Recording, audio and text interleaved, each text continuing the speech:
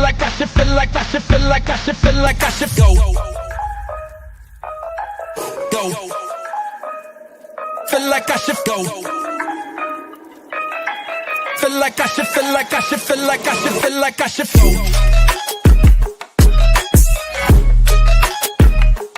Feel like I should go. Feel like I should, feel like I should, feel like I should, feel like I should.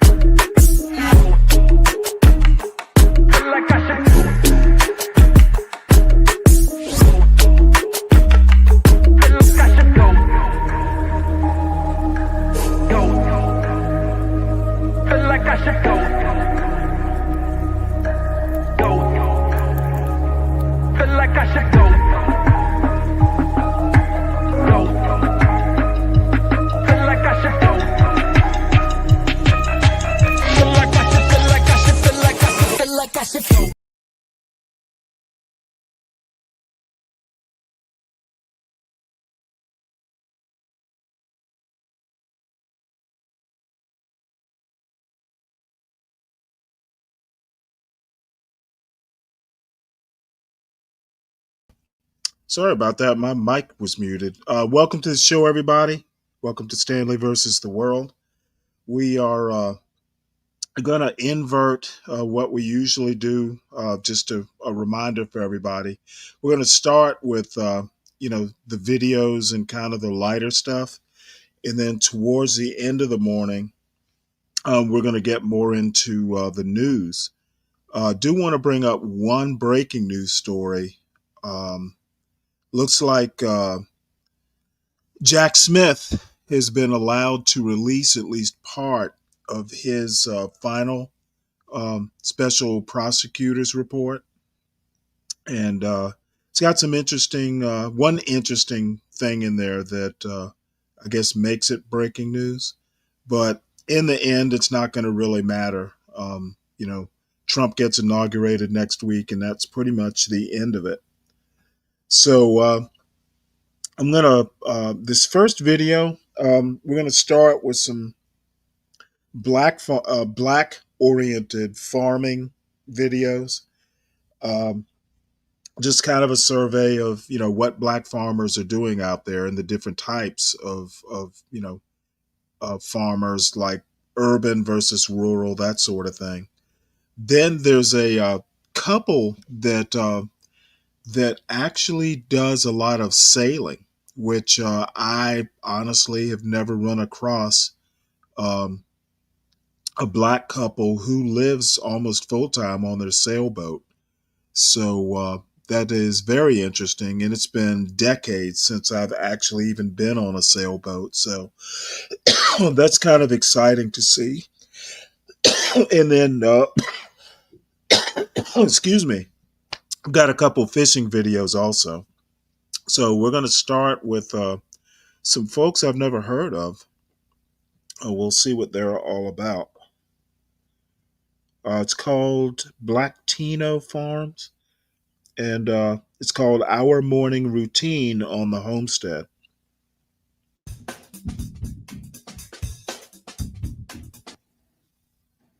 This is our morning routine. I don't usually do this. I go straight to the garden, but the boys, they're still sleeping, and the ducks need to be released to their coop, to another area where they, have more area to lounge and eat. You can hear them right now. So just the girls today are going to be doing the morning chores. Okay, let them out.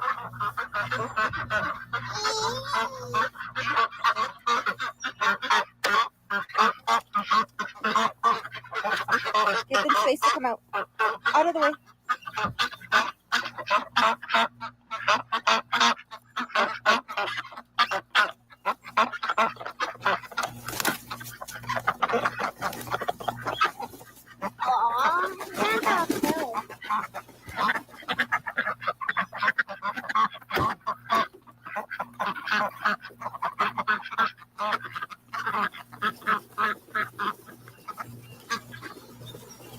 Daddy, these ducks know exactly where to go.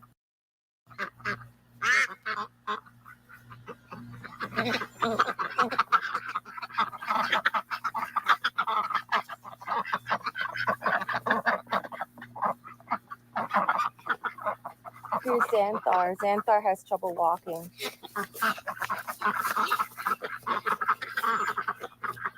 They know exactly where to go.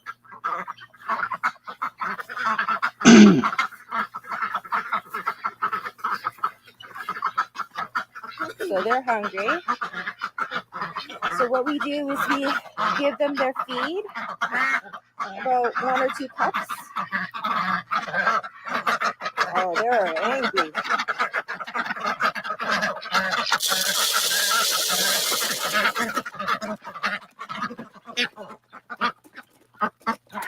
Oh yeah, they're hungry.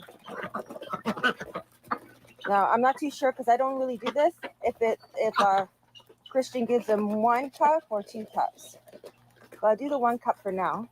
Where's Xanthar? He's right there. Oh, that's Xanthar right there. Oh, look. Because of his eye. Mm. Okay, so let's let the guineas out.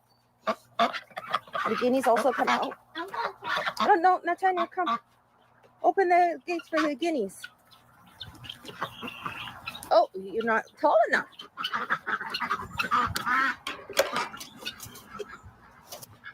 Looks like the guineas are also hungry too. So let's let them out. Let's see, we got some eggs in here too. Oh, they're hungry. Bye, guineas.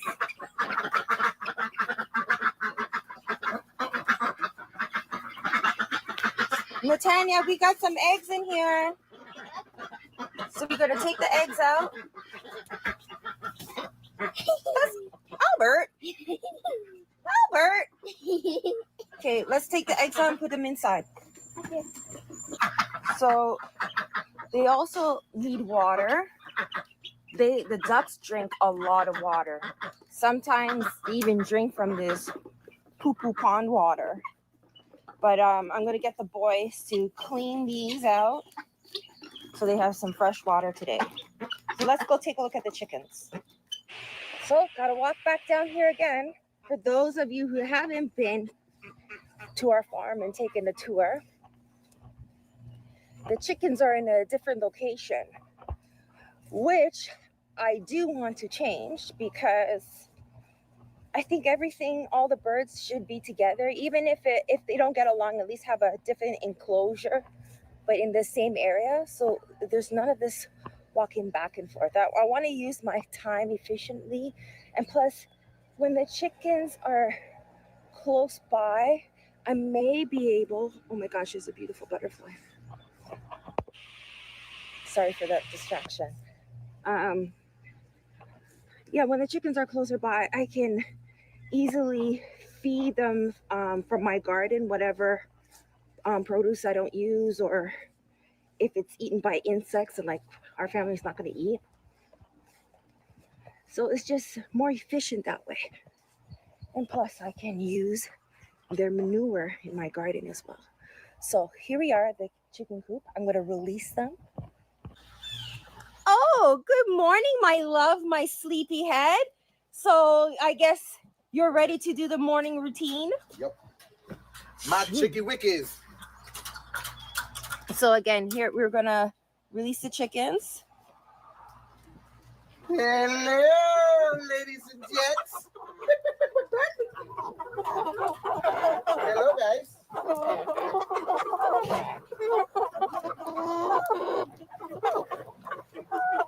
They are looking for food. Okay, Look. You guys gotta get out the way. I gotta get there. Look, most of you know where it is. Yeah, they know where to go, where it's gonna go. Now, they are so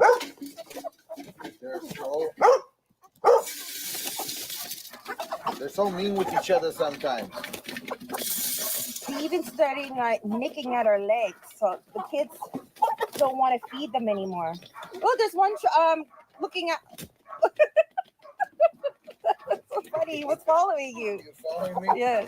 Because he knows I get the second one out. Oh. That's a smart one. I like how they run and walk. It's funny.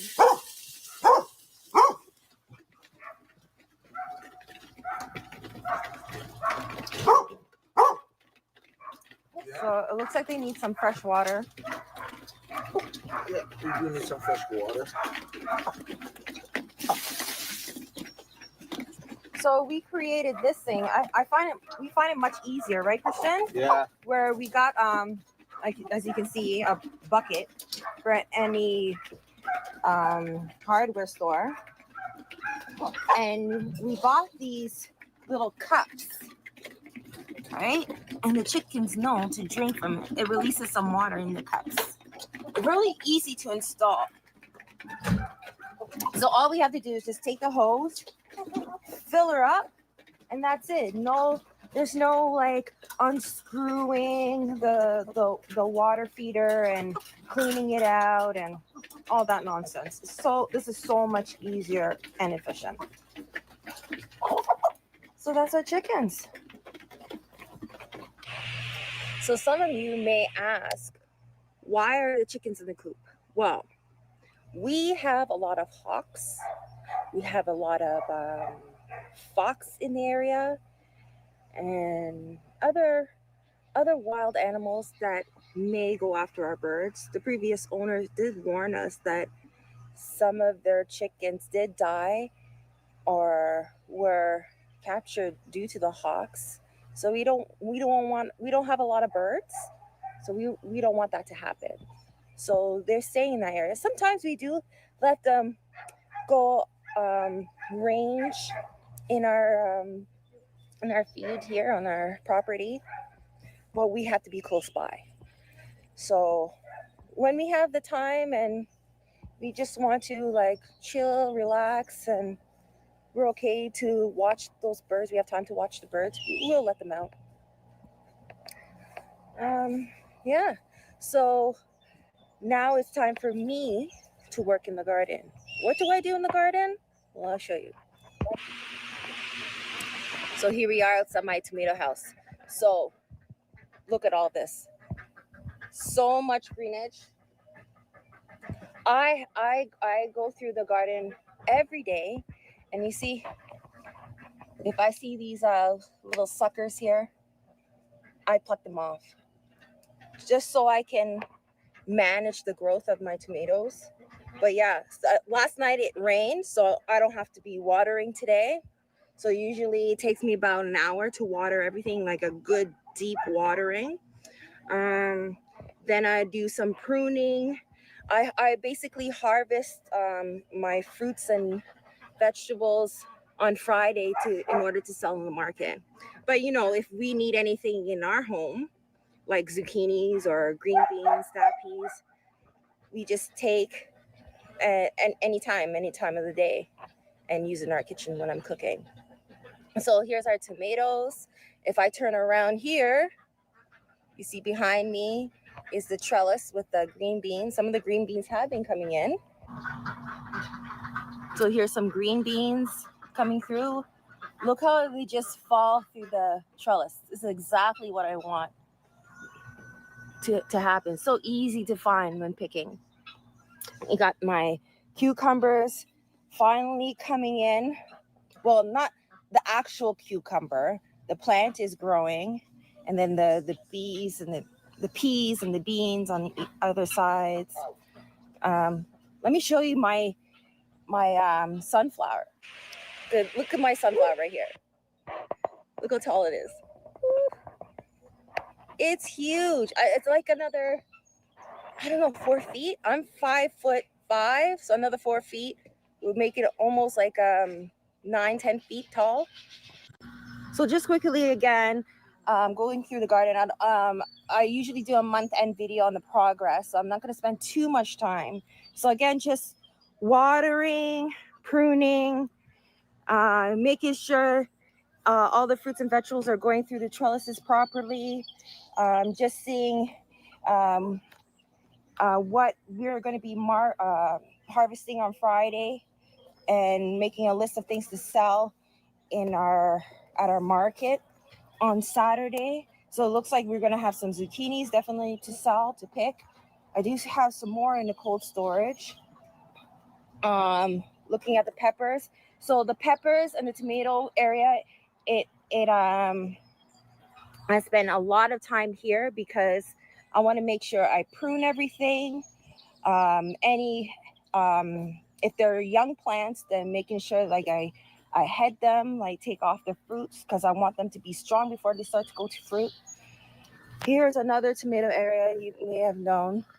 So all of this will take me the whole morning to go through, make sure everything's watered, pruned, and looking good, you know? I compost once a month, so I usually compost at the beginning of each month. So yeah. And lastly, another thing that I do is I look at my fruit trees, because sometimes I get so thirsty or hungry. I want to see, what can I forage on today? And it's usually the mulberries, but as you know, we have some plums. I love plums, so I just come out here, breakfast. Oh my gosh, so juicy. Make sure to follow us, subscribe, press the alert button, share, like, you know the drill. Latino Farms. Well, that was actually pretty pleasant. So good to see some folks. The farm looks really well organized, weeded, pretty productive. So I'm impressed. And there's some form of homesteaders. So I don't know how far they go. Looks like they've got electricity. Let's see, what else do we have here? Want to take a look at this sailing video.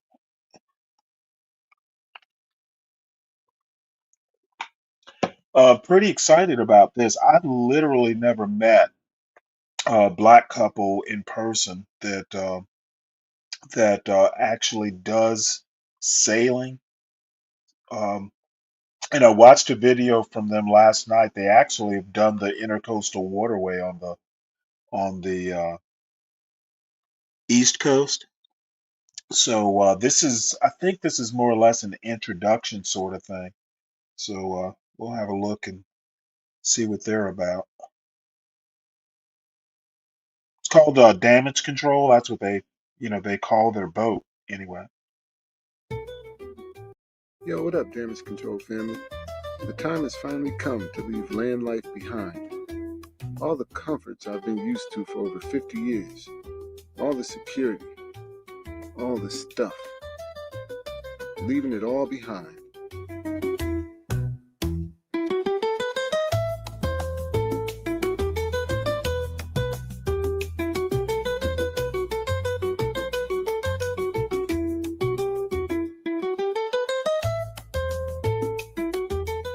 Other than some people, I don't think I'll miss much about land life.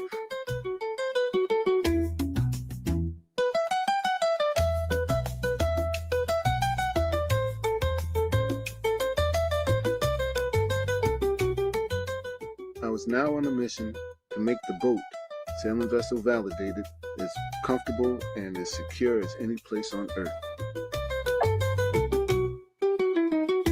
A secure sailboat. Now, it says failure to read the following warnings may result in severe injury, fire, and/or death. And it warns you to read this entire manual, which I did. Okay? In fact, I'm going to read it twice because I don't want serious injury, fire, or death.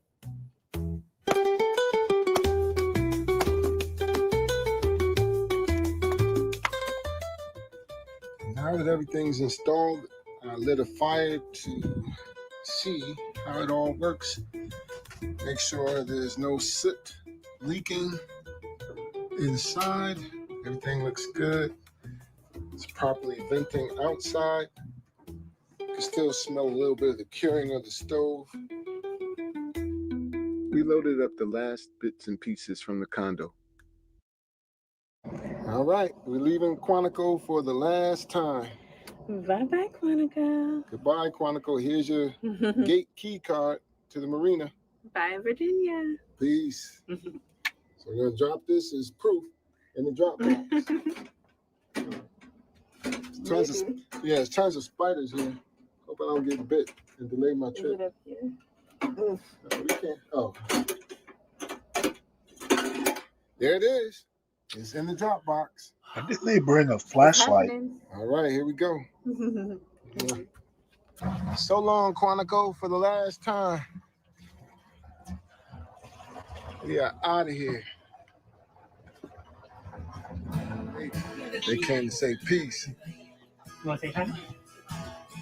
Go like this. Pound it. And I'll do the pounding. She's over it. All right.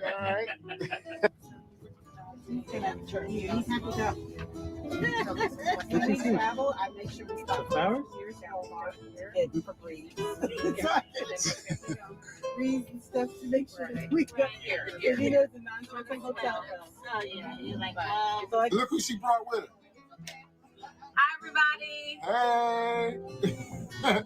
I love these women. We love you. We got to make sure you good to get up out of here. Yeah. I said we ain't gonna be able to see him for like 6 months. See me whenever y'all want to come through. And follow him. That's true. Right. Or just turn on YouTube. We planning our trip. Turn on YouTube. Check out the Millers. Or say farewell. Hi and bye. We'll be on the dinghy right behind you. All right. Validated. Yes.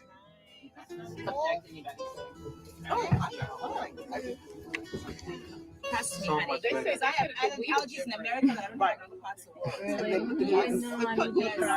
world. Italy.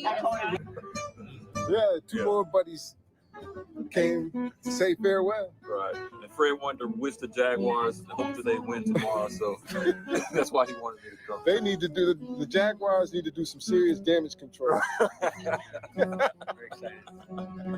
Oh man, I really appreciate these guys. I used to work with them when I worked. We all hope to get to where he was one day. Someday. Yeah, someday. But now I just miss them and hope to see them. Oh, wait, yeah, here. Can you get one? Yeah. I was very annoyed. Oh, you know, keep them posted. Unsubscribe. All right. Great. Nice meeting everyone. Happy anniversary again. Yes, happy anniversary.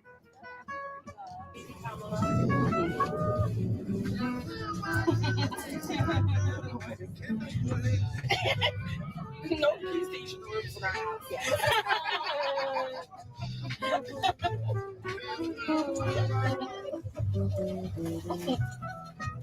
One thing's for sure, as much as I love the water, I have never thought about just living full time on a sailboat. It's a lot of work. And in the winter time, it's a lot of cold.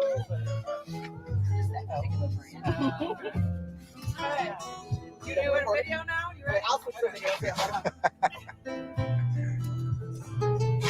1, 2, 3.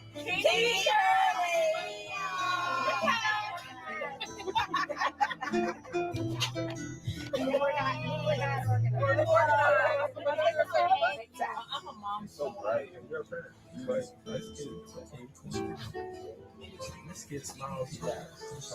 Shit, they don't even teach sailing that much. I think they still teach it at the Naval Academy, but they don't. Yeah, living on the or on riverboat. YouTube. Well, I actually maybe part of my problem is I've actually lived on a ship. For probably the longest I've ever lived on a ship and not set foot on land was 4 months. And it's okay, but on a sailboat, you have to do every damn thing yourself, including cleaning it. Living on a boat is a lot of work. Um, so good for them.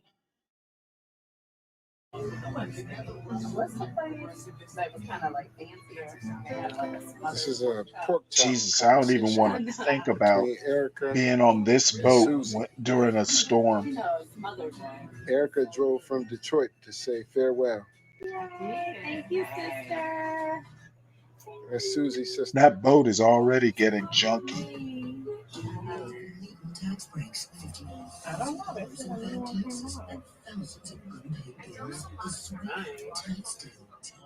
The farewell weekend was over, and it was now time to provision for the trip south. Provision. Costco is a great place to go when you need a lot of food. Jesus. $500. Damn.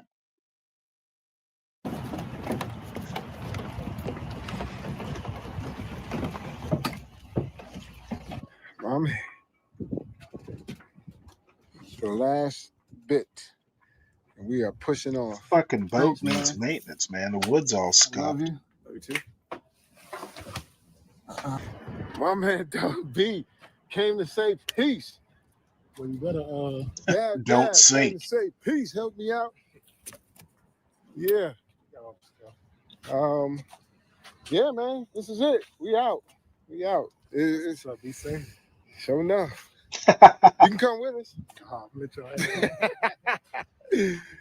Oh man. Hey, but I got your spot. I can always come fly over and check on you. Yeah. Yep. He got the plane, y'all.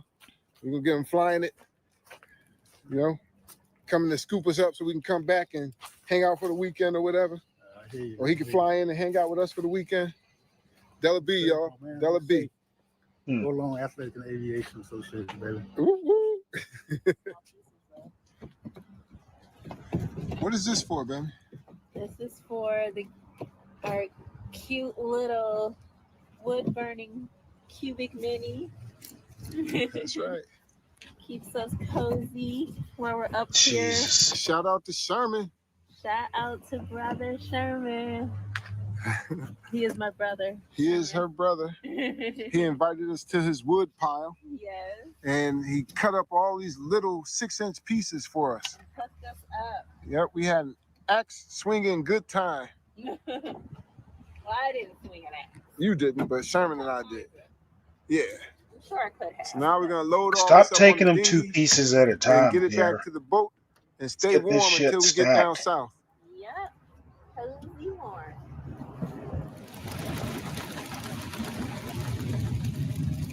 I'm coming back for that. Load it up with firewood. Push us off. Make sure nothing's in the water. Why is she still wearing her purse?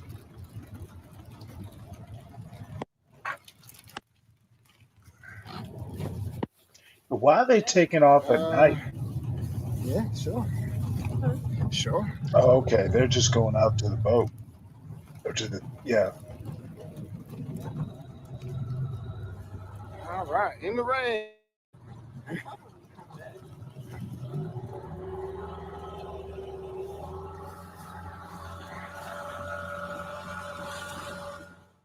And right on schedule. The night we were leaving, the engine overheated. After seeing this mess, I decided to change a bunch of hoses and service the heat exchanger. Jesus. Since I had to order parts, we wound up anchoring in downtown DC for an additional week and a half. Oh my We God. took advantage of the time by enjoying scooter rides and getting Susie Q some dinghy practice. Scooter rides. Yeah. They use John Galt's scooter.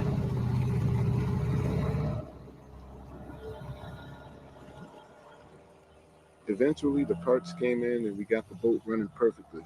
And we said so long to DC. This is us in DC.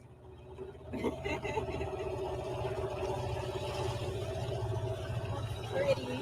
It is pretty. There's the Washington Monument.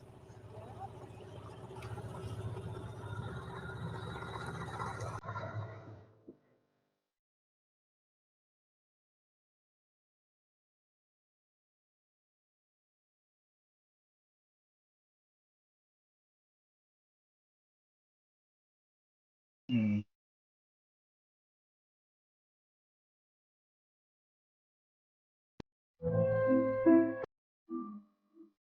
Done so, please go ahead and click that subscribe button.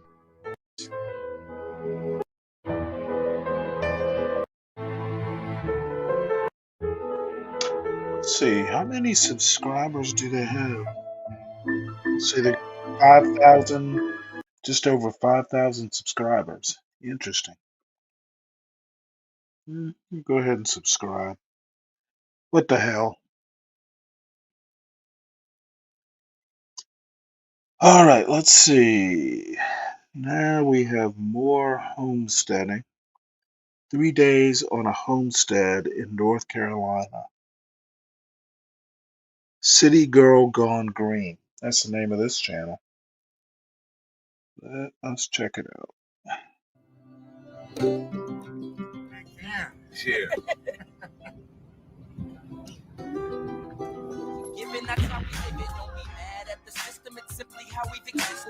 Females have an organ where they can hide some of the male's sperm, and then she's good for about a week, pushing 2. It's closer to a week, and she just puts a little bit of him in every egg as she's maturing. Oh. Want to have him get some? Sure. Because it's more ovally. I think so. But that little skinny one. Yeah, that's okay. It's just a small egg. Somebody might have just started laying. These hens are all different. Yeah. That's a rose call. Okay. It's full of blood. This is their air conditioning system, basically, in the summertime. They can put it here, and they can cool off away from their body, because they don't really sweat. But I was going to show you. Usually, you can tell what color egg they're going to have by their ear spot. This one has a brown. It's not 100%. This one has a brown ear spot, so I would expect a brown egg. Most chickens who lay a white egg, they'll have some kind of white membrane here or white feathers, and so you know you're going to get a white egg. But then, what about the ones who lay like blue and green and stuff? hence the usually, because they also have a brown ear spot, but you still get a crazy olive colored or some other colored deal. This is what I use. This serves as a calcium source. Heck, you could digest it, but this is just calcium carbonate, the same thing that the shells are made of. And it just helps to supplement so they can produce eggs. Otherwise, naturally, they get their calcium from their bone. What else goes into their feed? Food, you would want to worry about some kind of carbohydrates. They have energy. Like the corn? Corn, And soybeans. Dry, or can they just eat like if A you just roast midlife some corn, crisis can they eat for that? who? Me or Dry them? as well, because they're going to swallow the corn. And then it's I gonna thought get a pulled down to the midlife gizzard. crisis usually involves a car Okay, and so a corn, 25-year-old the girl. grit for the calcium, the corn is for the carbohydrates, and then the Soybeans full of carbohydrates and protein. okay, and the soybean. Does it have to be like fermented or I like to non-GMO I or? like to ferment it because it makes it more available to them. Hey, looking at you. They were one of my first animals. I traded some turkeys I raised from chicks for poults. How expensive are sheep? Sheep are worth, if you were to buy that baby lamb, depending on its breeding, I couldn't see it going for more than $100. Between $50 and $75 would be a reasonable price. But it all depends. Now, if you were going to Oh no, this is a invest in sheep, different would you want couple. to get the girls? Actually, I don't Would you even want to think go they're a with couple. boys? What would you do? This is all girls, but it just depends on what your purpose was. My Oh, the purpose boat is to couple. breed the You know animals what? so I I can don't eat, know what sell their later. story is. So I need lots of girls and just a few boys. I guess we'll find out But it's basically over the that level course of year their round. videos, Always and flying. we'll watch them Is it fresh water? until I get bored And with then when them it or rains, something. it You fills know? all the way up. So I have 8 feet of water 20 feet I mean, wide. there's only so And it much will spill sailing onto you the can do land on all the the way up to East that 20 Coast. So I So don't how know do you whether use they it? plan on going Water. around the you have world a or little bucket down there. Mm-hmm. That black hose goes into the bucket. And I have a pump right here. they'd be crazy to Pumps do it water because on neither demand. one of them, at least the And wife as I is turn it on, an water comes back. experienced sailor. I'm dreaming of upgrading this. So this is poke salad. Yeah, poke salad, you have to basically cook it 3 times. You boil it, throw away the water, boil it, throw away the water, boil it, throw away the water. And then when it finally boils clean, the most wonderful greens you'll ever have. That astringency that spinach has is not there. The oxalic acid is not in these guys. But what is the berry though? It's just the fruit of it. You can Is use that it for good? dyeing. It makes a pink, like a pink dye. Spines. You'll see them here. These little pointy spines. Mm-hmm. That's what makes it pickly. And then It's not edible, right? It's perfect edible. And then Kylie would just be just a domesticated version of this. And the leaves are generally much larger. I don't know about all that. I mean, Cook it up like doing that. the East Coast, doing the intercoastal waterway, It's more nutritious than spinach. it's The not whole that thing is bad, edible. You can eat the until flowers, you can eat the leaf. All of it's good. You read it? about the worst part of going up and down the East Coast doing the intercoastal waterway is having to be off the coast of North Carolina, and I don't I don't know if the intercoastal waterway can get you. I'd have to research it, but being off the coast of North Carolina almost in any time of the year can be, at best choppy. Even in Navy vessels, being off the coast of North Carolina, there's always a chop, and that forget what the nickname of it, but I think they used to call the coast of North Carolina the graveyard or something like that because it's right where the Gulf Stream meets the North Atlantic, and the water's always just a little turbulent there. Storms hit there. I remember hitting a storm off of North Carolina. It was so bad and we were getting beat up so bad that the captain wound up pulling us into Navstay, New York. I mean, we were just getting the shit beat out of us. So, of course, it was winter and it was at night, and finally, like half the ship was seasick. So we wound up staying in New York City for a couple days. You should try it. Lamb's quarters. You said your mom was a farmhand and lived in Kentucky? Yeah, I'm a farmhand. She worked with horses. Uh-huh. And so all through my life, we always had a little plot of land here. She was always doing obscure things like collecting the snails and putting them on cornmeal. And we'd eat them the next day. I was like, oh, my life. But I grew up. Wait, you said collecting snails? Yeah, because we gardened. Mm-hmm. There would be snails, the standard German snail. Mm-hmm. And people say they're not clean when you first find them. Mm-hmm. So to clean them out, you put them on some cornmeal. Okay. And then that goes through their system. And then, yeah, she would just cut them out of the shell and fry them up. And so you're eating fried like escargot? Yeah. Yeah. I have never heard of that. That's what I grew up with. That was my life. Yeah. Chicks. One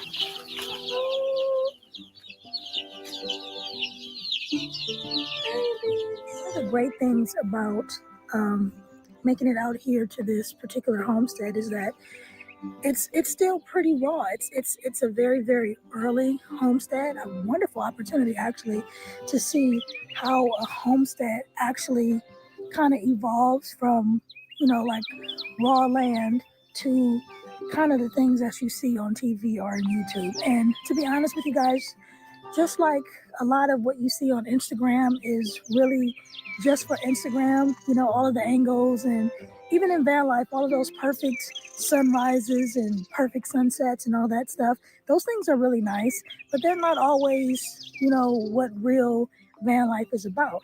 And I came out here to North Carolina to get a feel of real homestead life, a real farm life.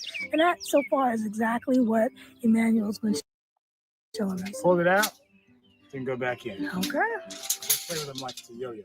So now you gotta manually push it all the way back in just to try to... I tried to throw it away, but I didn't go to Lowe's, so here I am using it again. And you know what? That's actually a really pivotal piece to homestead life, finding ways to repurpose and salvage and continuously use the things so that you're not just attributing to waste, correct? You're talking about my life. Yeah, I use everything I can. I try not to act bougie. Sometimes you want to, like throwing away this tape measure, pulling it back out. All right, but now, is that you? Is that the general idea of most homesteaders, or is that just you in general? Homesteading is different for everybody. Okay. For most people, they're just trying to do things on their own. They're trying to eat healthier food. They're trying to know what goes into what they're consuming or their environment. Mm-hmm. For me, my version of homesteading is this is me. I would say this is me leveraging the resources I have. Yeah, so I just put up these shelves. And then I bought these brackets. They were like $35. I bought it twice. Maybe you should have just bought the cupboards. Yeah, should have, but I don't like cupboards. All right. So you created this, or you built this, or is this part of the remaining structure that was here? No. This structure was initially just this shed. It's a 14 by 14 shed. It's my bedroom. And then what we're in now was like a cattle stall. You want to watch me do it for a sec? Absolutely. You can take over.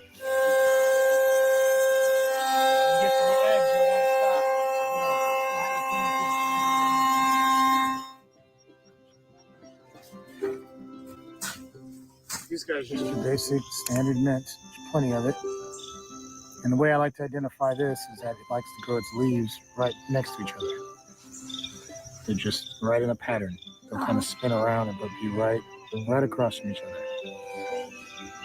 And these are good in teas and juices. Good in teas, good soothing. It's good for your breathing system.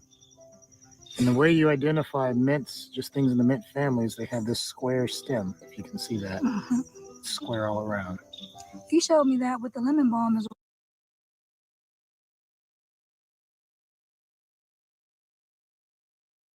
well. They have a square stem too, right? Yep.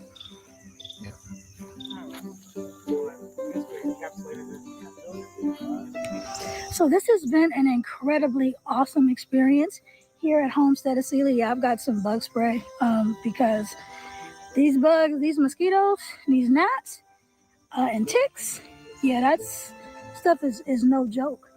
We've been here for 3 days, and I've gotten an opportunity to just get a real feel for just kind of being on the land. There's no lights, and there's no paved roads, and there's nothing set up for you. Everything you have to do it yourself. It's hard work, but it seems like it would just be so rewarding. And on this homestead, Emmanuel's actually built most of everything that's up here, except for the existing structures that already belonged on the property when he actually purchased the property. And his basic philosophy essentially is to spend as little as possible and get as much as you can. So he salvages, he goes out and he looks for things to fix up. He uses material that he reclaims and repurposes and finds ways to use them. And he doesn't just look only for the things that he thinks he needs at that moment.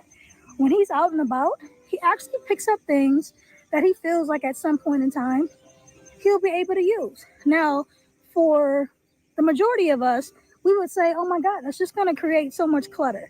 And in the beginning, when we first got here, we were like, wow, this is a homestead.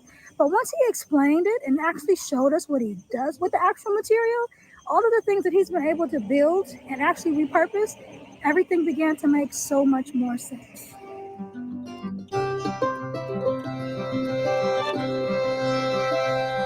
That's how we live it. Don't be mad at the system. It's simply how we've existed.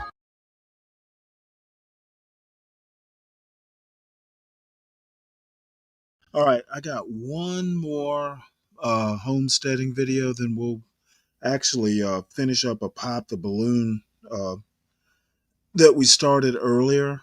This is basically 9 animal. Let's see, top 9 livestock animals for a small farm or homestead.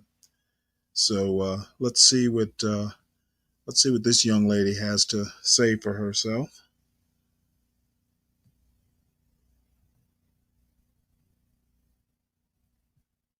Oops. Talking about the top 10 farm animals that you can 10. raise on your farm, even if you don't have that much space. I'm going to break this down into 2 different categories, though, so we can talk about animals that are fairly easy to keep and then ones that are a little bit more intermediate. These ones you probably won't get until after you've had the first 5 for a while and you familiarize yourself with your farm and your property and what you're able to do personally for you. And then we'll move on to the next 5, which is a little more difficult to raise. Hi, everybody. Hi, MP. Hi, Violet. Hey, DP. Hey, what's up? What's up, Bucky? Hey. Test. I know. Uh-oh. How are you guys? And Hey, MP. Yeah, DP. Oh, DP, not MP. Hi, DP. I don't have anything, really. I know. Look at you. Look at you. You're one healthy looking boy, aren't you? I know. You're my favorite because we had you since you were a baby. I know, little guy. He's so cute. Lately, we've been putting them into the goat barn there. Test. We're officially Y'all, can someone winterized in the chat now. let me know if they can hear me? The snow is staying on the ground. It's not going to melt probably for another while. It's cold. All right, guys, so let's get started with chickens. Of course, chickens is going to be one of the first things you're going to get for your homestead because, of course, chickens are fairly easy to keep. Now, I'll say this once, but it's probably true for all of the animals and for homesteading in general that homesteading basically can be as complex or as simple as you make it. You can go all out and, you know, buy like 100 acres and barns and get tons of animals and goats and sheep and cow and all that stuff. Or you can just start off simply like I did when I first got chickens like 10 years ago with just like 15 hens, 1 rooster.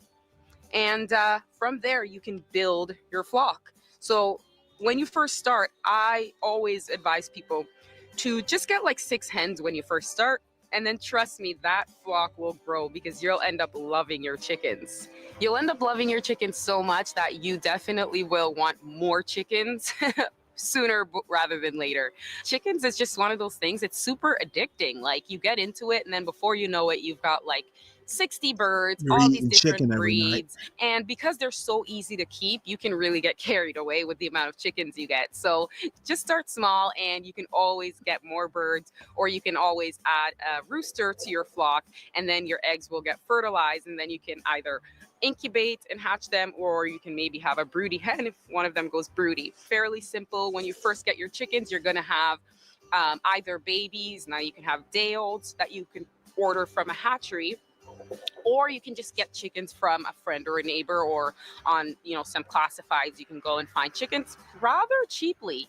And then it's up to you how much you want to invest in them. But the main thing you want to do, I say this all the time, and I really want to stress this, is that you have to have a secure chicken coop. You can't just get birds and then put them in a very flimsy chicken coop and expect them to be safe. Before you know it, predators are going to get in there and they're going to attack your birds. So before any of that happens, just make sure your chicken coop is nice and secure. You have locks and bolts that like even a raccoon's fingers won't be able to open.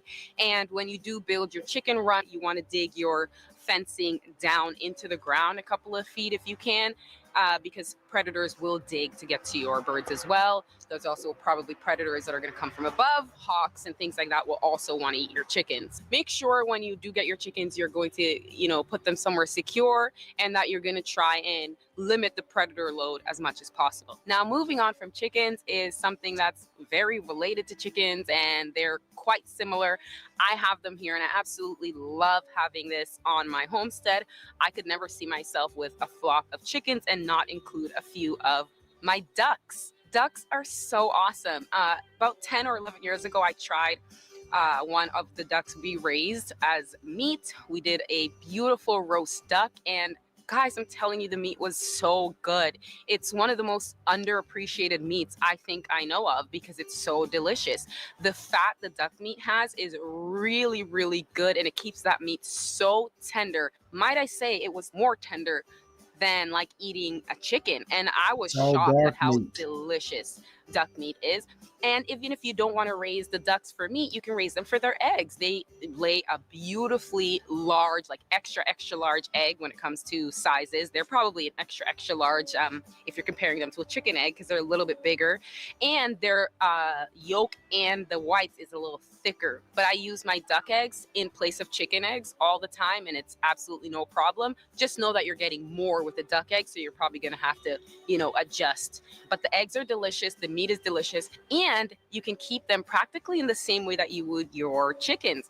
The only thing you have to watch for is that when you first get your ducks, you do have to give them a feed that's a little bit different than the chicken feed, because if you give them chicken feed right away, they might end up getting something called angel wing, where one wing sticks out. So you do want to make sure when they're very young, you want to give them that duck feed so that they develop properly. But once they're done in that developmental stage and they're adult ducks, you don't have to feed them any special feed. Just throw them in with your chickens. They're hardy. My Muscovy ducks are hardy to the winter.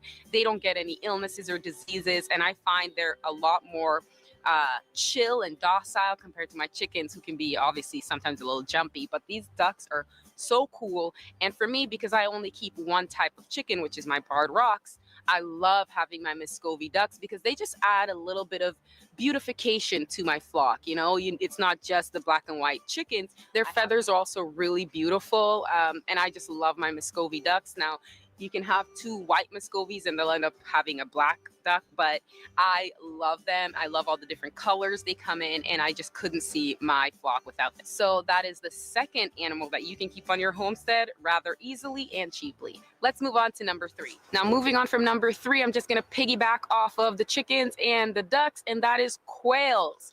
I've never raised quails, but I'm getting some quail eggs by the end of this week. It is Tuesday today, and by Friday, I'm going to get my first dozen quail eggs, and I'm so excited because it's the first time I'll be raising quails. The only thing you have to remember is that quails are a game bird, so they're not going to eat the same feed as your chicken. And the second thing you want to remember is when you get quails is that quails have a tendency to be very jumpy, and when they jump, they can hit their heads.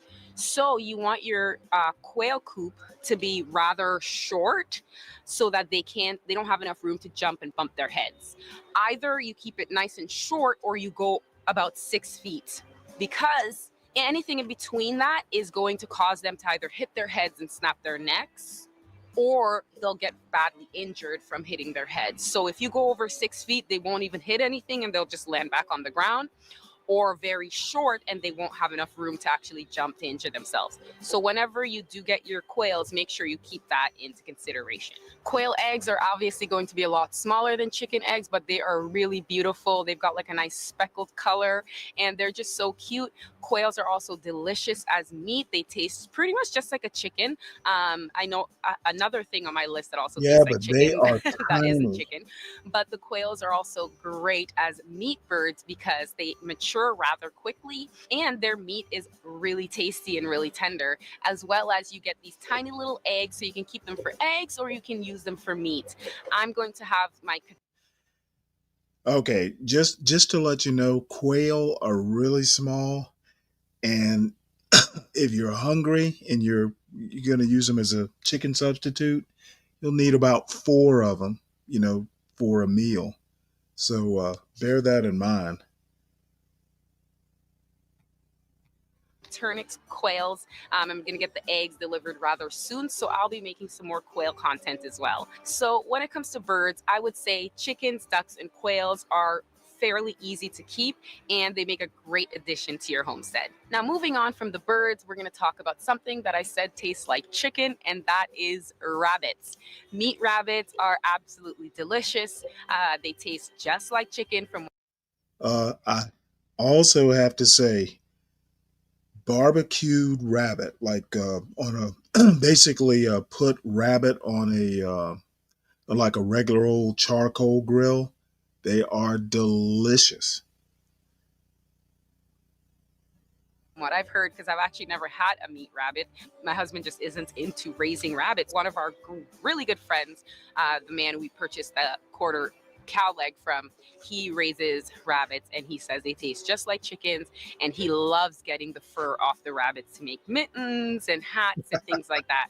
So the fur is really, really good. The meat is excellent and tastes delicious. Not to mention, rabbits also make a great pet. So if you just want something that your kids and your family can enjoy, the rabbits are a wonderful addition to the homestead. Let's move on to ruminant animals, stage 2, which is a little bit more intermediate. All right, I'm going to start off with sheep. Now, a lot of people may be surprised that I'm going to say sheep before goats, but that's because sheep are a lot easier to keep than goats. Goats are absolute escape artists, and if you don't keep a good eye and have really, really good fencing, they will escape on you. And the worst thing is to have an escaped goat run into your vegetable garden. Comes to goats, they will find everything and eat it.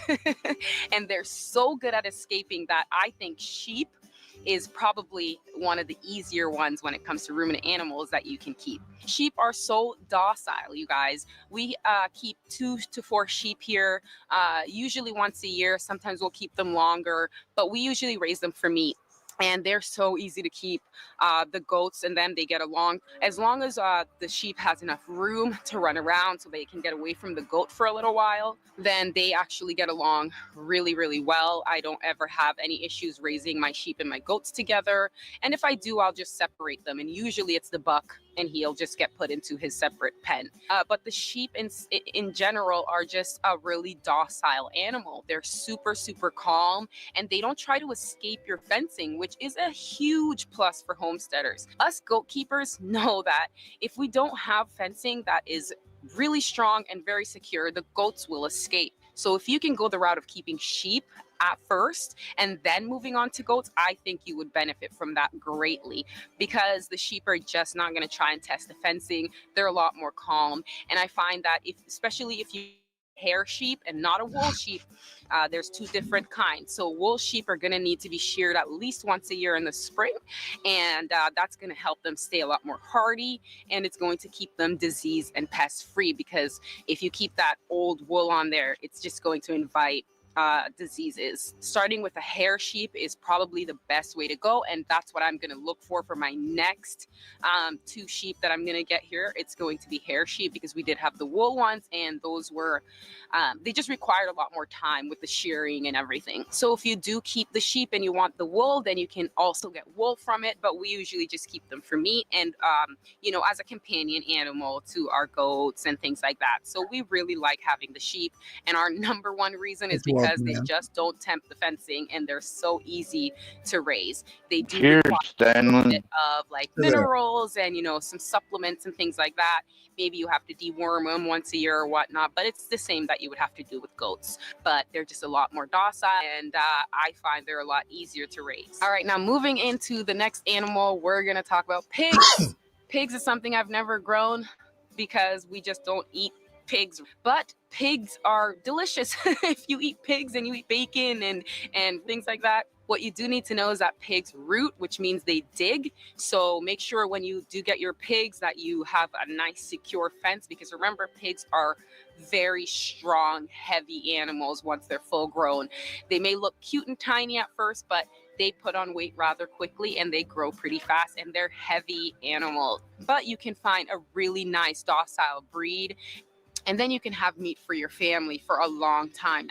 So raising a couple of pigs every year is going to be something that you will really enjoy on your homestead. Keep in mind that pigs aren't the cleanest animals. Of course, they are pigs. They like to get dirty. They like to be messy. But the great thing about pigs is that they'll eat practically anything. So if you have expired milk, fruit, food, anything like that, you throw it in there, and the pigs will be more than happy to clean it up for you. So pigs, again, is another thing that you can keep on your homestead rather simply. You do have to provide them a small area so they can get out of the rain and the snow. So make sure you have, a little barn or a little 3-sided hutch for them, securely fence them around, and then make sure you have the right grain or feed for them that you're going to need. And then once you have your stuff all set up, you raise your pigs and then you take them to the butcher when it's time, and you've got amazing farm raised pigs. So let's move on to goats. Goats they can be little buggers. They will test you, they will test your patience, and they will especially test your fencing. Now, goat fencing is probably the most important thing you will think about. It's probably the thing that you're going to spend the most time on because raising goats is they're just not always content with sitting around. They're just not like that. They're very curious. They have a lot of personality. They want to walk around, they want to move, and so they will test your fencing. Best thing to do when you have goats is to get an electric fence. Right now it's not even hooked up because we're working on the gate here. We're building a new gate because of course goats always testing everything. So we have it all set up here, and my number one advice is to just get the electric fence. It may be, you know, a steep cost at first, but if you're going to keep goats, I'm telling you, you're going to need it. Unless you're going to build like a really, really stable wooden fence, the electric fence is absolutely perfect.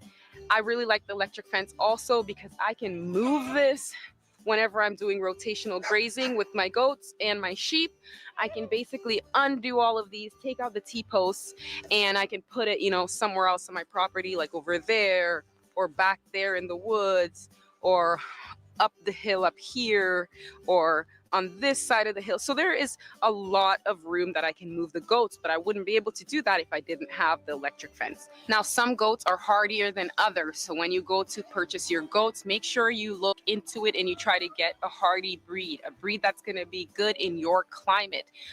We get really cold here. We're in Ontario, Canada. It does get cold. Today is pretty cold, and my goats are doing fine out in the snow because this isn't their first year being in the snow. They're very acclimated to it and they know what to expect.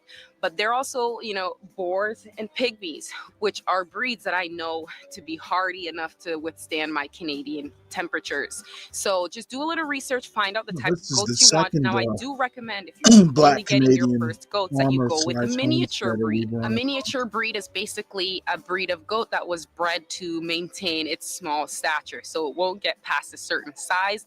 The ones I have here is a pygmy, and that is perfect for a small homestead because not only will they need less space and less grazing area, but also they're a lot easier for you to handle. You don't want to have an animal that's gonna, you know, push you around and headbutt you and intimidate you. You want goats that are gonna be easy to handle and good around your kids. So when you first start, I really think you should get a miniature breed like a pygmy or a Nigerian dwarf or something that's just a smaller breed so that it's easier for you to handle when you need to move them, or if you need to get them out of somebody's yard that they escaped from, you'll actually be able to do that without them overpowering you. Goats also make excellent pets because they have so much personality and they're so fun. They literally are some of the no, I'm sure people. I'm sure people buy pigs to get rid of bodies, but most people don't. Most farmers don't. The best pets you can ever have. They just have a lot of personality. I thought about buying a pig, so cute. like They're a also piglet. excellent for meat. I don't know why people think goat meat isn't something that is a thing. You Goat meat is raise delicious, it all okay? summer and Have you ever then tried a good goat curry? butcher it It's during great. So Thanksgiving. don't think that you should only keep your goats for milk. You can Yeah, definitely eat your goats as well. You know, make sure they're sounds not your like a pets plan. because then you'll You know start that. getting feelings and then you won't want to butcher them for meat. So make You know that. Well, my only experience, like as an adult with a pig, is my sister-in-law had tea kettle pig. It was some sort of like ornamental pig, and one of my brother-in-law's huskies got after it, and it did not end well. The pig survived, but not for long. Make sure Did you keep y'all that eat very it? I didn't. I don't know. To be honest, I have no clue what they did with it. distinct line between what is a pet for you and what is meat for you. And that comes with everything, even the chickens and the sheep and all of that. And when I move on to the rest of them, it also counts for them too. So make a very, very distinct line between what is your pet and what is going to be your meat. And that comes for everything on the homestead. Make that distinction and keep it very clear. So when it comes to raising goats, you're definitely going to have to deworm them, you know, once a year or so, depending on how healthy the goat is and depending on if they get illnesses or not. So make sure when you purchase your goat that you're able to find some paperwork, or at least, you know, from the original owners, get some clarification on the goat's health and if they've been bred or if they've kidded before and how old they are, and check their teeth and look at their skin and look at their eyes and just check the goat to see if it's overall in good health. You don't want to purchase a sick goat or a goat that has worms, because that's just going to add more work for you. If you're planning on breeding them, make sure you have everything you need for breeding. And the goats, just like the sheep, they're going to need a little stall somewhere where they can go in and get away from the elements. Goats hate water, so whenever it rains, they're going to want to get out of the rain. So make sure you have a place for them to get in. And if you have a duck that is a little too aggressive, you can try the flipping technique, which is something we learned a few years ago. So you basically take the goat and you flip him over on his back and hold him there until he calms down. And basically you're asserting your dominance over that buck. And people swear by it. We had to do that to Bucky when we first got him. He's never tried anything or never headbutts or anything. So it works. We're going to move on to the last two animals that I think you should keep on your homestead. But these I would consider more intermediate animals, something a little more advanced from your chickens and your ducks. Alpacas.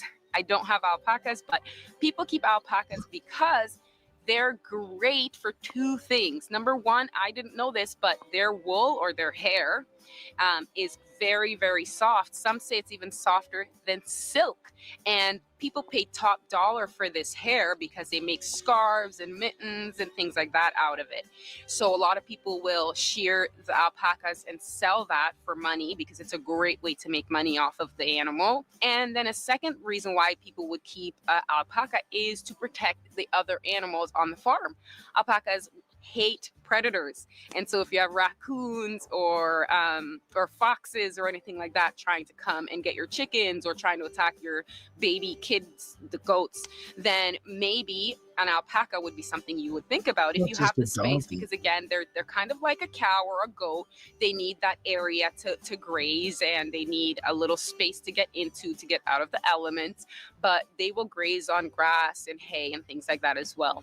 So if you have a huge predator load and you want to keep them at bay and you have the space, think about getting an alpaca, because they will keep most of the predators away from your property, which is an excellent reason to keep an animal. Perfect for a small farm, because one of the main things that happens on small farms is predators get into the coop or they get near the kids, baby goats, and then disaster. So alpacas are great for that. Now we're at the very last animal, and I'm pretty sure you know what it is, but it's a cow, guys.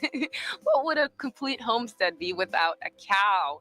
Now, if you're going to have a cow on your farm, make sure you do your research and do your due diligence. And I'll say that for all of these animals. Just do some research, watch some videos, join some groups, ask questions, purchase a book, call up a vet if you have them in your area, ask other homesteading friends, and ask other people in the area who are also keeping cows or whatever animal it is you're planning on keeping. Just ask them and they will be more than happy to share their knowledge with you. So when it comes to raising cows, it's probably one of the more advanced stages of homesteading, I would say, because a cow is a pretty big animal. It's 2, 3, 4 times the size of a sheep or a goat compared to, I guess, the breed you're getting, but they're large animals. With a cow, if they're not or halter trained, then you're gonna have a hard time moving them, because sometimes they're just like, I'm not moving, and you need them to go somewhere, they just won't go.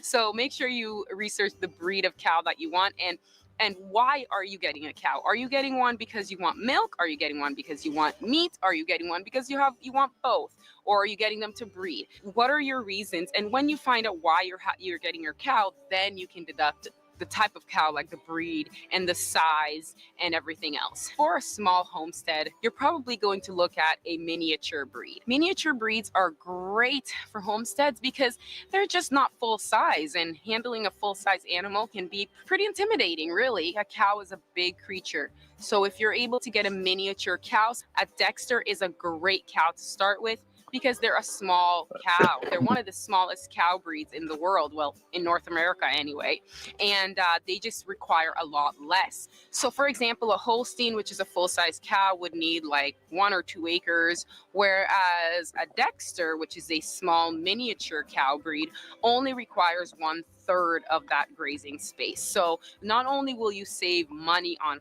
food, and especially in the winter when there's no more grazing space, but it's also a lot less intimidating and just a lot easier for you to handle.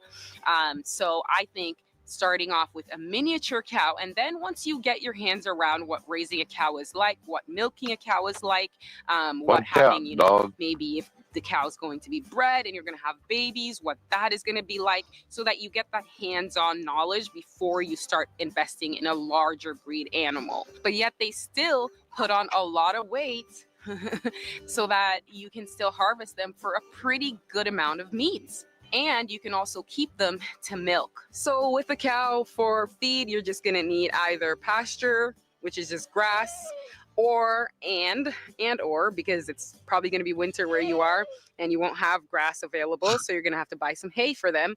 Some people also feed them grain, so you can do a combination of hay, grain, and pasture. So that's basically all you would need for the feed. You're obviously going to need to have a vet on call, the housing, and the medicine for anything illnesses that may arise. I would recommend getting a Dexter because the Dexters are a lot less intimidating, a lot easier to handle, and they're a smaller breed, but they're still able to provide the milk and the meat that you would need from a cow. So a Dexter is a perfect animal for a small homestead. So guys, I hope you learned something today and that you were able to take away some information about the easiest animals you can start with on your homestead, and animals that you probably should just at least think about getting to improve your homestead's productivity. Thank you so much for joining me for this episode, guys. I'll see you in the next one. Stay peaceful.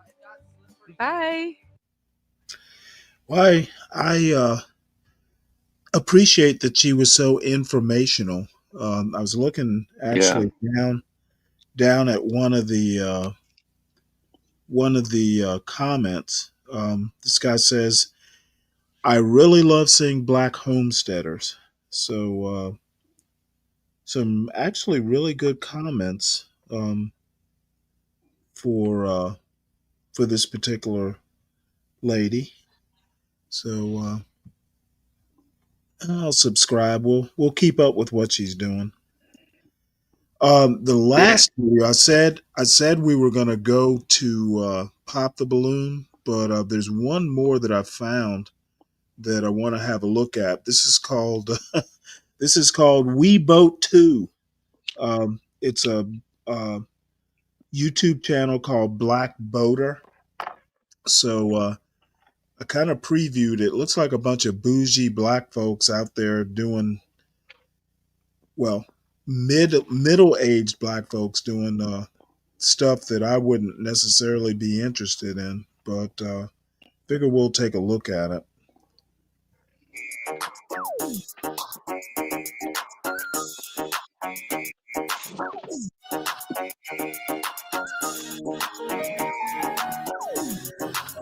Black Boaters of South Florida.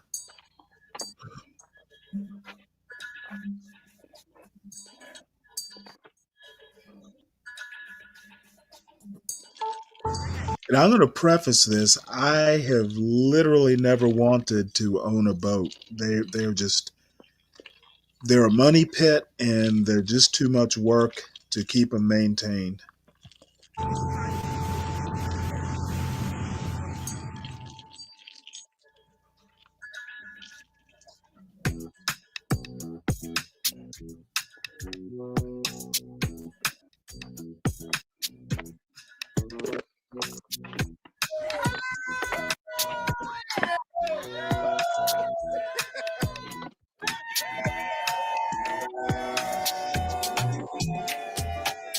Wow, there's a whole club.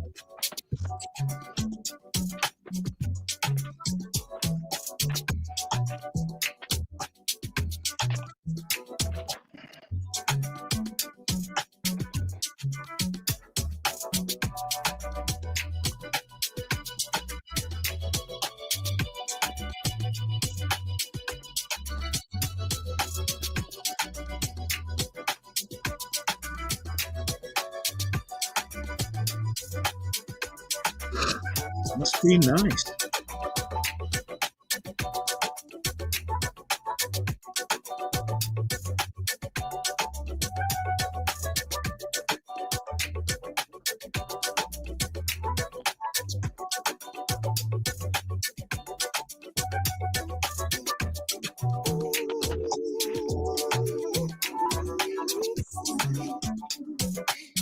Damn, that's a nice boat.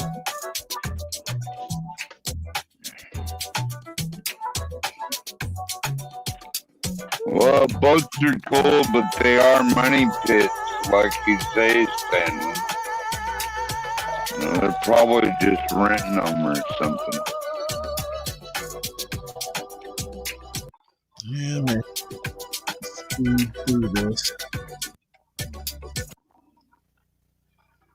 They don't really own all that shit. They're just renting.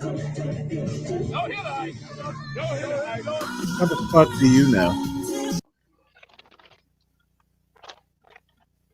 I know how they do. I've been to Lake Havasu, spring break. I've been spring break in Daytona, and that's all these kids do is they come down there Okay, and then do rent these a bunch of shit for the weekend. They don't own none of it. have you been looking at the video? Do you see any fucking kids? These Well, people, more or less. These people are all my age. Well, maybe they do own something. That's why I asked you, how the fuck do you know?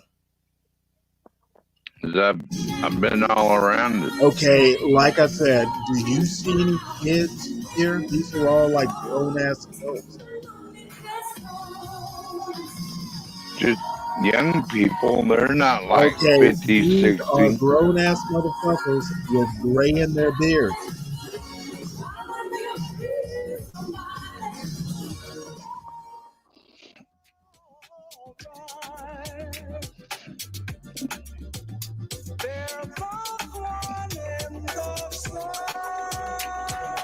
Where are the kids?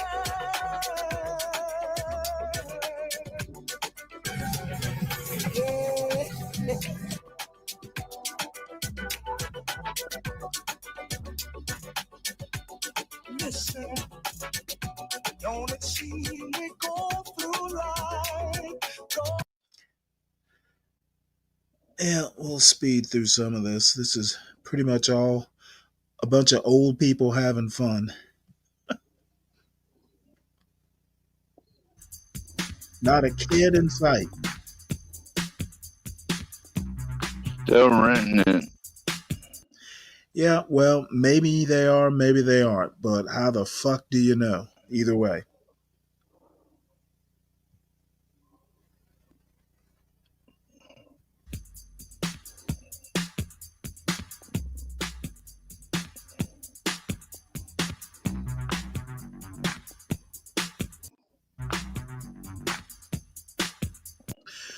Well, like I said, the name of this drug mules.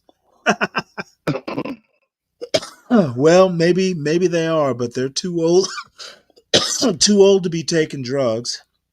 And looks like this is some sort of boat club or yacht club or whatever they are. So Right on. Good for them. It looks like they're living their best life. Yeah, it looks fun. You know, going back to that farming, Stanley, you know, I thought a piglet was the best to raise, like a small pig, because it's the easiest.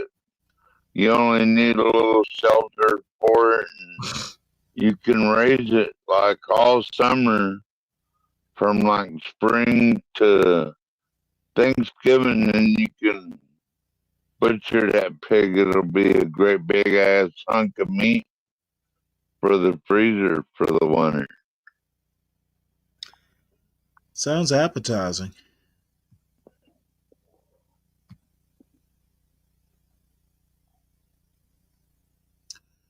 Let's see. I'm going to save this for tomorrow night. You could probably raise a pig in your backyard, Stanley. Why would I want to do They're that? not that hard to raise. Well, I don't like pork that much. I mean, I like it, but not enough to raise one.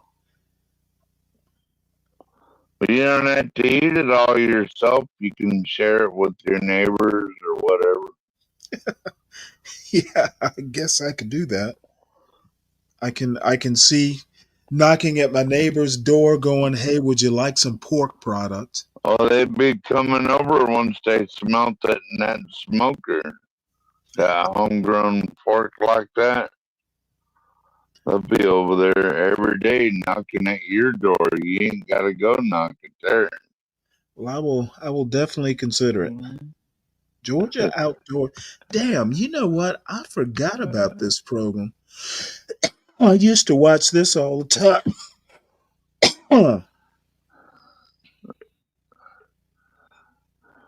Oh, we're going to have to watch this.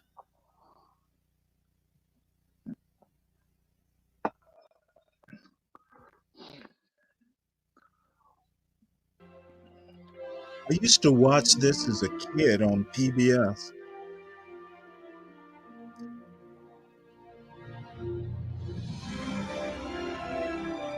On the Altamaha. Part of it runs through Chatham County. This is mostly South Georgia, though. Beautiful country. I love Alabama too, Stanley. No one's ever heard of. A river that draws water from as far away as Atlanta and Athens and brings it all the way out to the Atlantic. Come with me on a journey down one of the mightiest rivers on the East Coast, the Ottawa. Named for an Indian chief, it is the largest river system east of the Mississippi. The Altamaha flows 137 miles to the coast, where it pushes about 100,000 gallons of fresh water into the Atlantic Ocean every second. When the river meets the sea, that mix of fresh and salt water creates what biologists consider to be one of the highest quality estuaries in the world. We met wildlife biologist Tim Kyes at a unique place in that estuary. The Department of Natural Resources limits access to Egg Island because of its importance as a nesting site for birds, some of which are endangered or threatened. I don't think I'm going to watch all of this, but to this area. There's a number. You know that one bird was Dad coming in there. Stanley was an osprey at the beginning. Adventures is my guide. We Yep. prepare to experience as much Allen of That's Southeast a Adventures Seahawk. as my guide. We prepare to experience That's what we call Seahawks, osprey. lands, cypress swamps, and tidal marshes. It is home to more than 100 rare or endangered species found in the river and surrounding lands. The Altamaha is just too mighty to ignore, and I wanted to see it all. With Michael Gowan of Southeast Adventures as my guide, we prepare to experience as much of the river as possible. Our journey begins on the Oconee, which is upstream and feeds into the Altamaha. yeah, the I am Oconee not goes prepared through. for this. It's called a I know it Versabord goes kayak. through Clark All right, County, Michael, I'll take this boat, but I have no idea what to do with it. which Now, what is is where this the paddle for? University of Georgia is. You have 2 paddles with this boat and only 2 arms, but you're going to trade off periodically. What's cool about this boat is not only is it a kayak, but it's awesome. The Altamaha. It's called a confluence. The Oconee and Okmulgee rivers join forces to make a Y shape in the river, and that's where the Altamaha begins. 2 rivers Oh, nice. forming a third. It's part of the reason the Altamaha is so powerful. Standing up on something that powerful troubles me. So we're gonna paddle. We're not gonna stand up first. We're gonna, or are we? Surprisingly calm. We are standing in the middle of 3 rivers. Come on now, show and us the there's just something alligators. pretty You know cool they're about the there. whole thing. I've paddled all 3 of these rivers, but I've never paddled right here where they come together. Macon, Milledgeville, and parts of Atlanta. This system, with all its streams, lakes, and rivers, all end up here. This is one of the 3 largest water basins on the entire Atlantic seaboard. That's the To make better Mississippi? time, we speed All right. through much of It's the the upper river by Altamaha. motorboat, dragging our kayaks It's in behind. Georgia. We begin to see some homes now, and evidence of frequent flooding is obvious by the sight of falling docks and heavy erosion. Occasionally, we see families play in the river, Rivers and move. fishermen Duh. watch hopefully for a yank on their lines. We pull out at Morris Landing near Jessup and call it a night. The next day, we head for one of the special places that make the Altamaha unique. This looks nothing like the wide water with sandy banks we traveled just the day before. It's part of the Altamaha mystique. 1 minute she's a lazy river, then in a flash, it looks like a jungle. And why would you build your house there? Small river. I mean, it's a mighty river, and it's got so much beauty in there for people to go out and enjoy and fellowship, get out in the water, and talk. No one smart builds their house on a river. Be on the river. You can take the girl out of New York, but New York out of the girl. That's right. We left the couple anchored against the riverbank and cruised past remnants of days. Natural place to build sawmills and have shipping facilities for timber ships to come in and load Georgia timber. How much timber are we talking about? At the peak of this activity, there was something like 114 million linear board feet of pine timber shipped out in the year 1900. Large rafts were built out of the cut timber and floated downstream.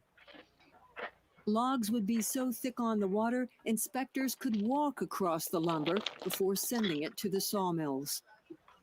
There could be 100 ships at a time anchored at the mouth of the river, waiting their turn to go to the sawmill docks and load Darien lumber. Darien was so Darien. important Oh, right in the where that international timber market that they actually had foreign consulates at Darien in the late 1800s, early 1900s.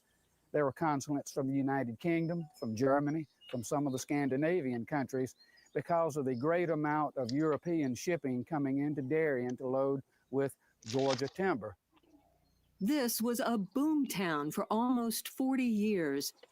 The saloons and sawmills are long gone, but there are remnants of the old Saloons and buildings, and the sawmills. docks are still. I like the sound of that. Instead of taking a different route, we are waiting for the tide to come in and raise the water enough to move our boat. The extreme ocean tides that impact the Altamaha system reach miles upstream, and boat captains through history have had to deal with the rise Bless you, Stanley. and now so do I. That tree back there was here when Columbus came here. I'll bet you anything it was. Yeah, it's like taking a spiritual trip. That's why I say, you want to feel like you're close to God, come in here and get near these old big trees. And we prepare for our last trip. As morning breaks, we head for Lewis Island, an 8-mile-long piece of land only accessible by boat. And you are advised to have a guide with you. The floor of this island may be underwater for much of the year. It has virgin cypress and tupelo trees that are still here only because the loggers couldn't get them out. Today, the island is protected by the state. You can only imagine the mosquitoes. Nothing about this river seems easy. but being in an area this wild offsets Oh, the traffic Stanley, the in and out. mosquitoes are bad in Alaska too. I think they're bad everywhere now. Yeah. When President Lyndon Johnson signed the Wild and Scenic Rivers Act, he said, an unspoiled river is a very rare thing in the nation today. Well, the Ottamaha is... Oh no, what happened to my sound? It is so much more. Well, the Ottamaha is... Yeah, it looks like the sound broke up there towards the end. Oh well.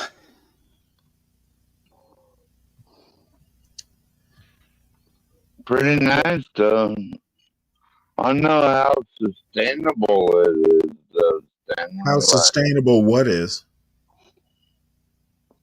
Like compared to that one lady that was just growing her own goats and everything. Okay. Let's see here. Like you have to have a lot of money to move on the coast and do all that shit like that white woman is doing. Okay, well, it was Georgia. It was Georgia Outdoors. I don't even know if they still do Georgia Outdoors anymore. It was just someone talking about the Altamaha River and kind of the history of it. Well, I showed you that one channel last night. They have 1 million videos of Homestead Heart. I mean, they come out with one just about every other day. Yep. Well, now it's time for we're going to finish up the Pop the Balloon we started earlier. Well, early yesterday morning. So senior edition. Honest about that. Yeah, but not all the disclosure. Correct. Have a good What night, are you looking Stanley. for in a God rebel? bless you. A You female. too. Yeah, usually faithful, except for the last girlfriend. I wasn't faithful, but I know. Faithful is not a good thing. At least he's honest. But honesty is my best thing. I'm very honest. Very honest. Okay. Very honest. Very good. Now let's try this. Except to the one ex-girlfriend of mine. I wasn't honest to her. Okay. Maybe. But I'm being honest about that. At least. Yeah. But not all the disclosure. Let's Correct. try this. What This are is you the looking second for in a real comedian one? we've had. A female. A real woman. Someone who started out as a woman and is still as a woman. Yeah, you do have to say that in 2025. That's a good point. But Yes. are you looking for anything else? Are you looking for Yeah, I'm looking for somebody who is faithful and will trust me even when I'm lying. Phew. I know. I'm a tough one. And he's very honest. I'm All right. very honest. Well, let's get ready. I'm going to have you step in just a little more, and then we're going to start right here with this real one. Name, age, and why you broke your heart. I'm Leanne. I'm 57 years old. And while I appreciate the honesty, the unfaithfulness for me. Okay, the unfaithfulness. Yeah. Well, yeah, I don't even have to ask why. I don't blame is you he for that. someone aesthetically that's your type? Probably not. I'm not really into long hair. Ooh, I can get a haircut. Okay. Is she someone that is your type? Yeah, I like tall ladies. Okay, interesting. Then again, everyone's tall to me. Well, we'll see what happens as we move down. Let's get ready for our next real one. Let's walk on down. You're going to walk down with me and stop about here. All right, let's get to our next real one. Name, age, and why you broke your heart. My name is Treat. I'm 64 years old. Eye contact is a really important aspect of meeting any person, whether it's for a romantic connection, a business interaction, a friendship. And you walked out, you paid no attention to any of us. You didn't look at your host. And you didn't exactly dress up for the occasion, like the dress to impress for my Lord. For somebody who might want to potentially date somebody. So, and this is my Sunday's best. She's honest like you. She's honest. Now, is there anything I'm he okay, said that could make him your type? Anything or look anything? Nope. Ooh, ouch. Someone that is your type? Well, it was until she told me the truth. Now I feel like that's a pretty good why would description. if somebody I always say, don't ask me for my opinion. I just might give it to you. It's Right. my opinion. Don't ask me what I think of you. You may not get the answer you want to here. Exactly. Oh well. Oh, well, let's go to I our do next like real one. your haircut though. It's beautiful haircut. Fresh. All right, let's move forward right about here. That's perfect. Name, age, why you broke your heart. My name's Clementine, and I'm a senior, and he's too short. Oh, ouch. What height are you looking for? What, at least a certain amount of inches? Well, at least 5'10". Okay. Yeah. Well, I used to be 5'10", but as you get older, you lose inches, and unfortunately, I have this really rare. I don't want to say disease, but something happened to me. I lost about 6 inches, and now I'm only like 5'5". But I used to be almost 6 feet. Oh. So if we would have met like 6 years ago, I think we would have fallen in love. Oh my He's God. got beautiful blue eyes. Oh, thank you. So every year you lost an inch, huh? Oh my God. I can't wait for next year. Okay. Now, besides the height, something you said or done, is he someone that could be your type? No, because I can't stretch him. I tried that too. You know, you get you lay in bed, and I think in the morning or when you're sleeping, you can get those instruments that can stretch you out. I tried that. I still lost inches. Is she someone that's your type? Yes, except for the fact that she doesn't like short people, and I have a problem with people who don't like short people because I'm a short person. So that could be a conflict. I don't like him. Not date him. Date him. Yeah, I understand that. I love everybody. I love everybody too. Let's move Thank forward you. as we talk about who we love and who we break hearts on. Name, age, and why you broke your heart. Hi, Doris Bulk. Okay, I'm between 65 and 66. I love it. Narrowing it down. I actually regret popping my bubble. I mean, my bubble. My balloon. I regret popping it. I did it before he spoke. He has a really, really sweet smile and personality. I would have popped it anyway, but I just regret popping it so soon. Oh, give her another Which- chance. a heart back. You don't want a heart back. Oh, why do you not want a heart back after seeing he has a good personality? I'm too short. I know. Okay, let's go on. No, I just have a feeling like hasn't washed his jeans in a really long time. Why do you? Is that a true feeling? That you, No, I just got it out of the wash. I need a new washer, I think. A new washer dryer because okay, guess it doesn't. I washed my hair today. Did Is I he count? someone that is your type? No, I'm going to pass. Why? Because he doesn't want a second chance. And I believe in giving people second chances. Okay. Let's move forward then. Okay. Let's go Thank forward. you, though. We'll talk to this wonderful real one. Name, age, and why you broke your heart. Hi, I'm Beth. I'm 72. This is painful to And watch. I broke my heart because I don't like this. Oh, shoot. I forgot to shave. Make sure you kind of face the camera. Yeah. A little more about 30. Yeah. I forgot to shave. That's oh my God. I'm That's very really forgetful. The only reason. I like the long hair. I I like the for- casual. I forgot to shave. That's all. Nothing more, nothing less. It looks like more than one day. Looks like Well, it might have been 2 days. maybe 3. Well, I don't know because I was sleeping last 2 days because I'm very, Besides the lack of shaving, could he be your type? I think we would have some fun together. I Oh, don't we'd know have if a you would be blast. My type as a, boyfriend, but I think we'd have a blast. We would have fun. We would have fun together. First thing I would do, I'd have her shave me. I probably would do that. And I would enjoy it and we'd have fun from there. But she popped the balloon. I So did. Yeah, you didn't shave. She's someone that's your type, though. Oh, yeah. Look at her. Don't forget. Feisty and young and younger than Mick Jagger. So that's what I go by. So that to me, she's a blast. Are you kidding? All right. Let's move forward. Thank you. To another Rolling Stone. Name, age, and why you broke your heart. My name is Evergene. I'm 71. And the reason I broke my heart is his shoes are dirty, his pants are dirty, he's not neat, his hair is long, he's not shaved. And I like a clean man. You're right on every account. I'm just a freaking slob. Let's be honest. Okay, let's move on. Could he be if he had been cleaned up? This is to the so nines? I do clean up well. I went to a wedding, I don't know, 6 years ago and I cleaned up. No, 7 years ago. Be my type. He's too short too. Oh, ouch. Can you at least 4 more? Can you do me a favor before we go to the next? Can you take that knife out of my back that she just stabbed me with? Thank you. That's okay. This is not a good day going. It's all right. Well, could she be someone that's your type? At this point, I'm taking anybody who says yes. At this point, Well, I'm not doing very good here. So put yeah. a heart back on the. Oh my God. Name, age, and why you broke your heart. Stacy, I'm between 50 and 60. And I broke my heart Between 50 and because 60. you were sort of prevaricating on the trusting issue. So that's why I sort of broke. Yeah, I don't trust myself if I'm even telling the truth anymore. And when you I'm came out, confused. you Somewhere didn't between look like you lying were and the truth. ready to present. Like you didn't look sure. I think that everything else is sort of like a casual look, and I'm okay with that. And I'm okay. Okay. It was just sort of, I needed a little bit more decisiveness on your step out. But other than that, are you a musician? No, people think I am because of the way I look and everything, but I'm not. But I do.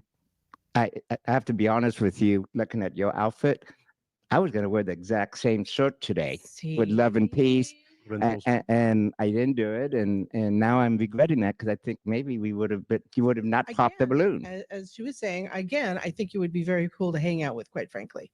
But So how about the three of us, the other ladies, we could just hang out and, and just hang out and maybe you guys can help me find a female that will accept me for being short, dishonest, and messy Senior looking. threesome. That'll be hard to do. That'll be hard to do.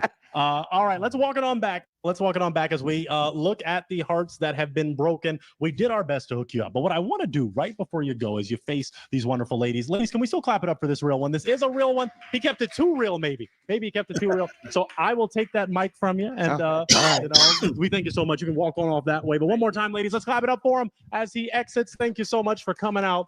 You are awesome. And let's get ready. Let's get ready for our next real one. Let's get ready.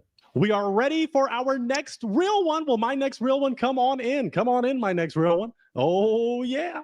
Let's get it started in here. Nice. How's it going? Good. Would you share with these wonderful ladies your name, your age, and what you do? All right. My name is Tim. I'm 62 and a part-time caregiver and Instacart semi-retirement. Beautiful. Okay. Wow, no broken hearts. That's a first. So you're looking pretty good, Tim. You know the Apocalypse balloons there? Yes, we love it. The hearts are yes. So let me ask you this. What makes you a real one? A real one? Well, first thing is honesty. My mother said honesty, best policy, but she's right. You ladies can ask me anything, I'll tell you the truth. Because I'm at that stage in my life, I'm not afraid to tell the truth. I'm out there. If I don't have anyone in my life, that's okay. I'm good on my own, but you know what? It's always good to have someone. Very true. Okay. Wow, you're speaking their language. Wow, no broken hearts. Let's try this. What are you looking for in a real one? Just someone that's nice and kind and feminine. I love femininity. Oh, yeah. And so the way a woman just walks or just sits down, brushes her hair, and that gets me every time. Okay. All right. Very good. Well, it looks like since we have no broken hearts, we might start to dive a little deep unless you have an essential question you want to ask these ladies, because I might have to get a toothpick and you might have to break 2 to 3 hearts to narrow down the search. You have an essential like yes or no question? Essential? Not really. Okay. So let me do my job then. Pets. Do you like pets? I love pets. Okay. All right. Are you allergic to any pets or anything like that? No. Okay. That seems to be a deal-breaking question. Here's another one. Have you ever been married? Yes. Okay. Dare I ask how many times? Once. Okay. Big mistake, though. Big mistake. Oh, okay. Do you want to share why or no? You said I can ask you anything, so. She married me just to get her green card. I didn't know. Oh, well. All right. We don't have to go over It's in the past. Yeah. No hearts have been broken. So what I might have to do, can I borrow your heartbreaking device? Because you are going to have to narrow down the love search. I'm going to need you to break 2 or 3 hearts. What? Based on appearance, unless you have an essential. I can ask one more essential. This is why. Wait. How do I? Because you're going to break the hearts of those that aesthetically you're not feeling them. You don't, and that is how life works. Sometimes we don't like how people appear to us in an attractive manner. That's okay. You know what? I grew up with 4 sisters and my mom, and most of my friends are women. So this is very difficult for me. Okay. let me go with this. Last essential before I force you to kind of break some. All right. Religion or politics? It's a deal-breaking question every single time. Do you want someone that is religious or political, or someone? It doesn't matter as long as they're good people. I'm okay. Okay, on both sides. Both Yes, politics? yes. Okay. If I didn't get any broken hearts, you gotta break something. Oh my goodness. I'll just make you break two. We'll be nice. So I have to go there? You have to walk. Yep, and I might even walk with you. And you got to break two. Goodness. Oh boy. Yeah. Wait, I'm gonna do your thing. How many? Two. I'm being nice. Normally it's three, but we're gonna do two. He's two-stepping his way to break it, man. He's doing a little dance with it. Just I know it's tough there. Sorry. Okay. All right. Oh, I hate that. Heart attack. Sorry. Okay. So I don't have to make you walk too much. I'll walk down here. I know it was a tough decision. Now you had your heart intact. You didn't break it. So name, age, and why you had your heart intact. My name is Stacy. I am between 50 and 60. And I think he looks lovely. He presents himself well. And he has a nice smile. And he said a lot of nice things. And he included his mom in that. And he didn't dwell on the past. But he didn't dwell on the past, and he just gave the answer as to what happened, and that was it. So I thought that spoke well of you. Thank you. And you can't hurt my feelings because you don't know me. Right. But other people might want to hear what you have to say. Oh, thank you. So I will ask, why did you end up breaking her heart? Wow.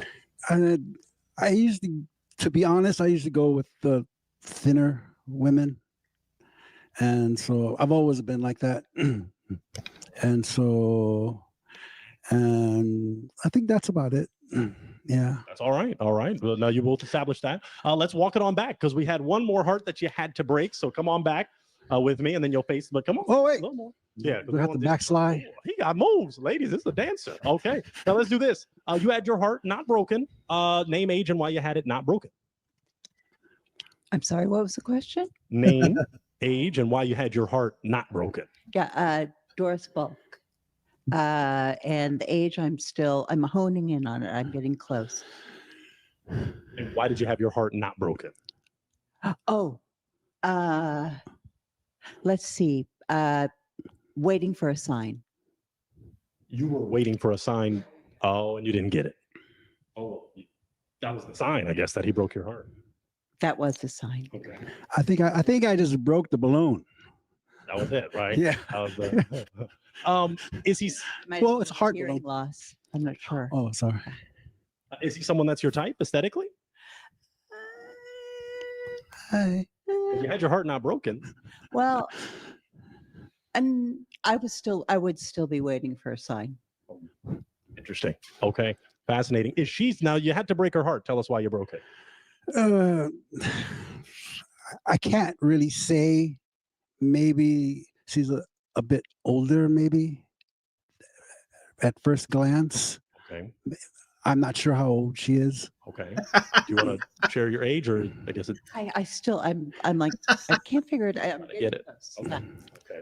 No, she doesn't have to. Oh, well, she's older. That's fine. Okay, let's walk it on back because you have 1, 2, 3, 4, 5 hearts that are still intact, Tim. So you're still looking pretty good. So step on back because we're going to ask another essential question.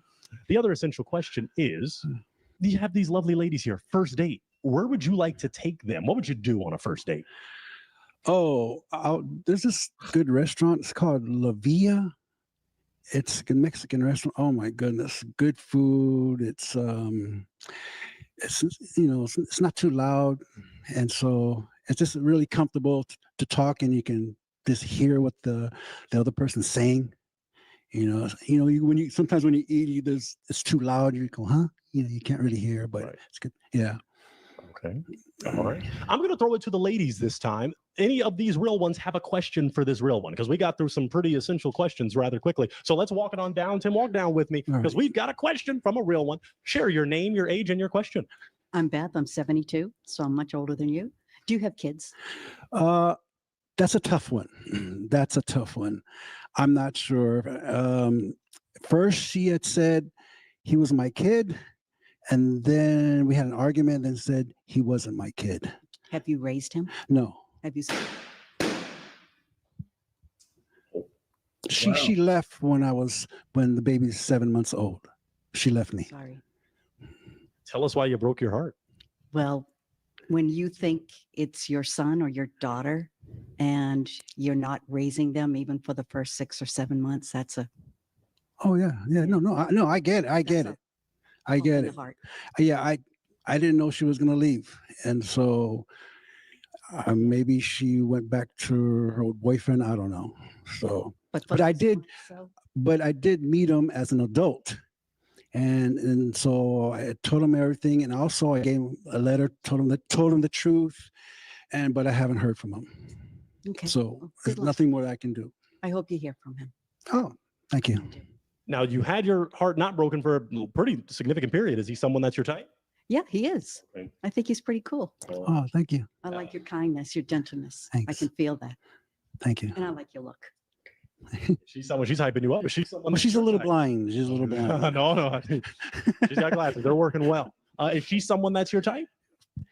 Yes, but the age 72. Yeah. Okay. You're graceful. We just had a broken heart. Let's walk forward and find out why. Name, age, and why you just broke your heart. My name is Evergene. I'm 71, Mm-hmm. and I broke my heart because you were talking about her age. Yeah. There's just a year difference between her and me. Yeah. 72, 71. Yeah. I was just looking for someone my age or around my age or a little younger. But that's when I first came in, that was my thought process, is this somewhere around my age. We still got one heart intact, so don't give up on me yet. We might make that age thing happen. But besides that, he's someone that's your type. No, Why not? his style. That's not my style. No. Okay. Is she someone that's your type? Yeah, physically, yeah. Okay. All right, very good. Let's walk it on back because we got another broken heart here. After you pop, that's your heart's broken. So the life isn't there. If the heart's not working, that's just how it goes. Step in a little more for me. Perfect. Name, age, and why you broke your heart. My name's Clementine, and I'm over their age. So if they're too What's up, old, Synergy? then I know I'm too old. But you're nice looking. Your eyes are very inviting. You're sharp. It draws people to you, really. Well, I do my best. You're very warm and friendly, but I almost got kids your age. Wow. Right. Doesn't she look great? Black don't crack. That's Truly right. doesn't. But you do. So besides that, he's someone that's your type. If it wasn't for the age. If he wasn't for the age, if he was younger. Yeah. Do you have an older brother? Yes, I do. I have to get him on here too. Wow. Okay. Yeah. Is she someone that's your type? I do like her. It's like her gracefulness. I and the femininity. I like that part of her. Okay. Yeah. Beautiful. We did get another broken heart back here. You still got one, so keep holding out for me. But let's talk to this wonderful real one here. Name, age, why you broke your heart. I'm Leanne. I'm 57. Hi. Hi. I broke my heart. Funny. I think that maybe I love your style. I think you're very handsome. I actually really liked everything you said, but I feel like you're almost too gentle for me. I'm a little feistier, and you seem like you go Too with the gentle. flow maybe more than I would. I'm gentle with the ladies, but with the dudes, I'm a tough. You're a rascal. Yeah. Yeah. I just don't think it's quite the right. Oh. But I think you're lovely. Thank you. You too. So when you say that really quick, you want to be like slapped around a bit? more, like less smiley, more like. Love his demeanor. I think it's more like when he was talking about like his children and things. It feels like you kind of just go with it, which I appreciate. But sometimes I feel like you have to have some passion and go after things, and I didn't quite feel like that. Regarding the son, I was brokenhearted. I thought he was my son, but then when she said he wasn't my son, and then I asked her for a blood test, and she kept putting it off. And so, and then she left. Move Move on. Yeah. What am I supposed to do? Move on. All right. Well, is she someone? No, I get you though. I appreciate your honesty. That's a tough situation. Yeah. But you're a real one. That's why we have you here. But is she someone aesthetically that's your type? Of course, yeah. Okay. All right. Could have been a real one connection, but we got a heart right here. I'm excited. Walk up a little with me. We got one left. We're not going to rush anything. We're going to see if you have an essential question for this real one. And if not, I got a question for you. Well, I always have lots of questions. So If, Give us your name, your age, and the question. okay, my name is Treat. I'm 64 years old.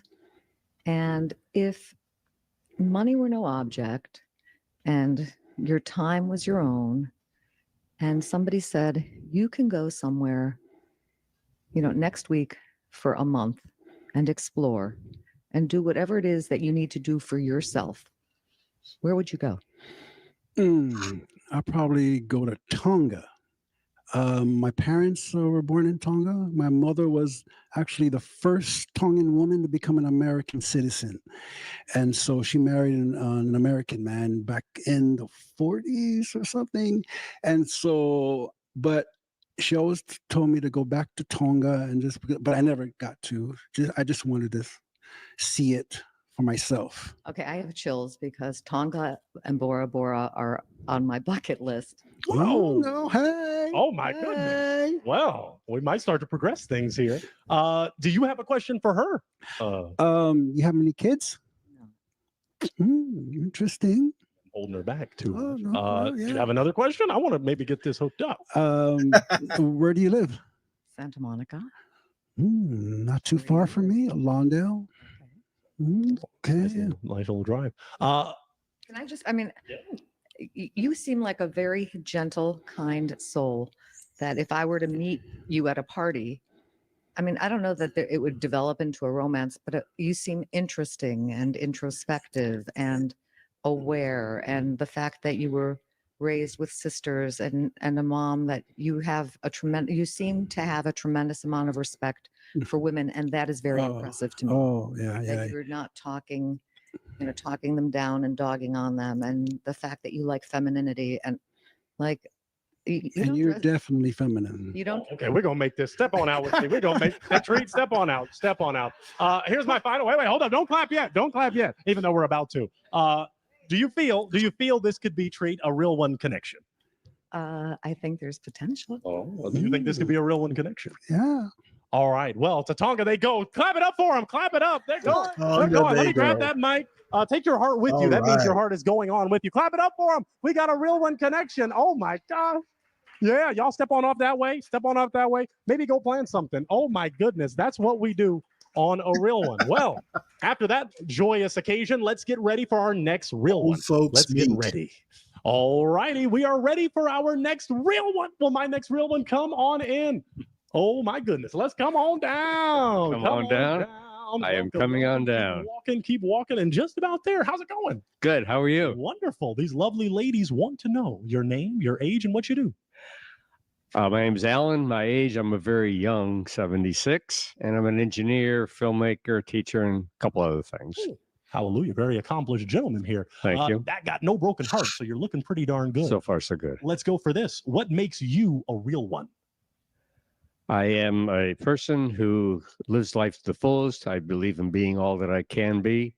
And that's where I got myself into different kind of careers with the engineering and filmmaking. And in filmmaking, I'm very picky on that. I act, write, produce, and direct, but I focus strictly on nonviolent material. I'm against violence as a form of entertainment.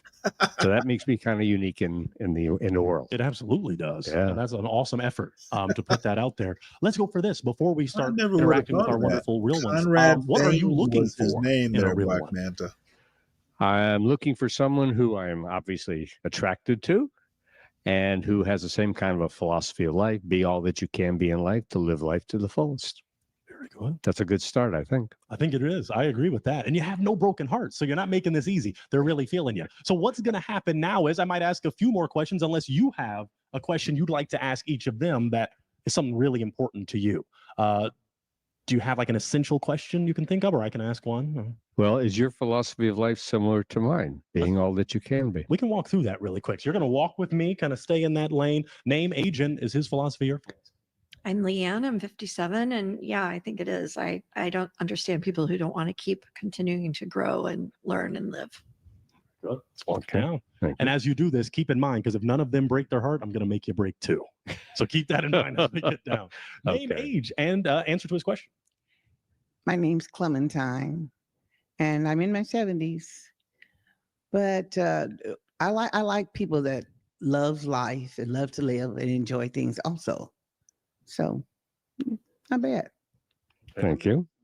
All right, very good. Let's move it on down. Name, age, and answer to his question. Doris Bulk, 65 or 66. I'm looking for a guy that's like comfortable in his own skin, and a real guy, like authentic, like not pretentious. So his question was, does his philosophy of be all that you can be match with your life philosophy? Well, actually not at all. Oh, maybe you should. Do you want him to break your heart, or do you want to break your own? That's not a big deal. Oh, I think for him, do you want someone that says not at all to your philosophy? No, that's flexible. I know what I'm talking about is kind of an unusual, being a lot of things, and like as far as I'm concerned, age is just a number. So I'm open. Okay. I'm open. Wow, you saved that heart. All right, let's move on down. Very good. Name, age, and answer to his question. Hi, I'm Beth. I'm 72. Answer to your question, I agree with you. And do all that you can do. Very good. Thank you. Move it on down. Name, age, and answer to his question. My name is Everjean. I'm 71 years old, and I believe in being all that I can be. I agree with you. Thank you. Okay. Let's move it on down to our final real one. Name, age, answer to his question. I'm Stacy, under 60, and I believe in trying anything once. And my friends have said, is there anything you haven't done? And the answer is often, well, I haven't done surgery. So, Okay. I've done a lot of stuff. So I grok you there. Okay. I love Thank it. you. All right, let's back it on up, Alan. Let's back it on up. And you didn't get one single broken heart, so you're looking really good. So are you ready, based on those responses, to break a heart or two, or are you feeling all of them? I'll leave it as is. Okay. So let me ask Keep this. it This open. is always an essential question. Let's go for the general ones. Pets. Do you like pets? I do. When I was married, I'm divorced. When I was married, we had some pets. One thing I want to make sure of is when dealing with pets, I think the ideal thing is not to isolate a animal like a dog or cat or whatever. If it's possible to get the family of the pet, so the pet, whatever you're dealing with at home, feels like it's got its family with them, as well as having humans obviously around. So yes to pets, but they've got to be done with respect. Wow, that's really sweet. Wow. All right, this is just a stand-up gentleman. No hearts broken. Goodness gracious. Well, let's go for this. Where would you take these lovely real ones on a first date? What would you do? We'd go out to dinner at your favorite restaurant, not mine, yours. And then we would go to a museum where we could talk. But the idea of like going to a movie where you're 2 hours of not talking to each other, that doesn't quite cut it. So going someplace that's been a result of someone else's creativity and finding out what your creative individual tastes are at the same time. So dinner first at a restaurant of your choice, and then probably go to a museum. There's plenty of them around. He gives no wrong answers. This man is like, goodness gracious, you got to teach me your ways. Still no broken hearts. I'm going to ask to borrow your heartbreaking material. I'm sorry, because unless you have another essential, Alan, you got to break two, because in the game of, Ooh, okay. Let me give this back. I guess so. Let's move it on down. Too cooperative. All right. Don't say anything wrong, but let's move forward. All right. So we'll stop right here with this lovely real one. You already shared your name and age, so why'd you break your heart? Well, I just thought, well, he's really a little short. Oh, yeah. I'm what? Short. Okay. You're charming, but you're short. Because you're looking for at least 5'10". At least. Okay. Besides the height, is he someone that's your type? He seems very interesting. Is that charming? Yes. Is she? You didn't break her heart. Is she someone that's your type? I would say probably not. We'll take it. Why? Okay. It's interesting. I've never been called short before. I've been called like average size, but not short. So it's kind of an unusual criticism. But I guess that made me think, that's interesting. So she could have been your type, but the short thing kind of threw you off. There's certain limitations in there, so I'll let that one go. All right. Okay. All right. Let's move forward. Let's move forward to another real one that broke their heart. You already shared your name and age. Why'd you break your heart? I'm a forensic psychologist, and I'm picking up that you have a very pleasant demeanor, but behind that, you could be a little bit of a control freak. Okay, that's very interesting. Wow. Is there any truth to that? Whatever she's doing, The reading? controls part in my own personal life, yes, I'm very, picky about what I do. But someone else, I'd rather, the other person needs to be all that they can be. And I don't control what they do. I just let them be and share. But you're saying they need to be all they can be. Isn't Well, that a no, form of that was, but control? let me say that it'd be helpful if they are. If they're limiting themselves, we can sort of talk about that. But it's not like I know my philosophy is kind of maybe sort of at an extreme in a sense, being all that you can be. But if somebody else says I want to be just this, this, and this, that's not a problem. That's not a problem at all. What if she was like the Buddha, like completely enlightened? Would that not be enough? Not a problem. All right. Are you okay? Or is your forensic psychologist mind able to? Okay. Is he still someone aesthetically someone that's your type? Yeah. Okay. Yeah. All right. Is she someone that's your type? Is that Possibly. Possibly. Okay.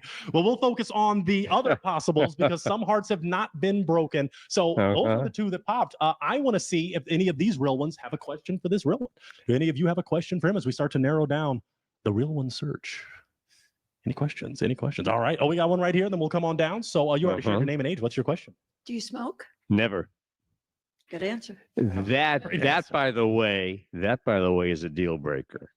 Okay. Oh so yeah. Smoking is a deal breaker. Yes. What about drinking? Prefer not. I mean, I'll drink very, very, very little casually. Other than I don't touch it. So someone's like an alcoholic or something like that. No way. I guess we don't have any alcoholics, so that's good. Okay. Any other deal breakers you want to throw out there, Alan? Because smoking, that's a big one. Any others? Yeah. Religion is not, political is not, none of that stuff. That doesn't matter to me. Okay. Have family. I'm looking to have a family. So you want your real one to have children, or what do you mean by family? Well, my family, I want to have a family. I looking to have a wife and kids and all that. Now, if I met somebody and everything clicked, but she says, well, I'd like to have a family, but I can't do it, for whatever reasons, say, okay, surrogate mother is a definite possibility. We can make things happen that way. Okay. Is someone else trying to pop down there? Oh, okay. It looked like another. Wow. Oh, so you're looking to have children of your own. Ultimately, I would like to, because I come from a family of a lot of educated people, and I have a lot of education. Okay. I have multiple degrees. Okay. And I come from doctors, lawyers, engineers in my family. So I'm paying.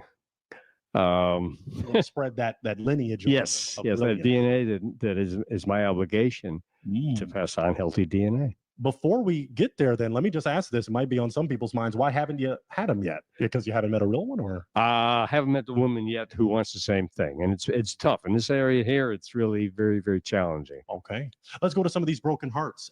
Why'd you just break your heart? I have 2 daughters. I raised them most of the time by myself, and I'm all done taking care of anything. No offense. All right. Lovely. Thank you for being honest. Kids, but weird. I'm good. He was someone that's your type, though. Yeah, very nice. Very nice looking. I love his philosophy, but yeah. Thank Someone you. that's your type? You didn't? Yes. All right. Very good. Let's move it on down. All right. All right. Let's go right here to this lovely real one. Name, age, and you already shared your name and age. Why'd you break your heart? Well, you're 78. 6. It's just a number to me. In some ways, it is just a number, but I'm 72. So Okay. the idea of having kids, even with a surrogate, I don't mind that, but not with someone as old as you. I think I'll live till 95, 100, but I don't know about you. I don't know enough about you. So, Well, that's why when I said I'm very young and healthy, 76, I'm going a long, long way. I have a black belt in Taekwondo. My health is excellent. yeah. It's going to go a long way. Just not Not a I'm problem. not buying it. Okay. Sorry, not buying it. But besides that, besides the babies, he's someone. Okay. Really nice guy. Nice. You're attractive, Thank you. gentle. I like that. Thank you. Educated. Thank you. Pluses, but I hope you find someone that you can have children with. Thank I you. think you'd be a great father. I appreciate that. Thank Is you. she someone that's your type? Well, right now she doesn't buy what I'm saying, and that bothers me a bit because I'm being very, very sincere and honest, and I know what I'm doing with my life in detail. No, I know. I understand that. Yeah. It's not that I don't buy what you're saying. I can't buy into being with someone at 76, Oh. having a year, get to know each other, and then at 77, you saying, let's have some kids, because I mean, unfortunately, you will age. I will age. Mm-hmm. I don't want someone else taking care of our kids. Okay. Thank you for being honest. All right. Appreciate Let's move it. it on down. Let's move it on down to this lovely real one. You already shared your name and age. Why'd you break your heart? I was thinking about that. I don't want to be running around taking care of a little baby. I want to be able to enjoy my life at this point. So that's why I popped my balloon. Thank you for being honest. But you had it intact for a while. Is he someone that's your type? Yes. Okay. Is she someone that's your type?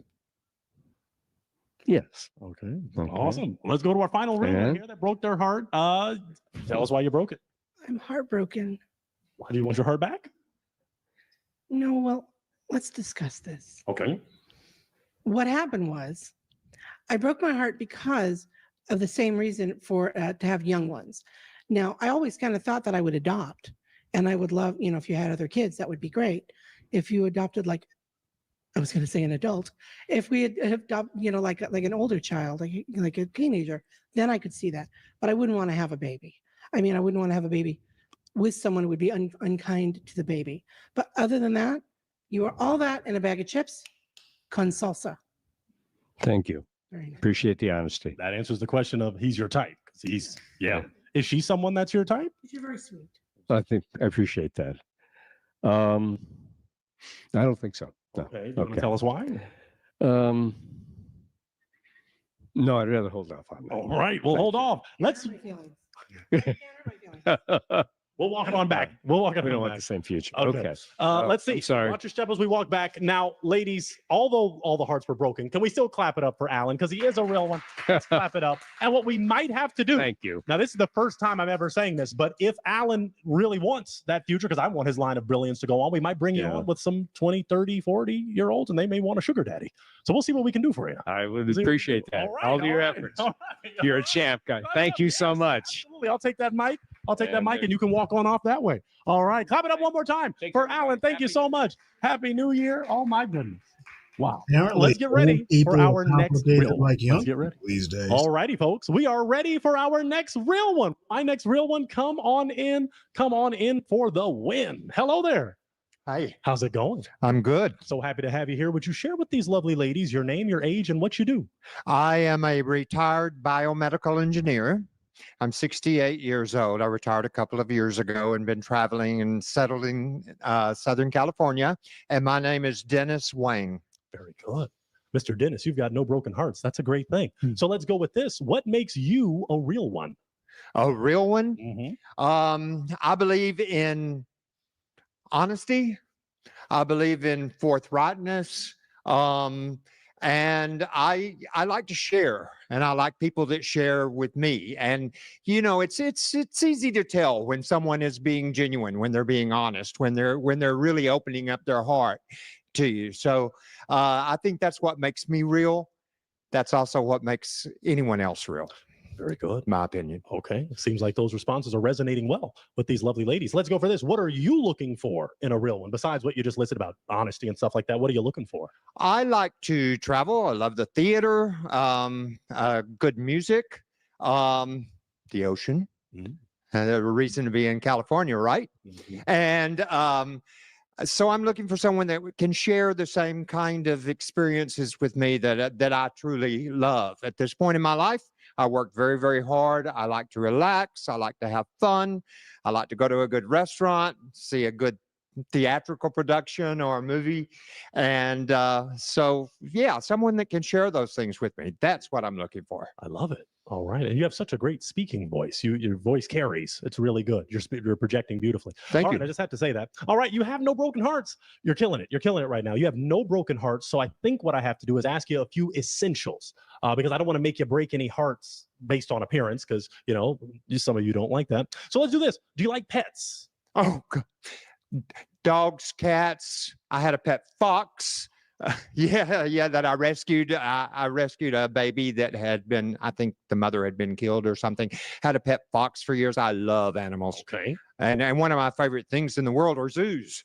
Okay. I mean, you know, you want to visit a zoo with me? Hey, let's go to a zoo. Oh, that's amazing. Okay. What about this? I'm going to skip to this one. I like this one. Where would you take these lovely ladies on a first date? A very nice restaurant. I've just discovered how much I love Asian food. This is something I'm from the South. I'm from Texas.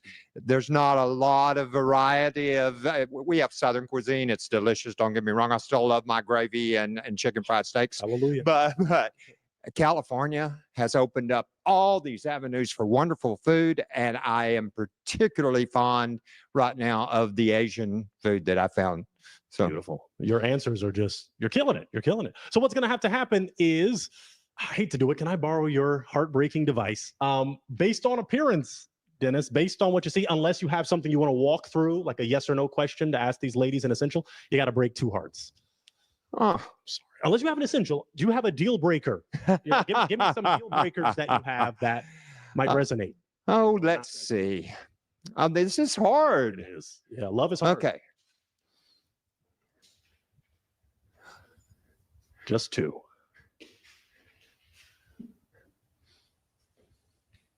Wow. It's not a heartbreaker. I'm a heartmaker. I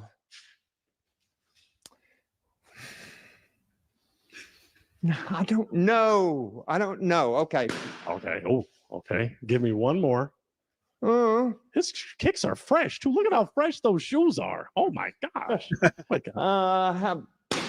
Okay. Yeah, he really killed it. Okay. Step in with me, Dennis, just a little, and we're going to talk to this real one here. You had your heart not broken, so name, age, and why you had it not broken. My name's Clementine, and I did have it broken because I was listening to hear more about you because you sound like you've had a very interesting life and you have some beautiful blue eyes. Oh, thank you so much. And you're very beautiful yourself. And I had to pick 2. It was random. Okay, so there was no thought process behind it. You just picked. No, they're also lovely and they're smiling and everybody is having a good time. No. Okay. You made me pick 2. Sorry. It's your fault. Sorry. I'm trying to narrow it down. Blame him. The show is called A Real 1, not A Real 7. So you gotta get down to 1. But she is someone that's your type. Like you said, she's beautiful. Yes. Yes. Yes, absolutely. Right. Let's go down to the other heart that you had to break. You had your heart not broken. Name, age, and why'd you not have it broken? I'm Beth. I'm 72. And I wanted to get to know you more. I'd love to get to know you more. All right. Let's do that. Let's do it. We can do that. Okay. You like our Asian food? I do. Well, you broke her heart, so. Oh well, that's okay. I can mend them. I can mend them much better than I can break them. Trust me. So, not this. All right. Yeah. You never get a second chance to make a first impression. I think that's what they say. Oh. All right. But so she's someone that's your type, though. You were forced to break. Lovely lady. Okay. All right. Well, let's walk it on back because you did do what you were supposed to do. And I'm sorry to do that to you, but you still have 1, 2, 3, 4 hearts that have not been broken. The 4 heartbeats. Very good film. Oh, that's a 5 heartbeats. Goodness gracious. It's a good movie, though. At any rate, let's start to narrow it down some more. I got to ask you an essential question, Dennis. Religion or politics? Does religion or politics matter to you? Do you want a partner that is religious or political or not religious, not political? Wow, that's hard. I was raised in a very religious family by a very religious family. And so faith is important. The political climate right now is, but if I had to pick between one or the other, if I was going to have a discussion with someone over a good Asian meal, it would be political. A good political discussion. Yeah. Okay, to talk about their beliefs, your beliefs, things like that. Yeah. Okay. We just got a broken heart right here, so that is a good question. So name, age, and why you broke your heart. I'm Leanne. I'm 57 years old. And I also grew up in a very religious family, and I no longer practice religion. And so having faith isn't something I would have. And so I don't. I think it'd be a good understand. fit. Yeah. Mine has diversified. It's evolved. Sure. So I know exactly where you're coming from. Great. Besides that question, though, and that answer, is he someone that's your type? I think he's interesting. I think it possibly. Okay. All right. Is she someone that's your type? Oh, she's beautiful. How could she not be? She'd be anyone's type. All right. All right. All right. You still have 3 hearts that are beating just for you, Dennis. So I'm going to offer to the ladies. Ladies, do you have a question for this real one as we narrow down the love search? All right, let's do it. Let's walk on down to the lovely Evergene. I just said her name, but she'll say it too. Name, age, and your question. I'm Evergene. I'm 71 years old, and I have a question to ask. The question is, you love animals. Where do you keep them at? Where do you keep your animals? Right now, I don't have one. My little pup passed away just before I moved here, 13 years old. And right now I don't have one. I love dogs. They're family. And you know, I'll get another dog. I'm looking for a home to buy. Right now I'm in an apartment. I don't think that dogs should I don't think dogs should be confined. They need space to run, to play, to learn. So when I buy a house and get a nice yard for my pup, then I'll get another dog. Thank you. Did you have a question, Stacey, or you still postulating things still? Postulating. I actually Okay, let's did have a question. Okay, name, age, and your question. My name is Stacy. I'm under 60. And my Not question under for you 60. was, what are some of your hobbies? I'm a musician. That's my main hobby. I play keyboard.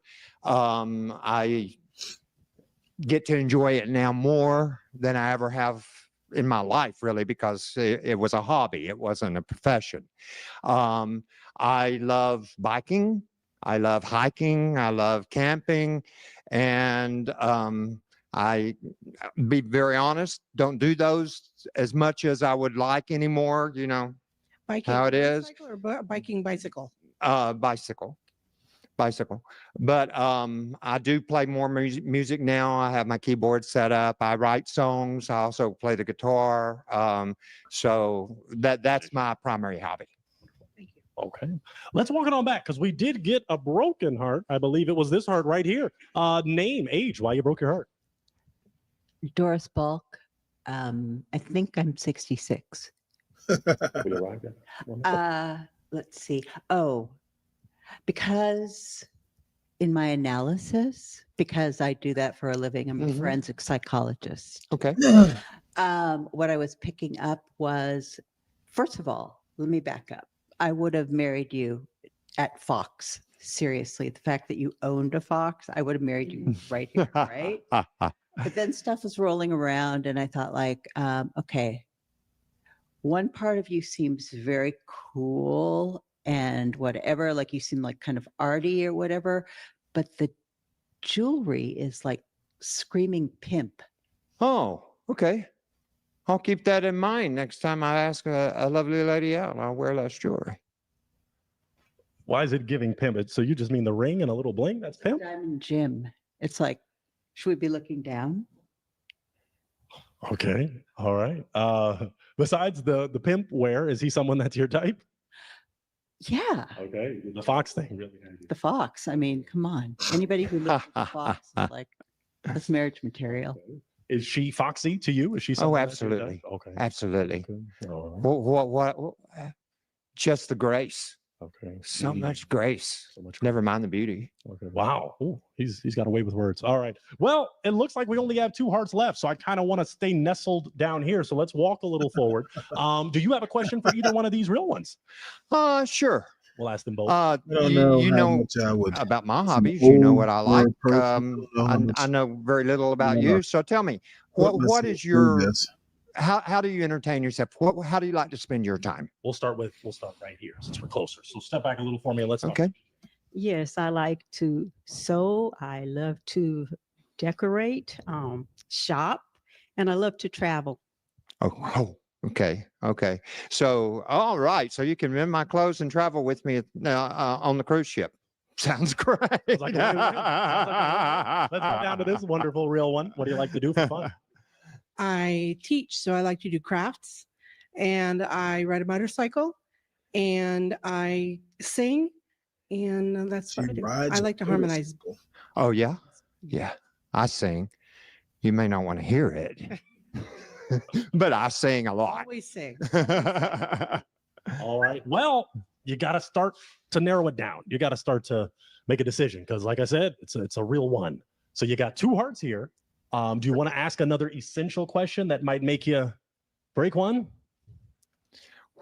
One more question. If you were going to describe a quality in someone that you wanted to date, someone you wanted to see, a primary quality, the thing that's most essential, what would that be? That's a great question. An honest person, a person that fears God. Okay. Enough said. All right. Let's go right here. Kindness. They didn't make it easy for you. Honesty, kindness, fear of God. What are you going to do? Ladies, final question for him, either one of you, because I might have to have him break, okay? I do have a question. You grew up religiously, Mm-hmm. and you've sort of mellowed it, changed it at a time. What can you give a couple of things as to what changed it or how you mellowed? I'm still a person of faith. I grew up in a evangelical household where religion was probably the most important thing in our lives. Okay. How's the Like I family? said, I'm still a person of faith, but it's not the end all be all of my life the way that it was. Okay. And I valued the opinion of others. Okay. I value their faith. And it doesn't have to match mine. It doesn't have to fit in any kind of a mold that my family or at one time I would have approved of. Okay. They don't have to have any faith at all. That's not something that is a requirement for me in my life. But if we could share just the idea of a higher power and the influence that it has over our lives and come, consciously actually feel each other and care for each other in a faithful relationship with a higher power, that's a wonderful experience. Does that work for you? That's I love it.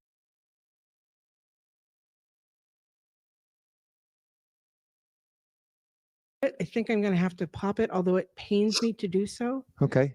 But break it first if you're going to break it, unless you're not. I don't do. I shouldn't, but I have to. Okay. All right, I'm sorry. No, don't be sorry. See, it's a Oh, my sign. Lord. All right. So why are you popping? Why are you popping? I'm popping because of religion is a very strong thing, and I'm a cantorial soloist, so it's really important to me, and I never want to pull somebody into that who wasn't already comfortable with that. Right. So right. that's what. But hanging out with you again, it was super cool. You are a lovely, lovely gentleman. Oh, thank you so much, and you're a lovely, lovely lady. So my question about type. Let's walk it back because we still have a heart intact. So 1 heart remaining. EJ, what are you thinking? I'm going to have to pop it because he seems indecisive.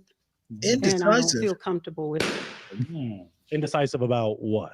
Like his religion. I'm not for Oh, I see sure the if he's atheist or what.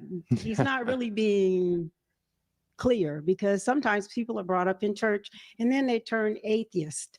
And I don't want to take that chance. I understand. Religion is a very hard, strong subject. Strong, yeah. And I don't know exactly 100% what I believe. Okay. And you felt I'm still searching. I'm still searching for the truth. And I think that's what's important. Hey, to everyone, to search for their truth and be comfortable with who they are when it comes to religion. And I'll admit I'm still searching, and maybe till the end of my life. But that's okay. I'm a good person, and I know that whatever, I would be regarded and judged as a good person. So. All right, let's walk it on back. Let's walk it on back. It looks like all of virtuous our hearts pagan. were broken, but ladies, can we still clap it up for this real one? Dennis is a real one. We thank him so much for coming out. Man, I will take that mic. people are I'll tough. take that mic out of your hand. But we thank you so much. You can step on off. Can we clap it up one more time for Dennis? Thank you, Dennis, for coming out. We appreciate you. Thank you so much. Let's get ready for our final real one. Let's get ready. We are ready for our final real one. Will my final real one come on in? Final real one. How's it going? Welcome. Welcome. How's it going? Good to see you. Very, very good. We have some lovely ladies that want to know your name, your age, and what you do. My name is Howie.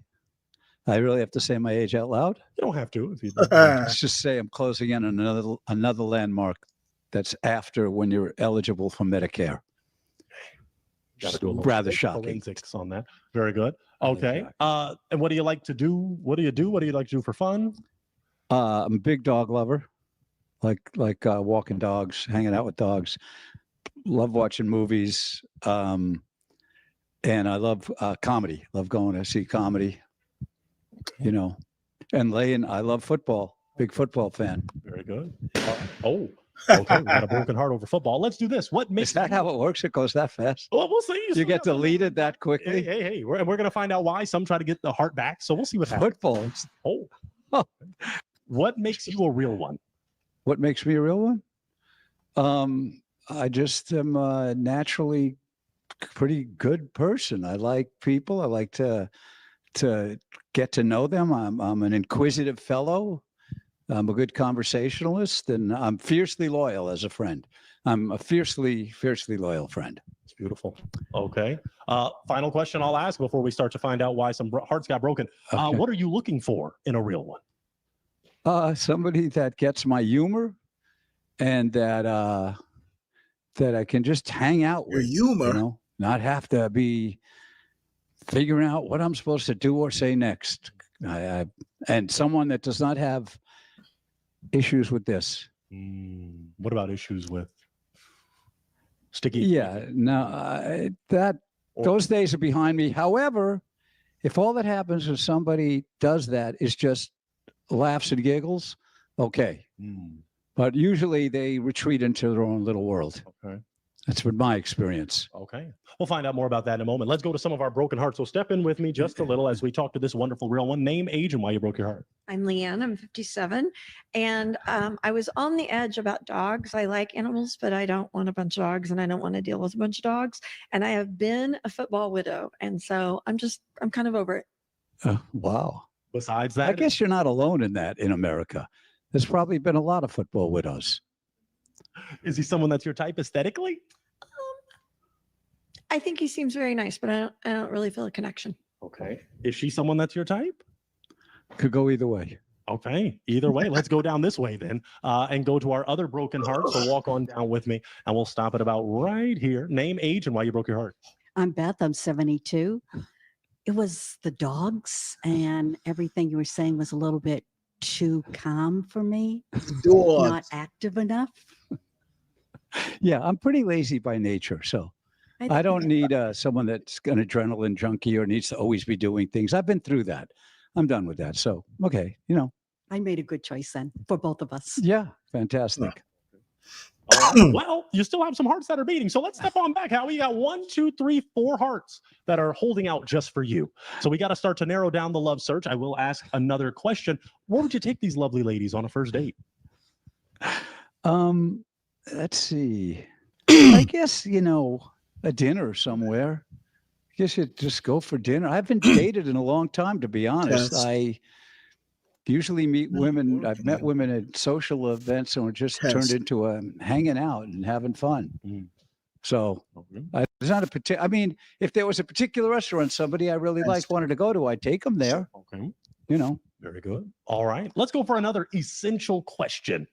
Religion or politics? It has been a deal-breaking question for some. Do you want someone that is religious or political, or not religious, not political? Everyone, whether they know it or not, is political. It's especially now, it's very polarized society. I'm more interested in spirituality as opposed to, organized, required religion. But yeah, if you're not like-minded politically in this day and age, you can't hang. You can't even be friends with people. And that's something you don't want to go much deeper on. You don't want to state. Maybe that could be discussed on a first date. But let's put it this way. I'm from New York. Not working. I grew up in the schoolyard. We could be very arrogant, pushy, aggressive, crass, condescending. And because of that, I said to people that I understood. I just said, I understand the current president-elect. I didn't say I support him. I didn't say I love him. I didn't say I'm with his team. I just said I understood him because of where I'm from and how I was raised. In fact, I grew up like 15 minutes from him. Different world financially. Well, that alone, 5 friends. I'll put a 1 if you can, or just a So yes. I don't really want to deal with people that intolerant about differing viewpoints. So yeah. That's important. All right. No broken hearts from these 4 that are still holding out for you. So I'm going to throw it to them. Do any of you lovely ladies have a question for this real one? You're telling me we got 4 MAGAs over here? Hey, they're feeling you. Oh, well, I don't know about that, but they just are down. Oh.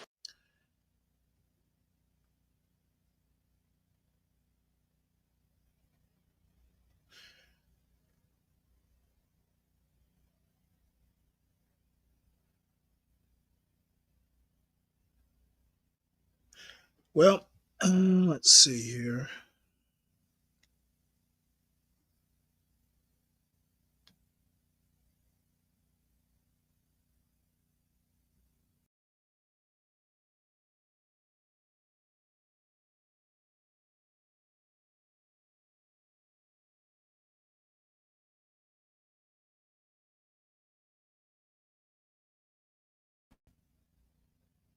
Can you guys hear me? Well, yeah, I had to leave and come back for some reason or another. Switching back and forth between my earbuds doesn't seem to want to be a smooth transition.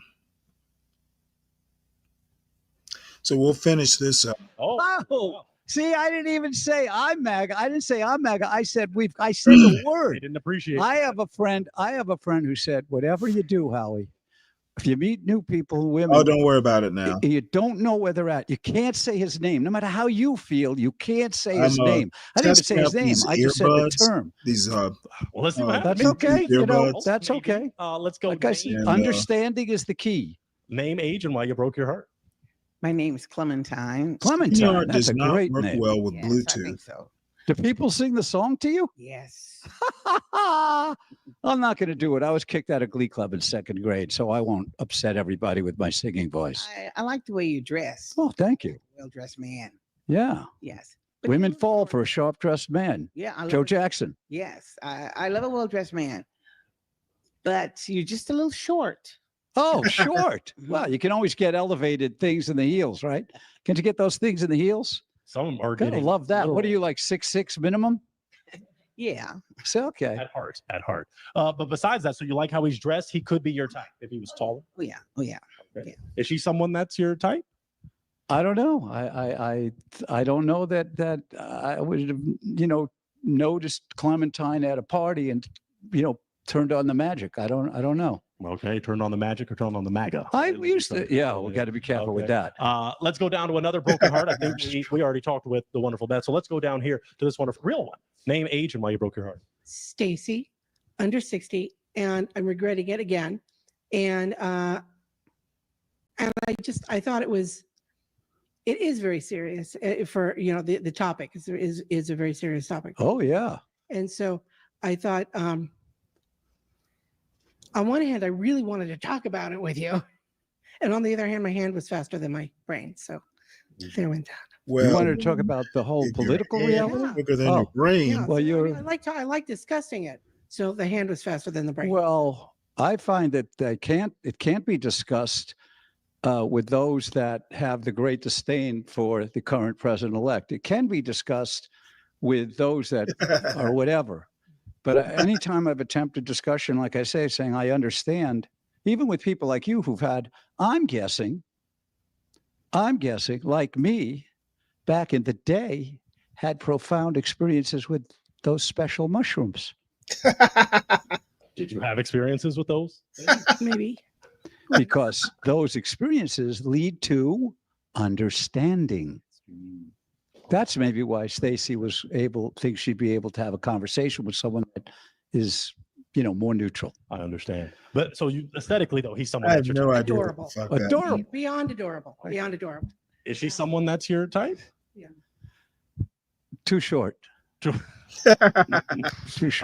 All right. Well, I can't. I like women that are tall that I can wrestle. Oh, we're getting ready. Oh, okay. Because I just said too short. What's she? 5'5"? I'm gonna assume that's why. 5'4"? Name, 5'3"? age, and why you broke your heart. Evergene, I'm 71 years old.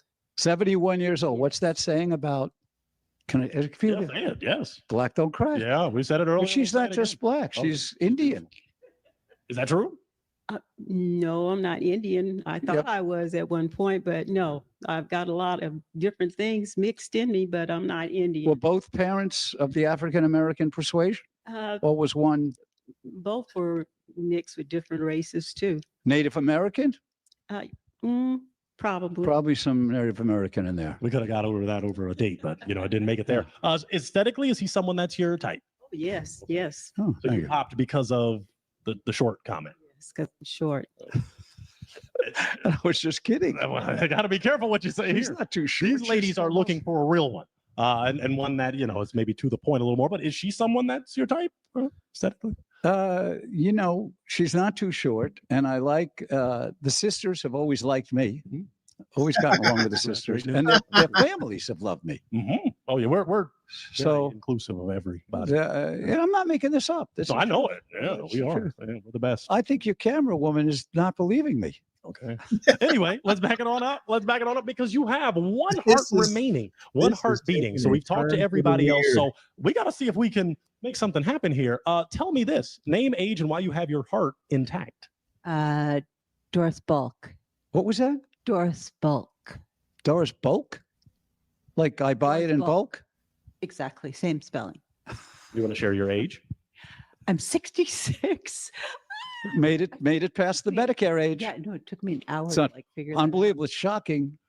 And why do you have your heart intact? I'm just loving the New York Jew thing. There it is. Thank you. The New York City. That's my hood. Oh, Yeah. okay. I pulled a few women off of that. No question. No question. And like the comedy thing. Oh, I like. I'm a funny guy. I mean, that's it. Was that on purpose or was that an Just accident? want to know from my funny. Oh, it was involuntary. Oh, then we it's got to get you another one. involuntary. No, there are no mistakes in the universe. Oh, There it My is. Lord. So it's you were just feeling the New York Jew. You were feeling, and now you're going to break the heart. My hand popped the balloon. the universe said something different. Yeah.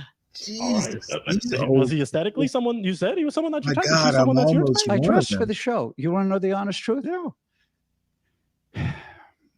I am estranged from the godmother of my goddaughters, the whole family. I'm estranged from them. Oh, that's why. And she is reminiscent in her looks and whole way of the mother of the estranged goddaughters. You wouldn't want that connection. It's too weird. It'd be too uncomfortable because I love those girls and they just turned on me. What's he talking about? I have goddaughters, Okay. twins, and their sister. Yes. We're estranged. Their mother Hence. and her husband, we were roommates back in the day, and over time things went south. So I don't talk to any of them anymore. And you are reminiscent of the mother of the goddaughters. So that's just a weirdness for me. He's honest. But on that note, let's walk it on back. Let's walk it on back because it looks like all the hearts were broken, Let's Howie. walk it on But ladies, can we still clap it up for this real one? This is a real one. We thank you for coming out, Howie. I'm going to take that mic. It was a pleasure having you. I'll take that mic. You can head on out that way. But we sure do appreciate you for coming out. Clap it up one more time for him, ladies. One more time. He is a real one. And everyone, I thank you. I thank you so much for tuning. Oh my God. Yeah, towards the end there, it was getting to be a little much. Alrighty. Let's see. This is Pop the Balloon Guys edition. So we're gonna see what this is about. Never watched this version. Oh man, what's good, Oku man? Shit, Fish Martin. I'm back with another video. Yes sir, yes sir, yes sir. Hey, as y'all boys can see, man, by the thumbnail and the motherfucking title, bro, we got 7 dudes and we got the ladies back there. Boom, based off the girls' bodies, bro. Based off what they got on head to toe and based on how they look. You feel me? So, without further ado, man, leave a like on this vid, comment, and don't forget to subscribe. If not subscribe to Oku, man. Gang. All right, y'all. So, like, pretty much, like, what type of girls you like, man? Let us know, bro. Talk to me. I like them all, to be honest. Like them all. Body wise, what you like? Like slim, thick, petite, super thick, BBL. It don't matter to me. Don't matter. He nasty. He nasty. What you like? Talk to me. All types. All types? All types. Oh, please. What you like? I like them slim, thick, bro. Thick, tight shit. What you like? Talk to me. I like them clean. Clean?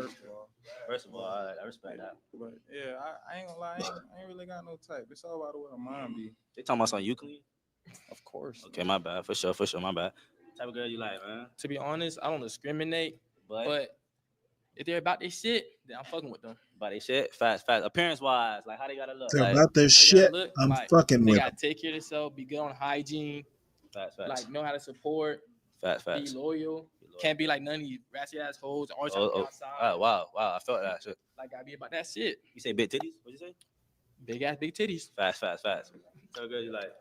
Yeah, I don't got no type like Ray Sherman. I ain't got no tie. He's just light skinned. He like everything. What you like? Listen. Dark skin, light skin, slim, thick. You could be motherfucking big block with a shape. Oh yeah.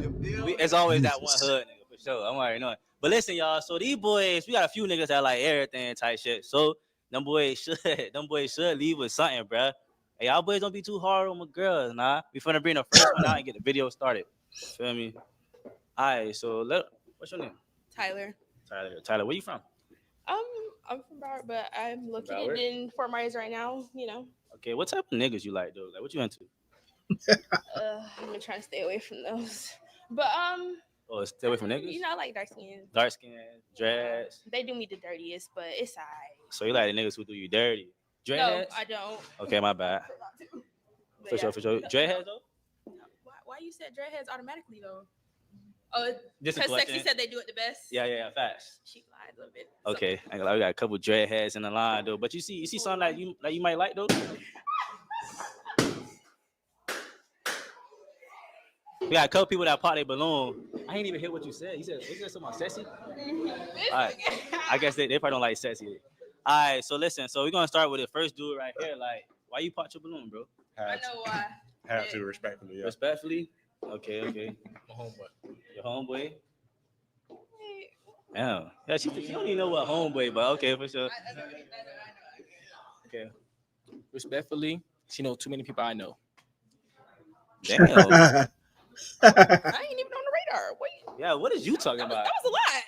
Yeah, Look, I ain't gonna drop any names. Just know she know too many people I know. Okay, well, damn. You just not my type, respectfully. You're not my type? Wait. No. A couple. No. You don't gotta bring that up. Okay. For sure. Let's take it back on top, though. All right, so we got Boss Man right here. We got 3 people who didn't pop the balloon. I'm gonna ask her a couple questions. Know what I mean? Based off her answer, you get to decide if she get the fuck out of here or if she's still in the game. You feel me? All right, for sure. When I ask him a question, you gotta answer. All right. Do you feel like women should approach men? Yeah, if you're feeling it, go get that. Forward that. For sure. Rest of y'all boys forward that. That don't mean hop down on every nigga, but you feel me? Yeah. Take a challenge, bro. So we asked another question. Them boys feeling you feel me? And this So is look, its own language. now they made it hard on themselves. So now I want you to get rid of one of them. You knew it was coming. It ain't nothing, you know. Damn! Felt that one. And then somebody close to me tried to say he was the cousin and stuff. So I was like, Wait, so what's the reason for you popping him? you know, from he know from last time. Now Yeah, I know a lot of shit. There's a lot of insiders in there, motherfucker. You feel me?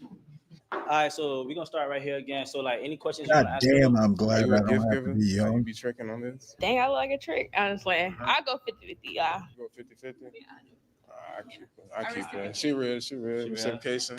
I need that. All right. You got a brother? No brother? No. All right, imagine you got a brother, right? Your brother walk in and he slapped the shit out of me. And I start fighting this niggas, right? I don't even know if I can say that. Whose side you on? His or mine? My brother. I'm sorry, I'm real. Damn. That's fam. They gonna be there. You might dump me, cheat on me, leave me. Brother gonna be there. We gotta lock in. We gotta lock. I feel like we gotta lock in. It depends, though. Still with your family, you ain't trying to lock Damn, in. this motherfucker's I want to already make a starting family, to not talk try about to be fighting next to your family. family. That's a grown ass man. That's a grown ass man. Hey, so we back over here with it. We back over. No. I said that's how I be feeling about mama's boys. Like, So I'm saying, so like, damn, you finna tell me up. how you feel about it? You know what I'm saying? I feel like I always made wrong choices. You not ugly. You look nice. So. I'm with it? I'm You with it? bro. All right, we got a match. We got a fucking match. Hey, make some noise. Stop hating, bro. Make some noise. Like, yeah, that's crazy. We got a fucking match on the first one. He horny. She horny. Nah, she not horny. He horny. For sure, though, man. We got our first match. We finna bring the next girl in. All right. Oh, all right. Cool. All right. So, what's your name is? Leah. Where you from? Let them know where you from. I'm from Naples. For sure. What type of niggas you into though? Ones that get money, stay focused. Ones that love God. Okay. What you rate yourself like 1 through 10? Like A 9. a 9? For sure. Not a 10. Okay, a 9. All right, for sure. We got, 9? I think, 3 people that pop their balloons. All right. So we finna start first one right here. Why you starting over here, G? What you mean? Y'all the only. Right here. Why you pop your balloon, boss man? She not loyal. Oh. You could see it. You could just see it. That's a lie. You're not loyal. And you know you're not loyal. So let's not act like. Oh shit. Yeah. That sound a little. It's Pop Balloon Ratchet Edition. No comment. I just got no comment at all. Wait, what the? How you I said? just got no comment. Wait, bro. Hey. Okay. I got my your brother Justin, right? Yeah, he's my brother's homeboy. Not even that. Boy, I seen a crazy video. Don't tell me I know what you're talking about. It's not that type of video. He was showing me. It's not that type of My video. God. I was a child. I was young. No, he was trolling me. Bro, y'all want to know what the video was? Like, okay, y'all. This kind of embarrassing. The Hard R Edition. I was 10 years old and I was going through a phase. And I cut my hair bald and I was rubbing it with oil and my brother Well, said, Deacon Dave, that's going to be the title of the next show, the Hard R Edition. Yes. And it's red right now. You got more than me? Yeah. The Gibbon Edition. Positive. Come on now, they're not. I swear. They're actually human.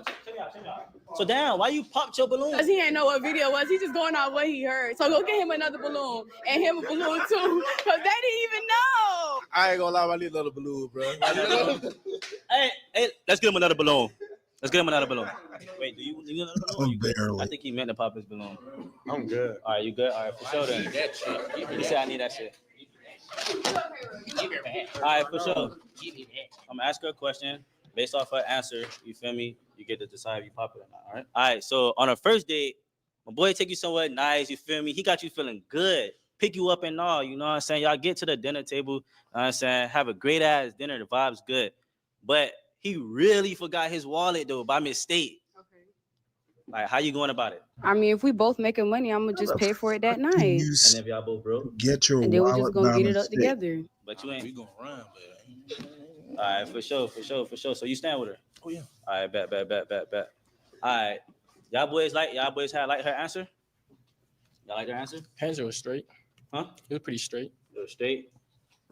Shaky. A little shaky. All right, for sure though. So listen, you got 3 niggas. You gotta pop one of their balloons. Oh yeah. That boy ate. God, that boy bit that bitch. All right, you gotta pop one of their balloons. Who you popping? I'm only popping you because you fucked with my dog. Like, damn. Hold on, how I popped then? Wait, what now? He used to mess with one of my multiple of my homegirls. So Multiple. numerous. Yeah. I don't know what's he talking about. All allegations against me are fake. Damn. I know you, sir. Wait, that's the mic right there. Oh, I know you. We got 2 dudes left. Let's start over here. Come on. All right, what question? Ask her a couple questions, man. I'm just a big one because I like money. You make money? Yes. Okay. Make money? All right. You got a good credit score? I'm getting there. Okay. All right, cool. Wait, one more. All right, my bad, Pam. Do you have a vehicle? No, I don't. I can't drive. Vision impaired. Like, I'm dead serious. That shit not funny, bruh. You. That shit ain't funny, bruh. You good. I bet. Did you say you can't see? Like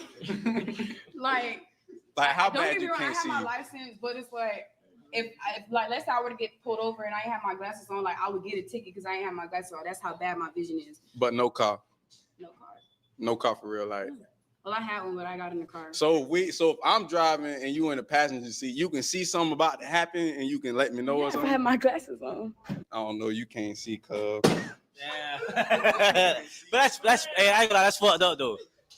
It's something you can't help though. I be doing shit, man. I need a bitch to be able to look and see. You might need to drive for me. Like, you can't see. What is he? What is he? Robbing That real. banks? All right, or so what? this shit.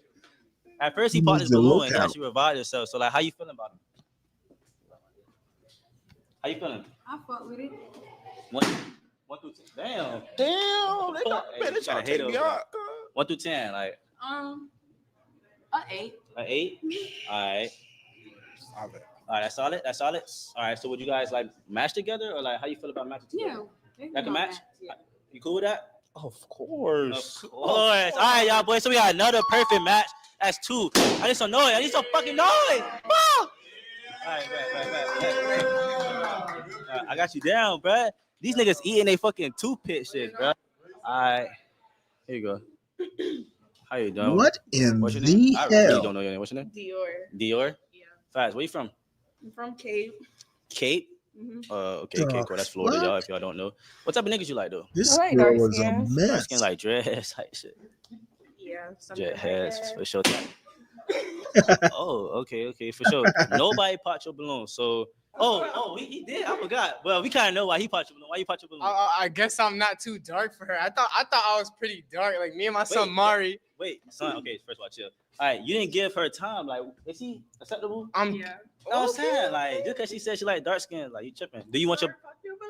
Yeah, I think I don't double back on shit though. Like, So you I good? stick to my word. You know So what you I'm saying? good? But like, I appreciate you. You know what I'm saying? You're a very beautiful woman as well. Thank you. I don't think you like girls, gang. All right, so look, I want you to like smash or pass the niggas who got their balloons right now. Whoever you pass is like we popping their balloon. Okay, so I'm just popping the ones that I'm passing. Yeah. I'm passing you. I'm sorry, no hard feelings. I'm gonna pass you. I gotta pop you because you're my dog. I gotta pop you too. Wait, hold on. Wait, so you smashed them? They still in the game? Yeah. Okay, they still in the game. And okay, all right. So let's start over here. Why'd you pass him though? Like, why'd you pop his balloon? He just, I don't know. I think it's just the hair. I don't know. I don't know. I don't really know. All right, cool. And Why you pop my balloon? we gonna talk to him. It's weird. This is my dog. I can't do that. Okay, him? I don't know. He just been asking some dumbass question. I just been hearing that shit. It's unnecessary. That's fine. That's okay. That's what I came to do. But yeah. I'm glad you popped it though. Yeah. So, and why you popped your balloon, boss man? Sure, I don't want to keep my options open. Okay, you just don't want to settle here. Yeah. Understandable. And him. So you're the last person. But before we even continue, you got your head down. You good? Yeah. Okay, cool. All right, so I'm gonna ask you a question. I'm gonna ask her a question. Based off her answer, you're gonna let me know what you want to do. All right? That's running. How you feel about having like a threesome like with your partner? No. All right. That's a no match on that one. You gotta have somebody threesome. Yeah. Facts. That's when you lost me. Facts. So what your name is? Drea. Where you from? You put the mic to mouth. Oh, you don't want to share that information? Cool, cool. What type of niggas you like though? Get money, nigga. Get money, nigga. Okay. I know your balloon cap. Okay, so you feel like you can match with any one of these niggas though? Shit, I don't know. All right, sure. So we finna see. So nobody pop their balloon. Okay. All right, cool. in the process game. All right. So oh shit. All right. So we finna. Okay. And that's good. Huh? That's good. Okay. Hold on. We gotta act. You can talk your shit too if you want to. So why you pop your balloon? The whole getting money part, money shouldn't be no issue or no like problem. You feel me? I don't care to spend, but I'm just saying you is giving paymaster. But it's not though, because a bitch can't have nobody that want money. No, that's fine, but like if it was reversed, would it go that way? Nah. Don't fuck I'm with not broke gonna fuck bitches. with broke nigga, though. Exactly. If you don't want to fuck with a broke bitch, don't fuck with a broke bitch. But Maybe you guys aren't for each other. Okay. Facts. So what about you? Why you pop your balloon? Because like she said about getting money. But don't get me wrong, money ain't a problem. Just like bruh said, it's not all about money. It's all about being there for the person. That's sweet. Wait, you got anything to say about that though? No. Stand up, okay, we're not standing up. All right, why you pop your balloon? I'm not gonna lie. She said she was from around, and I don't know where that's from. And I think around me like the streets. So like, Don't fucking play with me. Do not fucking play with me. Alright. Why you pop your balloon? This is not my type, respectfully. Respectfully, I respect Around. that. Do you respect that? Alright, for sure. Yeah, I'm gonna piggyback off what he said. Like, she cool, but it's like She cool? Oh, you know her? Yeah, just not my type. You know what I'm saying? Facts. And you? She said she like a get money ass nigga. I'm broke, bro. I feel that. That's all it is. I feel that. I appreciate These you niggas though. lame, y'all. It was never about just getting money for real. A nigga gotta have goals too, but y'all wanna base off that, then that tells everything a bitch gotta know. There you go. I appreciate you though for sure. I'm kind of Yeah, on the their side. I goal don't is like girls that not talk to about be getting with money you. neither. So how you doing, D? All right, wait, you come this way a little bit, please, for me. All right, what's your name is? MK. MK for sure. Shit, where you from? Florida. Here. Florida. You from here? Okay. What type of niggas you like? I don't know. You don't know what type of niggas you like? I guess niggas who could dress. Niggas dress. You feel like? Niggas who got motion. Niggas who want their business. Okay. You feel like any nigga out here could dress though? Like any nigga got that shit on? You do. Okay, for sure. That cool. So you got like two niggas that pop their balloon. We finna figure out why the fuck them boys pop their balloon though. First person. You can say anything you want to. Like, you feel You me? cool? I just blocked it. That's cool. That's cool. For sure. We ain't sweating that shit though. I mean, I'm not gonna lie. It's just like you gotta fix your face. Like you came in with the most stank face. And, like I just couldn't. Like I would just think you mad at me the whole time. I'm not gonna lie. That's just on some respect for sure. Yeah, that's cool. That's cool. She ain't sweating that shit. All right, so you got like 4 dudes left, right? I want you to, here you go, this is for you. I want you to smash it past like the last 4 dudes. Like what you doing to them. If you pass them, just pop their balloon. Cool? We can start right here. What you doing? Okay, I guess you smashing. Take off your glasses. Oh shit. Staring. Put your dress down. Oh my God. What are you like? What are you like? Haitian? I'm Haitian. Okay. I didn't know that ethnicity. My bad. My bad. That's cool. It's not. Oh. Okay. Now, so like, what's up with you? I got bad experience with Haitian, like females. For I know sure. they crazy. I ain't gonna lie. Damn. So, definitely, he want to know. Come on, let's go over here. Okay. It's because you was talking about like a bitch asking about money, but if you have a daughter, right? Like you want your daughter to have a nigga with some money, right? Right? Yeah. So I mean, I'll take care of my daughter though. You feel I me? understand that, but you want to take care of your bitch too. Yeah. Yeah. What's motion though for you? What do you mean? What kind of motion? Like 9 to 5, or you want a nigga? What do you who's mean? It down? ain't nothing to me. Whatever you got going. If you have emotion, that's you. Whatever, however, but you can make it, you making it. Cool. And why you pop his balloon? Cause I just asked him to take his dress off. He don't want to take his dress off. Okay, but you don't like how he look like. I didn't like the way he was just like no. Okay. And then I don't know the way you standing. To be real with you, she's just acting too much. Like, you're not long for it to put this bitch up like 3 minutes. Oh, okay. Like, I don't want to do that. I feel that. So I'm saying, so he the last one. What's up, Dave? Shit. I'm gonna ask her. Is this ghetto enough for you?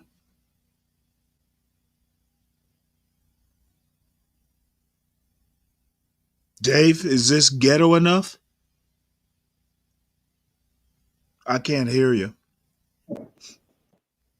Oh, what up? What up, Stanley? No, nothing much. I'm just being amazed.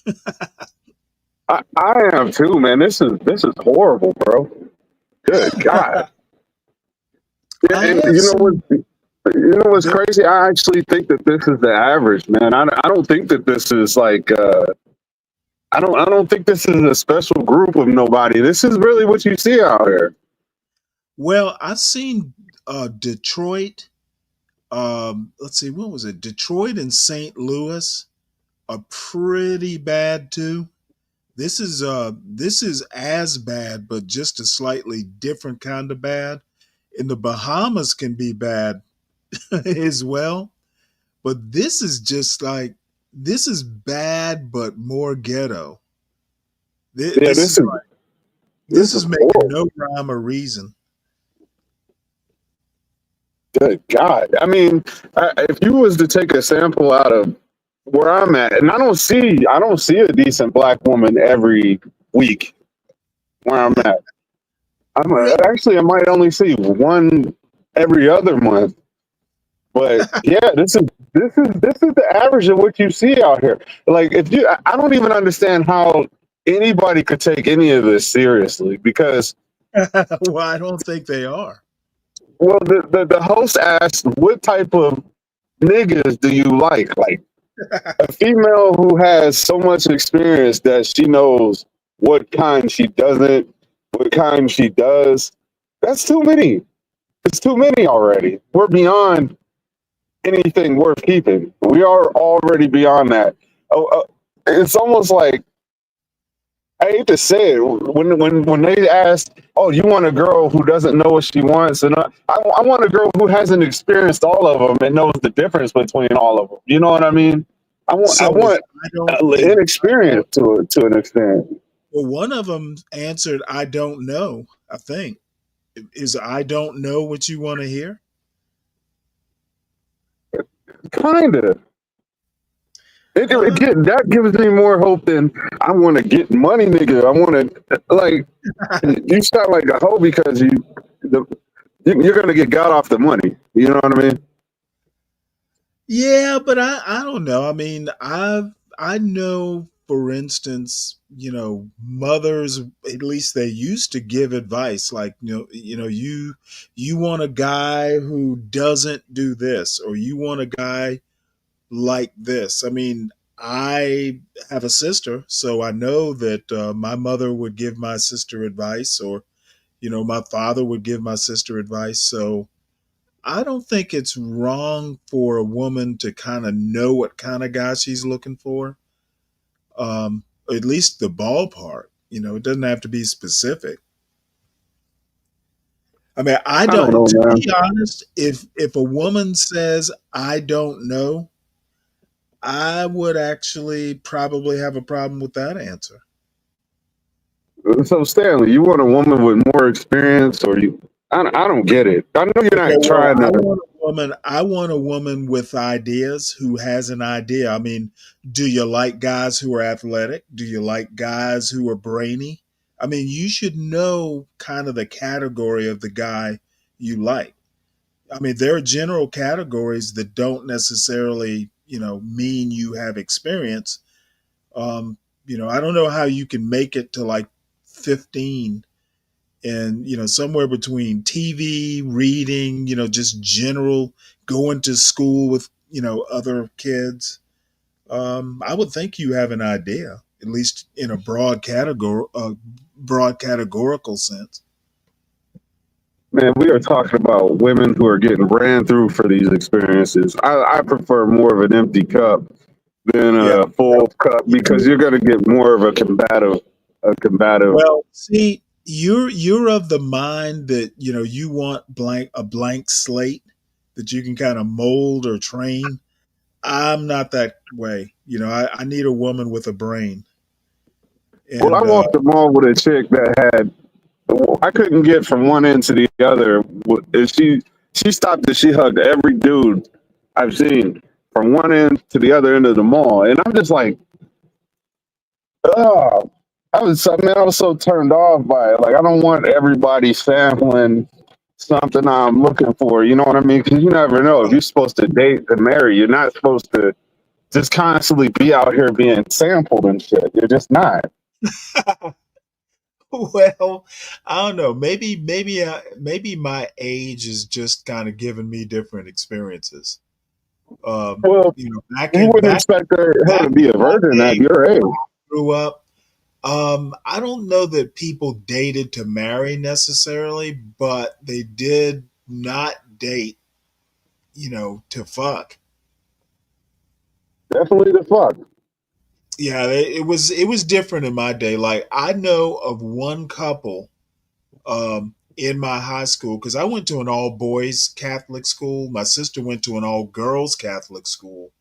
And somehow or another, a guy at my school who was a football player wound up getting a girl at my girls' school pregnant. It was like 4 years of high school. There's only one case that I know of.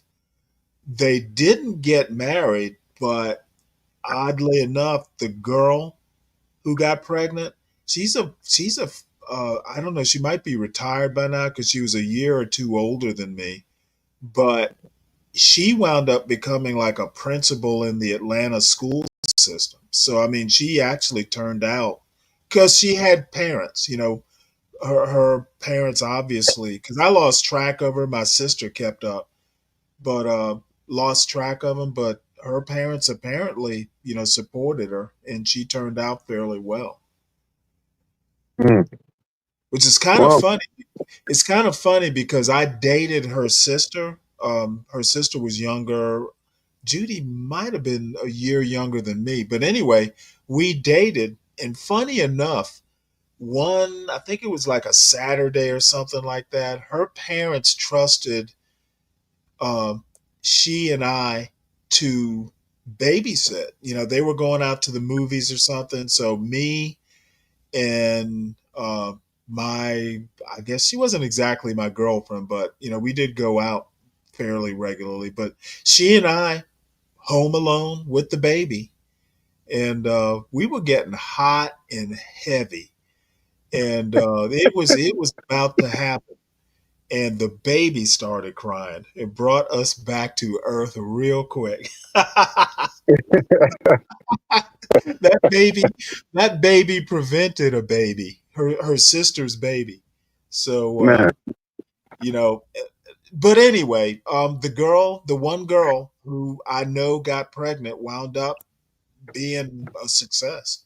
So that I grew, means nothing. I'm pretty That's a, convinced I grew up in a totally different era.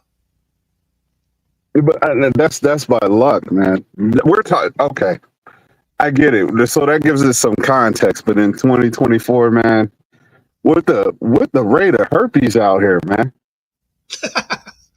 Well, I suspect the rate of herpes has always been fairly high.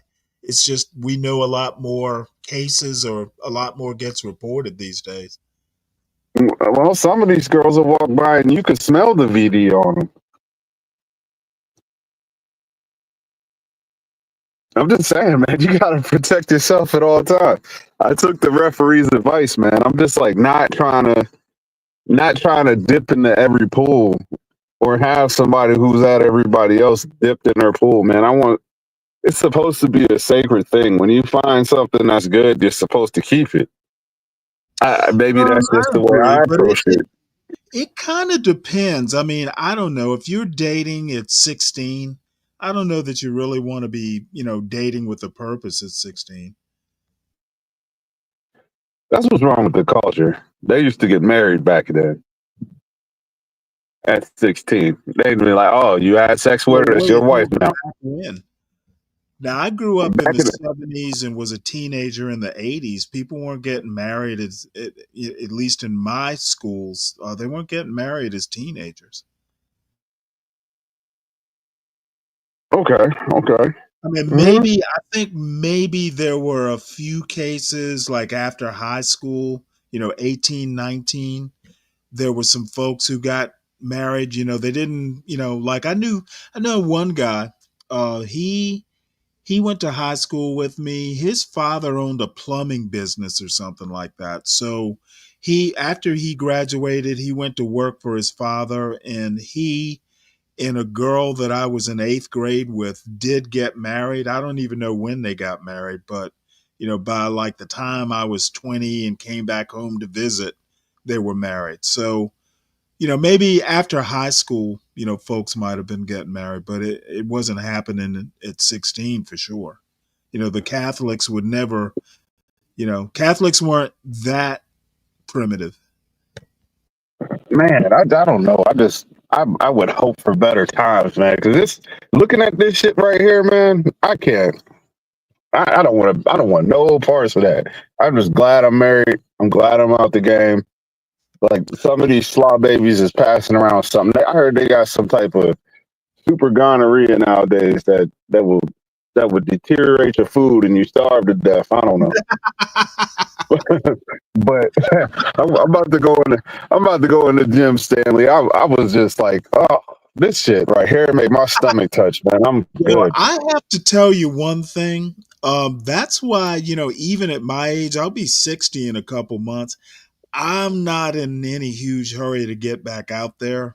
I'm sure at some point, now that my son's in school, I'll meet someone somewhere, but I'm not in any huge hurry. What if you meet a nice woman and she asks you, "Are you getting money, nigga?" You know what? What You the know hell? the answer to that. My answer will be, yeah, I am, but you won't be getting none of it. Does that stop you, slow you down, or deter you Oh, from fuck that. from? You know what? Like I said, I need a woman with a brain. Just asking me that question is showing me that you're after the wrong thing. I'm 60. I'm 60, and I tend to want to date someone who's age appropriate. So, probably honestly, 45 would be the absolute youngest. Probably 45 to 50 is more my speed. And if a 50-year-old woman is asking me that, nah, I don't need any part of that. I want an easy old age. Um, I don't I don't need any of that. And the other thing is, having a bunch of, like, I'm not babysitting grandkids or any of that bullshit. Why not just go to the Philippines and get you a nice young Filipino woman? Ah, ah. No, Well, have you ever they'll get you going. seen Filipinas don't age well? And No, but you get them before the age.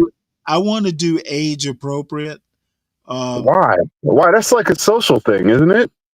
No, well, yeah. I mean, I don't want to date someone who every time I mention some cultural reference, she has to ask me what are you talking about? I get it. I get it. Hey, I'm a I can't knock that. I can't knock that. I'm a culture guy. I want someone that, I can talk to. Yeah, it does matter. It does matter because if you use the reference and they don't get it, you got to explain it. But that can also be, it can also be exciting to take them through the journey. But I mean, you forget how excited they get when you do something that they haven't done for the first time. Like with all this experience, the joy is gone, bro. But when you take somebody to do something for the first time, you get to see them actually appreciate you. That's what's like missing because you don't expect that no more.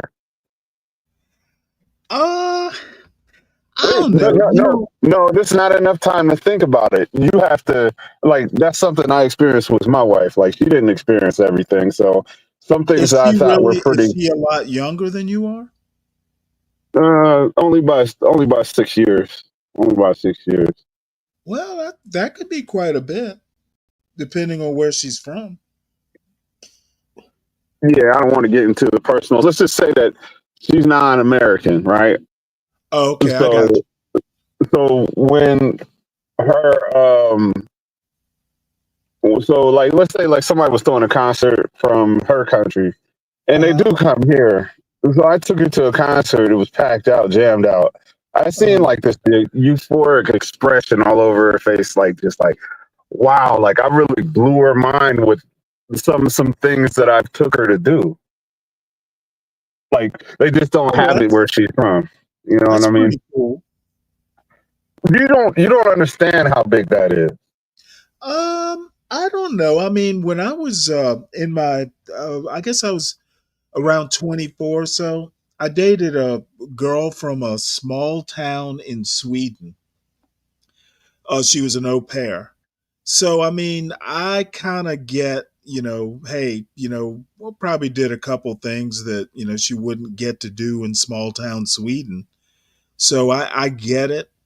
However, at my age, kind of given my experience, I don't want to have to, retrain, re-entry, I don't want to be the first time, some 24-year-old girl, goes to a concert. I'm way too old for that.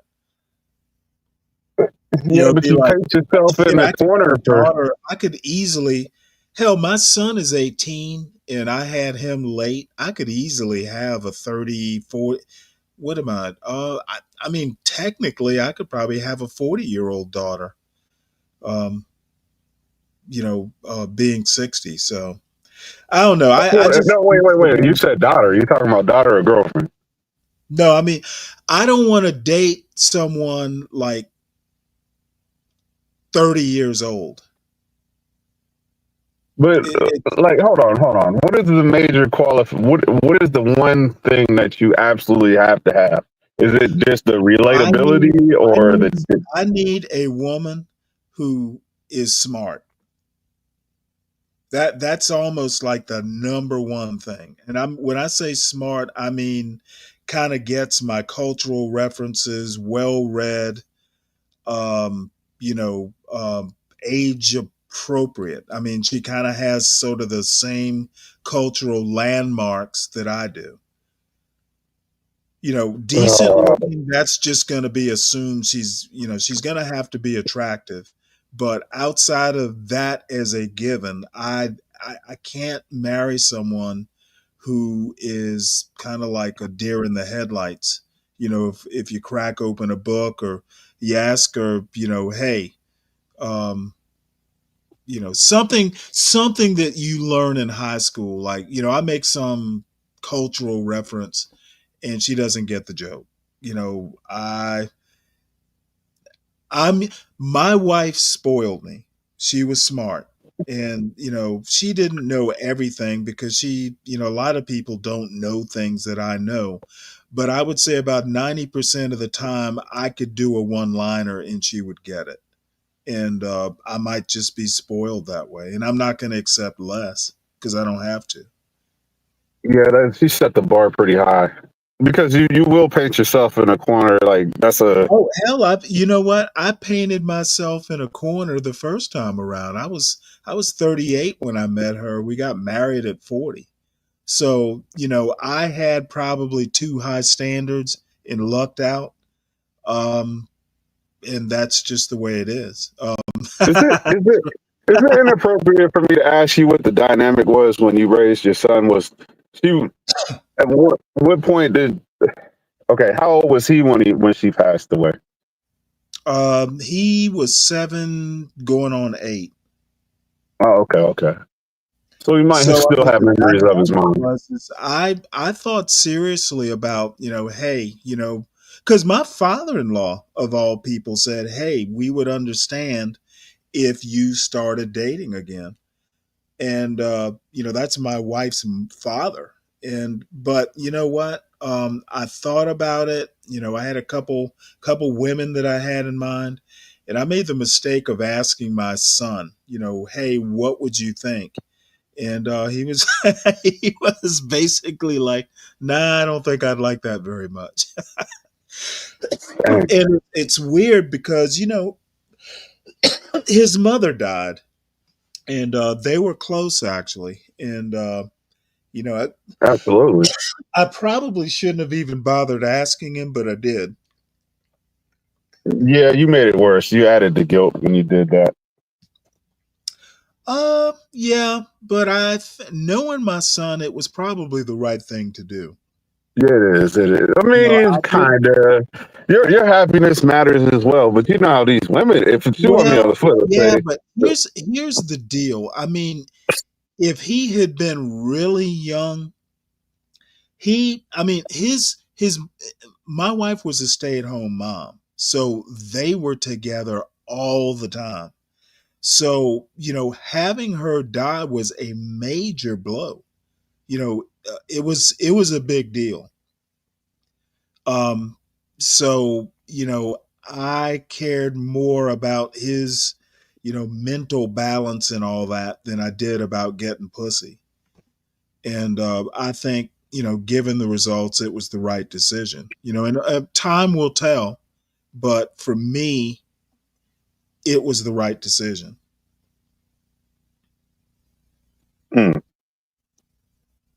Hey, okay. I'm Catholic. We're used to being, we're used to self-flagellation and being saints and all that. Right.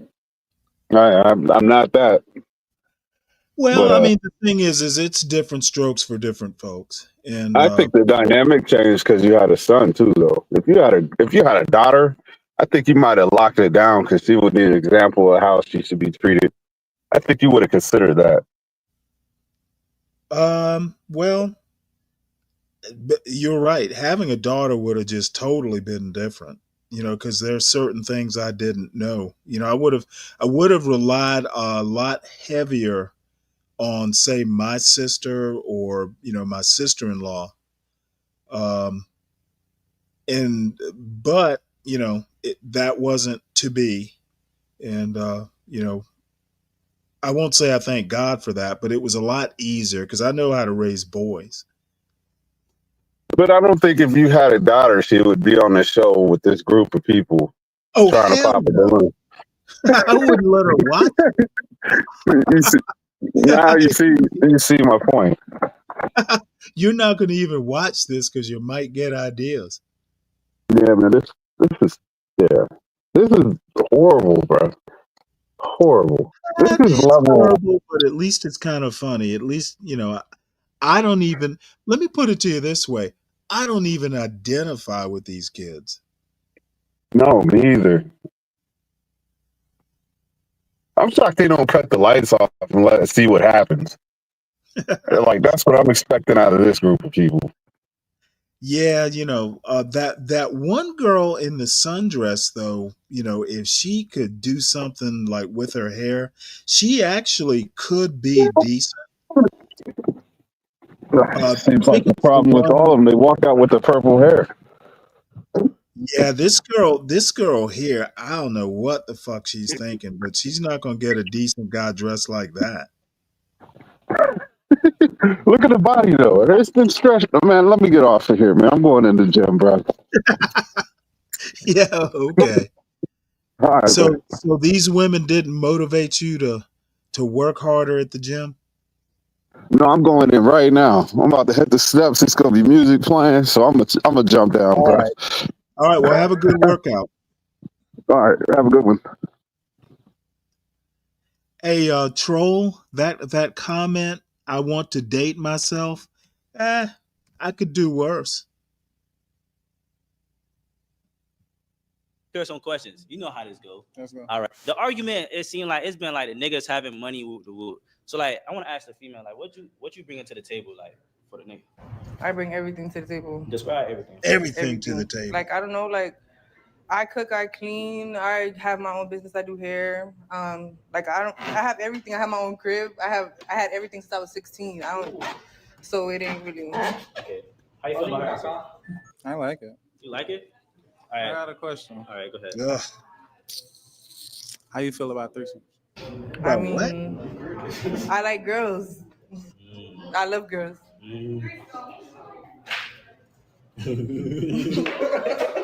Alright, so like, what you give him, like 1 through 10? Like, what we rating? I give you I give you like A 5. 8.5. 8.5. What to get him to that 9? Like, what's up? What do you mean? I mean, I give him a 9. I don't know. Cool. So we're gonna stay with that 9. So how y'all feeling about like matching? Like, would you match with him? Yeah, Come on, troll. I'm a catch. All right, good. So we got another match, another perfect match for the night. Perfect. All right, good. All right, y'all can just get the hell out of here. Just appreciate you. Thank you. Back with Layla. So I'm saying, like, what type of niggas you like? The fuck? Well, God sure damn. won't be Like, that. what type of niggas you like? Like dark skins, light skins. To be honest, I used to like dark skins, but now I like they don't gotta be dark skin. It could be like really. Since you got older, it could be anything. No. Okay, my bad. I fucked that up. My bad for sure. What you give yourself like 1 through 10? Like An 8. An 8? Damn, for sure. Okay. But how y'all boys feeling? Nobody pop their balloon? For shit show. Oh. All right. Respectfully. Respectfully. All right, for sure. That's kind. So listen, we got 4 niggas left. You feel me? With these last 4 niggas, I want you to like get rid of 2. Yeah. Wait, you want all 4 of them? No. Okay, yeah, you gotta get rid of 2 for me.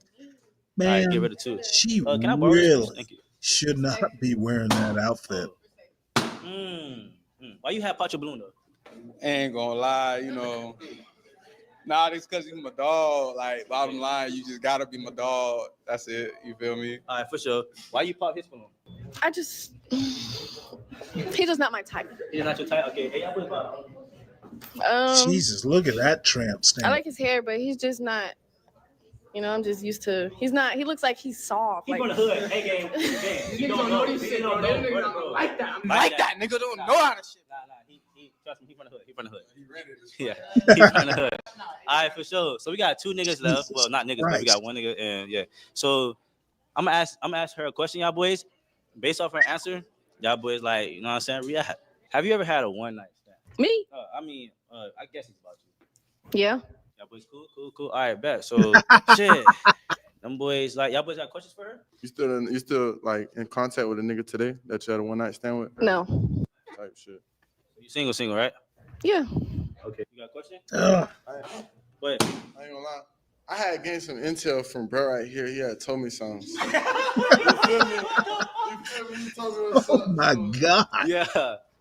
I ain't gonna lie. Wait, hold on. I got a question though. When did he tell you what was Yeah, that was a little bit of a rhetorical question. Okay, Have you had your a balloon one stayed night alive for a stand? little minute. I don't know what he talking about. You know what he talking about? I don't know what he talking about. He tripping? Yeah, he tripping. Okay. I don't even know her. Your balloon still. Oh. Yeah, your balloon haven't bought. For sure. Okay, so like. Hey, troll. That's all right, man. Like, what you give 1 It's through 10? expected that you give me smoke. Damn, she gave that look. You Brit right now. Give him a 10, 9. 10. Man, For sure. I tell you what. Matching? Like, y'all match? Ugh, this girl. That's cool. Y'all match? All right, we got another perfect match. Oh, shit. Damn. We got another perfect match. Make some fucking noise. Yeah, for sure. All right, y'all go. Yeah, y'all boys the last fool. Jeez. We down to the last fool, man. Mr. I ain't got no tight. I forgot what y'all boys said, man. But we finna see if these boys gonna match with somebody. Yeah. All right, who we with? Camera that way. I ain't gonna lie. Sierra. The So you got angle. You got come. Y'all got gum in my mouth? My bad. I was just saying like no smack. Ugh. All right, so let them know like where you from. Naples. Naples. Okay, for sure. What type of niggas you like? Where'd she say she's from England? Kelvin, you know her? First, that's right. She's all right. All right. Okay. Cool. Where you from? You from the country? No. Okay. Cool. So we got 2 niggas that already party balloon. 3 niggas that already party balloon. Well, damn. Let's just figure out why they party balloon though. Okay. Oh, All I right. thought you And I ain't said gonna press them England. if you want to. My Why you bad. party balloon? Holy cow. She look familiar or something? Chemistry with the gang. I ain't gonna say no name. I like that. That real. Chemistry with the gang. You said I a ain't lot, gonna say but you no ain't say name. too It's like chewing her gum like Rosie O'Donnell. I'm not gonna lie, you look like one of my friends' moms. I'm not gonna lie. Mom is crazy. You look great. But it's just not for me. I'm a little young. I'm a little younger. Like, You ain't my we pop type. out. You ain't my type anyway. It's They would only think- chocolate, baby. They would think I'm your son. Like Only chocolate, baby. Respectfully, you gang, but You my dog. you did something to my brother, so I can't. Okay. It's crazy. He's crazy. I just Oh my posted this before the You know thing, what? too. I'm Nah, actually I can't. glad I watched this. I can't. Okay. Cool. Wait, why the fuck you bought your balloon? I think I they're ain't in gonna Florida, cap. Fred. It's just shorts and a bodysuit. That's good milk. Yeah, well, you know what? She looks like the You right could have kind of came cow. like, look like you finna go shake some ass or something. That's how she came.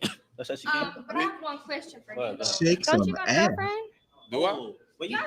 Do I? Yeah, I think you do. Ooh. I think he do. They said I got kids. They say a bunch of things too, but I ain't find it yet. Fred, let me double I ain't check. find them yet. Let me I ain't double find 'em yet. check. Can somebody please help me find them then, please? I need. Yeah, it should be getting personal, man. Oh, no. I know what it is. I ain't gonna count. I do have a twin brother, just to be clear. I do have a twin. I do have a twin. I do have a twin. I got a voucher too if y'all need that, but whatever. But I'm saying I got a twin. So you was wrong. You was wrong. He got a twin. Thank you. I'm sure. You take that back? No. Okay, cool. All right, though, Sierra, I appreciate Yeah, you. I'm pretty sure this is I take you Florida. home. You want me? Fred. Okay. God damn. All right, gang. So, so all the boys probably belong. All right. So we here with. Let them know who you is.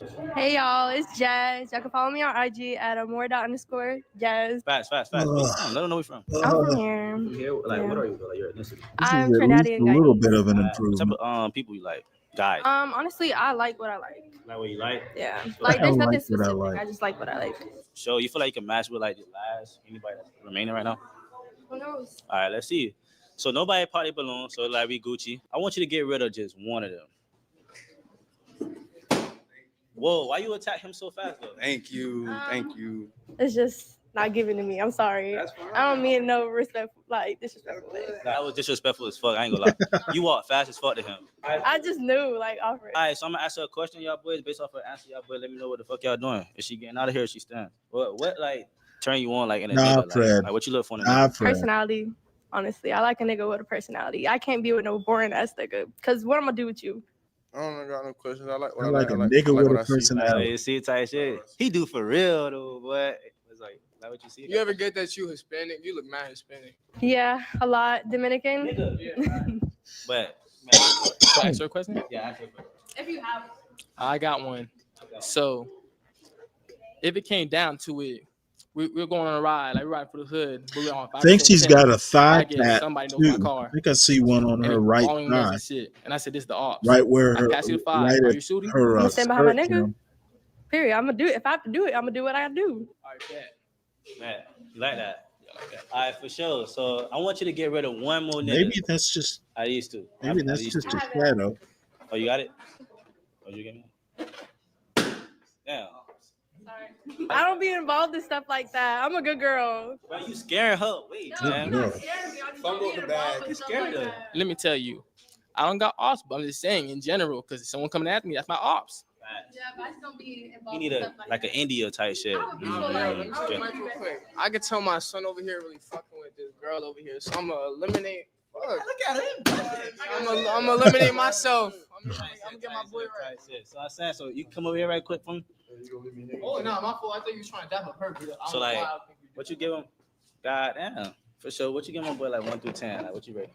Yeah, 9, strong 9. Oh, she like you too, bro. You know so I said, so you feel like y'all can match though? Honestly, I think I like the host a little bit more. All right. Damn. Wait, you still want her? She likes the whole man. Pop your damn balloon. The whole. Oh, for sure. Tight shit. I ain't gonna lie. I got a question though. I got a question for you though. Tight shit. Can we like type shit? No. Okay, cool. I want you. Damn. So we gonna. My bad, gang. That's two. That's two.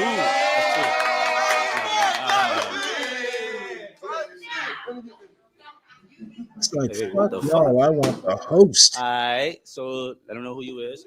Hi, Milani. Here you What's your go. ethnicity like? I Oh, know. okay, I'm Asian I and know white. someone in this chat Sure, the likes fuck, I the ain't gonna white fuck girl. with you, yeah.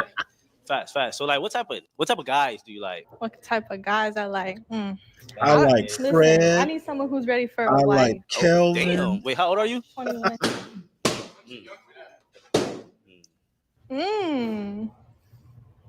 Y'all must be some hoes. Okay. All right. Cool. So let's get into it. Damn. Why you pop your balloon? You ain't fuck with the white shit. I'm just, you feel me? I feel like we're too young to talk about that. You ain't ready for a white. Like I know what I want, baby. You know what you. That's then who you want? Oh, Go get 'em. jeez. No, she means she know what you want. I know what I want in life. Yeah. Is that a camouflage skirt? You gotta respect that though. I respect that though. That's real. And you? Yeah, no, facts. It's I'm the all same you, shit. I'm Fred. just not ready for all that right now. I got too much going on. You trying to have fun? Nah, not even that, bro. I'm just too busy for all that shit. I'm not gonna lie. If I respect want to it. give you my all, I want to give you my all. You know what I'm saying? Facts. To be real with you, you say you ready to wipe, but then again, are you ready to be a stepmama? I don't fuck with baby moms. I don't got baby mama trouble. Are you ready to be a stepmama? You got kids? Yeah. Yeah, I don't Kelvin. know about that one. I got to find out. Kelvin, Wait, so what you yeah, accept a this nigga is that's 22?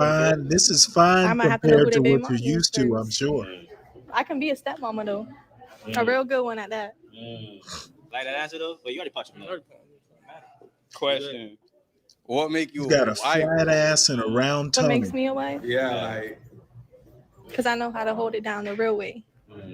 When shit get rough, I don't jump She's shit. fit. The fuck? good answer. Good answer. Good answer. So how you feel about him though? Let me know. I like He's I not really like my the type. white girl the Okay. most so I'm far. gonna have to. Damn.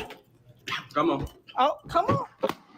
All I have to say is I have a don't let type. that I think you didn't have skin a type. fool you. I don't have a type, but like He's he's not my average Joe. okay. I You know what I'm saying? I apologize. I apologize. We couldn't find your match today. That's okay. I'm good. Okay. Look at my those bad. look at those I like that arms. answer though. Like you She is not gonna ready to be a remain wife? fit for You got long. my business card.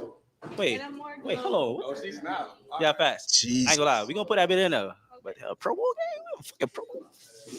Oh, you I need $25. she got All an right, y'all. So arm that's the end tat. of the video. Ugh. We ended with these 4 boys. The 4 niggas that say they ain't got no title. That shit crazy, bruh. But it was a lit video, man. Shout out my boy. Y'all boys gonna catch y'all some shit. Y'all the real players, though. Yeah, Real this players. is No, I'm saying real players. You feel me? this But is that's it for this video. Leave a like on this bit, comment, and subscribe. You know, I subscribe to Oak. this is Florida.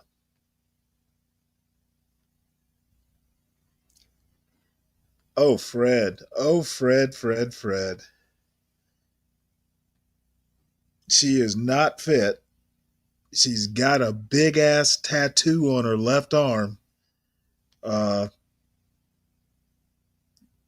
don't know. If you got to do white, don't do trailer trash.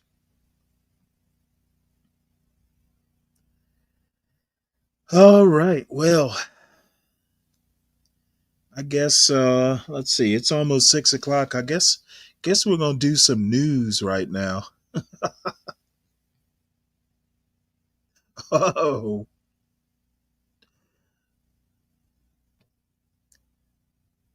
whew. That last pop the balloon, man. That was eek. I might have to go get a cup of coffee after that one. The future is bright.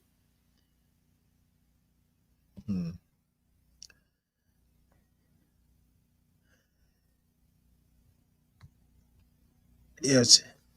She's probably I think she said she was 21, so she is not young.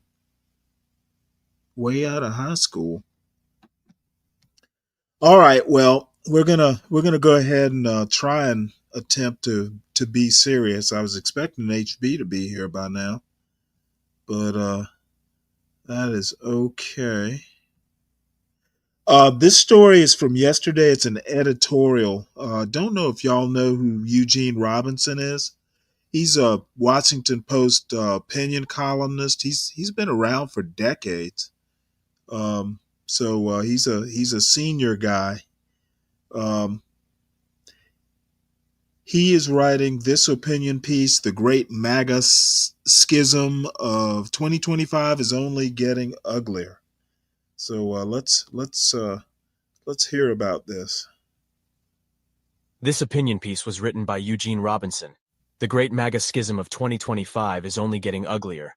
War of words between Musk and Bannon shows gap between rhetoric and reality.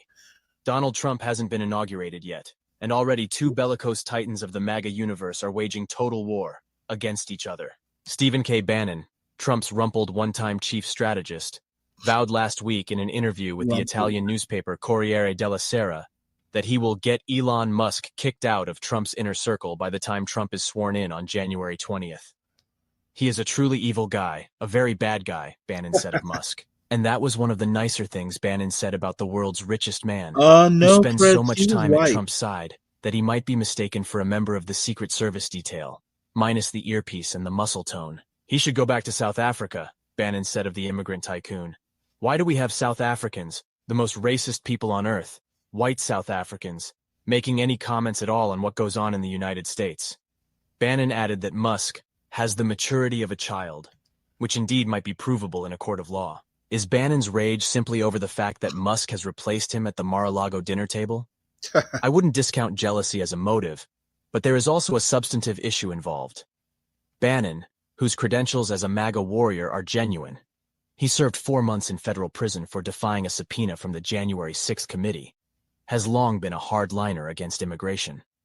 Musk is an equally fierce defender of the H-1B visa program that allows tech firms to bring skilled foreign workers into the country. The reason I'm in America, along with so many critical people who built SpaceX, Tesla, and hundreds of other companies that made America strong, is because of H-1B, Musk declared on X last month, responding to a post critical of the program.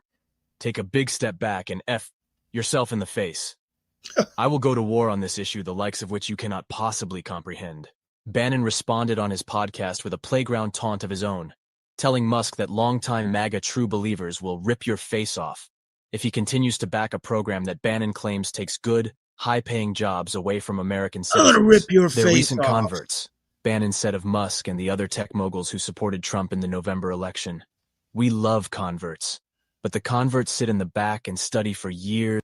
Hey, Bannon, believe it or not, Fred, was a naval officer. He got out as an 03. Probably, I know it was in the 80s that he got out. But so, I mean, he's had some military experience. And years to make sure you understand the faith and you understand the nuances of the faith and understand how you can internalize the faith. Musk and the others, he said, should not come up and go to the pulpit in your first week here He's a true and start believer lecturing in people about the something way that things are going to be. I don't. This war of find words between attractive. two insufferable blowhards reveals a consequential schism in the MAGA world and the yawning gap between MAGA rhetoric and objective reality. It is an article of faith among some of Trump's most loyal and avid supporters that immigration is a bad thing, period. In this view, the H-1B program is nothing more than a way for tech companies to hire foreign workers who can be paid less than American citizens and who cannot complain or quit because of their immigration status.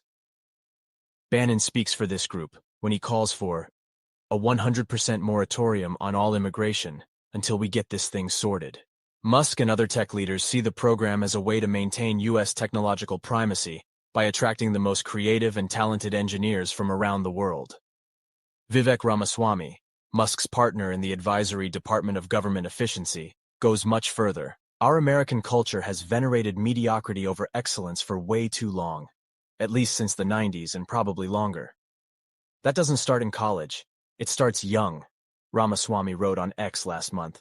A culture that celebrates the prom queen over the math Olympiad champ or the jock over the valedictorian will not produce the best engineers. Trump typically is trying to have it both ways. He sounded like Bannon during his first campaign in 2016, vowing to end forever the use of the H-1B as a cheap labor program and institute an absolute requirement to hire American workers first. Then he sounded like Musk last month, telling the New York Post that, "I've always liked the visas. I've always been in favor of the visas." And then with a straight face, he claimed that, "I didn't change my mind." Meanwhile, the Musk and Bannon factions, call them New MAGA and MAGA Classic, definitely are not changing their minds. This is ugly, and it promises to get uglier. This is actually a fairly interesting schism, if you want to call it that. I keep bringing up that, you know, the way I view this is MAGA is not a conservative movement. It is a populist movement. It is a populist movement that is right of center. And essentially, what I think the most apt description of the 2024 win by Trump, by MAGA, is oligarchs like Elon Musk, like Vivek Ramaswamy, and others basically rode the backs of Steve Bannon and populists like him all the way into office. Basically, it is accurate that Trump is basically their, Elon Musk's, I won't say Elon Musk's tool, but he is definitely going to have more influence than Steve Bannon. The thing is this oligarchy that Elon Musk represents, and I'm not using the term oligarchy lightly. I'm using it in the Aristotelian sense. They are going to win because basically the U.S. economy is tied up in this H-1B visa program. And Steve Bannon, the populists, other than, the ability to do a January 6th or just something like that, they actually hold no power. They don't hold the power that they think they do. And I think that's reflected in the fact that Trump pretty much is siding with Elon in this. And Bannon, I haven't noticed any olive branches being offered to Bannon. Bannon represents the MAGA base, and the MAGA base has no power. They think they do, but they don't. They would be nothing without, help from other factions that wound up siding with MAGA. So that's basically my breakdown. Bannon's going to lose this, and if he wins, it would shock the shit out of me. I don't see what Bannon has that is going to be, I don't see anything that Bannon has that would be useful to the American economy, other than rhetoric. And, the old ways, the basically saying that American culture is built on a meritocracy, and that meritocracy, is fueled by American excellence, is demonstrably not right, not actually happening. So anyway, that's my soapbox, and I've got a couple videos that I actually wanted to play on the H-1B visa front, but I don't even think I'm gonna bother with them. There is one that Aramiose Frimpong did that I think is spot on in describing the this fight. He's calling, the name of the video is Masks Off, Tech MAGA versus Ethno-Nationalist MAGA, wrestling with the urethropro problem. I don't even know what that word means, but Tech MAGA versus Ethno-Nationalist MAGA, perfect description. So I'm going to put that link to the Irony video in the chat if anybody wants to watch it. It is worth watching. I'm just not going to do it now because I want to move on.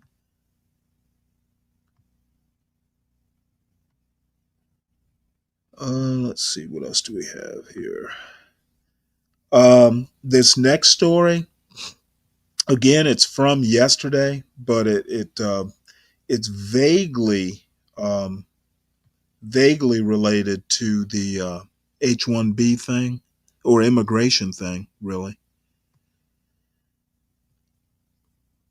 But there occasionally you do have H-1B visa people overstaying and becoming, illegal. So the name of the article is How Unauthorized Immigrants Help Finance Social Security Benefits. And I haven't read it, but, I'm vaguely familiar with how even immigrants who aren't supposed to be here often wind up paying taxes and other sorts of monies into the government. So we'll listen to this right quick. How unauthorized immigrants help finance Social Security benefits. This article is by Tara Siegel Bernard and read by an automated voice. The Social Security Administration receives billions in free money each year from an unexpected source: undocumented immigrants. This group paid an estimated $25.7 billion in Social Security taxes in 2022, according to a recent analysis from the Institute on Taxation and Economic Policy, a left-leaning tax research group. Since unauthorized workers cannot collect retirement and other Social Security benefits without a change to their immigration status, the billions they pour into the program effectively act as a subsidy for American beneficiaries. President-elect Donald J. Trump has vowed to carry out the nation's largest mass deportation program to date and restrict legal pathways to immigration. It's hard to predict whether the incoming administration will be able to follow through with its most aggressive promises, among them sending home the estimated 11 million undocumented workers currently in the United States. But if the White House does follow through, economists project a broad drag on the economy, and it could cost Social Security roughly $20 billion in cash flow annually, according to actuaries at the Social Security Administration, which sends benefits to 68 million Americans each month, totaling $1.5 trillion last year. Social Security has faced a financing shortfall for years, partly because of demographic shifts. Falling birth rates mean fewer people are paying into the program. Thousands of baby boomers are retiring daily, and retirees are collecting benefits for longer periods. America's demographic realities are increasingly challenging for financing programs like Social Security, said Shaya Kabaz, executive director of the Economic Policy Program at the Bipartisan Policy Center, a nonprofit. Net immigration into the country is one factor that has positively pushed against that trend and helped fill the gap left by an aging workforce. The trust fund that pays Social Security's retiree benefits is expected to run dry in 2033, when tax revenue will be enough to pay 79% of scheduled benefits. That means beneficiaries' checks would be reduced by 21% if Congress did nothing. Legislators are expected to do something, though there is a debate about the best approach to shore up the program. Major shifts to immigration policy could have ripple effects on Social Security. The net immigration rate was projected to drive population growth and account for all population increases beginning in 2040 because American fertility rates are so low, according to a 2024 report from the Congressional Budget Office. If the immigrant workforce declines, that will likely worsen Social Security's financial picture in the near term and require more significant reforms elsewhere, said Mr. Akabas of the Bipartisan Policy Center, which recently studied the issue. That said, the broader questions of immigration policy and border security require careful thought that goes beyond their impact on the Social Security program. To get a sense of how different levels of immigration, both lawful and otherwise, can alter the program's finances over the long term, we can look at the Social Security Administration's latest annual trustees report, which forecasts the financial health of the combined trust fund for retiree and disability benefits over a 75-year period starting in 2024. Social Security's shortfall is often measured as a percentage of the total payroll covered by the program, or all the wages subject to payroll taxes, the program's dedicated funding source. The trustees' best estimate assumes a population of 1.24 million net immigrants each year. At that rate, the program needs an additional 3.5% of its taxable payroll to become fully solvent. But if annual net immigration fell to 829,000, its low estimate, the program's long-term financing shortfall would worsen by about 10%, to 3.9% of taxable payroll from 3.5%. But if net immigrants rose to nearly 1.7 million annually, the financing shortfall would improve by 10%, to 3.1% of payroll. In other words, for every 100,000 net immigrants each year, the funding gap is improved by 0.09% of taxable payroll. Most of these individuals are earlier in their careers and begin contributing to Social Security immediately, even though they will not claim benefits for years into the future, if ever. A bipartisan policy center report said this creates a net positive effect on the Social Security system. Undocumented workers are still required to pay. Hey, Troll, one point, a lot of people aren't as smart as you were. I know from personal experience, I've known Mexican immigrants who have somehow or another purchased Social Security numbers. There's a whole racket behind that. These people actually stole Social Security numbers, went and worked under an assumed name, and they wound up paying Social Security taxes because they were getting a regular payroll check. So it does happen, and apparently it happened enough to generate about $27 billion last year. So, it's a thing. Pay taxes on any income earned in the United States, and it's estimated that at least half of them file federal tax returns. But even if they have contributed to payroll taxes, they are not permitted to collect any Social Security benefits and many other credits, including the Earned Income Tax Credit, which requires that all tax filers and their dependents have valid Social Security numbers. Employers are generally required to verify prospective workers' identities and their eligibility to work using the I-9 form and to collect documentation as evidence.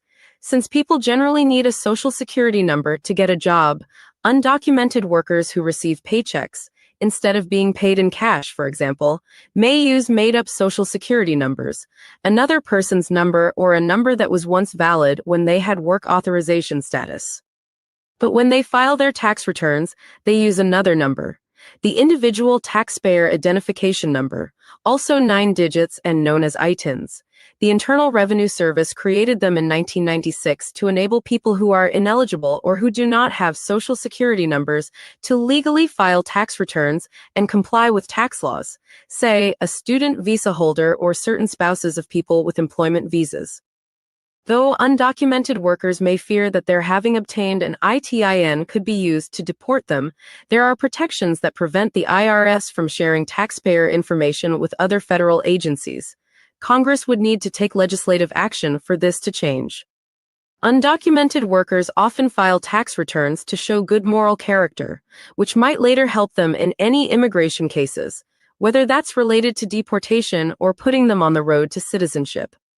They want to integrate into American society, and this is an important way to do that, said Sarah Laura, an associate clinical professor at Lewis and Amp Clark Law School and the director of its low-income taxpayer clinic.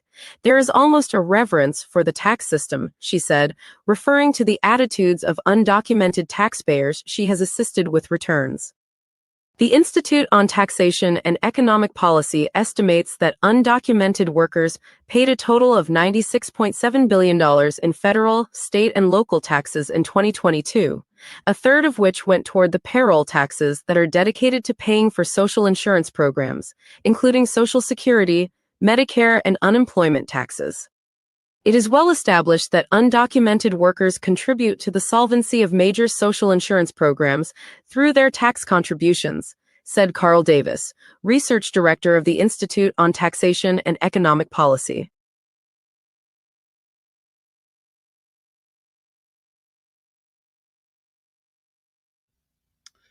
See, any comments?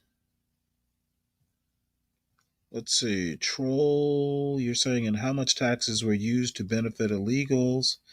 There's that study from a left leaning publication.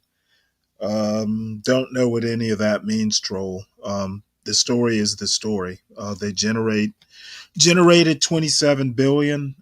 Don't really know, details like you're asking off the top of my head. And so this is just an FYI.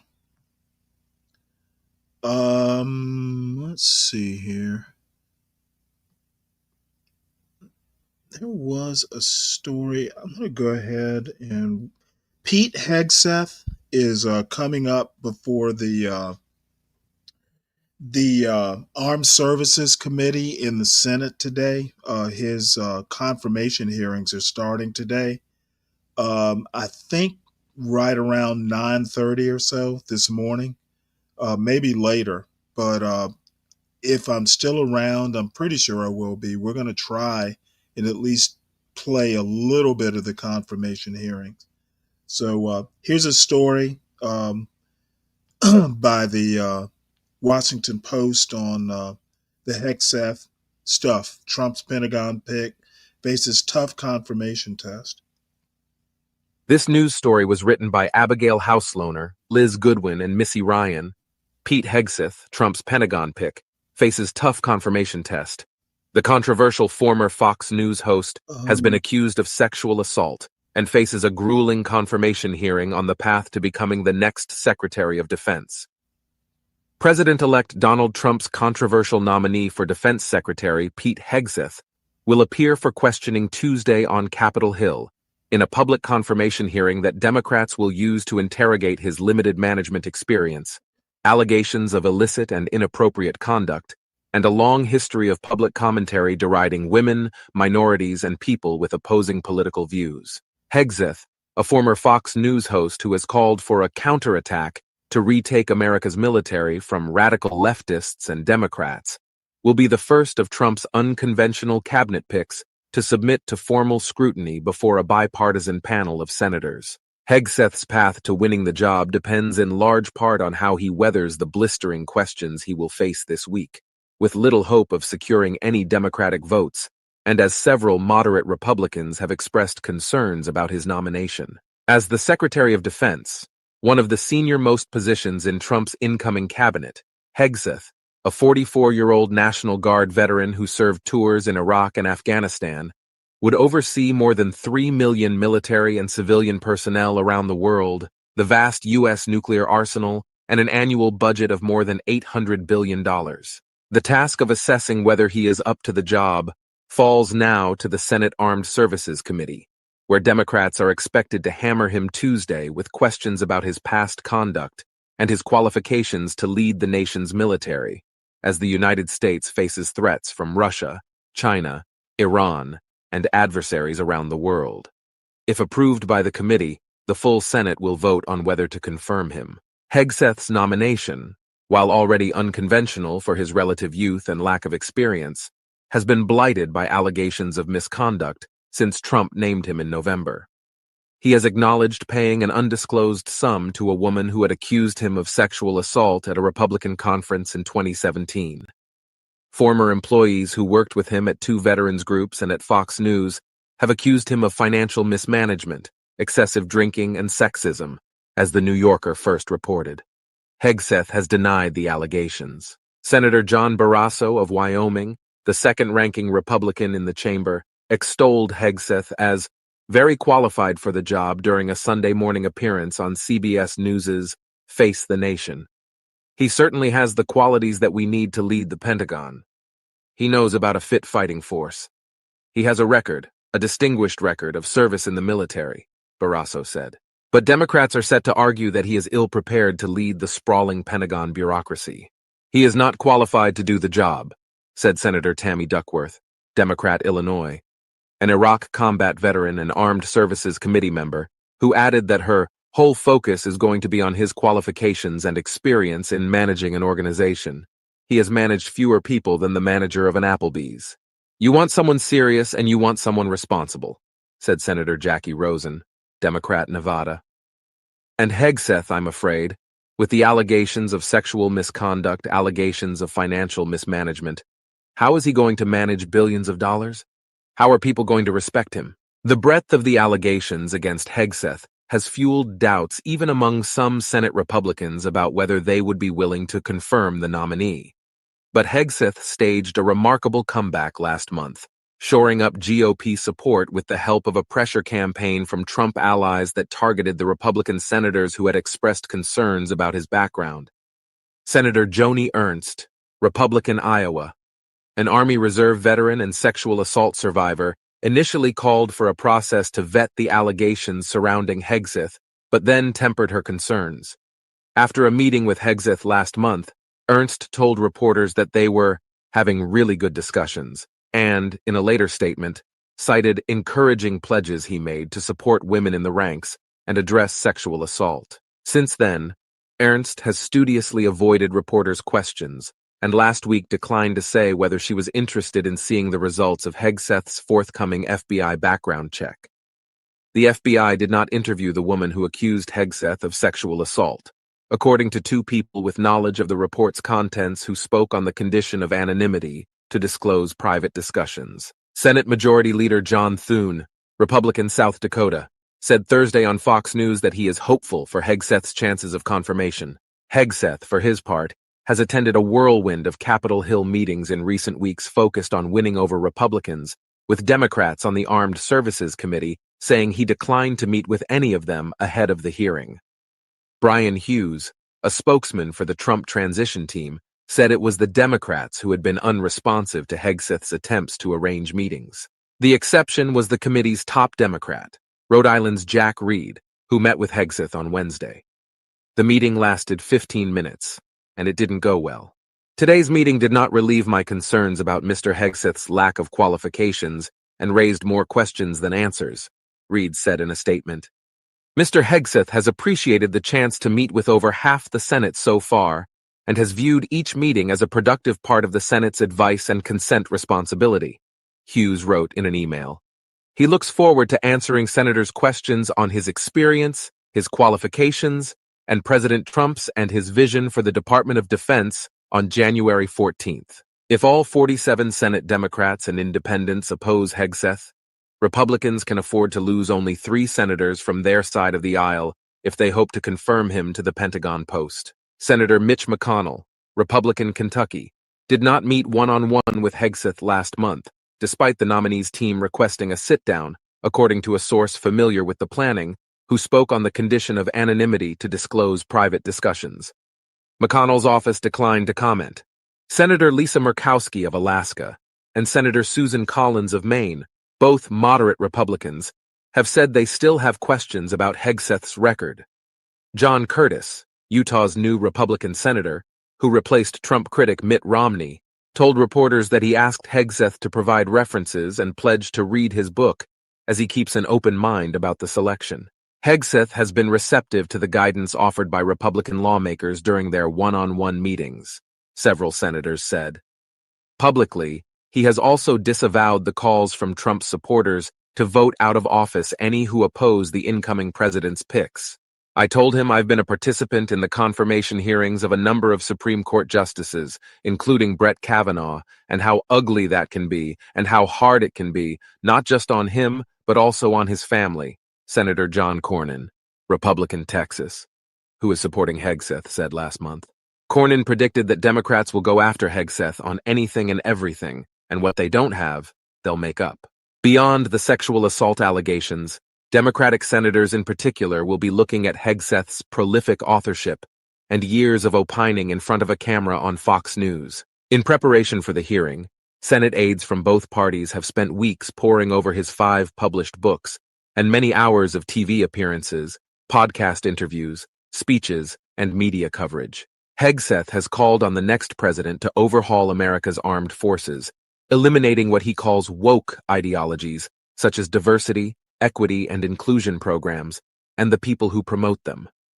He has mocked transgender military members as unfit for service and has said that the armed forces should be composed of patriotic, faith-filled Americans or normal men. The military is expected to be an apolitical institution, and Hegseth's history of polarizing statements has helped to fuel the left's anxiety surrounding his nomination.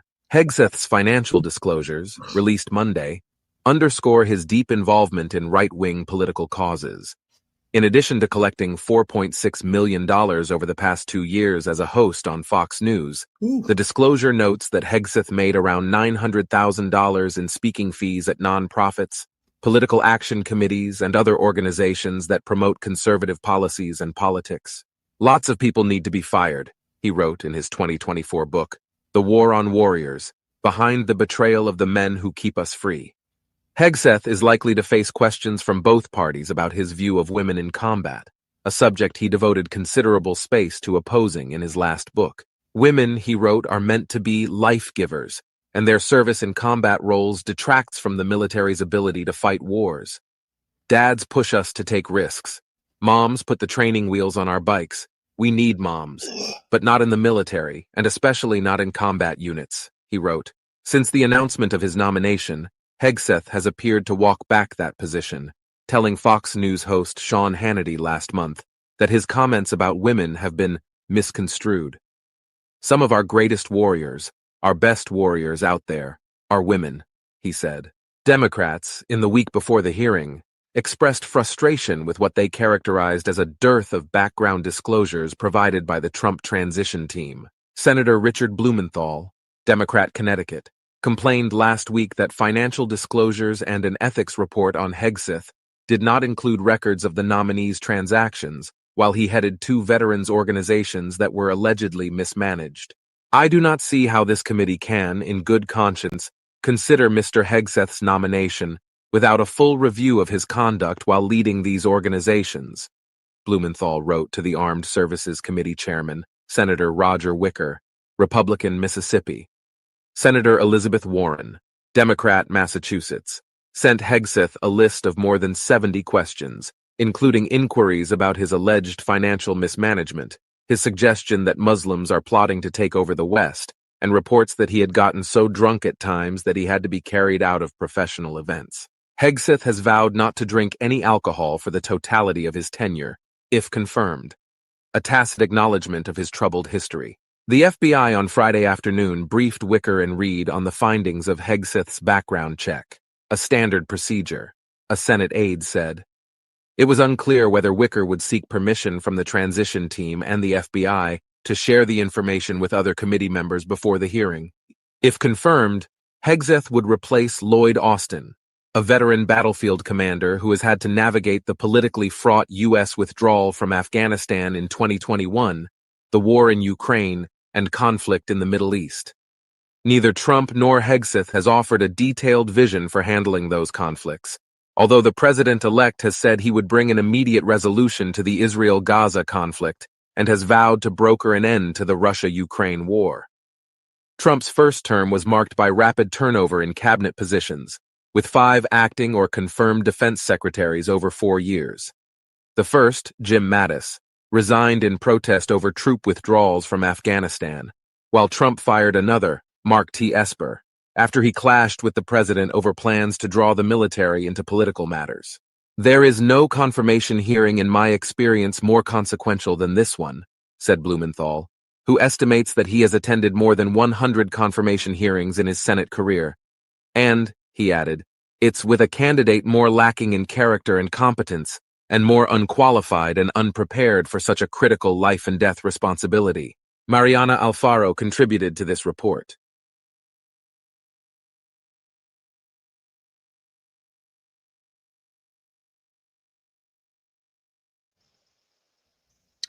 Hey, HB. Hey, good morning, Stanley. Hey, Morning. let me answer Troll right quick. Oh, go ahead, take Troll, it. you may have missed it, but I think that if I think Trump has basically gotten a rocky start. I made a comment, about presidents usually after they get inaugurated about 100 days of a honeymoon, that first 100 days. I think Trump has used up his grace period. He already has a major schism in MAGA. He has tried to kind of interfere with the last Congress's the last Congress's business. The debt ceiling and that sort of thing. I think he has shot his wad. I think his powder is no longer dry, to mix metaphors. I think your points about the left, if the left has any sense whatsoever, they're going to sit back and let MAGA self destruct, and it will. Um, Typically and historically, pendulums always swing too far left or right.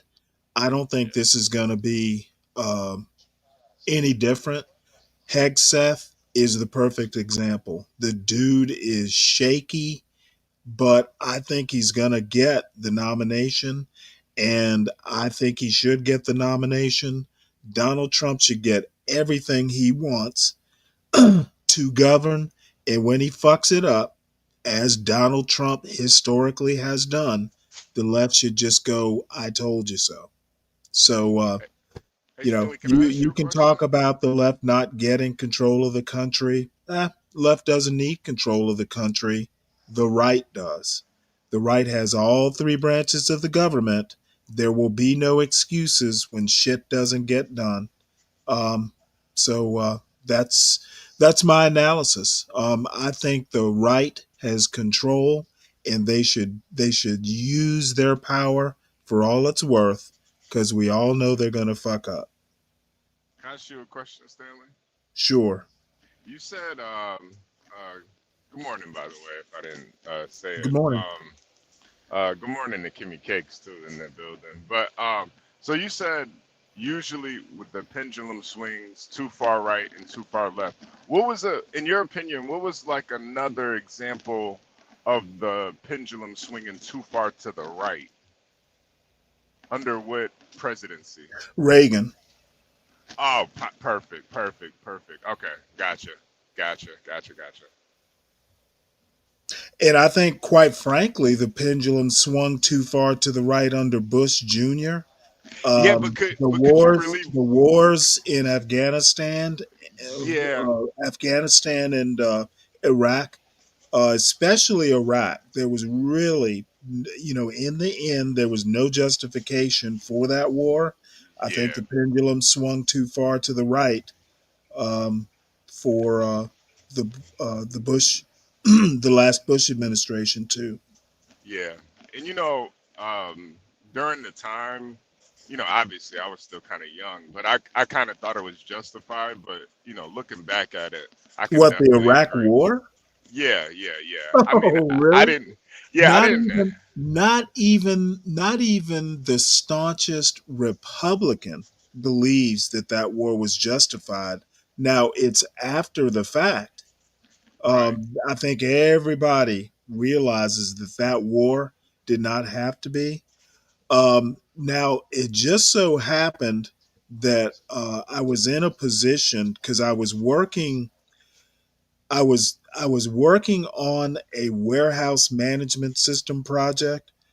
So I was living out of a hotel during the time that the hearings went on in Congress, debating whether the Iraq War should happen or not, or whether Congress was or the Senate specifically was going to give its approval. I listened to those hearings, and I knew at the time that this was just a bunch of baloney. Um, and the whole weapons of mass destruction thing. Yeah. Um, I think it was pretty blatant that it was kind of like a ruse. But in any case, you've got people like Hillary Clinton who voted for um, the War Powers Act or whatever it was they were trying to pass, and she definitely regrets it. And there are several, not even Republicans will say the war was justified. Yeah, I thought it was pretty bipartisan as far Oh, as it was pretty bipartisan, yeah. but we still haven't found weapons of mass destruction. No, there was never any weapons of mass destruction. I mean, you got to have rocket scientists first. I never heard of no damn Muslim rocket scientist. Well, they're nuclear scientists. Yeah, but I mean, come on, Stanley. Come on. What are Hey, you? what can you say? I mean, they're definitely drone scientists, and so I mean, I think most rocket scientists tend to be kind of a myth. A chemist. There are all kinds of scientists who work, you know, on everything from rocket fuel to mathematicians calculating, the ballistics. So, Well, rocket scientist is kind of a generic term. well, to Kelvin, he said HB ain't heard of Iran. Where is Iran getting their weapons from, though? Oh no, he's talking about the nuclear and rocket scientists. Yeah. Nuclear. Iran has a nuclear program. You didn't know that? I mean, on the surface, but I thought they were Oh heavily shoot, influenced. man! We've been trying to prevent them from developing nuclear weapons for decades. You didn't know that? Yeah. I mean, I thought, Okay, so you if know, you've got nuclear weapons, generally those warheads are on top of missiles, and have they missiles implies that they have rocket scientists. ever launched any of them? They've launched missiles at Israel. Oh yeah, that is right. That is right. Recently. So they Didn't have didn't rockets. They have didn't rocket scientists. didn't Israel like pretty much deflect all of those rockets though? They're kind of crude. Well, they deflected them with, the Iron Dome and some other, our planes have shot down rockets, and I'm sure their planes have shot down, well, missiles or whatever it was they shot down. So the bottom line is Iraq, whether they got the missiles from Russia or experts from Russia, bottom line is there are rocket scientists and nuclear scientists for that matter. Yeah, Ryan, that's kind of what I always assumed with Iran that Russia was doing that. Well, Okay, Russia was kind of Ryan, the bottom line is they have rocket scientists. I don't care where they're getting the weapons from. That's irrelevant. the well, I guess my bigger And point not was only that, but they've also taken and reverse engineered U.S. technology for drones. right, So right. they are more than capable of developing weapons. Iran has one of the best militaries on earth. Really? Why You why do you didn't say know? that? You did Why do you not say know? Well, I don't. I'm not the one saying it. who's Google say, it. who's saying that? Google it. Oh, all right, Stanley. Jeez. I mean, Jeez. I'm surprised. I'm surprised you don't know this. I mean, when you say one of the best, what are we talking? Like top five? I don't know about top five. Let Oh, me okay. let me Google it for you. I appreciate Apparently, you're that. busy driving. Where are you, by the way? I'm still in Wisconsin, man. It's literally -5 out here. It's literally -5. Oh man, I got two pairs of pants on, and it still isn't enough. Oh man, it's brutal. When I worked out this morning, it was tough.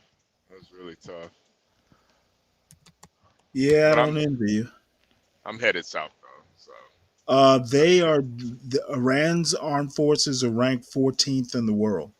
oh wow. So they That's must just be a the they that's just must a be quick Google. they must be the best in the Middle East then. Not better than probably Saudi Arabia. Definitely not Israel, but Well, yeah. not including Israel. When I say Middle East, I mean like the Well, Muslim the Middle countries. East includes Israel, but yeah, Yeah, they're yeah, they're yeah. they're they are a force. Saudi Arabia, if you got to look at Muslims, might be their counterbalance. Right. Turkey's in there also, though Turkey's considered Europe, but Turkey's in that mix also. But yeah, Iraq is a power. Okay. Ah. I wonder what makes their army so good. Do you think it's just their how their military is trained, or is it Um, the weapons I that they mean, have? you got to think Iran has always had a tradition of a military tradition, since Right. ancient times. I mean, Cyrus, in they've had like several empires, Hmm. and I'm not real familiar with the history of it, but yeah, they've been, you know, they've always had some form of a military tradition. So more. Oh, okay, I got you. So just like a kind of warrior culture over there. Well, yeah, Persia. I mean, you've heard about Persian empires and stuff. Right, right. Persian women, you know, pretty feisty.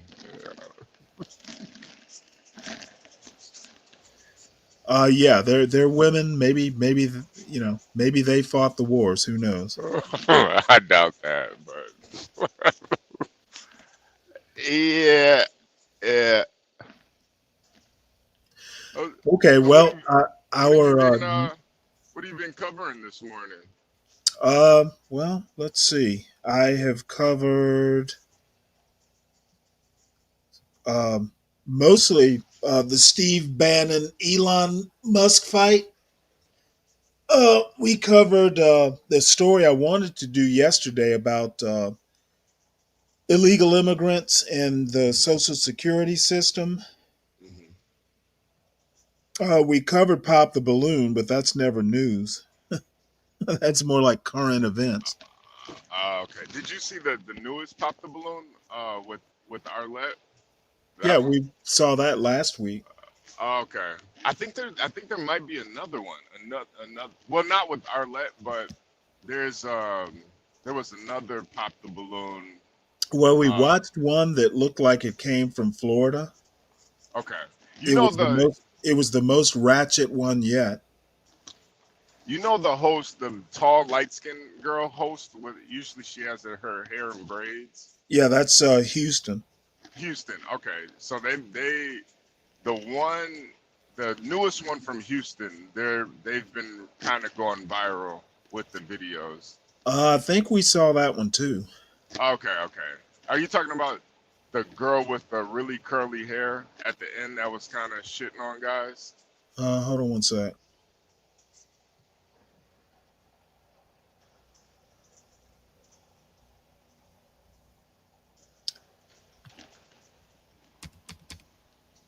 Because I have all those flagged, not flagged, but I subscribe to them.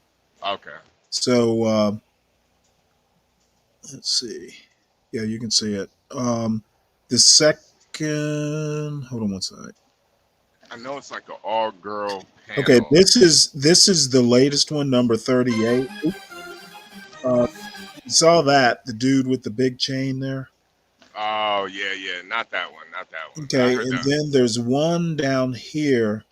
This Is is it? one from St. Louis. Is there like a Christmas sweater episode? I think there was. That's the one I wanted you to watch. The women are really feisty on that one. I know you like your feisty women. We watched this one based off Body. Had a couple white girls in there that Oh, managed to register on the ratchet scale. nice. I think they need to bring in more white girls. I think that'll add a Yeah, yeah, they definitely need to interesting, do that. interesting That'll dynamic. that'll that'll dispel the myth of white supremacy for sure. Yeah, because I think there's probably it's gonna take a strong man to pick a white woman in front of a dais full of sisters. It's go- Oh wait, we did watch the one with the balloon with the Christmas sweaters. That was oh, a okay. that was a That's the Houston. most. Okay, yeah, that's the one I was talking about. That's the one I was talking about. Yeah, we Okay, we watched it. okay, Maybe you missed it. okay. What'd you think of that one? Um, wasn't one of the better Houston episodes. I'm not a big fan of Houston. They tend to be a little. Ratchet. I wouldn't even say ratchet, just weird. Yeah.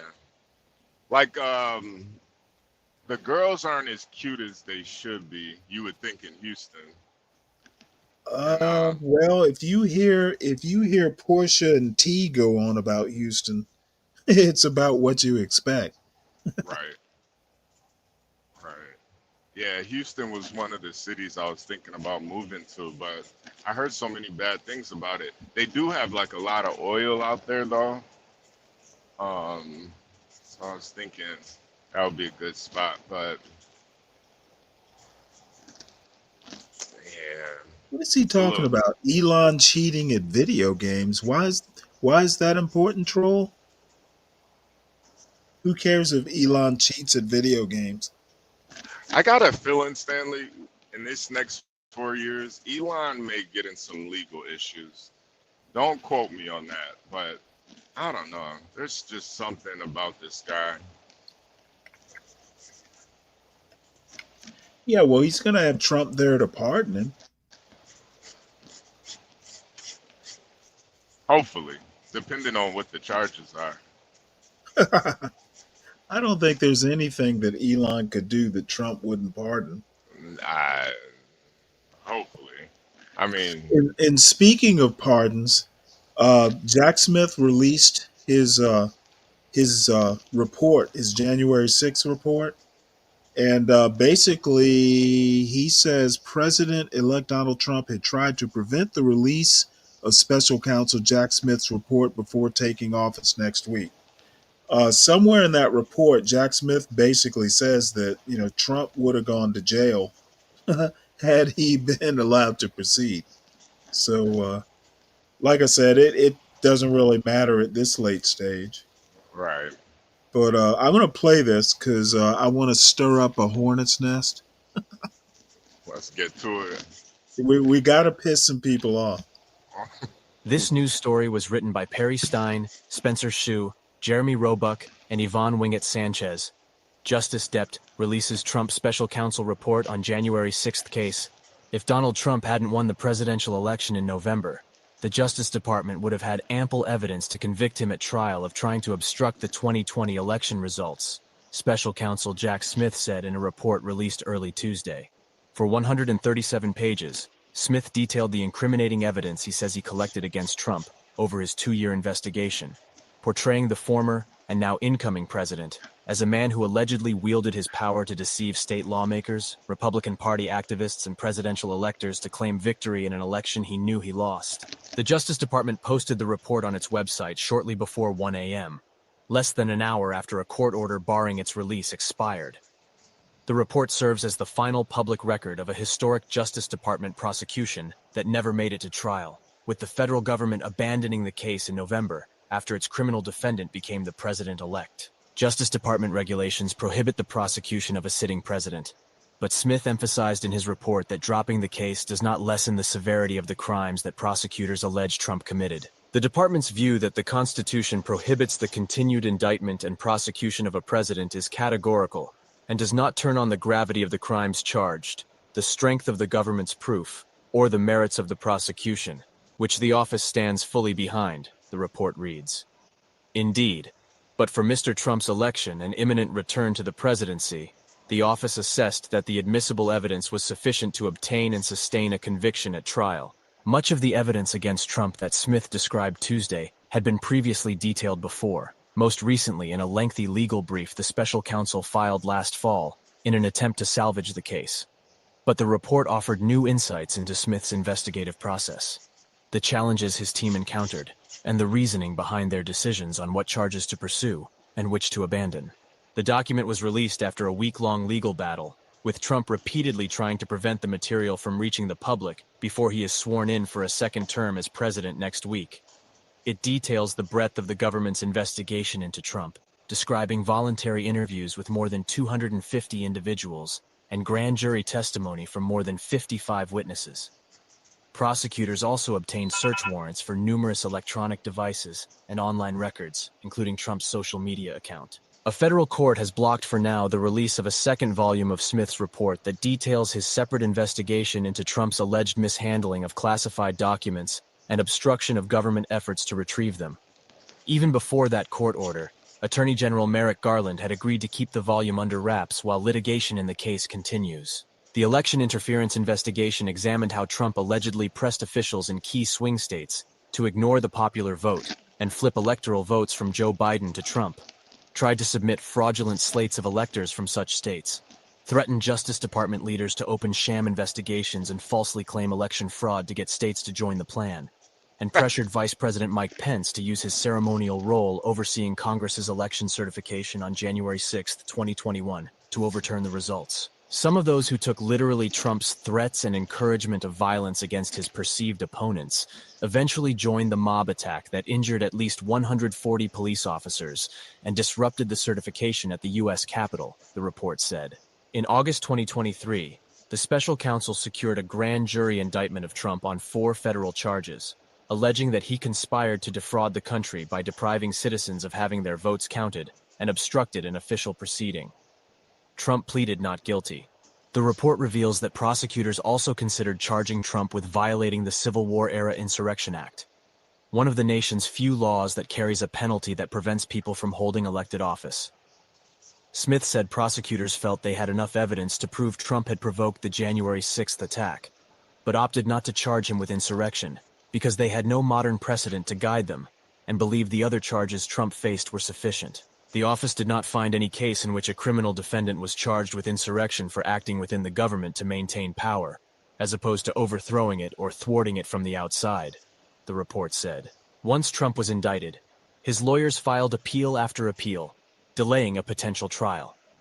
The proceedings were paused for months when the Supreme Court took up Trump's question of whether a president's immunity from criminal prosecution extends to the actions alleged in the indictment. In an explosive ruling, the justices largely sided with Trump, dramatically expanding the scope of presidential immunity. That decision prompted the Justice Department to file a whittled-down indictment, stripped of evidence and allegations related to the president's core constitutional powers, such as his oversight of the Justice Department, but bolstered to argue that other official acts were taken as a private candidate seeking office, and therefore not immune from prosecution. The parties were in the process of litigating what allegations could be included in the indictment when Trump won the November election. That meant the case would be dismissed. But under Justice Department regulations, the special counsel still needed to complete a report. And last week, Smith submitted the report to Garland, who sent it to Congress at midnight and released it a short time later. While we were not able to bring the cases we charged to trial, I believe the fact that our team stood up for the rule of law matters, Smith wrote in a letter to the Attorney General that accompanied the report. I believe the example our team set for others to fight for justice without regard for the personal costs matters. During pretrial proceedings, Smith's team never publicly addressed how Trump's presidential campaign was impacting the case, only telling judges that politics did not drive their investigation.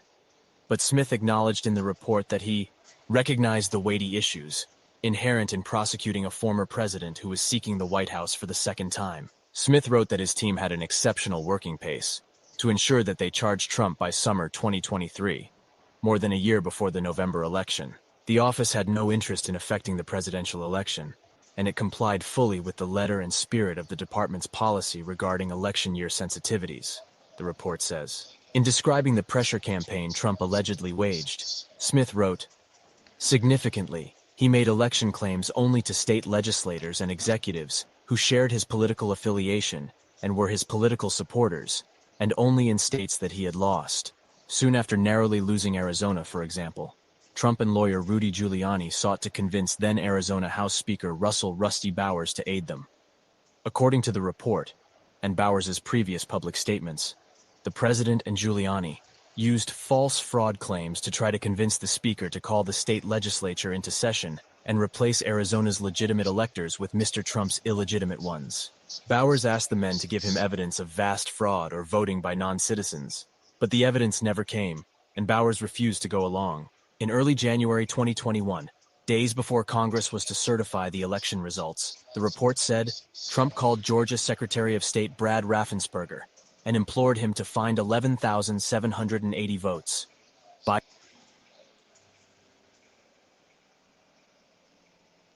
Stanley, I think Here, you cut out. let me stop this right quick to address. Okay.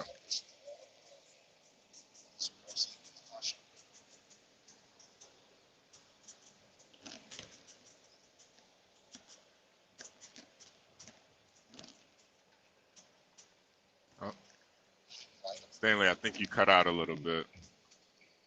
Oh, sorry. I There don't we think go. the left should say anything. I don't think the left should keep repeating anything. The report is out. People can read. Repeating it will do no good. Trump has won. I think the best thing the left can do, at least the center left, is not say anything. Let Trump govern or fuck up. But let's not interfere with him. All three branches of government, Republicans have to govern. All the left can do is give Trump and his cronies excuses. Leave them alone, let them govern. When they fuck up, if they fuck up, we just do the I told you so. Otherwise, if they govern great, hey, they govern great.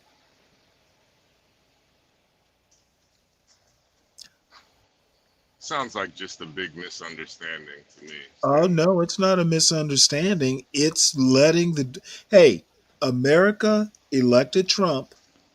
I I think what it is the right continues, or not the right, but MAGA specifically continues to want to fight a fight that's not happening.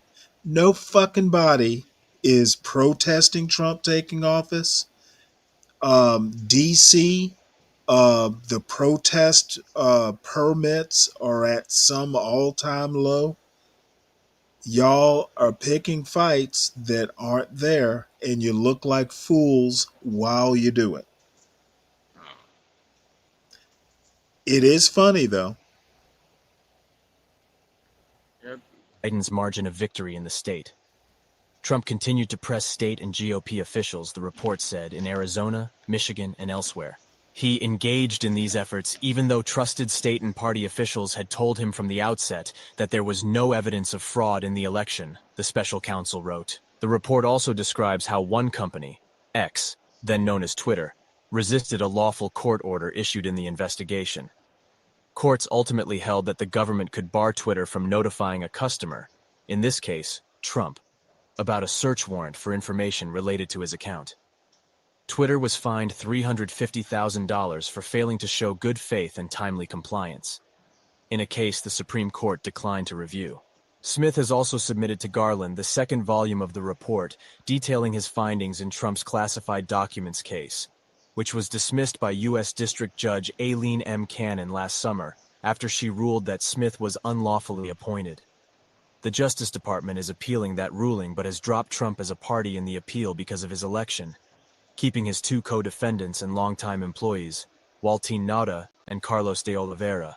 Nauta and de Oliveira joined Trump in fighting the release of the special counsel report, saying they could be unfairly prejudiced if that classified documents portion is made public, and the case against them is later resurrected by an appeals court. Cannon scheduled a hearing Friday to hear their concerns and said she would decide the fate of the classified documents volume after that. Garland has said he does not intend to publicly release that report while there is ongoing litigation against the co-defendants. But he said he wants to transmit the report to select leaders in Congress if they agree not to make it public. Smith gave Trump's attorneys a chance to review his report earlier this month. In a letter to the Attorney General that was also released Tuesday by the Justice Department, the lawyers attacked Smith as an out-of-control private citizen, unconstitutionally posing as a prosecutor, and said his report peddled false and discredited accusations. They urged Garland not to make the report public, saying it would interfere with Trump's transition, an argument they have since unsuccessfully pursued in court. Smith's response noted that despite their bluster, Trump's attorneys had not raised any specific factual objections to the special counsel's findings. He called their arguments for suppressing its public release disingenuous. In his separate letter to Garland, Smith balked at repeated assertions by Trump and his allies that politics had tainted the special counsel team's prosecutorial decisions. My office had one North Star, to follow the facts and law wherever they led. Nothing more and nothing less, he wrote. To all who know me well, the claim from Mr. Trump that my decisions as a prosecutor were influenced or directed by the Biden administration or other political actors is, in a word, laughable. Wingett Sanchez reported from Phoenix. Aaron Schaffer in Washington contributed to this report. All right. Well, he's got his report released and it will have zero effect. But I'm sure it's well written Why do you think he put it out? because that's was his duty to do it. He's pretty much got to account for his time. Uh, he's got a I mean, he can't just quit and he can't just spend all that money investigating and not put out what his conclusions were. right, That would cause some trouble. You know, they want their money accounted for. right, right. And All right, well, this is just his opinion. This isn't. it's his report. So, I guess you could say it's his opinion, but like I said, it really doesn't matter. He's accounted for his time, and Biden actually, from what I've read, he might be contemplating a blanket pardon for Smith, Fauci, and I forget who the third person is. The Cheneys, Liz Cheney. Why would he need to do that for Fauci? Um, because I don't know, Republicans might try and drum up some charge. They've been talking about prosecuting Fauci for years now. Just because of COVID? Just because they think he did something with, I forget what the term is for juicing up viruses, weaponizing viruses. They want to somehow or another connect him to the Wuhan lab stuff. Gotcha. So Yeah, I do remember those. All right. Well, the next story, Republicans say they want to put conditions on wildfire aid to California. Of course they do. This news story was written by Jacob Bogage and Toulouse Olorunapa. Republicans say they want to put conditions on wildfire aid to California. California and other Democratic-controlled states would need to atone for bad behavior on land management and taxes if they want federal assistance, some lawmakers said. Leading congressional Republicans say they want to place conditions on aid for California's wildfire victims, trying to force the state to fix what one lawmaker called bad behavior on policies ranging from taxes to land management in exchange for billions of dollars in federal help to recover from a natural disaster. House Speaker Mike Johnson, Republican Louisiana, said Monday that there should probably be conditions on that aid and pointed to disagreements about California's resource management and forest management mistakes. Senator John Barrasso, Wyoming, the number 2 Republican in the upper chamber, also blamed the fire's devastating outcome on policies of the liberal administration out there during a Sunday interview on CBS's Face the Nation. I expect that there will be strings attached to money that is ultimately approved, and it has to do with being ready the next time because this was a gross failure this time, Barrasso said. Representative Zach Nunn, Republican Iowa, said California and other Democratic-controlled states would need to atone for bad behavior if they wanted federal assistance. We will certainly help those thousands of homes and families who've been devastated, but we also expect you to change bad behavior, Nunn said Monday on Fox Business. We should look at the same for these blue states who have run away with a broken tax policy. We want to be able to help our colleagues in New York, California, and New Jersey, but those governors need to change their tune now. It is too early, policymakers say, to determine how much help California residents and businesses could need after 4 wildfires ravaged the greater Los Angeles area. It could be more than $50 billion by some estimates, and a full assessment probably will not be complete for weeks.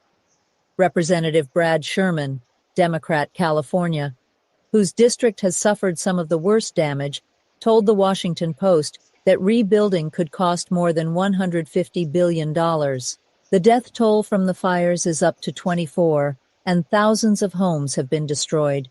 More than 100,000 residents have had to evacuate to flee the blazes. Lawmakers typically approve federal aid after natural disasters without requiring states to change policies first. President-elect Donald Trump has repeatedly blamed California Governor Gavin Newsom, Democrat, for the fires. Water policy experts, however, have disputed Trump's claims of water shortage in Southern California. They say the fires are due to a combination of lack of rain and severe wind. During last year's campaign, Trump threatened to withhold federal aid from California unless the state changed how it approached water management. The question is, what are they linking it to? And we'll see. But if the aid is not provided because Republicans are linking it, the country is with the Pacific Palisades right now. The country expects that the federal government will come in and help people, Sherman said. Look, I voted for aid for Hurricane Sandy and Maui and Hurricane Laura in the Delta in Louisiana, and the idea.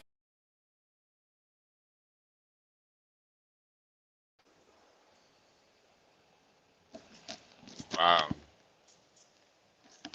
So many people have lost their homes. I think making this political is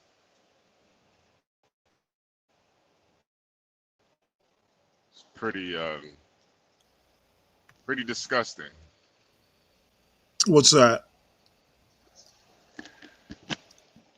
So many people have lost their homes. Making this political is pretty evil to a certain extent. Yeah, well, you know what? That's why the left should just sit back and let the Republicans do what they're going to do.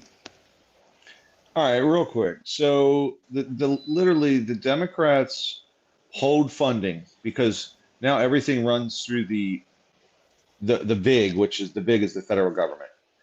So school funding runs through the federal government. Everything runs through the federal government, and they do it consistently. And that's the goal by the Democrats, is to always do that, run it through the federal government, the bureaucracy. Okay, do you want me to just and now Trump's going to do it. Do you want me to just halt you right now and shit all over your points, or wait till you're done? No, wait till I'm done at least. That would be respectful, and at least you'd be able to really smash them harder. Everything runs through so in other words, if you exceed the speed limit on a state road, the government will not pay your highway fund, right? Like the state highway fund. In Pennsylvania, they do this several times where they say, well, we're not going to pay. You have to comply with federal regulations when it comes to schools, highways, and 27 other things. So now the Republicans are saying, hey, we're going to hold funding on this unless you comply. And the Washington Post, a commie rag, turns it into a big deal. The Democrats do it all the time on everything. So what's the difference? Well, the difference is now you're doing whataboutism. Oh, so there's no whataboutism? There's no fair play? Well, no, here? you're literally doing whataboutism in the middle of a fucking natural disaster. Congratulations. You're making the right look great. Listen. Why is it okay for just answer the question. Why is it okay for the Democrats I'm not to do answering it shit with everything? I'm just making an observation. And my issue isn't now necessarily is a good time to talk about just what finish. the Democrats have been doing. Great timing. My main issue with this isn't even that the Republicans or Democrats do it. It's that the Washington Post only covers it when the right does it. Again, the media publication only does it when the right does it. Great time. Now's a great time to bring this up. I'm simply stating that this I bet that fireman in the picture is thinking the same thing you are. My point is the media. My point is what they're doing. He's thinking that fucking Washington Post picked now. My question is, why is the left-wing media covering it now, but not for every single day that the Democrats do it year for years? All state funding comes from the feds. They literally make you fit into what they want you to do. Department of Ed funding, everything. Oh, well, here's what we're going to do now. My response is this fireman and God is Real, who called in yesterday, could give a fuck less what the Washington Post is publishing. Well, my problem is Well, see, It's a biased media. the actual problem is you have a problem. So no, I have a problem with the media While coverage. Los Angeles is burning, we have a real life example of a guy who might have lost his house in a picture of this fireman trying in vain to put out flames. You're wondering about what the Washington Post is doing. So let me ask you a question, right? And let's just hash it out, right? There's a water issue in California that's been year on year on year. You know, they could in Israel they have desalinators, right? They take ocean water and remove the salt and use it as regular water. California won't do that, even though they've had droughts for years, according to them, for 20-year drought until last year, right? Well, they don't want to build desalinators because, quote unquote, it'll ruin the how everything looks because they love the shoreline, right? I get it, but unless you change your water management, it's going to happen again. So when the feds show up and give them money and they don't fix the root of the problem, that's a problem. That's a problem. You're bailing out a state that is not, it has terrible water management policies, not just fires. We're talking, there's no water. Everything's coming from the Colorado River, which was redirected. And at the end of the day, they have a major issue they won't fix because they don't want to Can I build ask you a offshore question? desalinators. Yeah, go ahead. Do you think the voters in California know about all this? Yeah, absolutely. Okay, just checking. Absolutely. They keep voting the same idiots in. And by the way, when the Fed shows up to bail them out, guess what? They never learn a lesson. They never go, we need to change our water management practices because the federal government shows up with the cape on, like Superman, and says, don't worry, we'll get the tab. Right? We'll get the tab. Don't worry.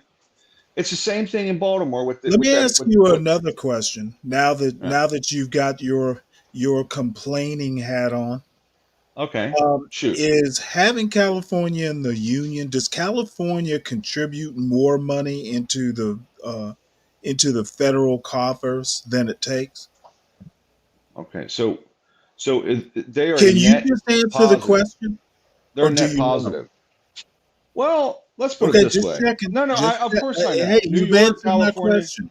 Yes, It's a net It's a net positive, right? positive. Yes, yeah. So Okay, let's starve you don't have to go Mississippi. farther. Let's You starve don't have out to go farther. Indiana. We can starve Kansas out because they don't pay Okay, as much as California. you can continue to go forward, but you've Mhm. answered my question. There's really no need to go farther. Hey, Well, Stanley, hold on one second, Ryan. Hey, Stanley, I put a link in the back. This is related to what we're talking.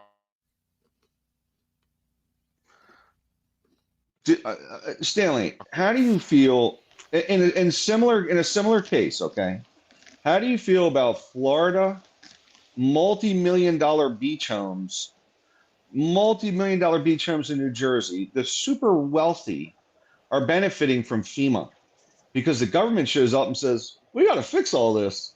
So like the guy living in Alabama in a 1,800 square foot house, taxes are paying for a $10 million beach home because FEMA keeps showing up and bailing them out because that guy wants to live on the ocean. Do you think that's right? Are you It's the same thing.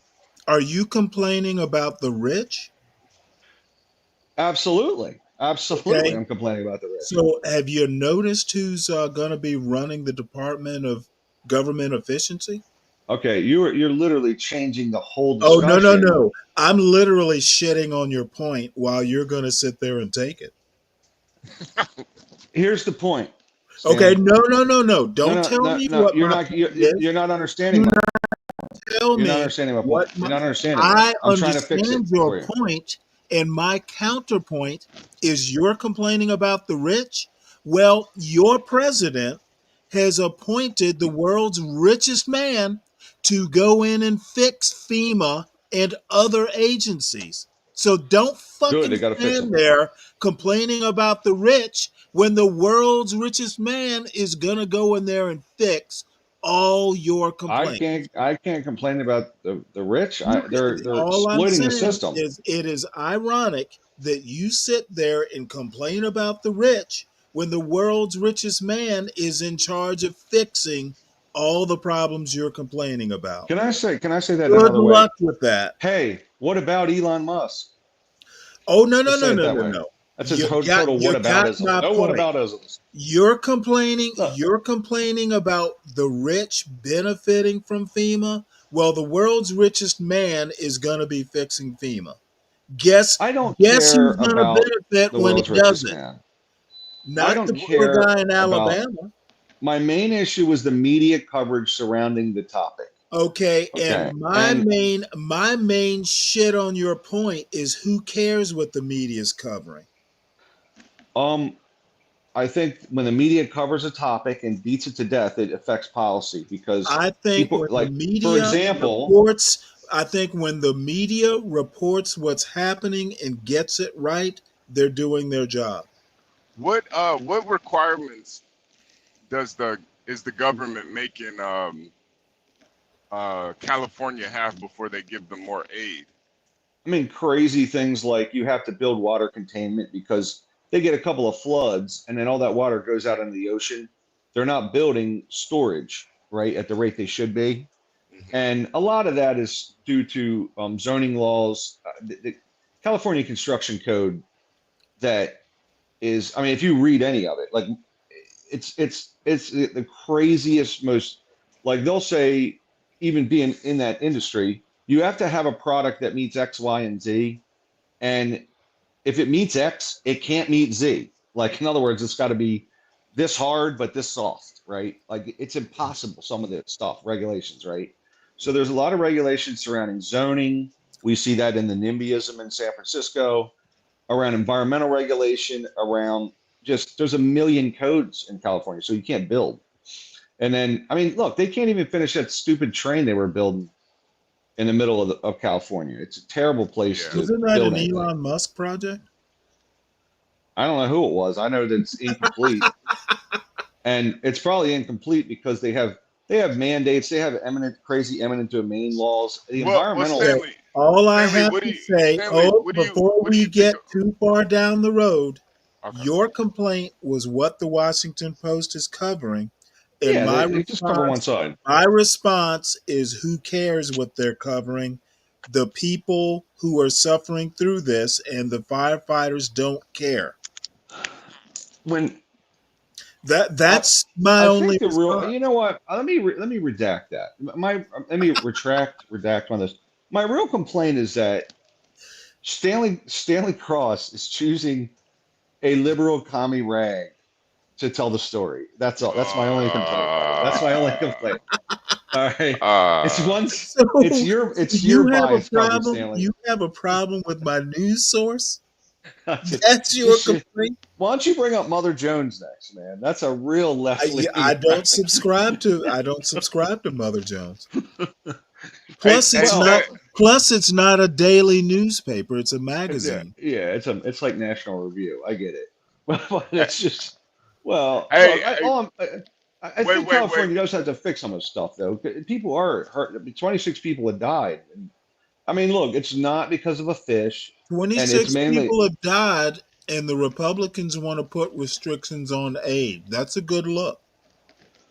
Listen, man.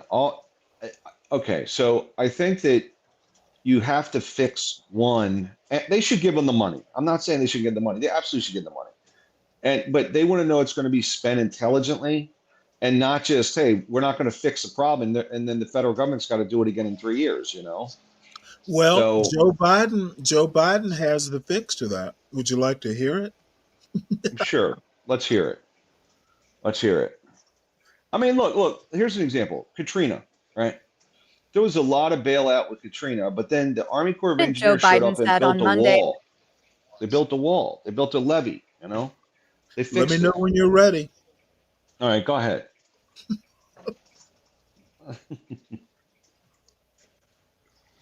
People impacted by the California wildfires will receive a one-time payment of $770 so they can quickly purchase things like water, baby formula, and prescriptions.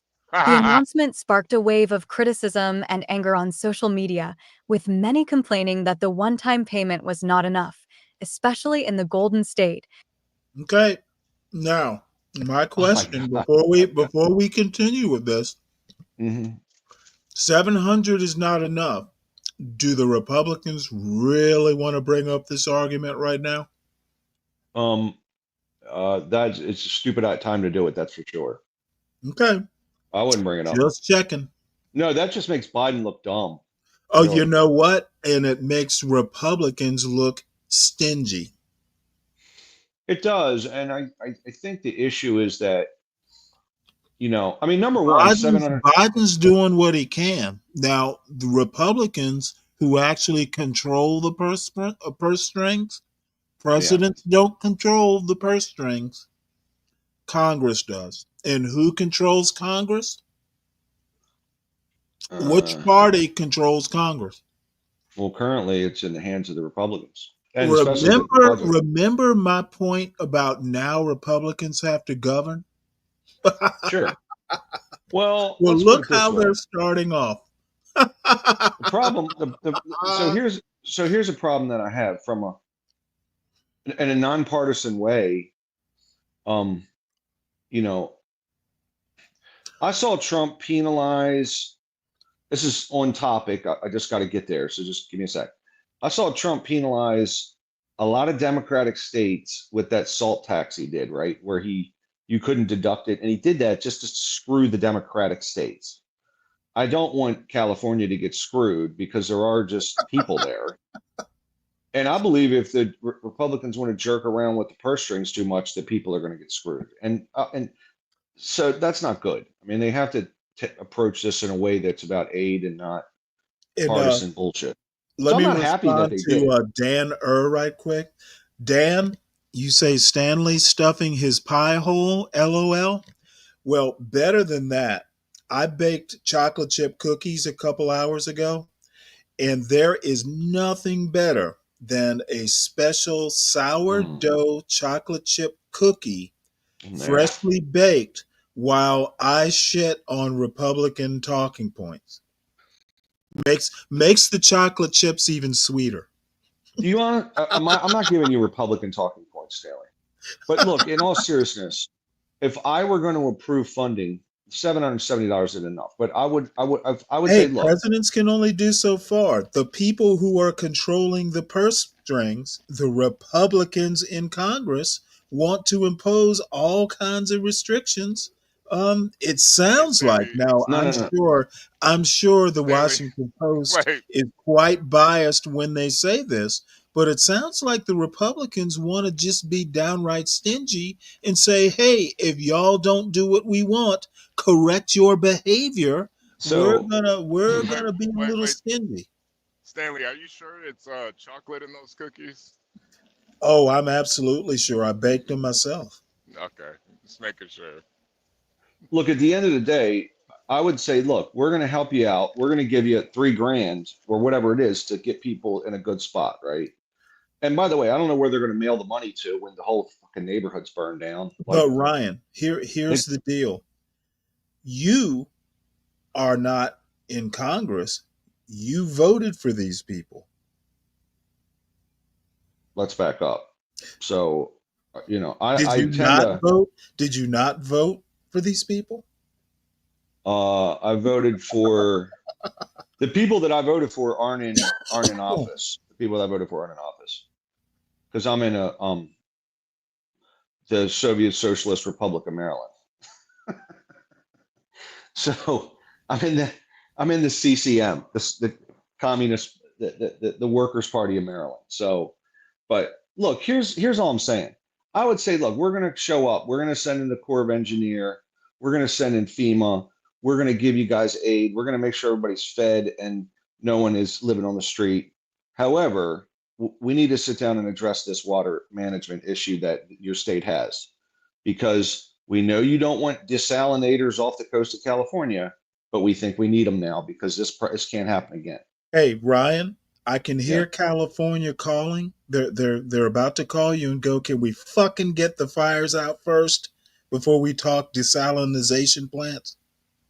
Yeah, we can do that, but we have to agree to meet on this topic. Well, listen, I mean, look, at the end of the day, that's reasonable. And if I was California, I'd say, yeah, we definitely Oh, have to I'm do not something. saying it's not reasonable. I'm questioning the timing. Why the fuck Well, are they doing this while the fires are still burning?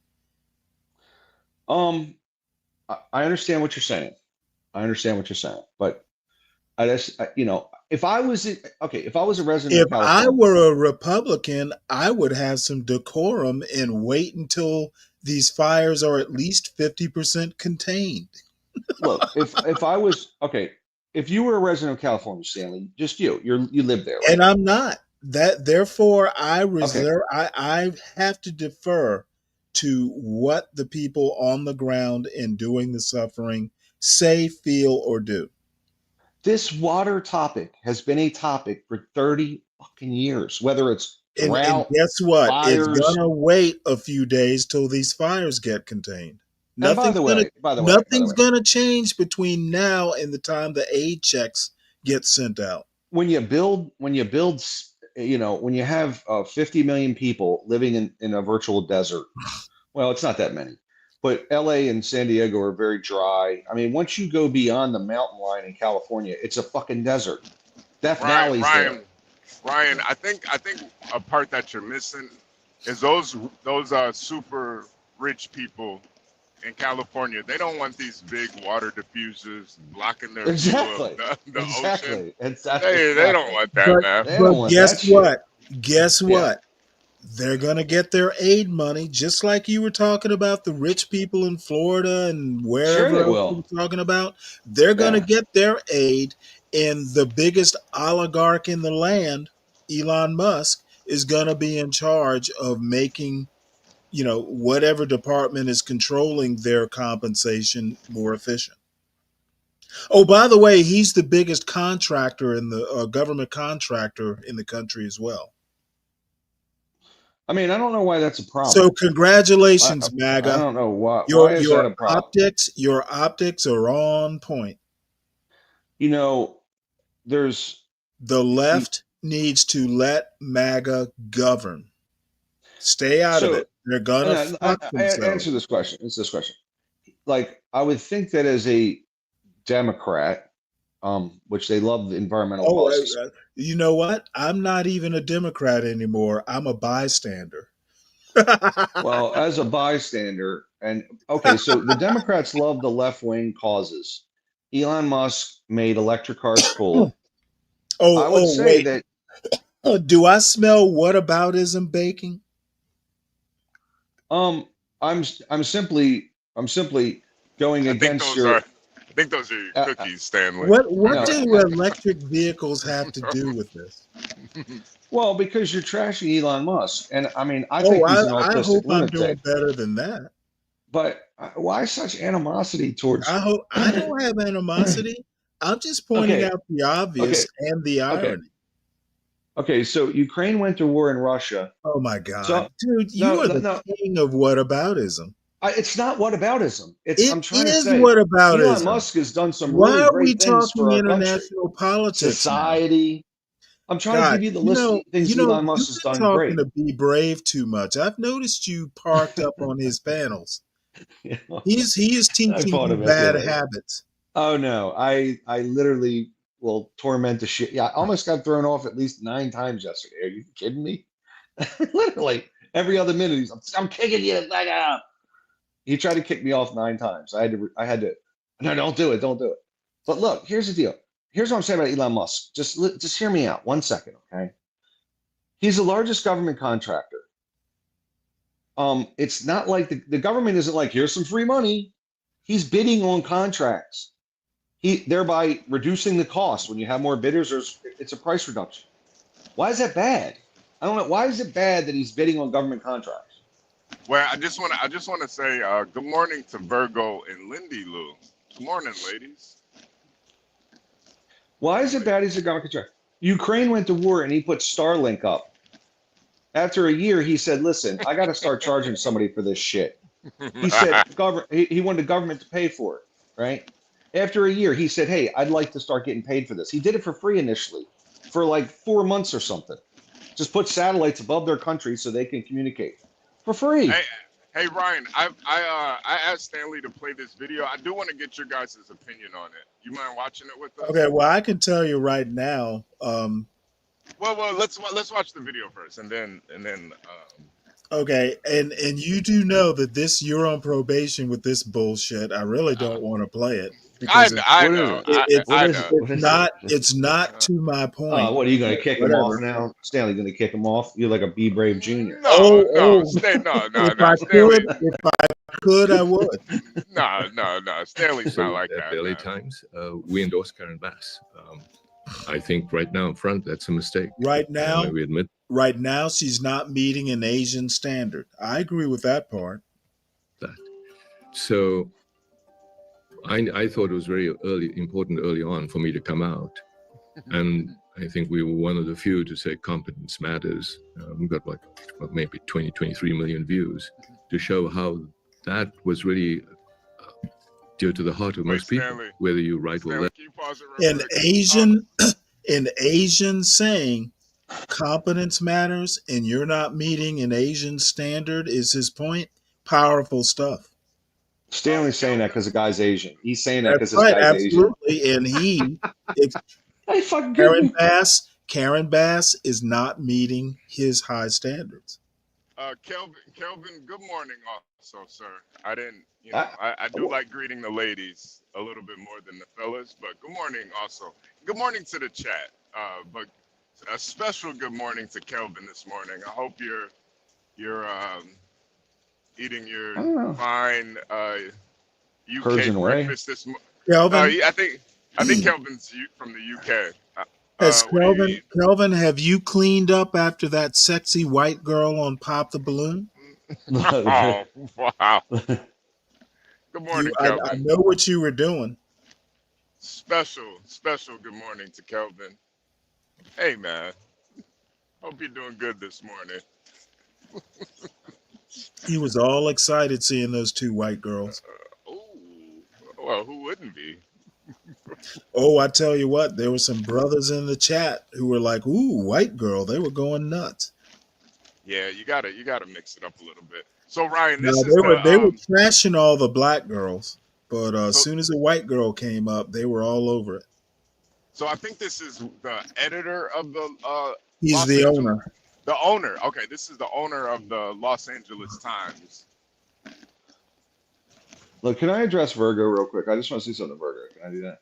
I know. Oh, of course. I'm not saying they shouldn't give them the money, and I'm not saying Florida shouldn't get help. Everyone should get help, but I think when multimillionaires build beachfront house after beachfront house, and then the federal government shows up every time there's a hurricane, I think that the whole country has to absorb that. Maybe the multimillionaires should get their own insurance and pay their own way. That's all. Ryan, and it shouldn't. I think honestly, listening to you and Stanley, you both are right in this argument, because you do need some preventative measures with this California issue, but also it is really kind of tacky talking about it right now when people have literally lost their homes. And I don't really care about the millionaires. They have a bunch of houses. They'll be fine. But there's so many more people like God is Real, who called in yesterday, just a regular guy, that he doesn't know what he's gonna do. Yeah, I feel they should get help. I'm not saying they should get more than $700 still. That's like a box of diapers in California. Well, unfortunately, the Washington Post isn't reporting what you're saying. Which is what? Which is they should get help. Oh, okay. Well, they're not, but they should. Right. They're reporting what Congress is saying, what Republican, Congress folks are saying. And it's not as amenable to helping, extending a helping hand as you sound. And that's why you both are right in this it's not even really an argument. It's just I think it is very and my meta point is, this is why I'm so content to let MAGA govern. They're gonna fuck themselves. Yeah. I mean, there has been a lot of this is just round one. They're not even in power yet. Well, the president isn't. Stanley, this isn't round one. There We is haven't. Stanley. They're gonna Stanley. fuck There. up Oh, way no, more no, shit no, than no. It's this. round one. Trump has been screwing up since November. Stanley, Listen, you have to admit there has been a lot of mismanagement that's been going on in California, but doing Oh, no, this no, no, no, now, no.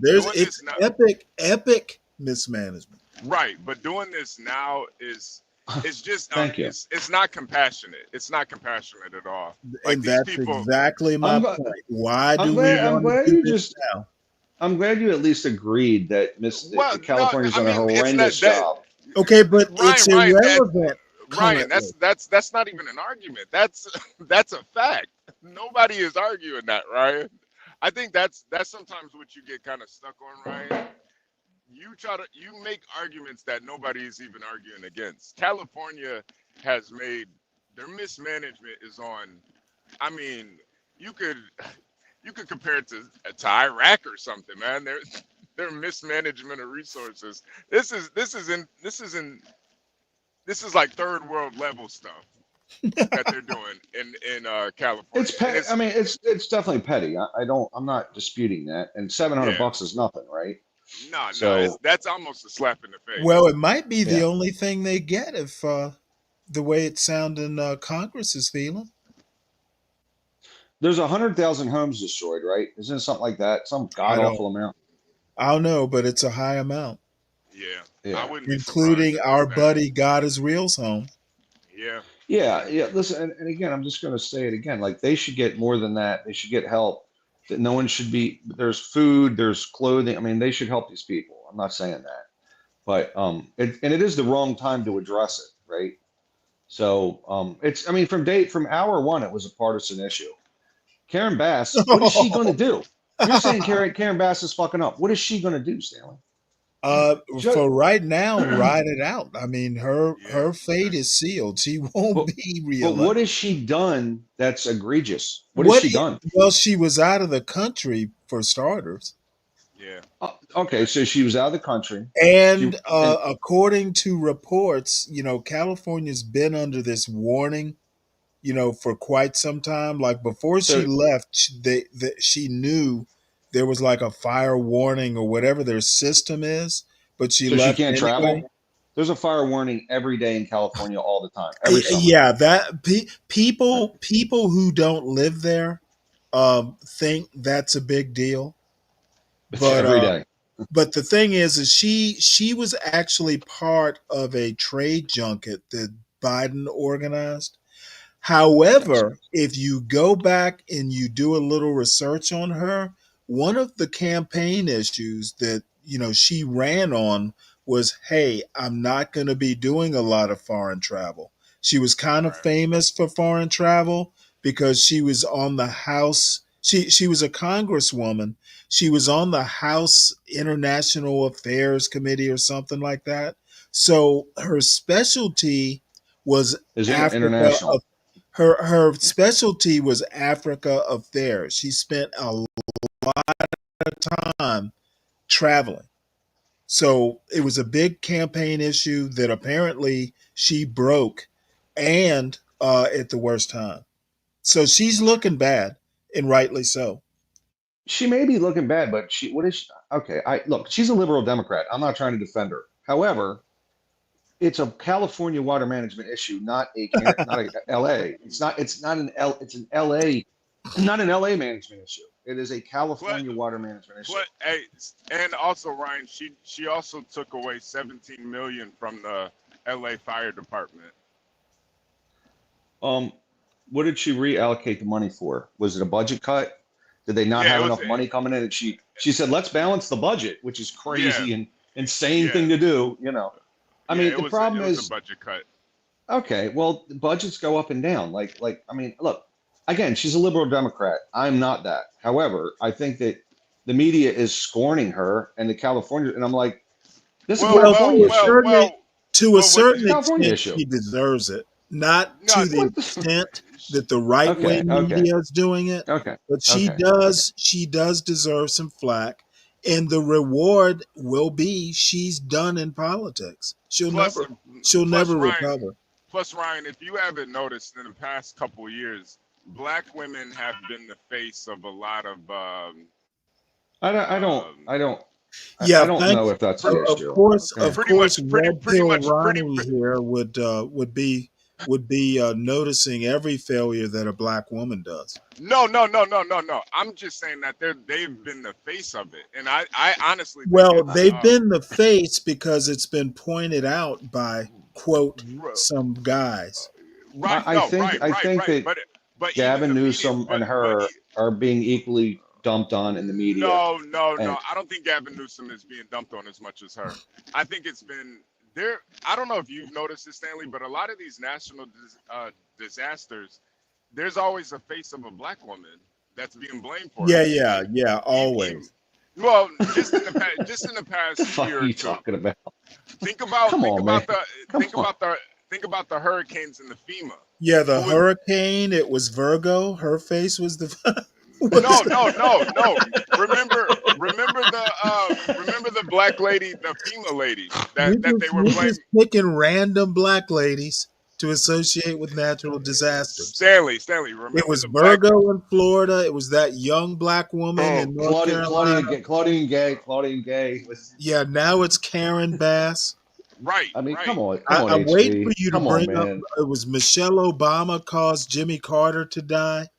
That's a possibility. Well, we can start with Eric. Okay, the mayor of New York, mayor of Chicago, have been trashed. They're black men. I mean, I think the media does a good job of just trashing everyone. I just think that she doesn't have. Look, she was out of the country, but she doesn't have a whole lot of. There's not much she can do when the Californians themselves don't want to deal with the water issue, and they've been voting for 25 years not to deal with the water problem. Really, the policies, the laws, the zoning. Black Manta, let me compliment you on noticing this. I've been doing this sort of thing since high school. I went to an all-boys Catholic military school that was way majority white, and every time a white boy did something stupid, I would shit on him. I got famous for doing it. So I'm just continuing a 50-year-old mission. You guys don't remember the FEMA lady who wasn't helping out Trump supporters? That was a myth, and basically politics in and of itself. Right. No, and I know her directives were above her, even if it was a myth. She got basically blamed for something that she had no control of. That is true. And that's my point. And the odd thing is no one will come on the national news and say that. She's pretty much tainted. No, that's why a couple weeks ago I brought up the whole black buff thing. I think this is the trend that we're that's going on right now. Just blame the black people for what's going on. Well, welcome to America. All right, good morning, John. Half the people blaming black people for it are black people themselves. Well, it's interesting though, Stanley. Like, can you go ahead? I this wasn't a really no. I just wanted to of finish this video because I thought this I don't know video why. which supports my claim that black people need to meet an Asian standard. I do this eagerly. No. I just think it's kind of petty, but it's actually hilarious that this guy would come out and say that. I want to emphasize my meta point and the irony that it is an Asian man criticizing a black mayor for being incompetent, and basically he's saying that she's not meeting an Asian standard. Right. But black also people need to ditch this second-rate white meritocracy bullshit and start meeting this man's and other Asian standards.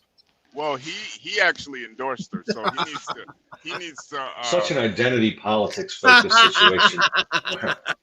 He actually endorsed her, so he needs to. You know what? He's regretting it now because she did not meet his very high Asian standard. All right. Let's finish watching the rest of it real quick. I bet an Asian will be the next mayor. I got you, Stanley. I got you. It's not San Francisco, so maybe not. left. And it's an interesting thing is that maybe we should think about how we elect people on the basis of, did they actually run a job? Did they actually make a payroll? Do they understand what it is? And rather than having professional politicians whose only job is really to run for office.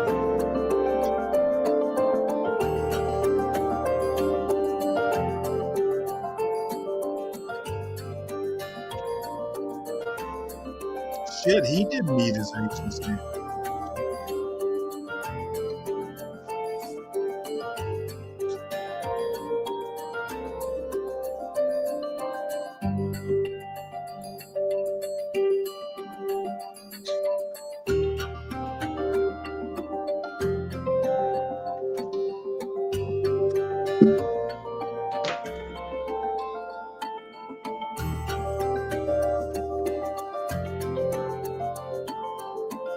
So how long are we going to be going through all this? That's pretty much the gist of the video. That's pretty much the gist of the video. So I just wanted Well, to. I feel his pain. Another black person has failed him. Well, you know what's interesting, more to this to me, Stanley, is Caruso seemed like he was a much more experienced candidate. He had experience in LA Commission, Department of Water, so on and so forth. And he's like, just on paper, if you take out race and all that, he seemed like he would have been the guy that you might want to run this state. Okay, and that's relevant how? Well, and so, you know, if you were just looking at them, everything being equal, you probably would choose Caruso. But somehow this LA Times owner chose Mayor Bass. Is this a conspiracy theory you're No, pushing? I'm just saying, these are very intelligent people. Clearly, he's fairly intelligent. Well, And intelligent people can make mistakes. correct, but that's a pretty big mistake. You know, someone even like a little guy like me, someone like me could look at this and say, wait a minute, if I got a choice between Caruso and Karen Bass, I'm rolling with Caruso. That's just who I'm rolling with. Was Caruso a Republican? Yeah, but Oh, it doesn't matter. I Like, don't need to say anything more. you know, well, He could have been a circus juggler in a Republican, and you would have chosen. well, I don't think so, but I think, but Karen Bass ultimately was the circus juggler, right? Absolutely, She brought out the fire, and right? she is cooked. No Right. pun intended. And you know, the LA Times chose clearly race or something. There had to be something other than And what if they did? right. Welcome to America. We are a this is what I'm saying. country. What I'm We saying are is, obsessed with race. like- What? See, you're stating the obvious. what I'm saying is that, like, we're giving some of these people the benefit of the doubt. We aren't doing anything. This is California. California, but I think it's happening nationally. I don't. Okay, well, we cover all the time police chiefs in Who's these inner cities. president now? We cover all the time police chiefs in these inner cities. Okay, y'all Clearly, cover it. right? I'm sorry. Y'all cover it. I just kind of. It's been covered on this channel, you know.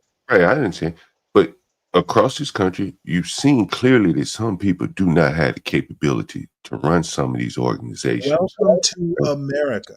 Yet people are continuously lauding them, We voting. need an Asian standard. Right. Well, the Asian, he didn't hold that black woman to an Asian standard, and that is probably the problem. Is that we are lowering the standards to get a black face, and in some cases, that black face will end up bringing the fire to you, right? And Yeah, I think, if you want to frame it that way, sure.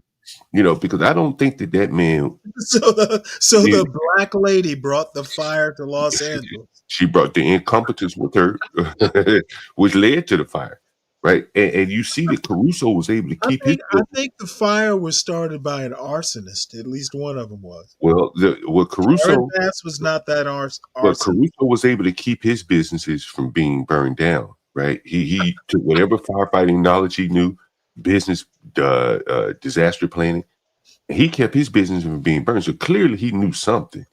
And I think clearly he knew something and was the superior candidate and LA is paying for not following your whims or Right. your And, inclination. and I think that, that LA Times owner, whoever is speaking there, the only thing I can see him really choosing Caruso over Bass is probably just racial tension. He didn't want any problem.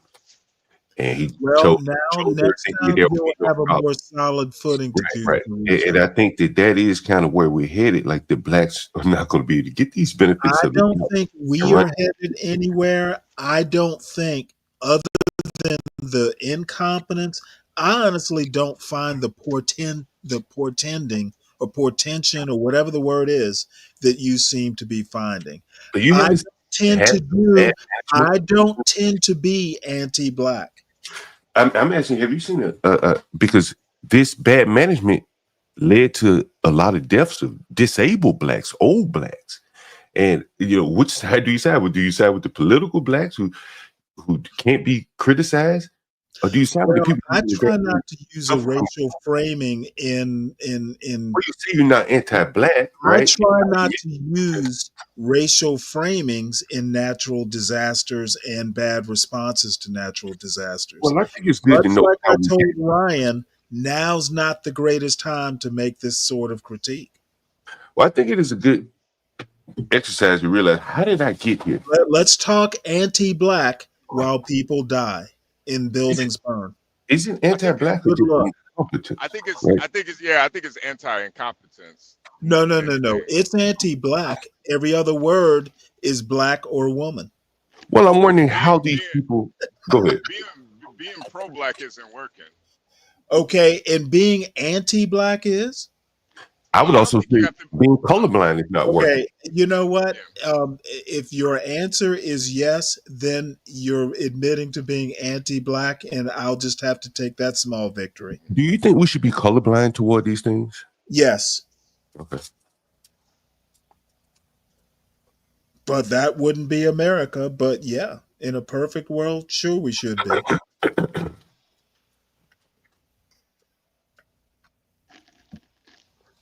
Yeah, I think it's. I just think we gotta the identity politics. It needs to stop. Really, it really needs to stop. HB, you brought it up, by the way. Just a heads up on that one. You mentioned she was a black woman. You brought it up. Well, because Ryan, what I'm noticing is that they purposely endorse these people that are clearly incompetent, and then blame them for. They're clearly incompetent after the fact. Right. You guys are making all these hindsight sort of, clearly. Well, you forget to add in hindsight. Right.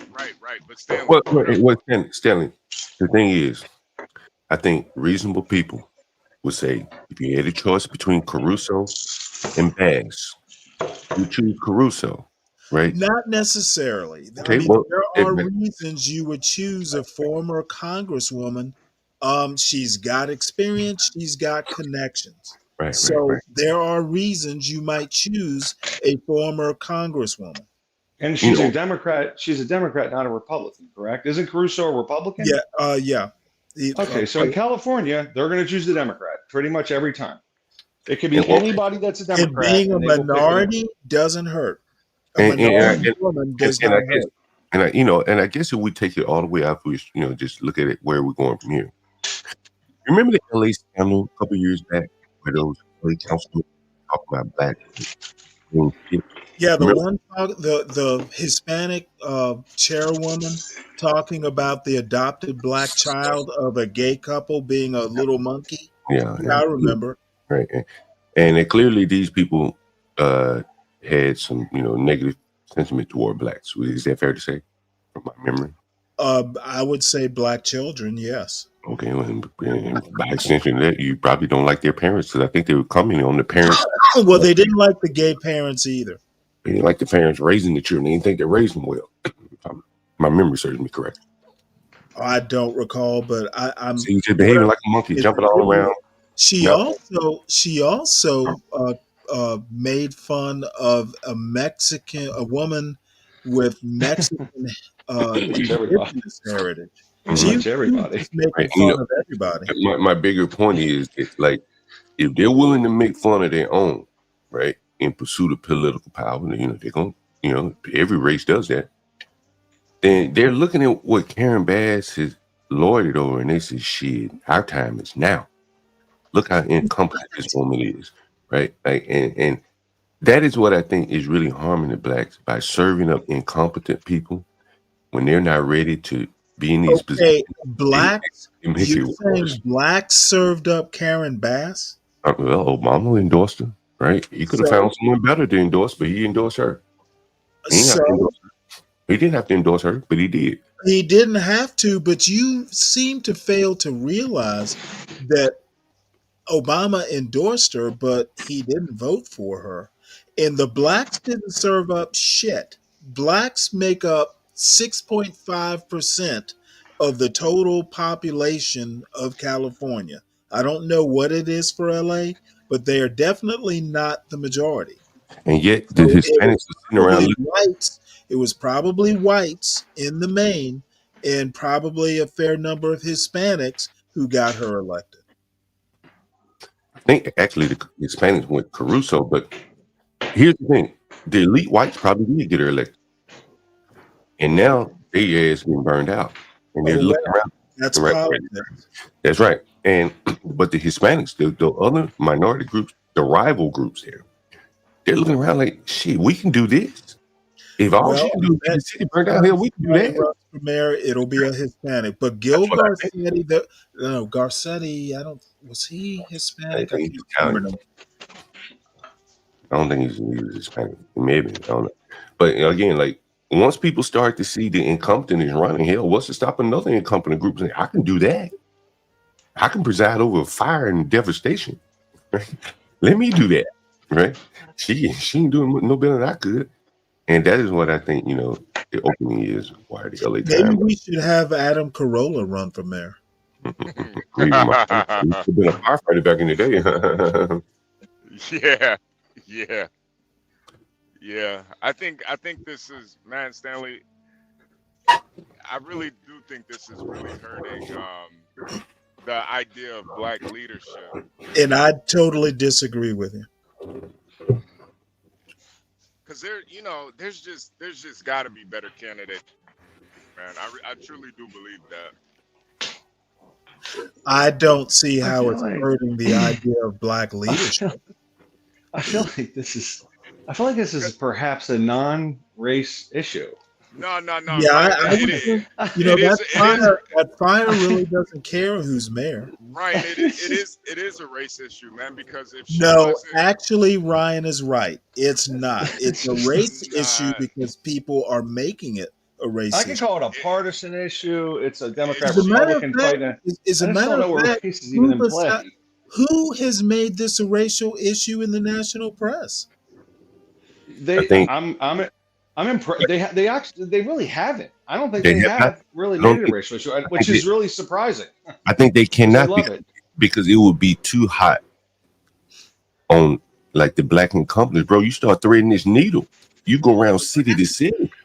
New Orleans, look what just happened in New Orleans. Total incompetence led to dozens of people dead. I'm just waiting for the music to start and you to dance. John, this is why I call it the black buff, man. They know that these people are incompetent, and they're setting them up. So you're saying that whoever they is, are picking incompetent black people as mayors and other leaders just to have them fail? Yes. I think it may be a little bit more nuanced than that in some ways, in that, like, if you ever looked at like fraud and shit, like if you were an accountant, you were looking at fraud. One of the biggest ways that fraud is able to happen is incompetence. People not doing their job properly, not dotting their I's, crossing the T's. And that is where, unscrupulous people could take advantage of incompetent people. A good example would be Joe Biden. When he go to sleep at 6 o'clock, all the kids come out playing and money everywhere. right? With someone like Yeah, him. I 6 cannot o'clock. wait for Joe Biden to be replaced with Donald Trump. 6 You know, I o'clock. just think it's the way of the world, Stanley. That's And funny. that incompetence creates a vacuum where people will come in and exploit that incompetence, right? If you're in charge of something, if you had millions of dollars at your disposal and you were incompetent, bro, I'm coming. People like Master Kim coming to get that money, right? You don't know what the hell to do with it. You don't even know who the hell to spend it with or how to spend it. All I have to say is your love of Master Kim aside, I'm just using him as an example. I'm just saying I'm just wondering how you're going to react with MAGA incompetence. Well, MAGA isn't in charge of this city, right? And we should Oh, focus on you that, know right? what? Actually, MAGA is in charge of the cities. It's just they like to push the blame off. Okay. Okay, All right. if MAGA was so enthralled with, there is such a thing as a National Forestry Service. Okay, there are ways the federal government can get in there and either force California to do what it wants or do like they're saying, hey, we're going to withhold funding. And I'm actually kind of glad that somebody's going to get in there and hold their feet to the fire. I don't have a Stanley, problem with so that. you're saying make it a partisan issue at national? You just said like 20 Might minutes ago have not to to. do it. Might have to. But the other thing is when will the Republicans, and Republicans have been governors of California before. Republicans, I believe, have run Los Angeles before. Let's see the next time there's a political cycle whether Republicans are competent enough to beat the Democrats. Okay, when you start talking competence issues, why, with all this Democratic incompetence, why are Republicans not able to defeat Democratic mayors? You know, John, Talk about incompetence. this goes to your theory too that they are moving away from the blacks, and I think this is Okay, if and you want to go back and skirt around the political issue and start talking about the blacks again. Well, I My think the political issue, Stanley. is Stanley, if we're talking incompetence, why are Republicans not able to beat Democrats at the city level? I think this is the solution though. I think this is the solution ultimately. The solution has the word black in it? What they're doing, and this is just my theory. What they're doing, if Okay, you look at, dude, stop spouting theories and address my point. I'm trying to address it, but it's a theory. So Okay, when you you know look at what? somebody Let like, me go ahead and stand up and push on my sphincter so I can shit on it when you're done. well, thank you, Stanley, thank you. I appreciate that. I hope you enjoy those cookies too, by the way. So if you look at somebody like Fannie Willis, you look at the lady who is in charge of FEMA, you look at this mayor in LA. I think the Democrats understand we can't keep pushing these incompetent black people. And the way that I see it is that they're letting these people purposely fail so they can move forward. You're gonna start seeing you're gonna start I mean, seeing the more voters. Hispanic. No, you're gonna start because the reason that these people get voted in is a lot of it is the media. So the media is pushing that these people get voted in. The people follow. Now they're showing all the incompetence. They're pushing all these Okay, incompetent let me people. ask you an obvious question. Right. If Democrats are putting incompetent candidates in and those candidates are screwing up, doesn't that leave an opening for Republicans to take over? No. I think in a lot of these places, it's always going to be a Democratic stronghold. Okay, if that sounds silly enough, what you're saying is Republicans are too incompetent to point out Democratic incompetence and win seats. That's No, what you're saying. what I'm It's a saying. political machine. Okay, What I'm saying, like, the idea that it's always going to be Republican, or I'm sorry, always going to be Democrat, is not only self-defeating, but I don't think it's right. well, I think in a city like DC, it's pretty much it's always going to be Democrat, right? And it's fine, I right? don't agree with that. I Okay, think fair enough. Well, in the near future, if probably in the Muriel next, Bowser let's just say in the next 20 years, well, you can pretty much say, bet your money that Chicago, DC, New York is probably going. Well, maybe not New York, but Chicago and DC would definitely be Democrat. Baltimore as well. Well, apparently the Democrats haven't been incompetent enough. Well, maybe not enough, right? And Baltimore hasn't had anything to really wake people up. DC hasn't really had anything either. But in a case like LA, where they were able to skate along with incompetence, it didn't really bother anybody. You didn't really see it until you did.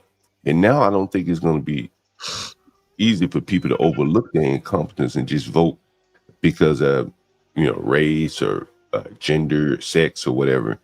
I think people may make more, informed decisions instead of just taking a Karen badge. Okay, so that means we'll see more Republican mayors. No, it could just be a better Democrat, right?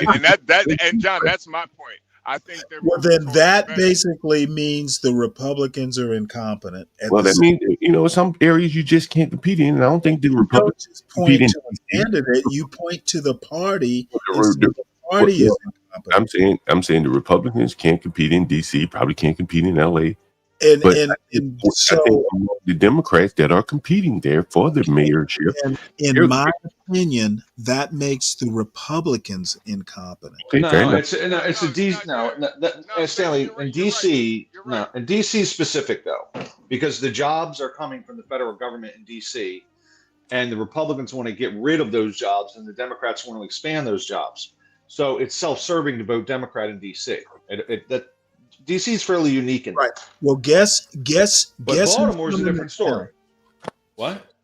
Guess who's coming to town with a whole department of government efficiency? I think it's totally different. But John is right. Some of these places are there. Baltimore. Baltimore's voted Democrats at 74 in every Baltimore. seat. John's my right. My you point. should care about Baltimore too. To your point about DC and the self-serving Democratic voters, if Trump cannot get in there and disband, disable, or whatever the dependence on government jobs, Trump has a chance to go in there and basically hobble the Democratic Party. I don't think that's going to be Trump's, focus on. Okay, well, he's incompetent. That's just my thoughts. I don't think he is. I don't think he can go down in every city and say elect this mayor. Government efficiency. He's got a whole department with two geniuses at the head of it. I think there's mostly going to be federal. Okay, government jobs. I assume you meant federal jobs in DC. Federal jobs, yeah. I'm not talking about federal jobs. What I'm just saying is that no matter what, maybe that's what Ryan meant. I'm saying that that's what Ryan meant. There's a lot of people in DC that are unemployed, don't work anywhere, and they still vote Democrat. Okay, what I'm trying to say, and maybe I'm addressing Ryan's point, this is a golden opportunity to come in and dismantle the Democratic voters' self-serving habits. I think you don't understand the way the cities are set up, Stanley. And Stanley, what I'm saying is this is a golden opportunity for the Democrats to actually have a better candidates. Okay, and this is a golden opportunity for me to point out that you have no clue what you're talking about. No, Stanley. Actually, I do.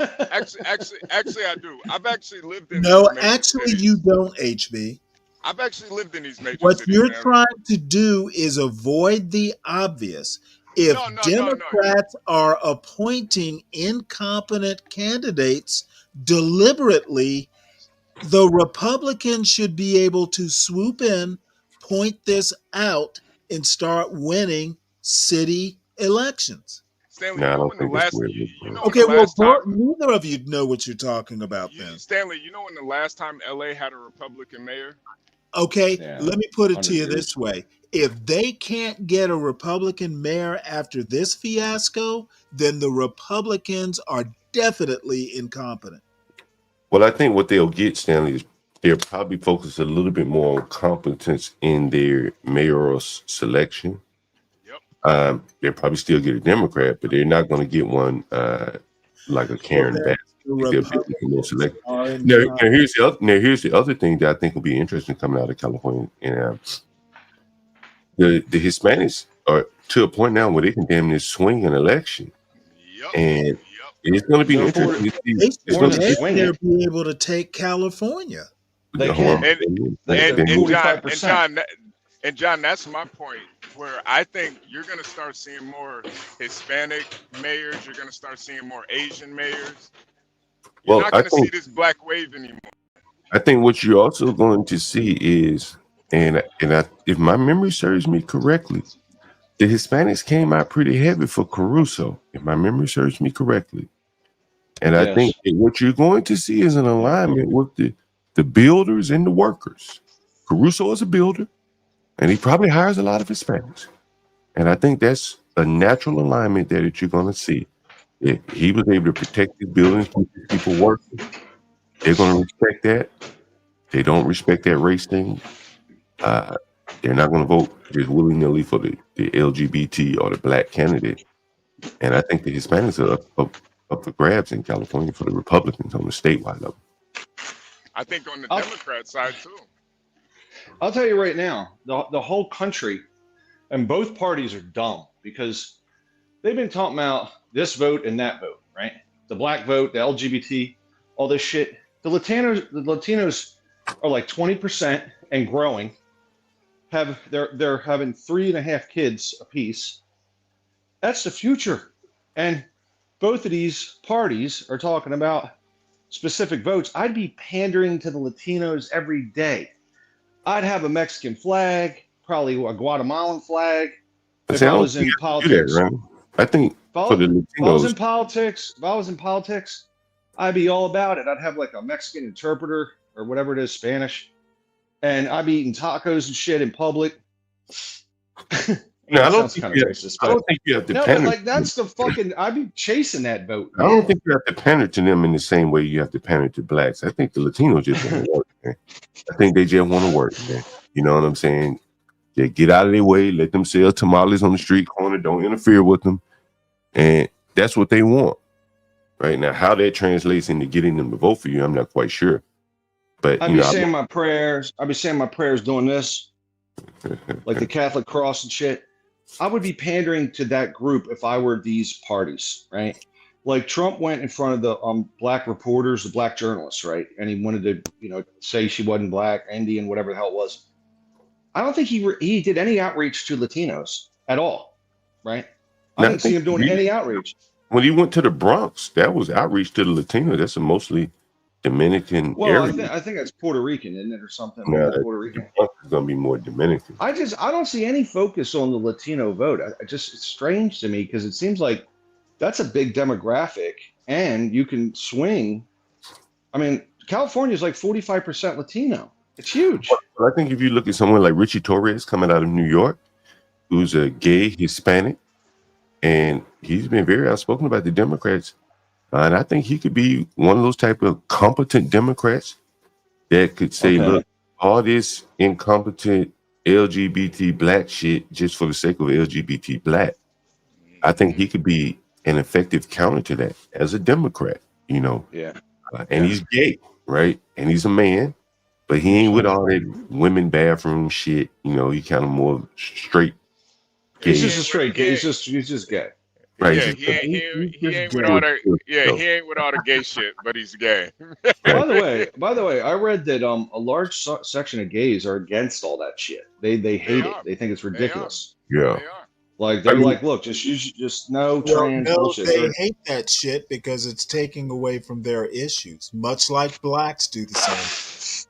No, I think they hate it because trans issues cut into their civil rights budgets, basically. Nah, I think what it does is they don't want like their sexuality being weaponized against people. Right. They Okay, see the they no, see it's a civil rights issue. Where the fuck do you Man, guys Stanley, get this Stanley, stuff I, from? gay I think people ain't, gay people ain't, HB's right. Damn, gay, dude. gay I people think ain't HB's right, struggling. Stanley. Gay people ain't So you struggling, think man. this is all? So you're saying this is all about sex? No. No, That's not that's not what he's what I'm saying. saying. No, You what I'm saying. literally use the word sexual. No, I'm saying that they don't like their sex, their preferred sex, to be weaponized against other people. That's why Right. they're against Yeah. it. Their Right. preferred Bro, sex. You've gay heard me people are say you've heard not struggling, man. They are right. not You heard me struggling. say the L's and the G's have long been accepted in society. Right. Bingo. Chappelle's right. Okay, Chappelle's right. It's what I'm everything saying beyond is that everything beyond the L's and the G's and the B's that are people arguing. civil rights issues Right. the same way Stanley. blacks have Like problems with gays and T's and all the other alphabet. what I'm saying politically Civil though. rights thing. Politically though. Look, Motivation everyone on the feels. side is not the L's, the G's, and the Oh B's. God, you know, Like, like, as an example, when that No, he's right. He's right. when that African called in here and he was working for a group, right, a Democrat group, he was advocating for transgender housing and shit like that, right? The L's and the G's and the B's don't need that, right? Okay, I don't look to people who call into this show for any sort of when we look on Facebook, you'll see things like queer housing. The L's and the G's and the B's don't have a problem with housing and needing all of these affinity groups the way that the people out on the other part of the spectrum, the T's and the IAs, the queers, right? And we've had them on stream. What the hell is a queer, right? Everybody's cool with LGs. I don't know. It's weird. Right? What's a two-spirit? That's another one. What the fuck is that? And so they don't need anyone to advocate for them, the L's and the B's, but the T's do, right? And that is the movement. And that's why you see most of the people on the LA Fire Department are some form of, that spectrum, right? They're transgendering, like transitioning type people. Yeah, John, I would say that the L's, the B's, and the G's feel like they'll get where they're going, but the T's are slowing them down in the car. Right. They don't want to be attached to it. Yeah, they don't have the same. They don't have the same medical issue. Come on, man. Like here's an example, and we've covered it here. The Pritzkers, as an example, they fund a lot of T medical research. The L's and the G's and the B's don't need that research. They're not transition. They don't need any medical care to live their life. If you're a lesbian woman, what the hell do you need? If you're a transgender, you need the government to come in and fund and put money on your Obamacare card so you can get your set of titties or cut your dick off. That's Or where like, or steroids. all that other shit, the prep pills and all that kind of shit. Well, I think they all use the prep pills. Yeah, except for the women. Yeah. Except for the I don't know LGBT. what is it? What is that? I don't know what that is. Yeah, pre-AIDS treatment. That's just gonna be. That's gonna be mainly men though. That's mainly For AIDS. For AIDS, you Yeah. said AIDS. It's mainly the men. It Prep basically pills. it basically lets you have gay sex without catching AIDS. Mm-hmm. Wow. It's like okay. it's like preventative Yeah. AIDS medicine. Gotcha. Yeah. Well, okay. Well, I didn't think AIDS was still an issue per se. But A lot of people think AIDS doesn't even exist. it's COVID. It's COVID. Come on, man. Might just be COVID.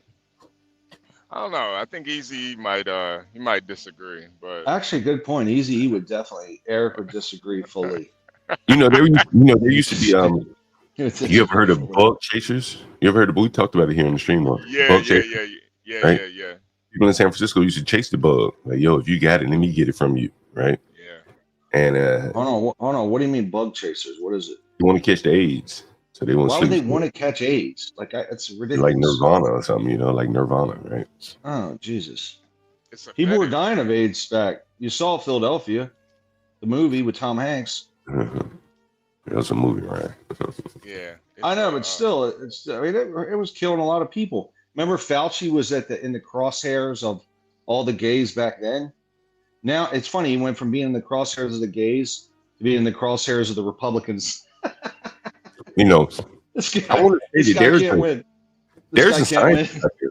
There's a scientist out there that was willing to be injected with AIDS to prove that it didn't exist. Damn, That it didn't kill you. How did that What go? a fucking idiot. That's like jumping off a bridge to prove that gravity one of the doesn't things is exist. they don't have AIDS in a vial to insert him. There is no isolated AIDS virus where they can just insert you with the AIDS virus and say, okay, now we're going to see what happens to you. Can't they just give him some AIDS blood? When that work? I don't think it will work like that. They'd have to inject the virus in you. I think this gay vote's becoming more nuanced, man. I'm telling you. I would say, I read somewhere that the gays, even a lot of the standard gays, like just not your flamos, right? But your standard run-of-the-mill gay, right? They're going Republican. I read that, right? I mean, I know they're not conservative in the bedroom, but they tend to be, neat. They tend to dress pretty good. And they tend to make good money. I think the gays might even make more money than the straights. Hell yeah. I think they do. A lot of professionals and shit, Yeah, they don't got to pay child support. That's why. They don't pay child support. I mean, look at the areas where they live here, Ryan. Look at the areas where they live here. $1 million homes, bro. Absolutely. Look, what's that? DuPont Circle? DuPont Circle and shit. They got a lot of money over there. And in Baltimore, they got Mount Vernon. And yeah, I mean, I think that I would say they make more money than the average straight person. Just guessing. So yeah, I would say so. I mean, if I had gay neighbors, I wouldn't be mad. Like mosquitoes don't give you AIDS if they bite them, then you. And they're going to keep their yard clean. Look, we know that.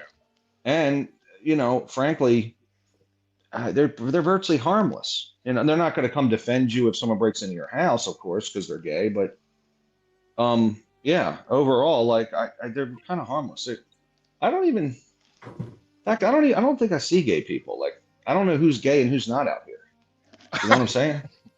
I mean, sometimes my wife will say, like, that guy was gay. Because I'll be like, all right, bro, catch you later, man. Yeah, say hi to the wife for me. She'll be like, that guy was gay. And I'm like, he wasn't gay. No, he was gay. I just assume everyone's straight, so sadly. But not good with social cues and things like that. So, but yeah, like you don't know who's gay. But I do think that they do lock down some nice real estate. DuPont Circle ain't cheap over there. I think that's why too. You have so many people, gay people, transitioning because I don't think they can compete with the elite gays unless they transition. I don't know where you're getting that, HP, but I feel you. I don't know. What do you mean by that? I think like just a gay guy, right? Like a gay guy. Jesus Christ. Look, like if a gay guy doesn't have like resources, if a gay guy doesn't have resources and stuff, if he transitions, now he opens himself up to more resources. You mean because he's a woman? Because he looks like a woman, yeah. Because he looks like a woman. This is like mental quicksand. HP. You don't fucking believe that, man. Don't fuck around. I do. I knew a guy in college, man. Dude was like depressed, and I mean, he was pretty much a loser. A couple years later, I saw him. He transitioned. His life is all together now. It was kind of wild. Well, but if he's a gay guy and he transitioned to be a female, is he still trying to get males? He's still trying to get guys. That's what straight I'm saying. Guys. Will the guys be straight if they're with them? I don't think so. They would still be gay, but he's still getting guys. It's confusing at some point. Basically, he was able to get more guys as a girl than as a guy. So I think a lot of them. I think a lot of them they transition out of necessity. Like it's a. I don't know. I don't know if many people actually do transition though. I think it's a common Not thing. not not not not not like full on transition, but like just to look like a He's a woman. cross dresser or something, like a cross dresser. Well, he went under the knife. Like his whole face looks different now. Like Oh Jesus. yeah, Cool. Okay. Well, I'll just say that there is there.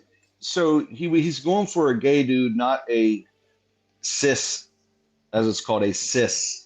By the way, there's something called a super cis, which a super cis is a person that doesn't want to sleep with a trans woman or trans man, whatever the hell it is.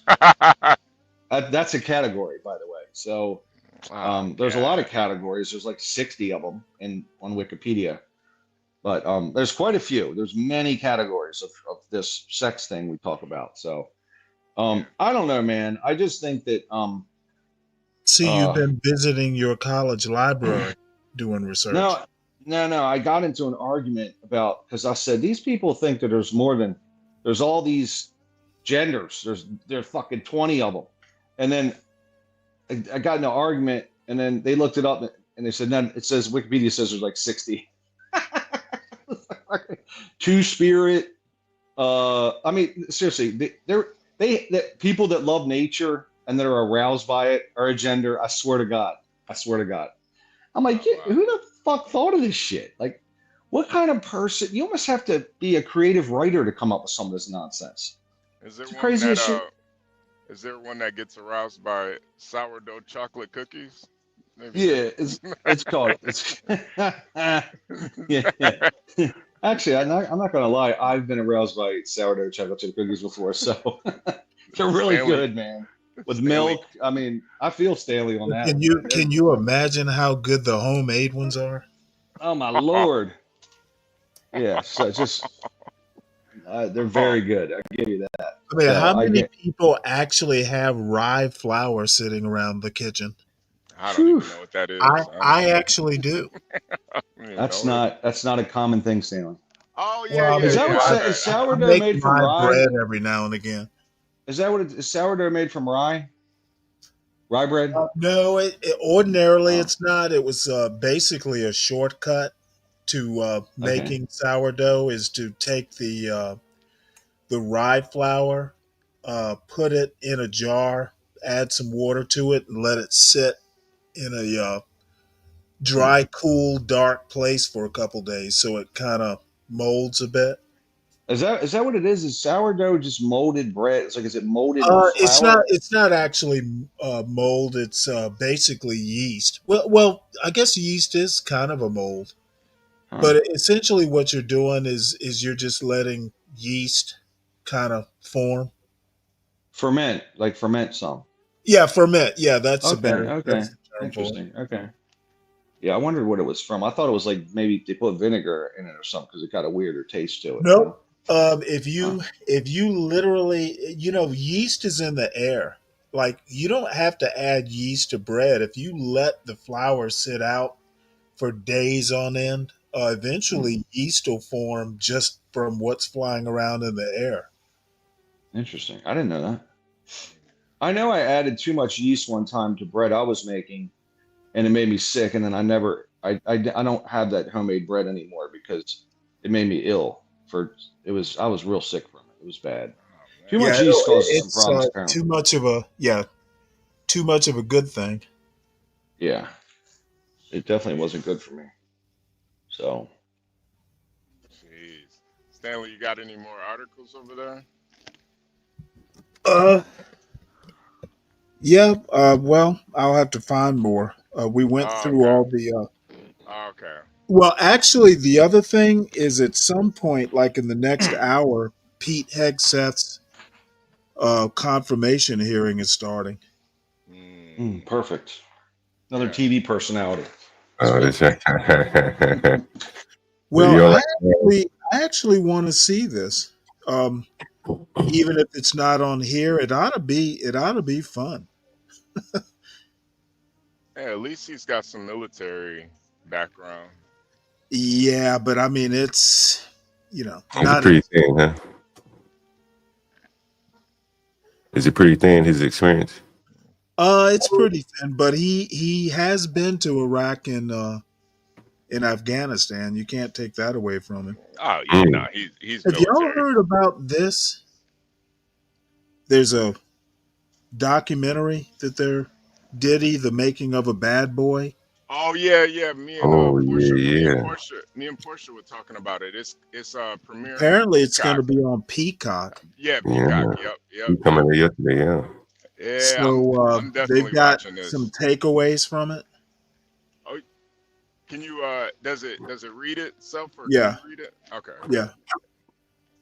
This news story was written by Herb Scribner. 6 takeaways from Diddy, the making of a bad boy documentary. A new Peacock documentary interviews former friends, employees, and associates of Sean Diddy Combs about his childhood, career, and actions.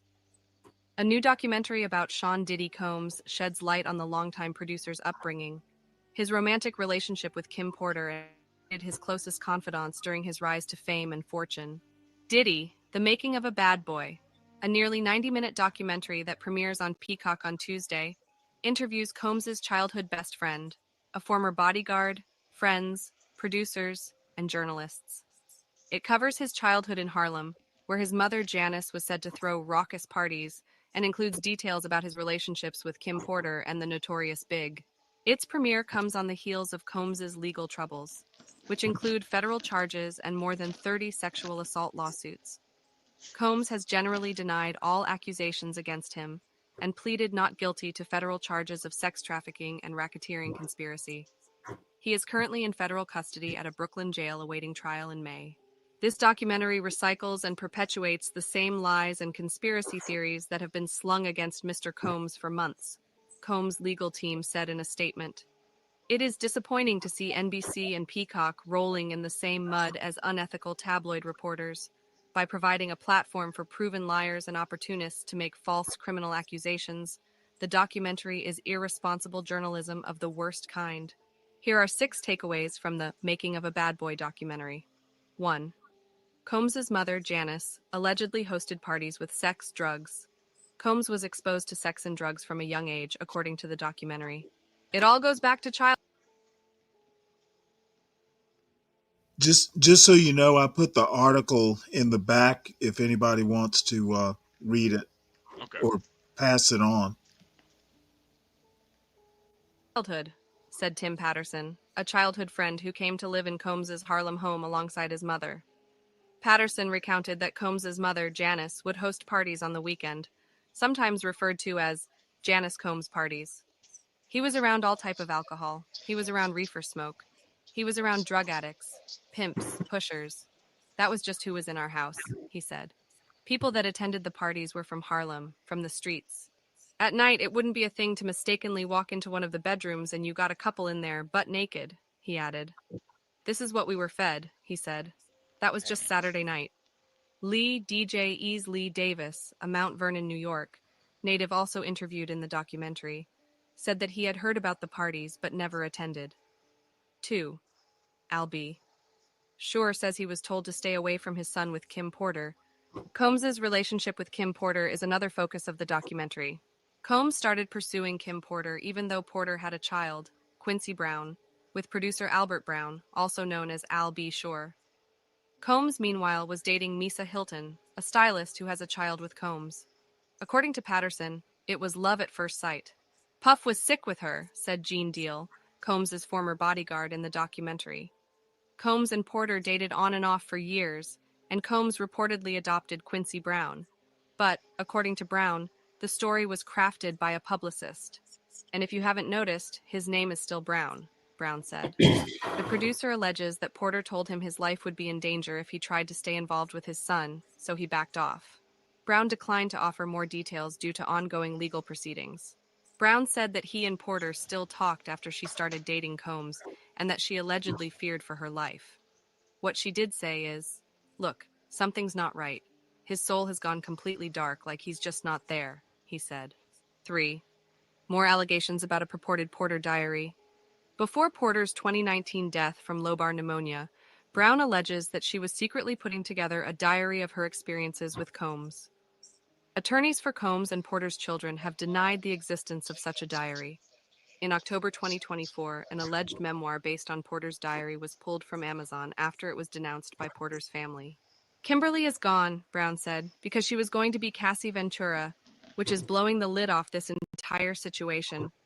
R&B singer Cassie Ventura, who previously dated Combs, was the first to file a lawsuit against the hip-hop producer. The lawsuit was settled the next day. 4. Combs was real anxious week of Biggie's death. The documentary covers the death of Christopher Wallace, also known as the Notorious Big, who was signed to Puff's Bad Boy Records, though he was allegedly trying to leave the label at the time. Combs has denied any involvement in Wallace's death. Deal, the former bodyguard who previously wrote a book about Combs, said that the week before Wallace's death, the rapper was adamant about traveling to London, but Combs said Wallace wasn't going. Combs was just acting real anxious and trying to get big at this party, Deal said. According to Deal, Combs said they needed to go to a party in Los Angeles without security, even though there was intel that someone would die if they went. This was happening at the height of the East Coast versus West Coast rap rivalry. Combs and Deal got into a separate car from Wallace, according to Deal. Biggie's car was shot in a drive-by and he was brought to the hospital. Later at the hospital, Combs came outside and told Deal that Biggie had died. 5. Sean Combs was allegedly aggressive, sexual toward employees. A former employee of Bad Boy, whose face and voice were distorted for the documentary due to safety concerns, said that Combs showed a pattern of aggressive and sexual behavior to people who worked for him. They said they worked on projects with Combs, who would yell and scream in the studio. Sometimes he says certain things just to kind of like test you, the employee said. Sometimes Combs winked at them or leaned too close to their lap. One time, according to the employee, Combs showed them a video of 2 men having sex on his phone. He was just trying to tell me that this is what people do in the industry to get to the top, the employee said. The employee said they knew about the freak-offs, the after-parties where people would engage in sexual acts, which have been frequently mentioned in the lawsuits against Combs. There ain't a Diddy party that didn't turn into a freak-off, they said. 6. Combs paid $50,000 to brother of City College stampede victim. Making of a Bad Boy spends a considerable amount of time on the tragic incident at City College in New York in 1991, where 9 people died and dozens were injured after people stampeded into a gymnasium for a charity basketball game. Combs, who co-sponsored and promoted the event, denied any wrongdoing. Sonny Williams, who was interviewed for the documentary, said Combs personally gave his sister, Sonia Williams, a ticket to the event since they were friends through mutual acquaintances. She was one of the 9 people who died. Williams explained that his family was in litigation over the incident for 6 years. In 1997, Williams said he was called to Combs's office, where he was offered $50,000. Williams said he initially rejected the offer, but later accepted the money and put it into a foundation meant to honor the victims. Jason Swain, whose sibling also died in the City College incident, said he was given $40,000.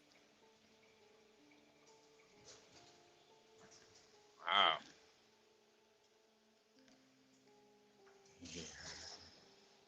Well, are you gonna be watching this? Oh yeah, definitely, definitely. I think Diddy had a famous line, "The sun don't shine forever," and I guess he was right. Well, I, for the life of me, honestly don't see why. Again, maybe it's just a generational thing. I don't see the world as a hip hop culture sort of thing. So, I mean, Diddy being in trouble literally means nothing to me. He's just another criminal. Oh yeah, definitely, definitely. I Well, think I think go ahead, go ahead, HB. John. No, go ahead, John. Go ahead. I think it means a lot when you realize, like, every culture has music, right? Africans, whoever, wherever, everybody got music. And the blacks kind of torn their music down with sex and debauchery. I was reading this morning, Kanye West don't even want to come back to the country because of sexual harassment. Oh, fuck him. You know what? He's part of the problem. But I'm saying, like, that's it.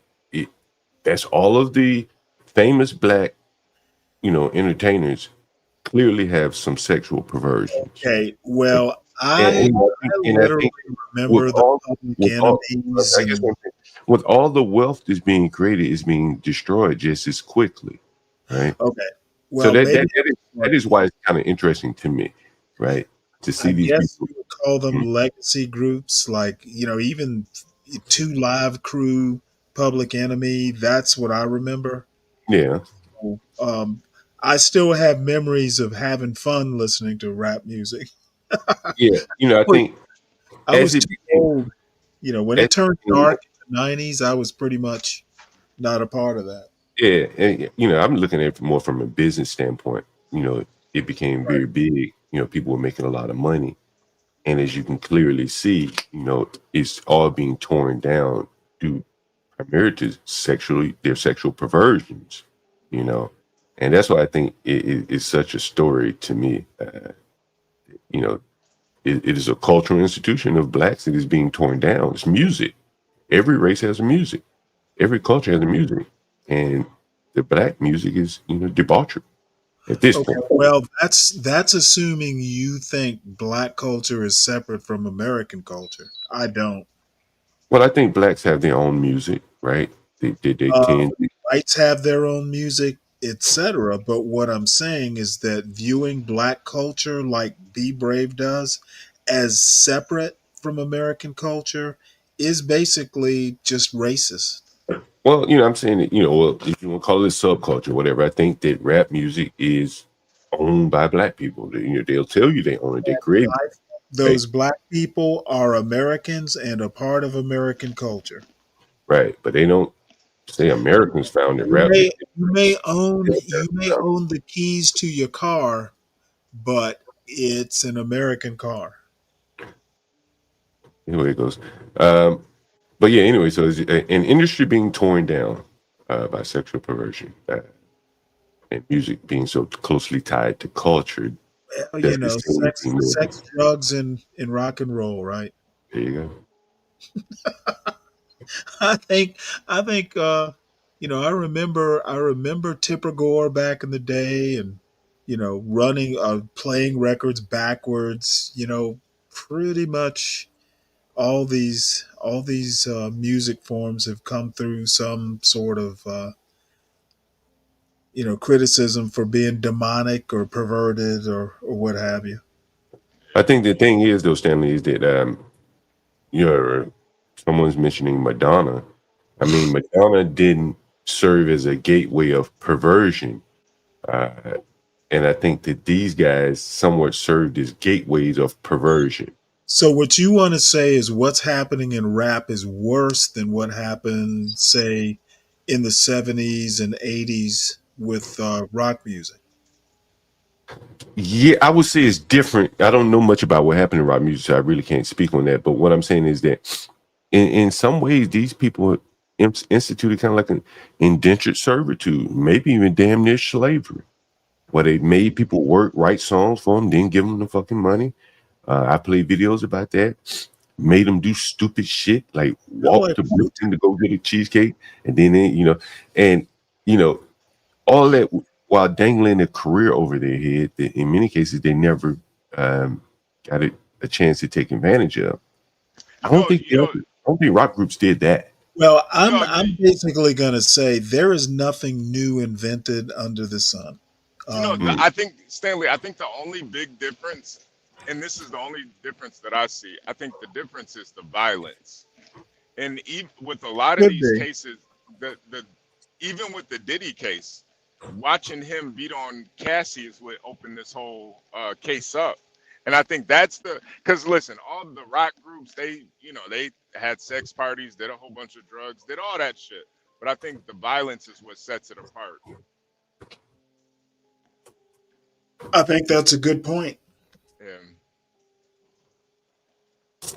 Yeah, that violence. As I said, a lot of it to me, at least of late, was stemming around like, I want to do a song with you, but your record level, your record exec won't let me do it. So then they go kill the record exec or kill the artist or whatever, and I don't think you had that in rock music, right? You didn't have people killing people for a collab, right? Nah. And if they did it, it was they made it look like a suicide or something. You know, they did it way differently, drug overdose or something. You know, they would Because have. that's what Young Dolph was killed about, right? Yeah, They wanted yeah, him to sign to another record label. He wouldn't do it or whatever. They killed him. yeah. And There's a little bit more to that Dolph thing too. He allegedly fucked one Yo Gotti's baby mamas too. So there so you was got a little some, perversion and there as then well. and then rapped about it. You know, so I'm going to be right back. Need to be gone okay, about 5 minutes. okay. So yeah, there was a little bit more to it, but that's kind of what sparked it off was him, Yo Gotti wanting to sign him, and him basically saying, you know, shit, I got this dope money, I signed myself, nigga. You know, You know, like, yeah. let me ask you a question, HB. Do you think that your music is like a reflection of your culture? And I know Stanley makes a distinction. He says American culture, blah blah blah. But do you think like rap music reflects is like black culture? To a certain extent, yeah, I think so. Like, you know, because I won't lie and say I don't listen to rap music. I love listening to rap music, and I think you have to take certain aspects out of it. You know, like you can't settle every beef with killing, but I do think it definitely is a reflection of black culture. Even if you don't take every aspect of it. You know, if you're just talking about just the style of hip hop, you know, a lot of black people, you know, they embrace it. Or if you're talking about the Do kind you of the the terminology is kind of set by hip hop, right?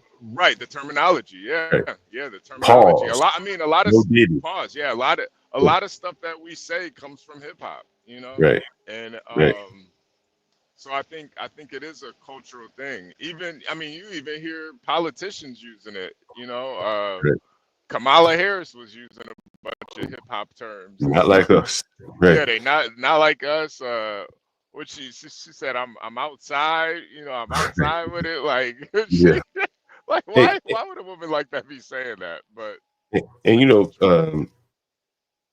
when there have been white rappers, blacks have kind of they had a frosty reception for them, the Eminems of the world, right? Like they kind of take exception if those people are doing well in their industry, in their field, right? And they're making their cultural music, and you do well making my cultural music.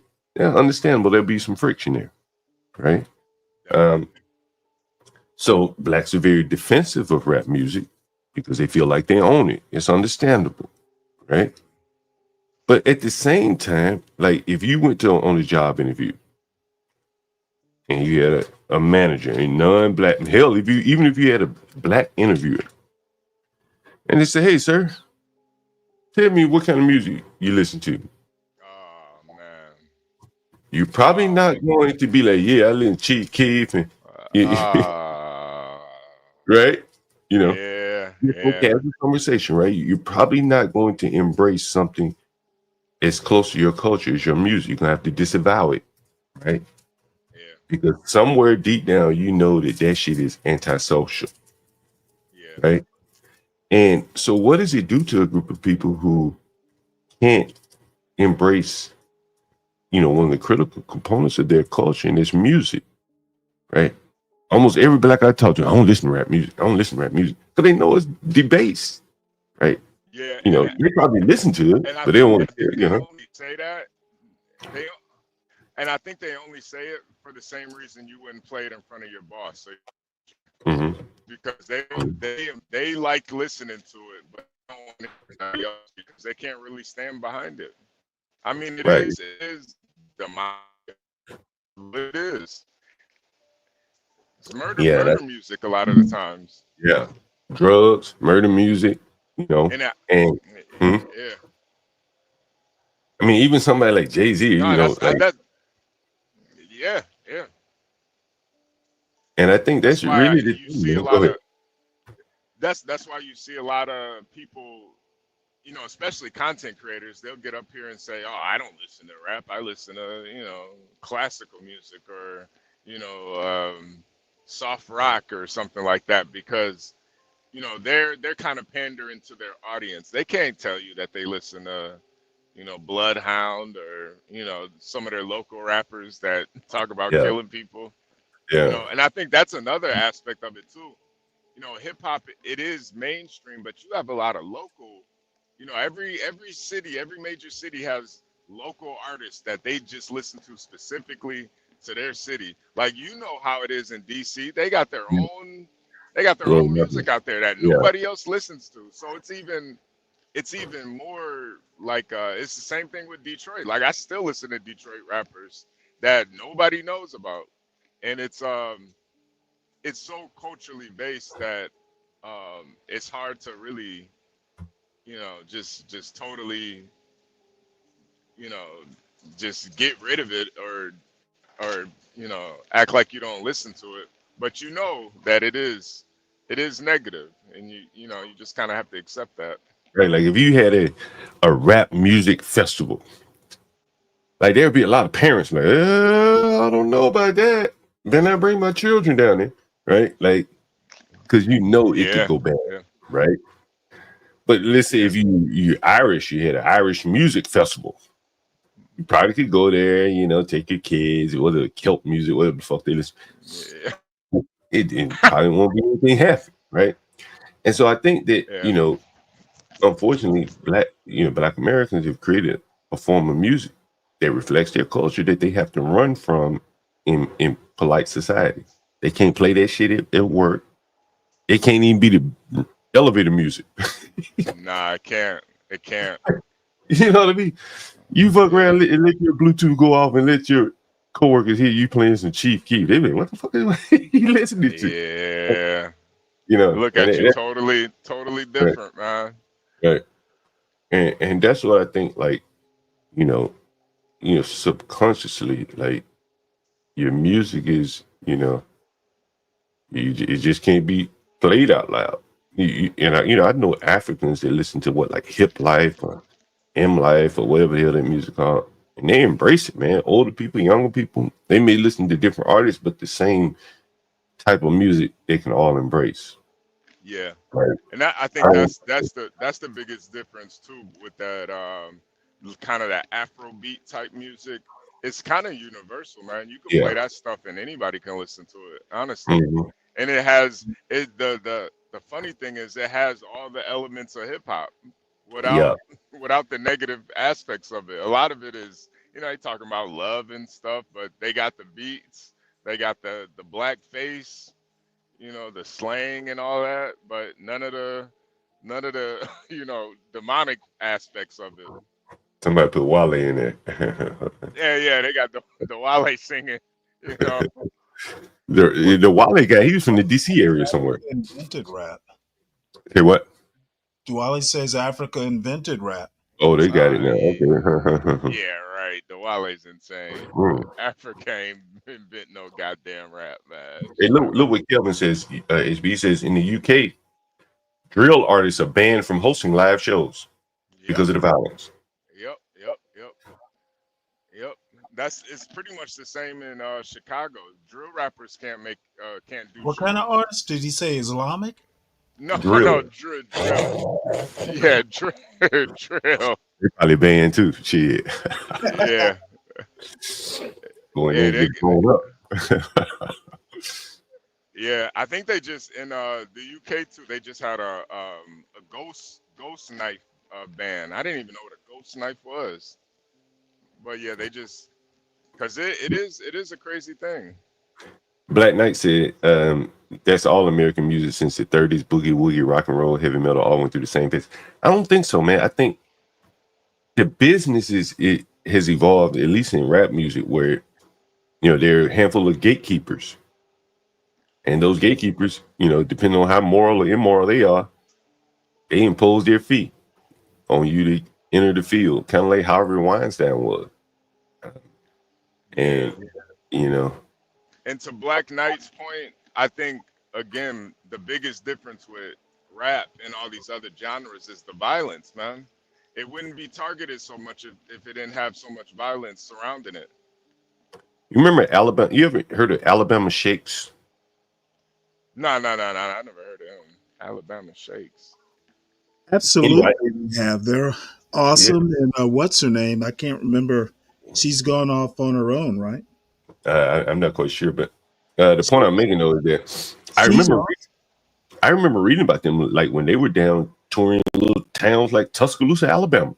Yep. You know, and then As they a matter of finally hit. fact, there's a if I can remember to find it and send it to you, there's like a little mini documentary or something. Her Mm, name's Brittany something or another. let me pull them up so you guys can see what I'm talking about here. But and then the next thing you need to do, and they're defunct now. Not quite the same sort of music, but look up a group called Carolina Chocolate Drop. Um, Mm. you'll like that, and their lead singer, she just won a Grammy or something. But their lead singer is just ridiculously pretty, ridiculously talented. What's her Soul name? Shaking, Alabama Shakes. Brittany. Let me see if I can look at these people. Now, look at these people. uh, What's special about them? that's what I'm talking about. Well, it's the music that matters, not so much their look. What I'm saying though is like, if she wanted, these people took like the Beatles route, and I'm just using the Beatles as an example. They in Alabama, Birmingham, Mobile, and then they finally hit it big. They ain't have to bend over, touch their toes for anybody. Nobody wanted to have sex with her anyway, right?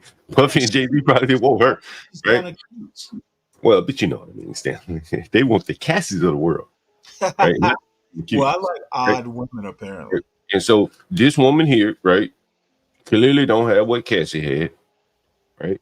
So she had to go to Harvard. She had to build her career. This group had to build their career going around little venues until they finally hit it big.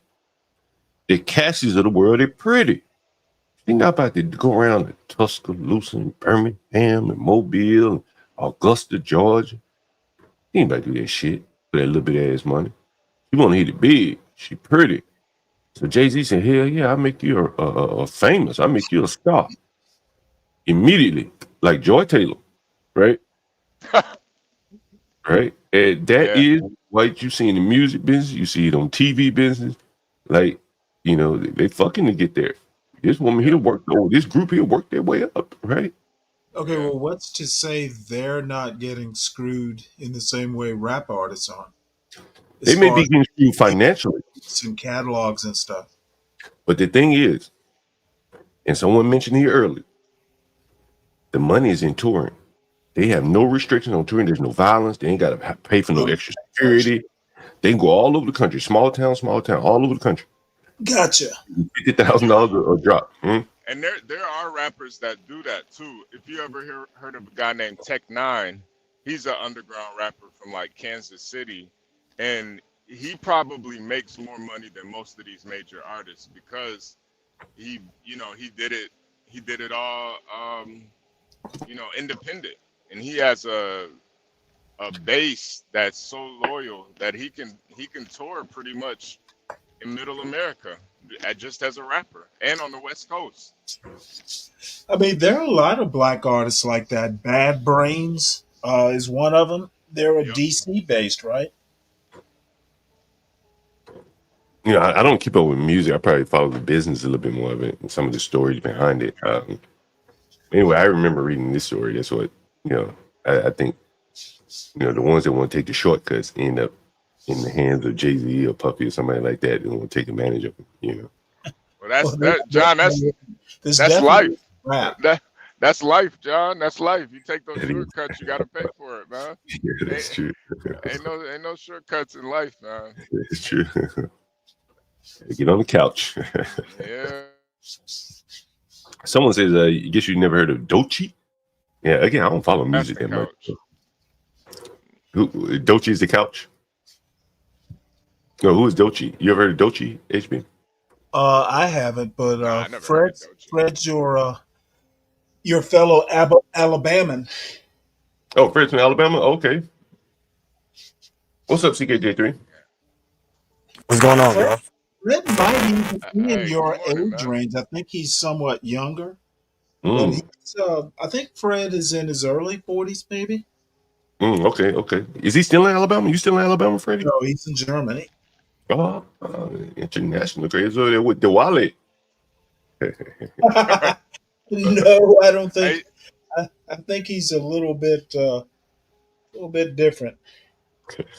hey, CKJ, come off mute for a second. Let me adjust your mic settings. You came. You, Yeah. all right. Do like a testing real quick. Let me make sure you're all right. Testing.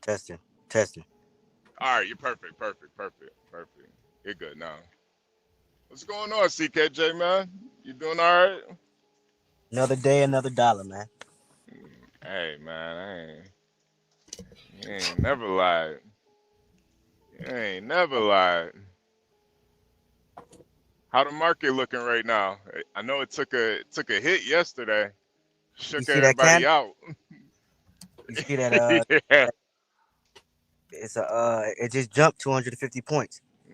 Yep. That's why I knew yesterday not to do nothing. I already knew it was those institutions shaking everybody out. Everybody getting scared.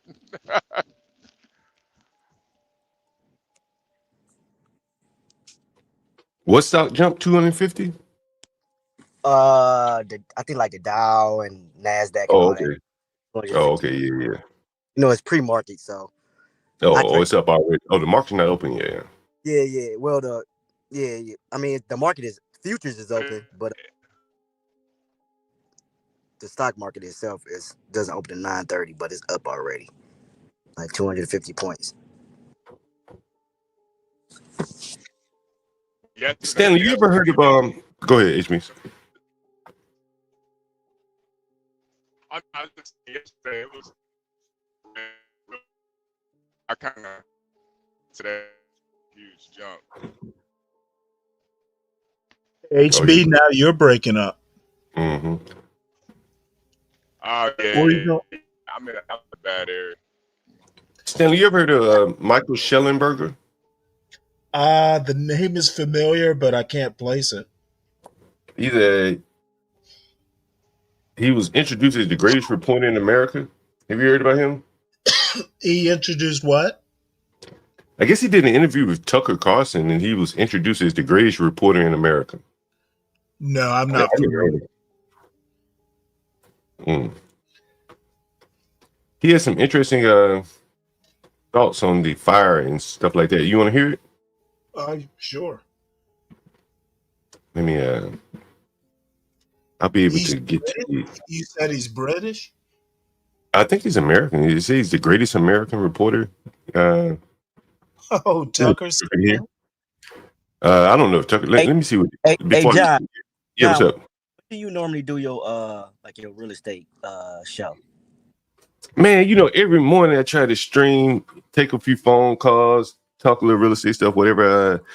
Whatever is come up, on a daily basis, and I throw a little bit of that in there. So I try to do those like a specific time.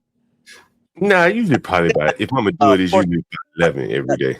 Yeah, I sent Portia a video of Mike Epps, and I wanted you to dive into creating your own comps. Mike, you said creating your own comps? Yeah. So okay, that's what you're saying. Back and to his old neighborhood and bought up the whole street. I see what you're saying, creating comps that way. So it's Midwest, Indiana, and stuff like that. So I wanted you to dive into basically like creating your own comps in your own area.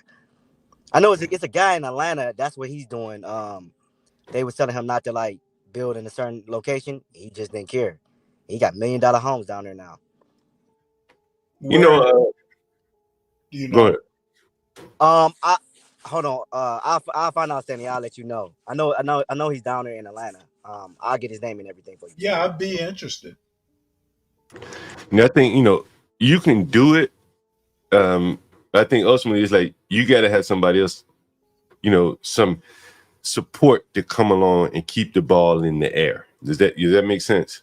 What do you mean by like if I buy up a block, right? Well, clearly the block was undervalued because I was able to come in and buy it, right? Yeah. Which means that the surrounding areas, there's probably some things that aren't there that you're gonna have to bring there as well. You're gonna have to damn near be like the developer in some ways to keep the ball in the air, right? So if you bought a block and let's say it had a corner store on it, but you can't leave this corner store empty, right? The corner store got to be up and running, Right.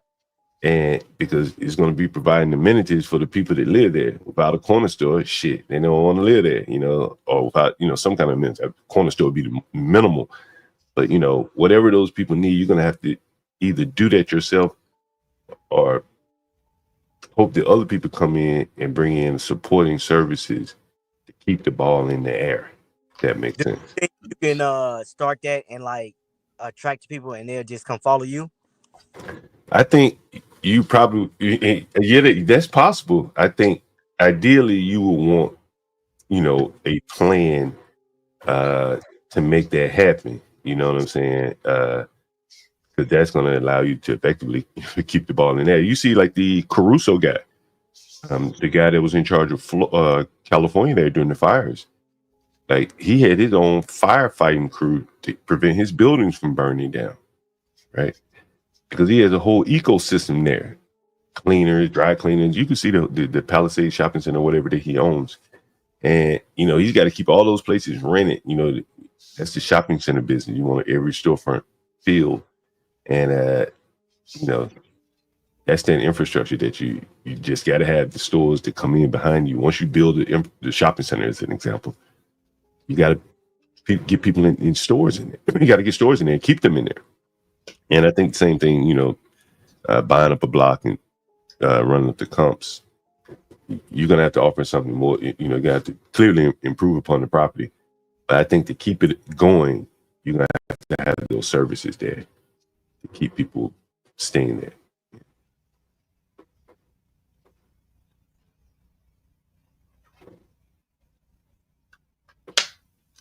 Anyway, what did you think about that, CKJ3? I'm looking at Mike Epps right here, though. I see you brought up a block here.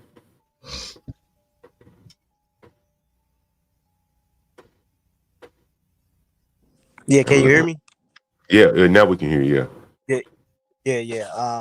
It's just something to think about. I think the Stanley, the place is called is it East Cobb's? East Cobb's? Oh, okay, yeah. Well, I mean, I know where East Cobb is. My sister lives in Cobb County. As a matter of fact, I think she lives because they've got South Cobb, East Cobb, West Cobb. I think she lives in West Cobb, but it's all one county. They just East Cobb is ritzier than West Cobb, so she lives in the non-ritzy part. But yeah, Cobb County, if I recall, is it Gwinnett or Cobb that the Brave Stadium's in? I'd have to look it up. I think it's Cobb, right? Is it in Cobb County? My sister lives in the poor part of Cobb. It's still a pretty nice town. I think if you can buy somewhere there's stuff already around where you don't have to worry about stores and stuff coming in. Right. Yeah, I think you could really easily pull it off, if you had a bunch of money. It seems like Epps is buying and renovating houses here from what I read. And he's already in a city, Indianapolis, assuming, maybe some resources around. It makes it a lot easier. You don't have to do everything yourself, You mean the comedian? I'm sorry? Yeah, the comedian, Mike Epps. Yeah. I'll pull the article up if you want to see it. Let me pull it up. Good for him. Yeah. Let me see if there's a video of it first. Play it. Yeah, there it is. Yeah, here's a good one right here. You're from Indianapolis, and you and your wife, Kyra, have been renovating old houses in the neighborhood you grew up in. How did this start? Why did you want to do it? Well,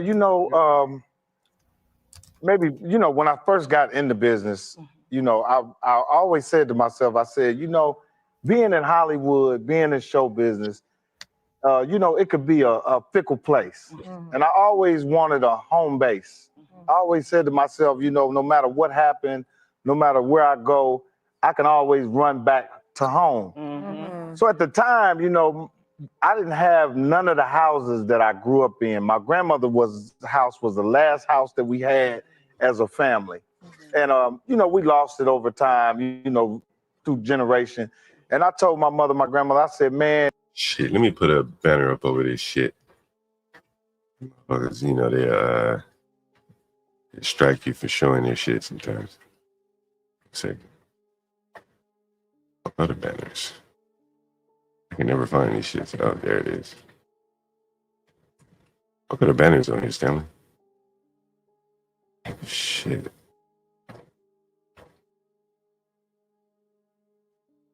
Oh, there it is. I can never find it, Stacy. If I ever get a hold of some money, I'm gonna go back and buy every house that we lost and got kicked out of, So cool. You can't do nothing on this. As a man, you can't do nothing on this earth without a woman's touch. Amen. So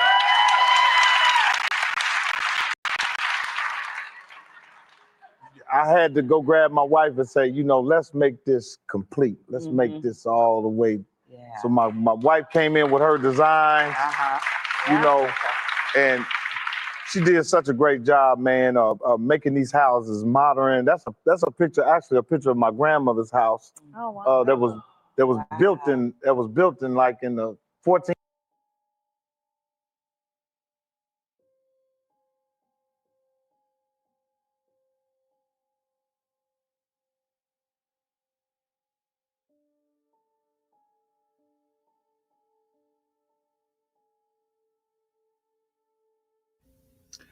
Was that? Oh, you stopped it.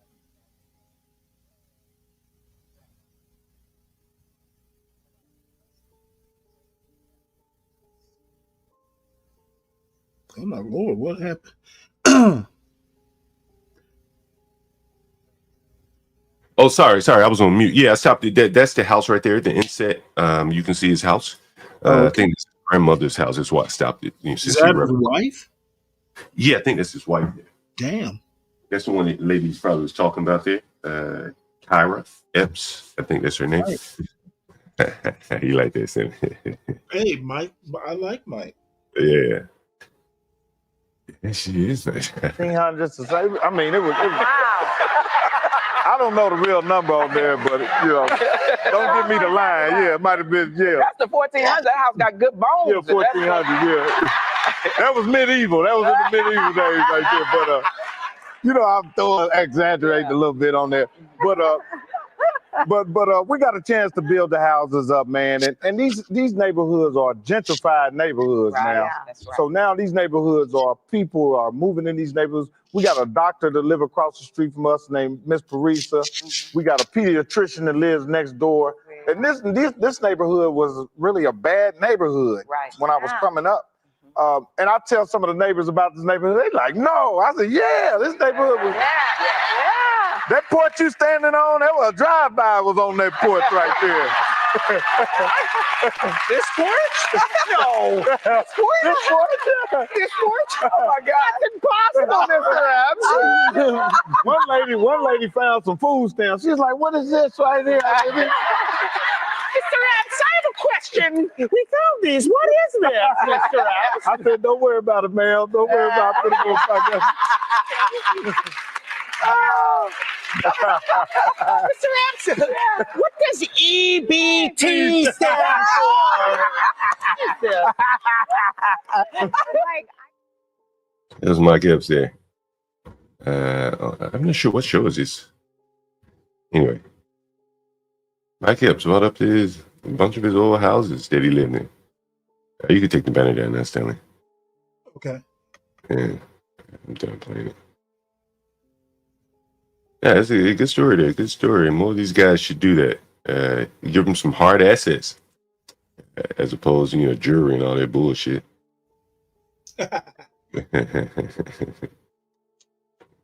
Mike Epps, he was the one that went on Shannon Sharpe. He was begging to go on Shannon Sharpe at one point. I think after after the other guy, Cat Williams, had a He big success. Really?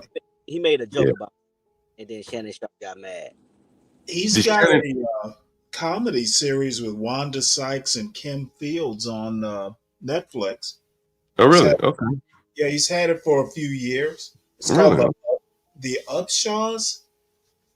Mm. It's kind of like an old-fashioned sitcom. I don't find it that funny. Mm. Uh, it's been running for a few seasons now, so I mean, he is working. I remember from Friday. Is he Friday, right? Was he Yeah, Friday? he's done a few stand-up specials on HBO, I think. So he's been successful fairly steadily for decades now. Yeah, that's pretty good. What happened to HB? He dropped off? Yeah. Is he starting up going trucking today? Give me 1 second, I'll be right back. Yeah, is he starting up going trucking today? Do you know? I know there's one made, Oh, it but is? Okay. Give me 1 second. in a few minutes, though, at least for a few minutes, this confirmation hearing for Hegseth is starting. Oh, yeah. 9:30, right? It'll be boring for everybody except for me, but it is worth watching. In my opinion. I was hoping. Let me check the Trump channel. I was hoping maybe they would play it on Trump's YouTube channel. I'm gonna catch you guys later, Stanley. Okay, CK, take it easy. Okay. How's your family? Oh, everybody's good. They started back to going to school this week, so everybody's good. Good. Yeah. Good to hear. I'm gonna start here. You think they have some challenging questions for Hegseth? Oh, Just more than challenging. He's been tagged with a lot of stuff. Drinking, financial mismanagement. I still think he's going to get confirmed, though. Hmm. Well, main reason being is the Republicans have the votes. I don't think they need Democratic votes. I don't think they need 60 votes. And I need to see if Trump.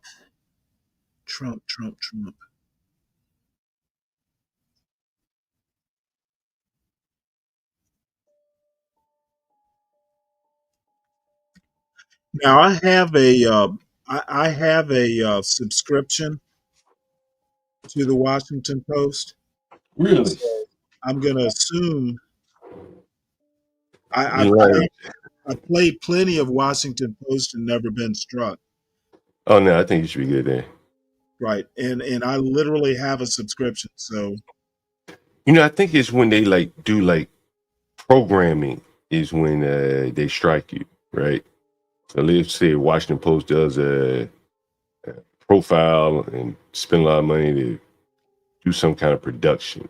right. I think they'll see it as like proprietary type technology or IP type stuff.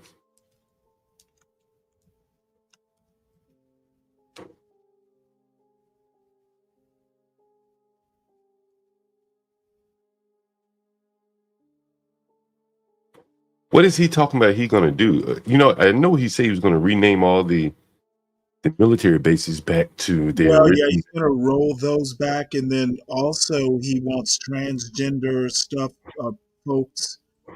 All those all those issues out of the military, and he basically wants wokeness gone.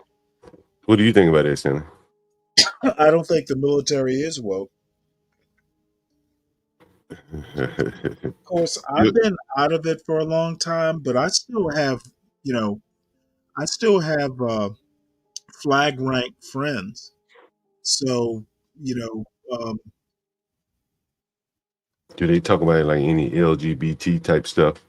okay. Well, see, the funny thing about it, when I was in the Navy, the most of the like alternative lifestyle stuff wasn't happening in the crew des Navy. It was happening on amphibious ships and auxiliary ships.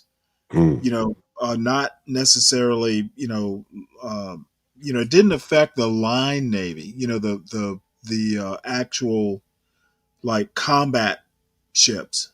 Mm. It was happening on marine carriers, oilers, tankers, maybe carriers, ships that had a lot of people, women, more conducive, a better ride, basically. The thing is on the cruisers and destroyers, they would have what they call blanket parties. you know, for some reason, you were making a bunch of people uncomfortable, down in cruise berthing.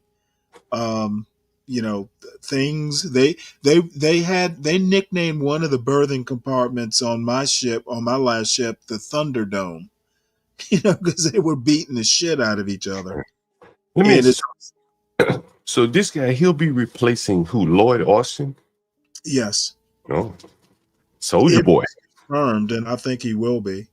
I can't believe Lloyd Austin made it through that scandal of him getting surgery and not even telling Joe Biden. I mean, that was ridiculous, man, to me. Honestly, he should have been fired, bro. It's not something that, had he been in the military, that's not something that would have stood. And that's what I'm saying. Like, he was in charge of the military, right? Is this position in charge of the military? It's civilian control. I mean, he's not in operational control. He's in the administrative. He can tell the operational parts what to do, but the operational, like, hey, I'm literally out in the Pacific Ocean running. Like, I have a friend who's I think he's commander of the 7th Fleet or something. He's got like a big job. Um, it and I can't remember whether he's admin or operational, but they're two different sides of the Navy. Like, the chief of naval operations, even though operations is in his title, he is an administrative guy. He's not like running the ships or the planes or anything like that. There's two sides of the Navy and two sides of probably every branch. So the Secretary of Defense is civilian and administrative, not necessarily operational. Mm.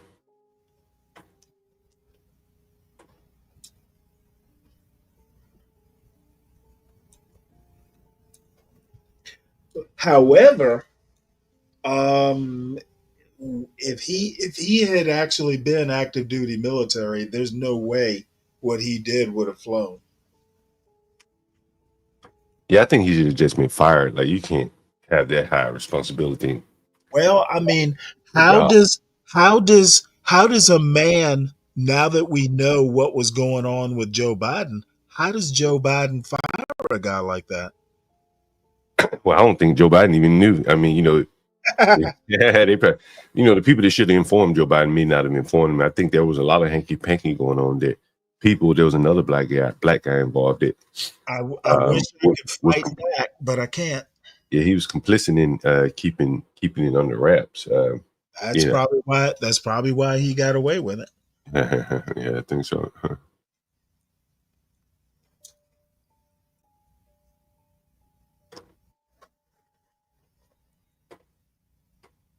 I think it serves kind of to lower the bar, like what's acceptable. I don't know much about this Hegseth guy, but it seemed like he's just was on Fox News just the other day. Am I right? Is he still on? He's a Fox. He used to host the Weekend Fox and Friends. So it just seems like I don't know, maybe the seriousness. And again, I don't know much about him. Maybe a very serious guy, but he went from TV to being in charge of the Department of Defense. I don't know. Okay, let me put it to you this way. I don't think he's even run like a platoon. Right, and so it just seemed like the standards are getting lower and lower. Well, that's not saying what's his name. One of Obama's, can't think of his name, but there was a guy who was enlisted, who was a great Secretary of Defense. I just don't know that Pete Hegseth ever held like a platoon level or senior NCO. He might have, but I How don't. old is he, by the way? I think he's in his 40s. He's very young. Might even be younger than that, but I think he's in his 40s. Let me look it up right quick. Turn the sound back on. It seems kind of, is that, I don't know, but that seems kind of young, no? Yeah. Oh, yeah, it okay. is.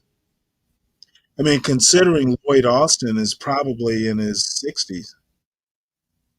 We got Wally up here. I don't think I've been up here with Wally.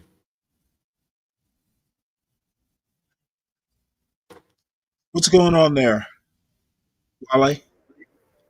Yeah, is this John Galt? Yeah, what's up? Was that a yes? Yeah, it's a yes. Okay, I ran into you last night at Q Butter. Oh, yeah. Hey, what's up, man? How's it going? Oh, it's good, man. I just wanted to see how it can flow from there. As I told you, the synchronicity of how I came into you was what do I say? Notable. Yeah. So and then I had just looked at something. Oh, I was just looking at one of my things through YouTube, and they made a movie out of the book, Ian Ron's book. So I saw that come across, and then I saw you were on. I said I would just check with you and see if we can go anywhere, because sometimes when things come to me in my manifest themselves in my life like that, in that fashion, it's usually because there's some kind of avenue that's opening. You understand what I mean? Yeah. So I my curiosity forced me to, and once again, I see you up here today. It's so convenient to just pull right up on you. You know what I mean? Yeah. So I was like, that's very convenient. So far, all of the signs are saying, wow, this is very convenient. So I thought that, yeah. We stream 24/7 live, you know what I mean? Live, you almost find us 24/7 live. Yeah, anytime you want to come up, yeah. Yeah, but I'm just saying, in a matter of hours, so many things have pointed in this direction that I'm following the road signs. That's what I'm referring to. Well, and I expect them to lead somewhere progressive. Yeah. Yeah, I tend to think we try to, lead people in a productive path. There are a lot of people come up here with I think some good advice. They have experience in things, in different avenues of life that, depending on where you're taking. We have our resident trucker up here, HB, people that are interested in trucking or that are in trucking. He's usually here every day. And, I would suggest a lot of young people that can't find their way where they are, man, trucking is a good career for them. It may not be as glamorous as sitting up in the office with a suit on, but it pays the bills and pays the bills very well. And you have a lot of autonomy there. Stanley Cross, he does that overnight. Can I call you a Navy veteran? Is that what I would say about you, Stanley? Navy veteran, is that what you call you? Yeah. Yeah. So it says if he's a Q brother, we probably don't agree much, but I think we were agreeing pretty much. When you say before they kick me off the panel. You know what? I think to me, your frankness was appalling to them. Yeah. Because I did that too when I first came upon them about a year or two ago. My frankness was appalling to them. Oh, they cussed me out, called me names for a while. And then I realized, okay, it's a shock. Because you didn't say to me, like I was explaining to them, I didn't hear you say anything erroneous. But they took it in a certain way. They feel a certain way. They have a certain traumatization. And even if you walk upon somebody and say hello in the morning, like I did one time, I walked upon someone and said, hey, how you doing? And they didn't say anything. So I said it again. Hey, good morning. They cuss me out. They just turn around and start cussing me out. Why the hell you bother me with some good morning? You see how you say, oh, they just went off. Right. Because it's where they are. You understand what I'm kind of saying? Yeah. It don't have nothing to do really with what you were saying. Is where they are. And they could see a bird pass by and have a adverse response. A guy talked to me like this. He said, if a person is miserable, they're going to see things from that perspective. When a person is happy and optimistic, they're going to see things from that perspective. The very same occurrence can occur, and they will see it differently as a result of their own mental state. Sir, let me ask you, if you don't mind me asking, how old are you, sir? 26,654. Hold on. Say that one more time, boy. 26,654 and 54. I'm guessing that's in days? Yes, exactly. Without me doing the calculation, what would they be in years? Well, I have to get my thing too. Somewhere around, what I say, 26 divided by 3. 3 goes into almost, about 70. Okay, and what part of the country did you grow up? What do you mean by grow up? Like, where were you born and raised? If you don't mind me asking. Opelika, Florida. Say what? Oh, Opelika, Florida.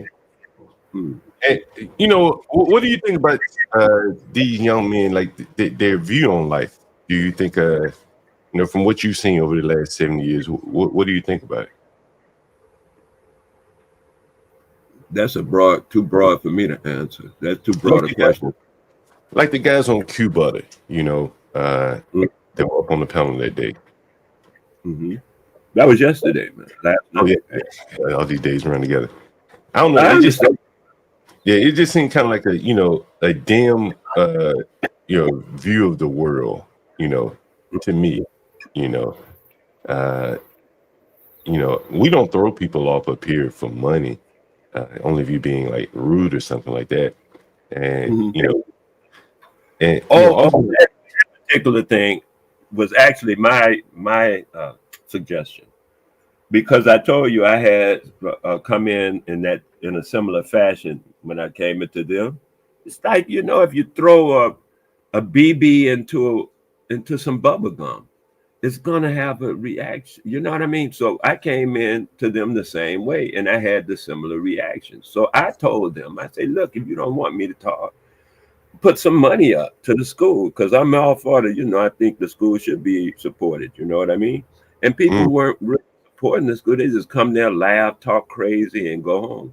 Laugh, talk crazy, and that's it. And I'm like, where's the money for the school? So I said, wait a minute. When I got that reaction, any reaction I get, I try to see where we can use it for progress. Oh, so you have a school? You have a school? You have a school? Cuba does. Oh, Cuba has a school. Okay, I didn't know that. Okay, that's new. Yeah, he has a school that's specializing in what they call STEM, which is science, technology, engineering, and mechanics. Oh, okay. I didn't know that. How many of y'all knew Cuba had a school? Where's the school located? Right there in New York, where he is. Oh, he's in New York. What part of New York? 'Cause, I live in New York part time. In Brooklyn. I live in Brooklyn part time. Yeah. Okay, all right. I have to reach back out to him and get him up here. We talk about that. Yeah, I'm a software. Yeah, he's right there in Brooklyn. He's a Brooklyn dude. He's been there all this time. Yeah, and I'm a software developer. Maybe one day I could give him some free tutoring class. All of this stuff, we work together. I mean, like I was listening to what you said, which is cultural. What you were saying about the African woman, people, really, consciousness. The American consciousness. And I've been attempting to explain that to other people, but I saw when you saw it, I say, wow, he can see it. So that was a thing that sparked my attention as well, is that you could see the difference in culture. Most people don't see culture. They see race, Remember the guy kept trying to get you to say black, black, black, black, black, black, black, black. And you said, no, I'm black, she's African, or something to that effect. Because you were relating to culture more or less. What I a statement. And you even said an example where now people in America are more transactional, individualistic, and what's in it for me. I did all of that. You heard me try to explain where you were coming from while you were off the panel. But I'm saying I see all that, but they don't see all that. All they see is race. And they are so young, they don't have the you know what triangulation means? Yeah. That's where you take more than one perception of something to kind of get a better view of what the something is. Yes. Right. So what they have is like a two-dimensional look at life. Yeah. It's either black or white. It's either black or white. Even when I talk, because I talk often about the Orient, as it were, Asia, Japan, different places like that. And most people don't want to hear it. Like they'd rather not realize that those kind of places exist in the world. They want to keep it just black and white. You see what I mean? Yeah. They can feel they feel comfortable in that kind of term, that kind of understanding, and that's a racial understanding. You were saying yourself, that's just race. Black is a race. And if you ain't dealing in race, which I try not to deal in race, you know, because it's too limiting and stuff. But anyway, I'm just saying that's how I saw that one. Yeah, I think a lot of the young men, you know, they realize it. They may not want to acknowledge it, but I think they realize, you know, like these migrants, these immigrants that come here from these other countries with strong cultures are eating their lunches, you know, like they're competing for resources with them. And I think they're winning in many cases. And I think the Cubanas of the world, they may see it and not want to acknowledge it, you know. And that's just my thoughts on it. I would say that everybody got to see what's going on in front of their face. And like you say, okay, now they don't want to acknowledge it, or they don't know how to acknowledge it. Like you did, you went through some life experience to get to that point where you said, because that's what I didn't peep, that you peeped already. But when I was up in the game, because I was in real estate too, right? So when I was up in the game, I noticed I was dealing with a lot of foreigners. That was my when I was working out of office, right? So that was my what do you call it, expertise. Anybody come in there with any kind of accent from any kind of place in any part of the world, they call me Wale. The secretary knew that. As soon as they got a phone call, they sent it to me. You understand? So I dealt with them until I realized at a point they were dealing with me all right. But as soon as they got enough of them, they replaced my dumb ass real quick. Yeah, hell yeah. With one of their own. I was like, check that out. That was so beautiful. I thought it was beautiful myself, you know, because I look at cultures and how cultures move. So I thought that was a beautiful move. I was like, damn, that was a beautiful move. They said, wait a minute, we can put this right back in the house because they keep all their money in the house. Right. That's what I was saying about Jamaican and what's his name? African people. Right. They still have for the most part that dope way, susu kind of mentality. You understand? Yeah. It was weaned out of American niggas. It was weaned out because even in the that woman that went to New York, that's when it got famous. When that woman went to New York, I forget where she was from. I think Haiti or something like that. But you know, they started the numbers, what they call the numbers system in New York, right? That was offshoot from the susu. That was like, okay, we got a susu may have our partner in the islands. Sometimes they call it partner. You know what I'm talking about? The dope boy. Yeah, we talked about susus on here before. Okay, so you know exactly what I'm talking about. Yeah. So I'm just saying, in some countries, they bring that with them, but it's usually a small 25, 30, no more than 50 people per group. But when they went to New York, they were dealing with thousands of people. So they turned it into the numbers. You get me? Everybody still get a piece. It's still in the community, but they had to come out with a different way of dispensing the funds. So they did it by the numbers. And by the numbers, check this out, by the numbers, people will have a dream on your butt and win. But if you go by daily numbers, so that's why even now the lottery, they got 5, 6 lotteries a day because they try to offset that because people, on the real tip, our people can dream upon, not just our people, but people can dream upon the lottery or something like that and hit on a well enough basis that they wrote books about it. You know, all the lottery books and stuff. Really? So they had to change up how that stuff worked because they weren't making as much money as they made. Now the lottery is in the billions. That's because they ain't paying out nothing. But they got all of these $5 a day, and you got to pay so much just to be in the game. If you going by your dreams or something, you got 5 lotteries a day. Now you got to pay all 5 of them every day. You know what I mean? Do you play the lottery? I do not. No. That's not. I was just saying I understand it though from its inception, from how it came about.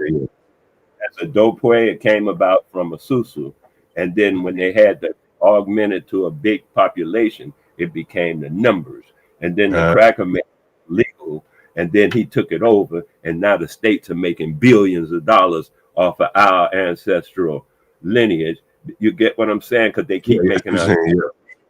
We got someone in the audience.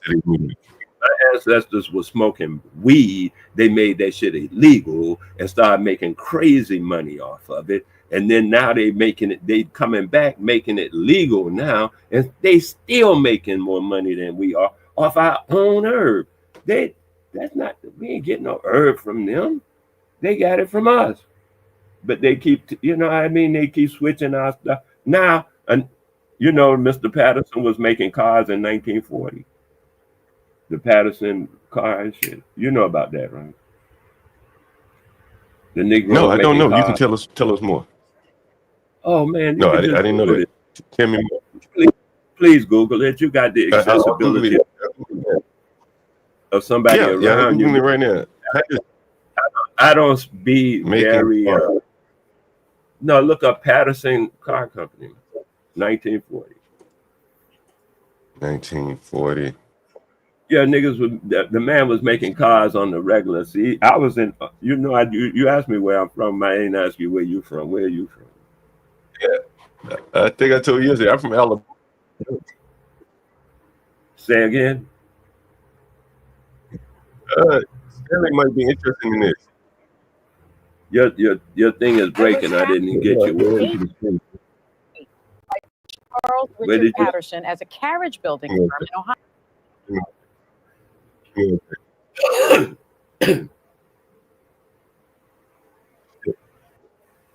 A screen is kind of frozen here. I don't know if you can hear it. Car company. No, I'm lost as to what you're doing, Greenfield man. Cars Really. debuted in 1915 and quickly made C.R. Patterson and Sons the largest Black-owned. Black History Month, FYI, honors the first Black-owned auto manufacturer in the U.S., the C.R. Patterson and Sons Company. Right. It was founded in 1893 by Charles Richard Patterson as a carriage building firm in Ohio and thrived until his death in 1910. But when his son Frederick saw the growing popularity of the auto industry, I want you to be mindful of the date. She said it was founded in 1893. This is less than 20 years after the Emancipation Proclamation and the War of the Civil War. Oh, is that right? That's right. That's why I want you to pay close attention to the dates that they're telling you, because what they're telling our historiography, which is the word I call it, the way we conceive of a history and our mentality, because it's, you know, it's not real. It's all mental framework. It's all garbage, actually.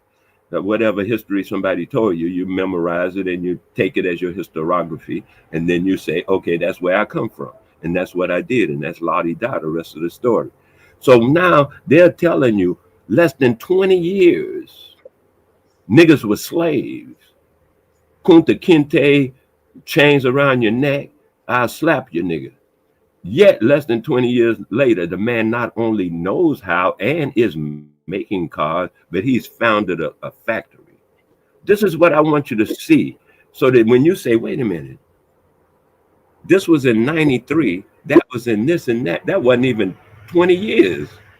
Yeah. So something, you got to look at your own life in 20 years. You know what I'm saying? See how, but you got that 20 years to look at. But them young boys, they ain't got that 20 years to set aside and say, let me just look at this 20 years here. You understand what I'm saying? That's what I was asking about. Because at your age, you're able to set 20 years aside and look at it. They're still living out there 20. They don't have the next 20 to set the first 20 aside yet. You understand what I mean? So you got to be able to set that 20 aside and say, let me look at that 20 years real quick. And you got enough maturity left in what you got left to look at that 20 years mature. Like you can look back at your childhood and stuff like that, all the way till you got married. You can look at all that because you got that kind of space that you can stand off from. But a younger person don't have that space to stand back and look at stuff. So I'm saying, when we do this thing about historiography, the way we are being taught history, this is very great, because in 1893, according to this video, right? That's the date they just gave us. Right. It's still on there. These people were they showing you the car. Right. How they do that from slavery? Where the hell? Slavery. And then when you think about, see, we got a historiography that's at best incomplete. I don't disagree with you on that. You want me to play some more of the video? Please finish it up, but I wanted to make sure we saw that date and paid attention to the historiography involved. Please play the rest, man. The beautiful thing. All right. 1910. But when his son Frederick saw the growing popularity of the auto industry, he took the wheel. You see what I did there? And transformed their family business into a car company. The first Patterson Greenfield cars debuted in 1915 and quickly made C.R. Patterson & Sons the largest Black-owned manufacturing company in America. In 1921, they shifted gears again and became the Greenfield Bus Body Company, which they manufactured until closing up shop in 1939. But their buses were still on the road in the 1950s. Yeah, that is amazing, right? Not only that, I know a person, you know, that's why. Where you say you from? Because I didn't catch you. Alabama, born and raised. But I missed the first part of what you said. I said, that's amazing, right? No, I said, where you from? Oh, Alabama, born and raised, yeah. What part of Alabama that? Anniston, Alabama. You ever heard of that? Not right off that I can say, no, not right off. Yeah, Anniston, Alabama. Oh, that's beautiful. Did you grow up during segregation and all that? Oh, yes, of course. Yeah. What do you think about segregation? Well, I can tell you only that I had no problem with it. Is that right? And neither did my folk that I grew up around. Nobody seemed to have a problem with it. The only thing we had seemed to have a problem with, and I have to judge most of what I'm saying from how I saw my elders behave, because I was a child, and they mostly had to deal with it. Being a child, I didn't have to deal with it as often, as frequent, the rest of that. So, but what they seem, Let me play this clip for you. I want you to hear this. This is a lady about your age. Okay, do your thing. I'll look at it. This may not be it. Let's see. Okay, whatever. Cool. It's not it. Hold on, this is the wrong one. This may I'm be. not one to years, and I would say over the last few months. Listen, hey, hold on. I think this may be it. But I've had to analyze many things over the last few years, and I would say over the last few months. I've gone through a lot of soul searching and agonizing moments. And I've come to see that we have many more difficult days ahead, and some of the old optimism was a little superficial, and now it must be tempered with a solid realism. And I think the realistic fact is that we still have a long, long way to go, and that we are involved in a war on Asian soil. Let me see if I can find the clip I want you to hear. And Give me 1 second. Damn. Let's have these technical difficulties here. Give me 1 second. Let's see. I think this is it. Let's see. I want you to hear this. I want to get your opinion on this.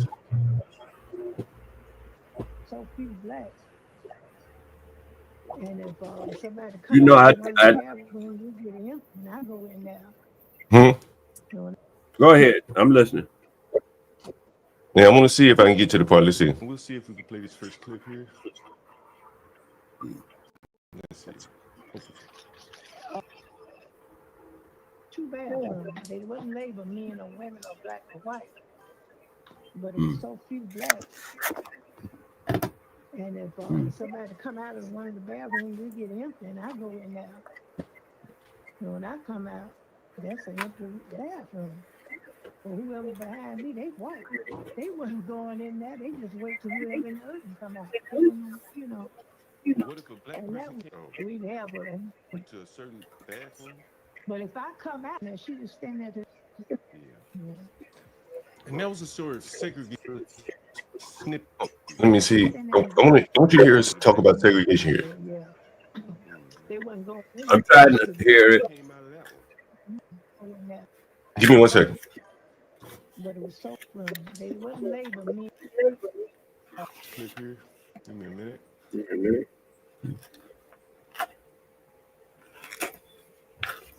Let's see. Black or white. But it was so few blacks, they get empty, and I couldn't come out. Well, it wasn't going, oh, you go behind. Hey, you know, another piece of that creation. So she's giving her perspective on both, and here's next to come up here. Here it is, right?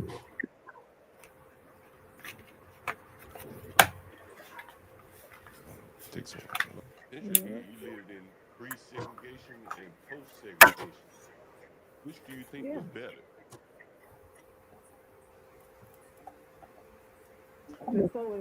Before it was integrated, I liked it just like it was down on 17th Street, just like. And so there's a lady about your age. She's saying she liked it better pre-integration herself. You know, she didn't have any problems. And you just shown an example of what someone did right after slavery. You know, right after slavery, they created a car. And, you know, being enslaved did not hinder them from creating a car. Fast forward 60, 70 years later, here's a black woman saying she didn't want integration. She wanted to stay in her same black high school, and she chose to. Anyway, I thought it was interesting from one 70-year-old standpoint. What do you think about that? I agree with her 100. And I was about to say that the problem was, and see, the issue that happened, as far as I saw, is that we were campaigning in the 40s and 50s for freedom, rights. Anyone looking at those old photographs will see that the posters, we referred to them as placards back in the day, they would read freedom rights. Go look at the bridge, the Selma and this and that, and you'll see on there it says freedom rights. There was some guys that came down from New York area, from the north, got up with the Christian churches and start talking that civil rights stuff, which is a law. That civil rights is some kind of lawyer talk. And I'll explain that to you if you like, unless you already know what civil rights is referring to. But Now, I know what that you was. mean. Hmm? Now, I know what you mean. Go ahead. Yeah, there you go. See, there you go. They say freedom. Well, we were looking for freedom. We weren't looking for no civil goddamn rights. We were looking for freedom rights, which meant we can live freely. Because we live freely, we're fine. We can make our own cars. Look how that man look. He ain't poor and all that kind of garbage. You understand what I'm saying? He don't look like today man at all. He looks like he was working to a way, doing something. He got things going on. He got a woman and a child that's all nice and neat and comfort. You can see what I'm saying? That's how we were living. And not everywhere, of course, because some people live like, you know, in the farm. But even when you go to the farm, go look at them. They were happy too, because we weren't stressed out with this integration. Guess when them children there, do you see them little children? When they went to school, who taught them? A colored person. I watch a movie on YouTube called Back in the Day When We Were Colored. And it's so beautiful because you could see how people relate to each other. It was more cool. Everybody was cool with each other. It wasn't this stress like we're experiencing now. We were all together. We didn't get taught. Like I talked to these young boys that you were talking, that you mentioned, like Cuba to them. You know, their teachers, some of them were white. Were any of your teachers white? In high school, yeah. Middle school, yeah. Not when you were a child, like them little children on the screen right now. I'm saying. No. You know, my neighborhood is pretty segregated. Exactly what I'm saying. Now they have been integrated in their minds. At that point, we were still segregated in our minds. We saw ourselves as separate. You understand what I mean by that? Like I talk to these guys sometimes, and they'll say we, and each time they say we, they're talking about a different entity. Sometimes they'll say we, they're talking about colored people. Sometimes they say we, they're talking about the United States government. Sometimes they'll say we, they're talking about Brooklyn. You understand what I mean? Their we is all over the place. Sometimes they say we, they'd be talking about Pan-Africans. Their we is all over the place. But back in the day, our we was one place. We knew where we were, who we were. We weren't confused like we are now. You hear all this fighting and stuff now? We didn't go through that.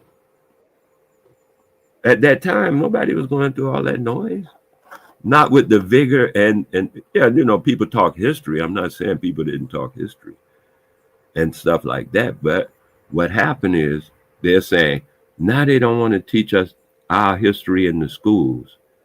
See, that's how people are approaching it. Instead of saying, it seemed to me, you would teach your history at home. If you got a history, right, seemed like you would teach it at home. So I talked to a lot of Irish people during the time that I was raising my children. And I raised them at home. You know, I taught them at home. We taught them at home. And at the time, I was talking to a lot of other ethnic groups. And they were teaching their children also at home. They sent, in some cases, they sent them to public school for like reading, writing, arithmetic.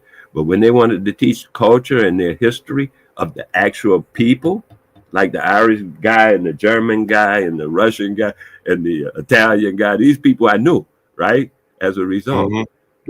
And talking with them on a cultural and ethical, ethnic level, they were like, yeah, we teach our children at home that they're Dutch, and this is what that means, and their grandmother did this, and that's where they're from. You don't teach that in school. That's supposed to be taught in school. Like you think of Puerto Ricans talking about they don't teach Puerto Rican history in school. Anybody, just name anybody. Oh, they don't teach Chinese history in school, huh? Chinese teach Chinese history at their home, or they send them to a special course for Chinese, like the Jews. They send them to a special, like everybody does. So back in the day, on school too, huh? Yeah, you're right. The Jews do have their own school too. Yeah, I've seen that. Living in Brooklyn, Q brother would know that for sure. They teach their own people. Hey, when I was on the channel, brother, I was telling them about how each people they rented their own people, blah blah blah blah blah. And I mentioned the call that I took on the stream, and here is that call. I want you to listen closely to what this guy says to me. It'd be a foreigner or someone's brother. You call me. Hold on. Man, listen, listen. I'm blessed. I'm blessed that you're a brother. You call me back, man. Every time. Did you hear that? I'm gonna play it one more time. Turn it up a little bit because hold on. I don't know if I can get it up any louder than this. Let's see. Just play it again, like. Oh yeah. Oh yeah. So, yeah, just take it like that, bro. Like, I've seen a lot of shit in my day. You know what I mean? Like, motherfucker get killed. Yeah. I had a motherfucker then they get killed. Listen, I'm blessed. I'm blessed that you're a brother. You call me back, man. Every time I've been calling, it'd be a foreigner or someone else. You know what I'm saying? Like, you know what I mean? Not to be funny, but you know what I'm saying? This is good to be around your own. You feel me? You heard that? Of course. That's what I'm saying now. At this time, we done went full circle. Them niggas wanted, like most dudes, they get a job and they want to move around the cracker. I'm getting out of here. I'm getting out of here. Yeah. I'm getting out of here. Instead of making here better, they want to get out of here. And then they go to the cracker, pay that exorbitant tax rate. Because I know you I was in the real estate. They got to pay rent. His taxes were more than he was paying for his rent before he moved. The taxes alone. Well, I got this good job. You know how long them good jobs last? 2-3 years at the most, man. 5. Get laid off. Because it's what it is. It's a good job until they find a replacement for your. Because wait a minute. When I was looking through it, I saw that they prefer to have Indians and Chinese than Negroes in their jobs. Americans, as they put it, it's a better fit. That's how they put it. It's a better fit. I say, oh, okay. I don't think you're a fit. I was like, oh, okay, I get it. I understand. All my understanding is more and more. And then the more that they come over, the more they can build their own infrastructure and don't even need no niggas to even mop the floor. They don't even need no niggas to mop the floor. You understand what I'm saying? They don't even want no slave labor. What niggas gonna do there? Now I keep telling people, make something. People who don't make nothing are thought of as you make something of value, then you are valuable. You don't make nothing of value, you are no longer valuable. That's why I mentioned Patterson Car Company, the man-made cars. That's valuable. That puts, come on, that put hair on your chest and money in your bank account. Transportation will always be important. There's a reason why this guy wanted to come back and live around his people. I'm going to play it again, and he's going to explain why. He's going to explain why. So somebody got it worse than you. I promise you, bro. You know what I mean? Oh yeah. So, yeah, just taking you out. Sweet, bro. Hold on, I want you to listen to this. Matter of fact, I'm gonna let you listen to it. My health situation. Yeah. Your cash app. Decent. Text it to me right now. I'm gonna send that to you, and then I'm gonna look. When you looking to move in? Man, I mean, it's ready now. As soon as you send the money, I seen the code. Hey, now let me. Now I don't want no bullshit. Living right now, by the way. But you don't. Yeah, you're not able to. You're not able. I was living in DC on Facebook. Facebook. I'm on disability right now. They don't let you work. That's what I mean. They won't let you work either, right? No. No. Man, 35, man. I hate to hear that, bro. I hate to hear that, man. It's all right, man. It is what it is. DC to NYC. Hey, man, do they give you rides and shit They give you rides and shit, transportation to dialysis and everything, right? Yeah. I just had to renew my DC Medicaid. Yeah. So you get ride. Was it a DC? It's MPM Metro. Yeah. So my mom get that shit. My mom be riding around on this shit. Yeah, man. Trust me, I've been. Yeah, man. Like I said, life ain't my life ain't been sweet, bro. It ain't no crystal stair, my nigga. Life ain't no crystal stair for nobody, my nigga. That's for sure. Oh, okay. Yeah, you know what I'm saying? But I won't complain. Can't complain, man. I'm gonna do my. So somebody got it worse than you. I promise you, bro. You know what I mean? Yeah. Oh yeah. So, yeah, just take it like that, bro. Like, man, I've seen a lot of shit in my day. You know what I mean? Like, let me see. I want you to hear. Damn, I thought I had it. I want you to hear this, Joe. A lot of shit in my. Let's see. Shit, I was say, damn. But yeah, what happened, man? Like, you know, if you don't mind me asking, man. Diabetes, man. Diabetes. Oh shit. So my mother was a drug fiend and a prostitute. So I was taken from her at birth. So I don't know my natural family history. So I grew up my whole life with untreated diabetes. And then 3 years ago, it just started to hit me. So, you know what I mean? Yeah, man. So, but I'm alive. Every day above ground is a good day, man. Hell yeah. So that's what I'm looking to do, man. So I'm looking to come see the room, check it out. Where's it located at? It just said in DC. Yeah, man, I got them all over, man. What neighborhood do you want to be in? Oh man, if it's like that, I mean, well, I ain't gonna say. Let me rephrase that. I got Northwest. I used to live. Let me see what I. Yo, how much? So basically, you know, this man lived a terrible, you know, hard life, man. Thrown away as a child, mama crackhead, underdiagnosed diabetes, foot surgery, damn near about to lose his foot, on dialysis, 35 years old. He said, you know, he was just happy to hear another black man on. And he 35. 35. All that 35 he years. Just happy to. Beautiful. Yeah. And he was just happy to hear another black man pick up the phone, answer the call. He looking for a place to live, right? And you know, those guys, Cuba and all that shit, they don't understand that, bro. Like, the world is changing so fast that there are very few black men gonna be answering the phone to take this phone call, you know. The thing is, we have to rent for foreigners in our own land. Don't that strike you as odd? Does that strike you as odd? I'm just asking a question.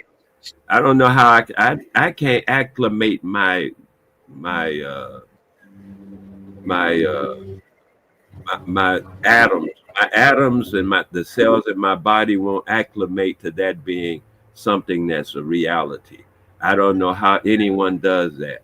You're in your own country and you got to rent. You got to your clothing, housing, and shelter. What they call food, clothing, and shelter is dependent upon a foreigner that's just getting there. What the hell are you doing? Yeah, it is kind of amazing. No, I agree with you on that. I gotta ask you a guy. I gotta ask when somebody come up on me and they beg me for some money. Give me $1. Will you give me $1? I'd be like, damn, how you 27? Are you 27? I'm 25. How you get to be 25 years old? And you gotta go ask a stranger for assistance. Ain't nobody in your whole 25 years that you've shown a quality that they are willing to assist you. You must have shown people an awful quality about yourself. By now, anyone would assist. When somebody showed, like right now, you know yourself, if you would meet a child or somebody with a nice quality, you will help that person. And the more they show that quality, the more you will help them. The more you, right, indeed, yeah. Because they are showing a quality. Hey man, you got to show me a quality, because otherwise I'm gonna go, you know, and I'm gonna sound real curse and all that kind of stuff. But I'm gonna say, hey man, in the naked city, there are a million stories in the, you know, the naked city. There are a million stories in the naked city. This just happens to be one of them. We got Stanley back up here. What's up, Stanley? I'm just saying. Hey, John. I know no foot, 2 feet, no eyes. I know a dude that had no arm. He was born. Watch me now. His name is Prince Radian. Look him up on you Google him right now. Prince Radian, Radian, Prince Radian. He was born with no feet, no legs, and no arms. Are you listening? Yeah. Nigga learn languages. He learned. Say that And one more time. I missed the last part of what you said. He learned what? 4 languages. Wow. He was fluent.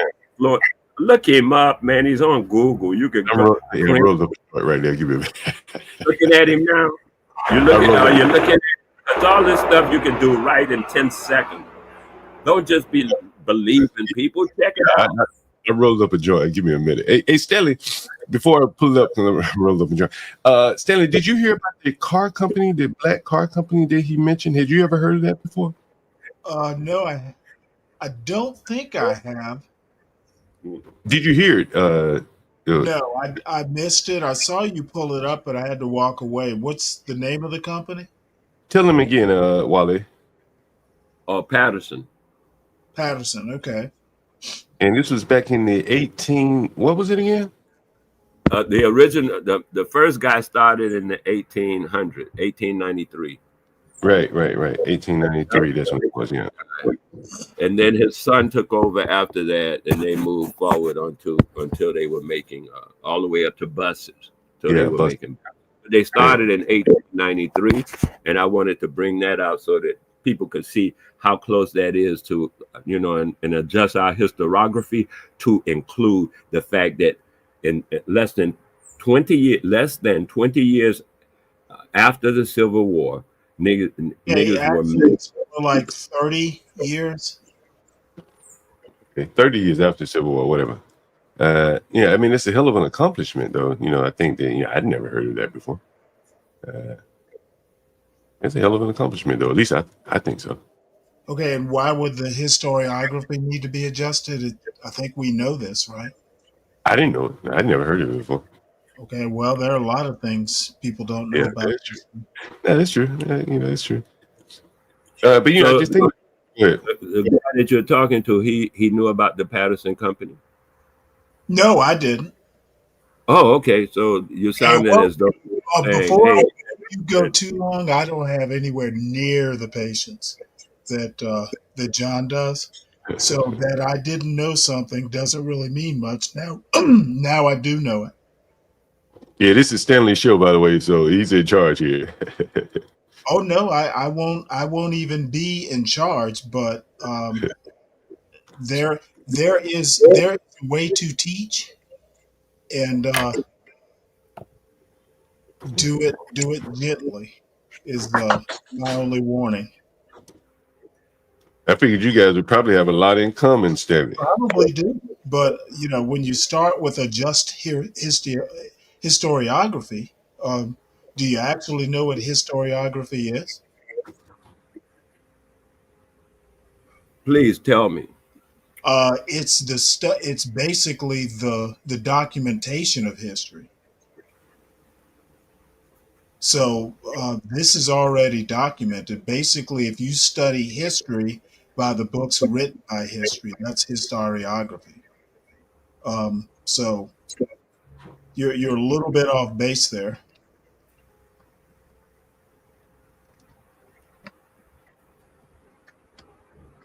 Thank you. No problem. I'm always willing to share what I know, just as you seem to be. Hey, Wale, what did you say you were located again? Was it New York? I forget. I have a terrible memory. I'm not sure about your whole question. I'm sorry? I didn't catch your whole question. Oh, where did you? I have a terrible memory. Where did you say you were located again? I never told you where I was located. Oh, where are you located? Right now, I'm on an island in the Caribbean. Ah, nice. There you go. Traveling man, huh? I used to travel down there. I don't fly as much anymore, so I don't get to go those places. You know that tune. You know that tune. I think it was. I forget who made it. Don't get around much anymore. I heard it. You know that tune? No, I don't. I don't. Stanley, you know it? No, I don't. Yeah. How long you been down there? Or do you live down there? Yeah, I'm living. Oh wow, okay, man, you got it good, huh? Yeah, you got it real good, huh? I feel good about it. Yeah. You know all the organic food and everything, huh? You got that right. Yeah, that's good. I used to go to Crop Over. You ever heard of Crop Over in Barbados? No. Huh, this is interesting. Do you know they were inducted into the Automotive Hall of Fame in 2021? Oh, that's so beautiful.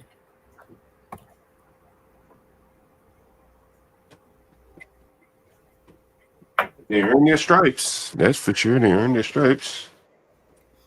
Yeah, they earn their stripes. That is for They sure. say Yeah, learn something, huh? There are a couple books here that I'll buy. I'll buy them in a day or two and read them. It's pretty interesting. Thanks for letting beautiful. me know this. Oh, that's beautiful, man. Yeah, I'm glad you came up, man. I'm glad you came up on the panel. My thought is, I didn't catch your name yet. Stanley Cross. Is that Cross? Okay, Stanley Cross. I'm Wale, but and I guess it's John Galt, but I guess I don't know if that's a pseudonym. But anyway, yeah, I suspect. I'm basically, just kind of one of the hosts. It's John's channel. Yeah, but I say, like I say, I'm suspecting that John Galt in this case is a pseudonym. Yeah. Stanley Cross is not. Nope, it's me. There we go. So I would say, I was saying that my point is to install that information in as many of our people's minds as possible, building a collaborative mental historiography that we can pass on to our children from parent to child. When each individual knows why we don't know, I mean, there's a question, but I don't want to go to the question. Let's go to the answer. When we know our own story, then we can give our story to the next generation, and there won't be this gap of people not knowing. Because you ran into the right person. Go on. I'm from Savannah, Georgia, and my mother, while she was an English teacher, was a avid, especially local historian. So, I mean, I knew, for instance, who, some of the people like a Du Bois or a Booker T. Washington, literally, probably before I was in kindergarten. So, you know, between my mother and grandmother, reading, especially local Black history, was something I grew up with. So while I didn't know this, the love of history is something that me and my sister especially grew up with. So you're preaching to the choir here. Beautiful. And in such, by you just describing your own circumstances to reach such a pinnacle, we realize that most of us are not gifted to be born in the tutelage of educators as parents. So the vast majority of us who don't have that particular circumstance allowed to us in our childhood, and you didn't know, I'm suspecting they didn't know. So I want to get all of this information to as many heads as possible, including yours, and then you can send it out, and everybody can send it out, la-di-da, the rest of that story, make it a question, make it be something. But we have to realize, and I mean, we should realize that we, meaning us, we have to make what we mean we. When I hear anyone speak and say we, I usually am very much not confused with what they mean. When I hear anyone outside of, let's say, the racial confines, the people who think in terms of race, when they say we, I have no problem understanding exactly what they're talking about. When I talk to an Indian from India and he say we, I know exactly who he's talking about. When he's talking about his people, and I'm saying we have to understand that when we say we should be talking about our people. That's our we. That's my we. That's my we. Well, funny enough, you bring up this car thing. This is actually valuable knowledge to me for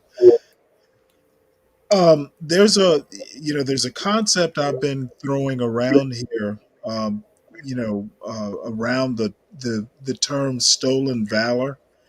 I get a lot of, hey, this group of people has done a lot, and we have done all kinds of things technology wise, and knowing this particular part of, hey, this was a car manufacturer, it's just one more arrow in my quiver, as it were. There were Black people doing a lot of things with technology in other areas, and so believe me, this is valuable knowledge to me. Not just we, but me, as someone who likes to argue historical points a lot. So you don't know how much this little bit of knowledge is valuable, at least to me personally. Are you familiar? Let me ask you then you would be familiar with Paul Coffey. Paul Coffey? Yeah, Paul Coffey, whatever. Oh, Coffey. Okay. It's the name rings a bell, but no, not specifically. Okay. So in the past 3 months, I have become familiar with the life and narrative of Paul Coffey. And once again, with this timeline thing, the historiography, as I put it, that we have in our head is like this. First of all, I looked at a book that said, not a book, it's a government document on internet, right? It said, and it reads, oh, interesting.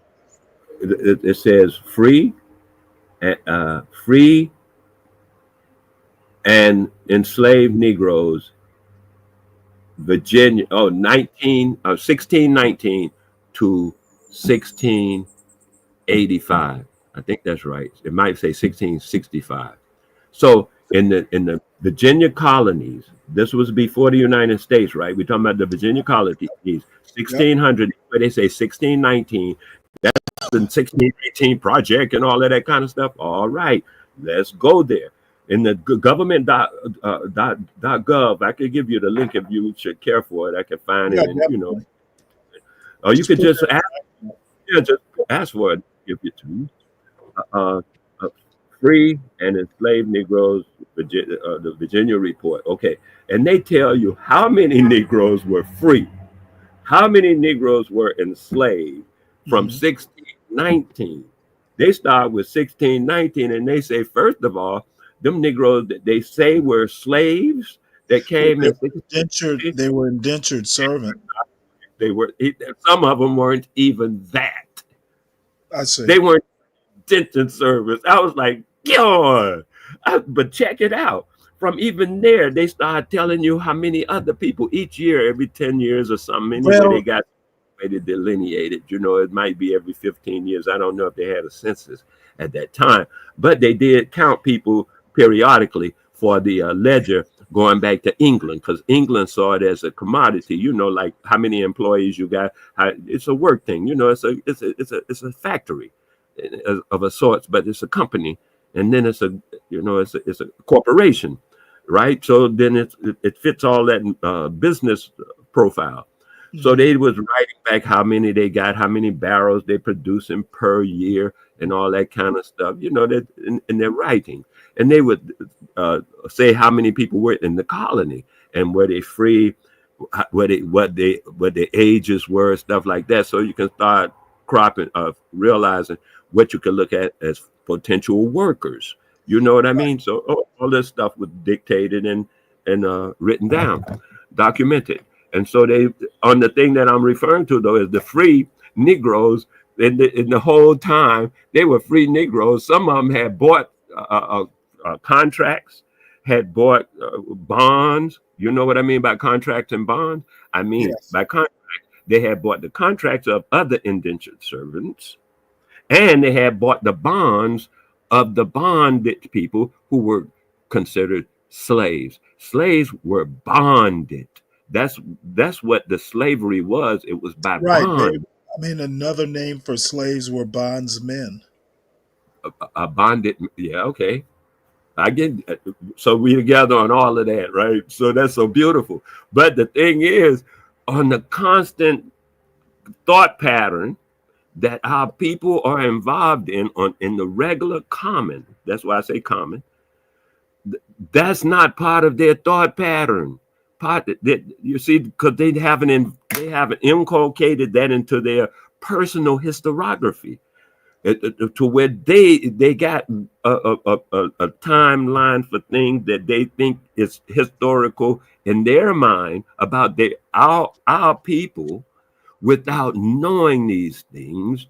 And so it's at best skewed. It's skewed. Yeah. It may. I'm not going to say don't have it. I'll say it's skewed. It's skewed. Yes.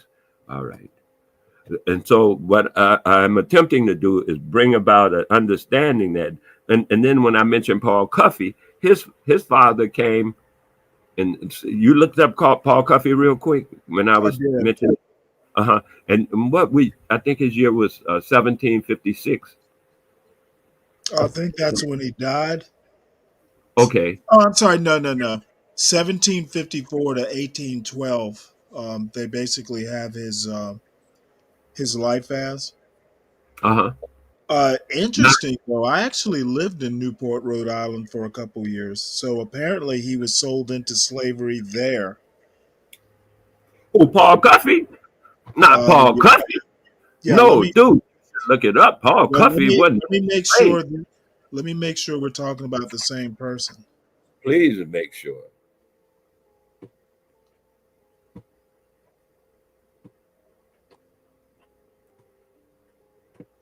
Okay. Oh, hold on. Let me share this. Oh, please. Let me look. So let me enlarge it. Paul Cuffey, known as Paul Cuffey, January 1759, September 7, 1817, was an African-American and Wampanoag businessman, whaler, and abolitionist, born free to a multiracial family, Cuttyhunk, Massachusetts. Is that the same one? That's him. You said slave. Paul Cuffey was not a slave. That's what I'm saying now. The historiography, our understanding of our own. Oh, that's my bad then. Because it says right here, okay, it's his father in Ashanti captured as a child in West Africa and sold into slavery in Newport. Okay, his father was manumitted. Okay, I got it wrong. It's his father, not him. My bad. His father, Paul Cuffey, is the original Paul Cuffey, but his father was named something else. His father had a different name. Gotcha. And his father was bonded, came in as a bondsman who got it. And he worked with the Cuffey people in that area up there somewhere. I mean, and la-di-da, the rest of that stuff. But look at his dates. That's what I'm saying. Let's look at the date now. because we just did that 16, 19 to 16. I go 65. I don't know exactly. I didn't look up the paper to see if it's 85 or 65. That paper from the government talking about free Negroes. Okay, so let's go further and look at this Paul Cuffey date. That's 1759. So we're picking up about 100 years later, whatever. And he was just his father had just arrived before him because his father was so much older than him. Let's give it 20 to 30 years. You know what I mean? A generation before he came along. So his father came in the earlier 1700s from some Guinea place. You say you had read about his father coming from. Yeah, okay, I just read it quickly in in this Wikipedia article. Not a problem. We going through this, at whatever speed we go through it. I'm good. The thing I'm looking at though is the dates of Paul Cuffey. His birth was 1759 to 1817. Are you capturing the dates in American? Now let's take this out. Let's check it out. Paul Cuffey was born free, so this is a free nigga already. Paul Cuffey became a ship builder. He became a ship builder, an international shipping. A Quaker. Listen to what I'm finishing to say, man. Don't go ahead not knowing. I get to the Quaker thing so that you can understand what that means. I see it says he was a devout Quaker. This is a matter of association and religion. It's not a matter of birth. He was not born a Quaker. He was born you see at the very top, what's the first word they say? African American and Wampanoag. That's an Indian name. And he was a business. Okay, so the devout Quaker is down three paragraphs. I read fast. Sorry. No, let's not assume something. Like you say, he was a Quaker. I'm just saying he was not a born Quaker. He was converted to that mentality. That's not you understand what I'm saying? Because some people say Quaker, and as soon as you say Quaker, you see a real Quaker. One born a Quaker from their ethnicity. Okay, well, let me tell you why Quaker is important to me. They were very instrumental as abolitionists. So knowing that, he was associated with Quakers kind of, connected a dot. And the reason it connected a dot, I'm literally reading a history of the American abolition movement currently. So. Oh, beautiful. So it's kind of coincide with something you're doing elsewhere. Yes. Oh, that's beautiful. Because watch this. Because I went into coffee deep because he's a deep dude. And he went in like this. Okay, look at the date. Start there with the date. 1779. That was less than 20 years before. In less than 20 years, guess what happened? The War of 1776. Did I get my thing right, or is it 30 years? Because I messed up with the first one. I said 20 years. It was 30 years with the car builder. What about this, though? Do I got my math straight this time? I think so. Yeah, less than 20 years later, the war that we're talking about, 1776, right? The War of Independence. That's 1812. So you're basically talking roughly 40 years. Huh? No. Excuse me. I'm saying 76 war. The 1776 was the War of Independence from England. Correct. So I'm saying in less than 20 years after his birth, that war. I'm trying to get you to see like almost a picture of what's going, like I see it anyway.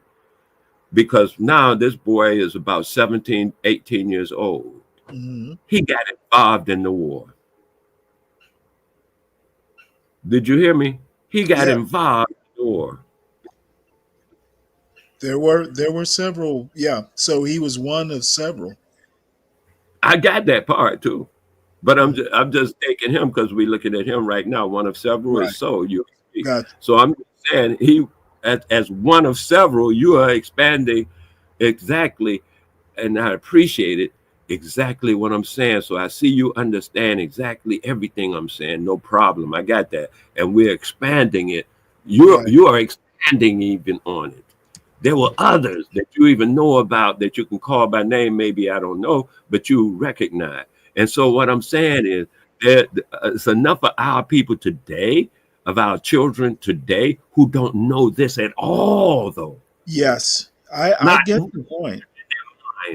And that's why I want to put this in out. We want to teach our own children in their own mind so we can have that in their mind. And that is so empowering to me.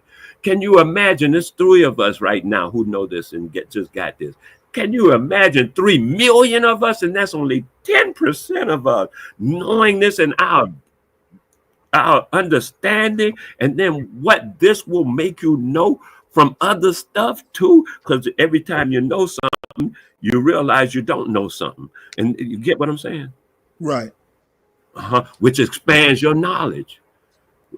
And now I just realized I don't even know what that is. I'm going to check it. And then once you check that out, it's going to expand your knowledge again, because you're going to realize a lot more stuff you don't know. And it's like that branch of a tree with leaves and everything. This is how the mind works.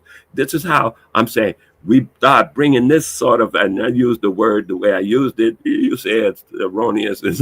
That's okay.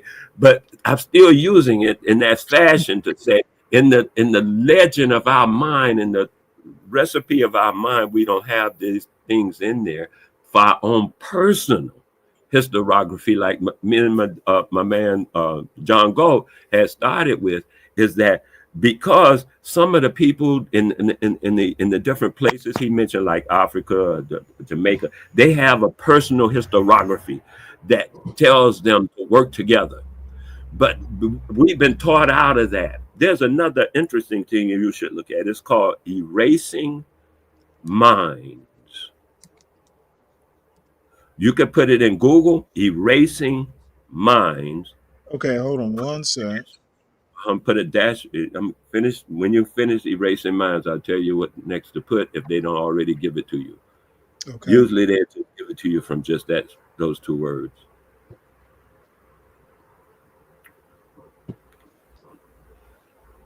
Yes, you type that in yet? Erasing minds. Yep. The Cambridge Report. That's the next word. The Cambridge Report. That thing there, man. You should check that out. Cambridge University Report. Okay, hold on one sec here. See what it says? Behavioral modification in prison. Right. I can get it. Let's see.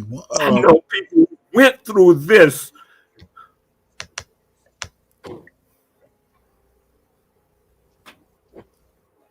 There we go.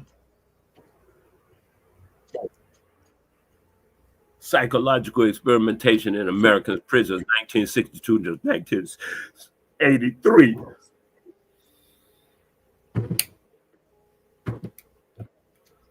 We've been worked on.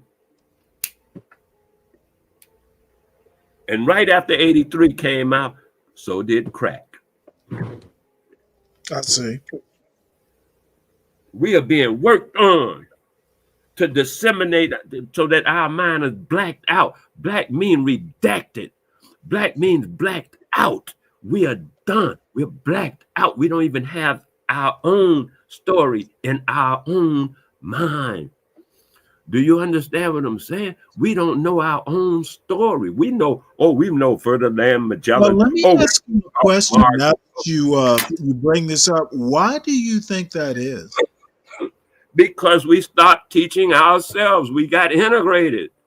We do that's what happened when I Well, was. so you think before integration, people knew as much as they do now? Kids did?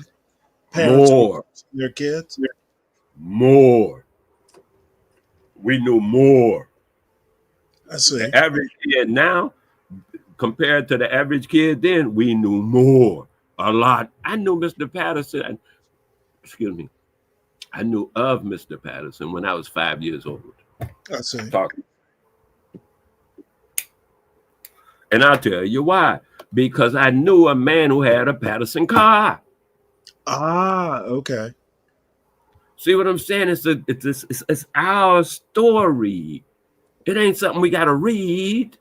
We live it, but we have to pass it to the next generation. And when we don't, we send them to school and they get Faraday and they get George Washington and they get all of that. They're teach in them schools. They're teaching our children their history, and ours. You understand? Our children are learning their history. Our children are not learning our story. We are learning his story. That's not a play on words. That's actually what's occurring. His story is what we learn. We know George Washington. We know the doggone this and the doggone that, but we don't even know our own story from just that short of time. And the thing here, that's why I showed you erasing minds, because this thing has been on purpose.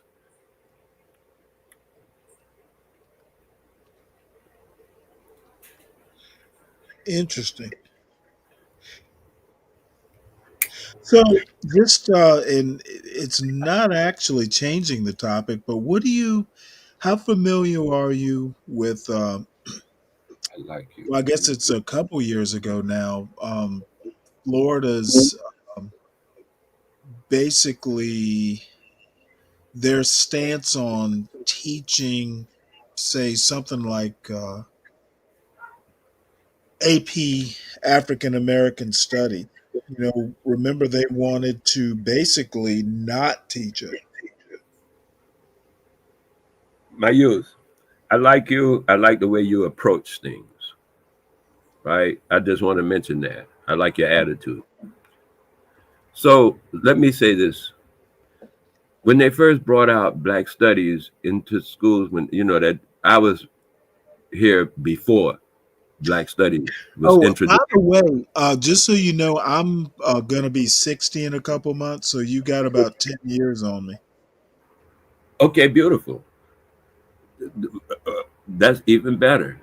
So I was here before they brought in the Black History thing, and when they brought in, and the reason I'm saying that is when they brought in the Black History to teach it in the schools and stuff, I was one of the few voices that objected.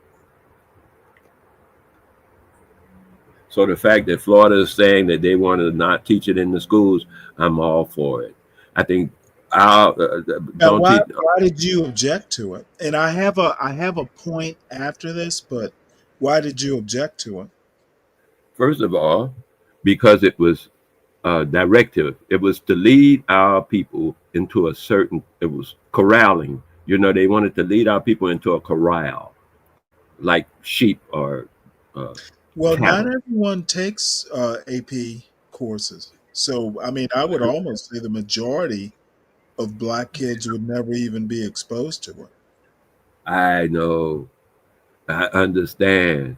However, it sets a standard and a precedent so that the people who write books and stuff like that, who be telling people, because people, you read people's books, right? Don't you? You read some. Oh, lots of them. Yeah, other people read books too, but they're telling that to the people who write the book so they can disseminate the information. They know that the majority of people not going to them classes. They just need a few of them to write the books for the people who never even go to college. Right. And they'll read what they taught them.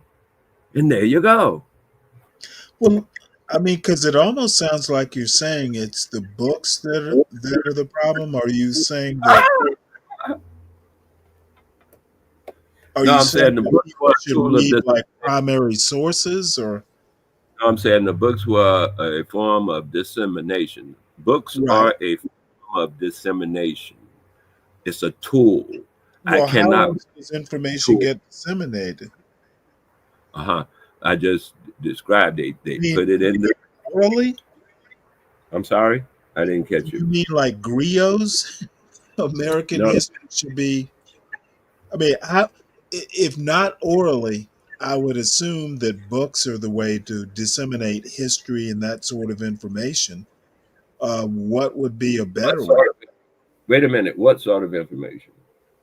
Historical information. Okay, Say we say that. talked about the Patterson car company. Yes, Uh, yes, yes. I've pointed to two books that I didn't know about that talk about that topic or that company specifically. The Uh-huh. only way, besides you telling me about it, which is great, now I know I need to know more. So Oh, I'm going good. to go buy both those books and learn as much as I can. You know, the word of mouth was enough to get me interested in a deeper knowledge. So my question is, if kids aren't told about it, say by you, um, say they don't have parents that are that interested in that stuff, if they go to a Florida school and they have the opportunity to know about African American studies, and I assume there'll be some history thrown in there. It might, that high school AP course might be the only exposure or the first exposure they get to any sort of, idea that African American history as part of American history is important. Okay, I explain to you what I say about that is this. We need to teach our own children. When I was going through the integration, Yep. I don't know if I went through that integration in Georgia, but I did it. I was Well, part of. I didn't get to grade school till the 70s. So Okay, it was already so integrated. And then I went to Catholic schools, which were already integrated. okay, so then I would speak strongly on the fact that before the the integration happened, all of our instructors and everything were colored people, and we Uh-huh. got their Yeah, yeah, story. yeah. We got our story. We got. Are you hearing exactly what I'm saying? We got Oh no, no, our. I'm listening. We got our story from them directly. They were the teachers. They taught us how to read, write, arithmetic, all of that stuff. At the same time, they gave us our story. They Got taught us. They taught us world history as understood. well. Hey, I'm on, but I'm listening to you. I am on board. I get your point. I'm listening. Keep going. Preach. Okay. I Preach. thought you were saying that I had said enough, so I was No, done. preach. Because I said, I I said, think I know where you're going, and I want to hear what you have to say. And everybody listening needs to hear your point.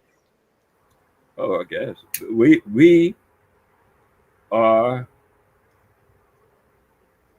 responsible for the education of our children. We can't give that away and say the schools are responsible or the Oh what's the my name of it? Lord, you are preaching my language, sir. Somebody else I is hate to. responsible. You're exciting me. Oh, hey, what they say? Pause. The idea is that we get under our understanding that we are a great people. We have to see that in our understanding of our history, of our story, excuse me, that we are a great people. I hear the youth them saying, "Oh, our ancestors dropped the ball. Oh, our ancestors messed up. Oh, our ancestors did wrong. Oh, they were stupid. They didn't know this." And I'd be like, "Damn, I ain't never heard that." Like when I was a youth, we didn't talk like that about our ancestors. We didn't talk like that about the elders or nothing. Oh, you old motherfucker, y'all need to go shut up. That's what I be hearing on a regular basis Right. from these Oh, children. I hear it on this channel a lot. But you can see clearly from me showing you the Cambridge report, this is what you get. Yes. I'm seeing why I'm getting it right there at the Cambridge report because they made sure to erase the minds.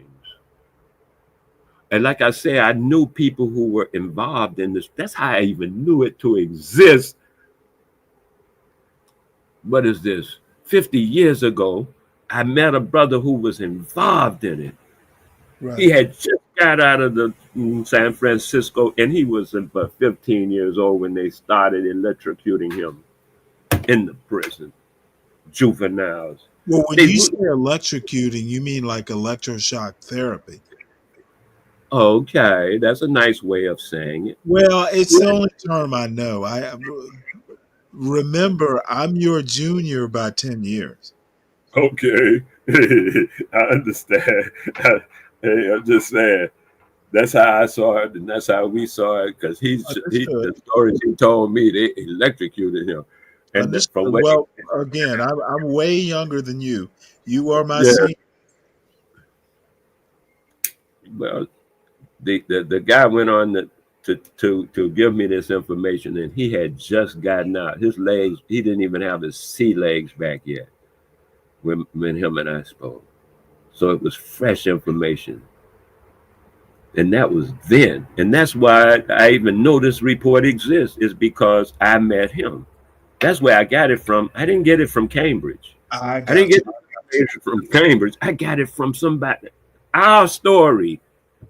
And if you go by the Cambridge report, how many people knew that was there? Until I told you to look for it, you didn't know. Very few people know. That's it. I understand that's okay, but we're not getting it from each other, and that's our story. When we get it from each other, that's our story, and we should. I mean, most people would pay dearly to know their story. They make movies out of their story. They make everything out of their story. Myths. They make more stories out of their stories because they hold their stories dear. Okay, well, now I'm getting your point about historiography.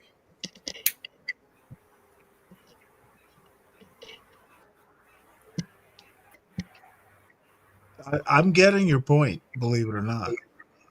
Beautiful.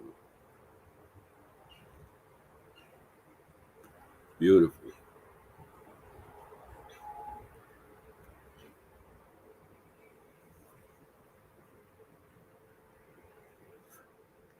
So where do you want to go from here? We can keep going. Don't stop now. What do you mean? Where do you want to go from here? What do you mean? Well, I mean, you're talking about the Cambridge report. We were also actually one of the points I wanted to make concerning Florida, basically not wanting to do African American studies, AP African American studies.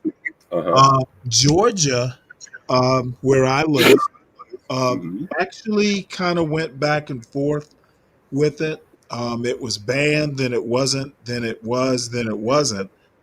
And one of the reasons I actually really like Brian Kemp is he basically, came down and said, "Hey, we're gonna teach it." Knowing more. There's nothing wrong with knowledge. Essentially, is how he came out with it. So, Georgia and Florida are, two states bordering each other in the Deep South. But Georgia came down more on, in my opinion, pro knowledge. Florida wants to keep people in the dark. This according to what political. That's a very political point, but it's one I'll stand by. Oh, I was my first thought, since you brought that back up again about the point. My thought is that's ask where you wanted to go. You left it up to me. All that legalese. To me, that's all legalese. Of course it is. Yeah, and the reason I say that is because by them teaching what they call Black history, African American history, whatever they teaching like that, they have to be very careful because they can be sued. They can be not liable. They can be liable. I didn't mean sued. They can be liable teaching false information, and they don't want to do that. Really? Oh yeah, man. And they don't want to do that. Listen, let me tell you something. I went to .gov. See, I spent a lot of time on .gov websites, right? Because of the information that I come up with, I want to be able to validate it through the government. I don't want to be able to validate it through no school or somebody's opinion or somebody's little, research. No, I go to the government themselves and see what they wrote and see what they say about something. Yeah. Okay. So now, but they say that they have documents like the Cambridge report and the other, the one about like the free Negroes and stuff like that. And they have documents that say that over 50,000 people were sent from America to Africa and other places as slaves.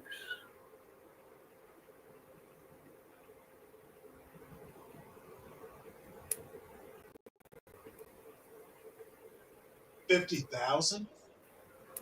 About, yeah, I think that's about right. Let me use a more conservative figure that I know I can pull out of some paperwork I got right now and say 10,000 were sent to, I think they said Sierra Leone. I'm pretty sure. Yeah, Sierra Leone. Oh, you're talking about from 17 during the Revolutionary War. During the I would have to check what date they got sent there, but I'm saying I know so many people. Oh no, you're talking about. Oh no, I was going to use Paul.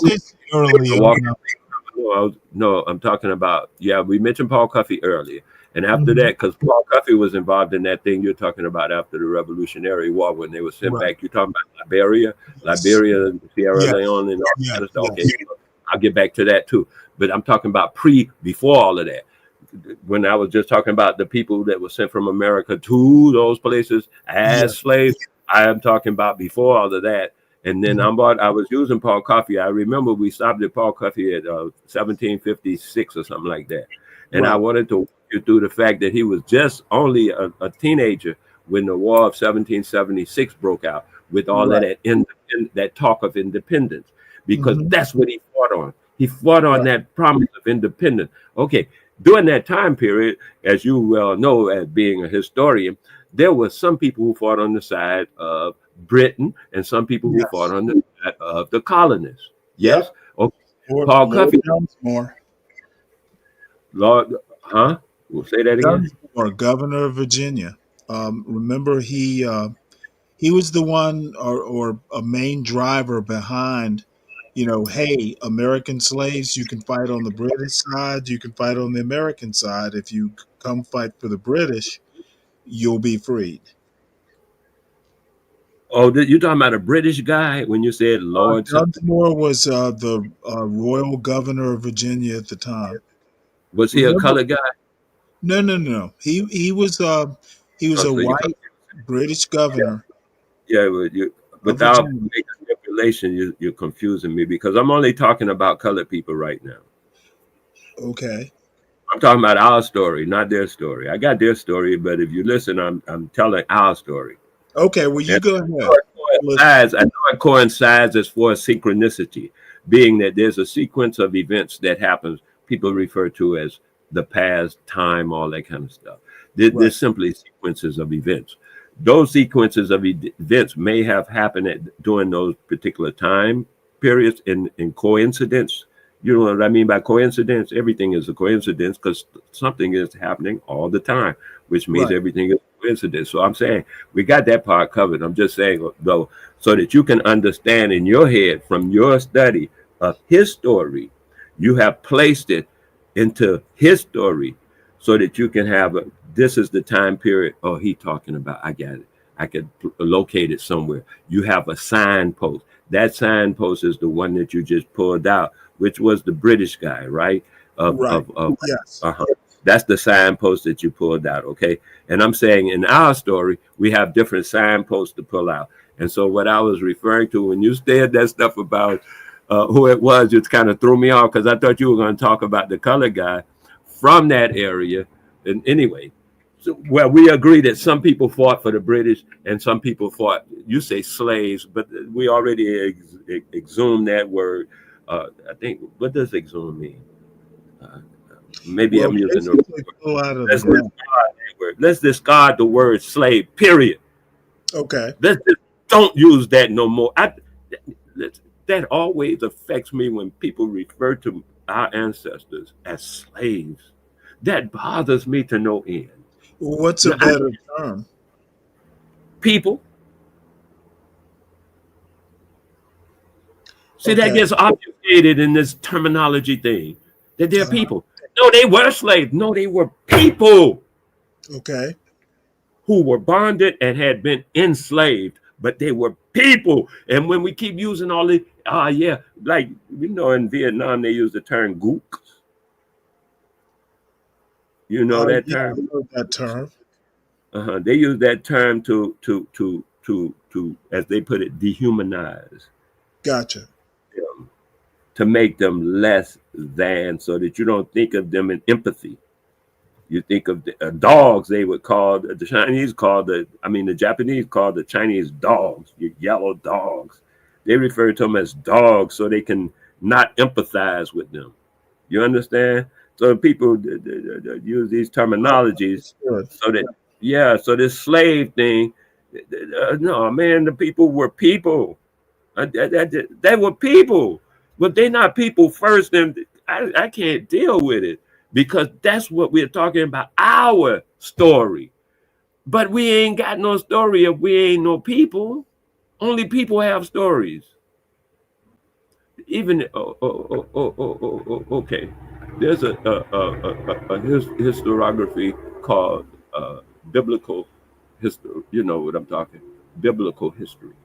In biblical history, there's something about a slave in there. Somebody was enslaved. I think it was David, Daniel, one of them guys, right? Was enslaved, but they never took away that he was a person. You understand what I'm saying? He was a person. No, whoever it was, it don't matter.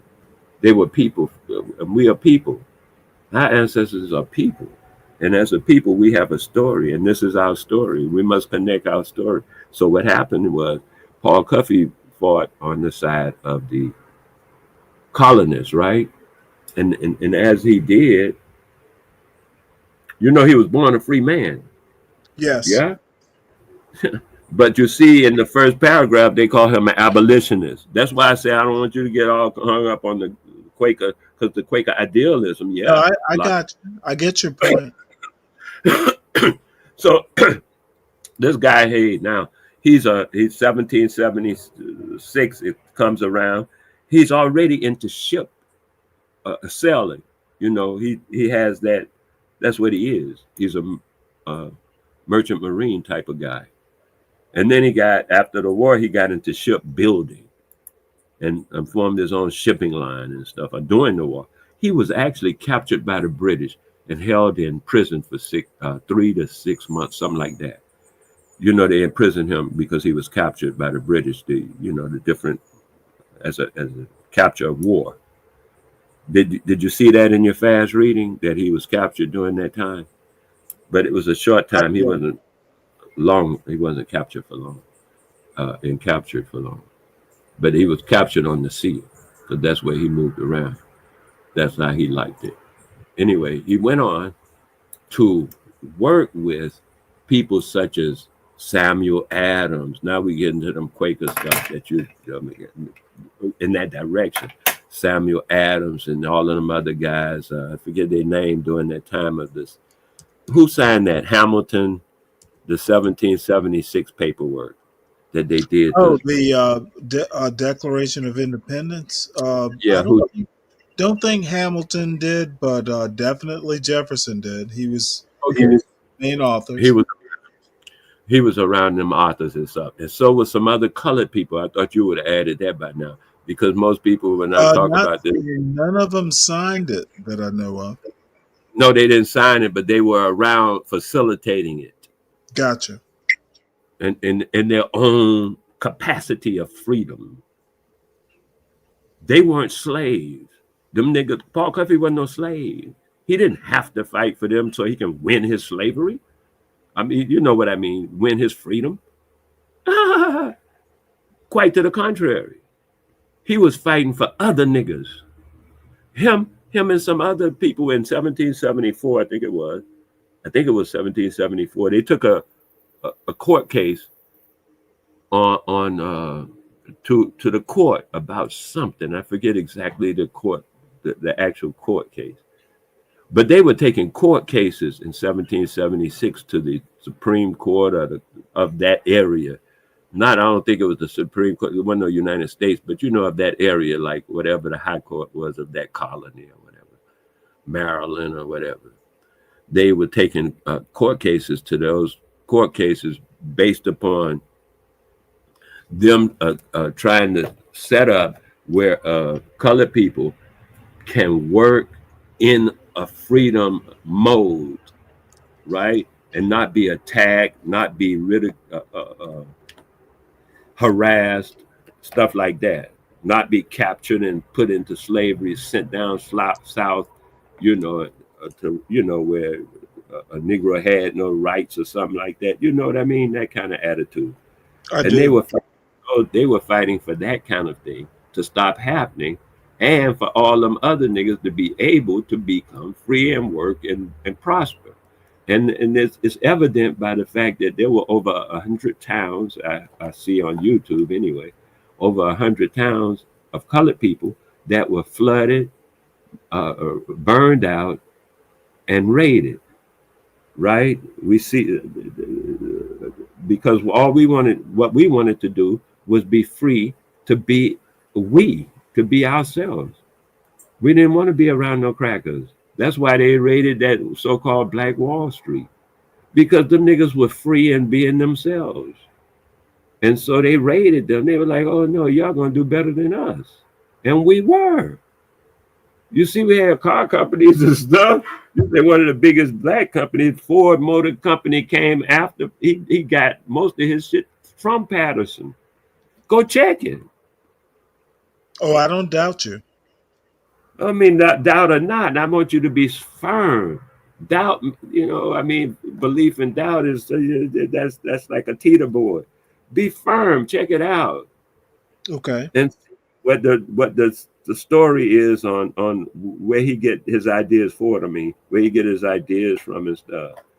A lot of dudes had patterns they couldn't put in, and they had crackers put in their patterns for them because in some states a nigga couldn't put a pattern in.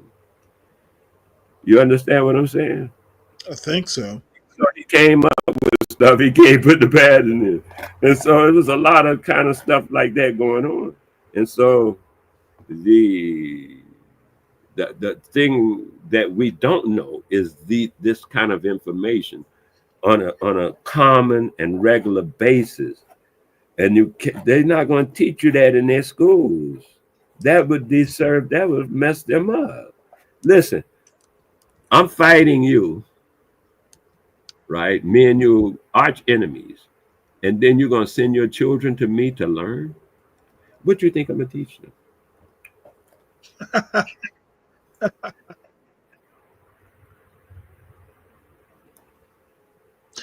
Not necessarily the whole truth. If you want to put it like that, but if you want to put your kids your children into that environment, and I'm your enemy. I done showed you hundreds of times how I disrespect your personhood. How many times? I've lynched you. I've enslaved you. I've kicked you around, dissected you, took parts out of your body while you were still alive on a surgery table just to examine and experiment on you. And you still send your children to me? Huh. You cannot blame me.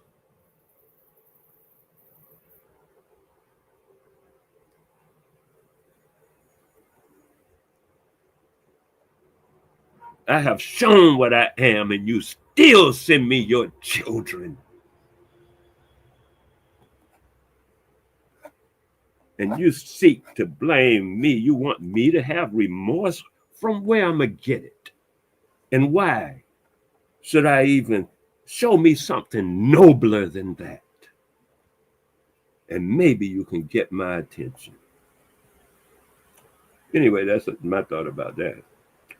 So I never sent my children to them to be taught, because I know that's how they see it. Come on, man. Everybody know that's how they see the world. They didn't show us in incountable ways, even to they just shot Sandra Massey in the face on YouTube. I saw that on YouTube on 4 or 5 different stations. I saw it on the news 4 or 5 different times. The cracker just walked around the corner and shot the woman in the face. She had some water in a pot she was about to pour into a sink.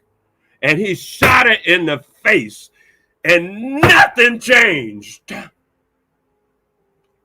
I don't know how you live with yourself. I'd be ashamed to show my face to anyone in the world, personally. I don't know how you do it.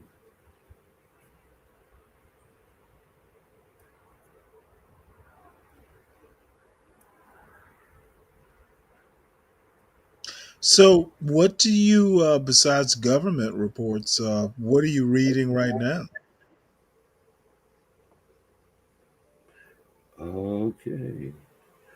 Just on, say you're about to, head to bed for the night. Do you read before you go to sleep? No. What I'm doing is, okay. Our cultural, I'm saying our, I don't know if I'm including you. I'm including my ancestors. Please do. I'm a black man. Well, I'm not. I'm About 10 years your junior. Yeah, black is redacted. I'm not redacted. To me, no, I mean, I'm following the logic and the reasoning and the culture of Mother Wit that my mother gave me. No one is black. We all know that. Well, because, okay, I I get your point, but let's use colloquialisms. They tend to be easier to use. I got all of that, and I know all of that, and I'm saying all of that is why I'm telling you what I'm telling you, because I tend to recognize our culture. Our culture. I don't go with this newfangled culture thing.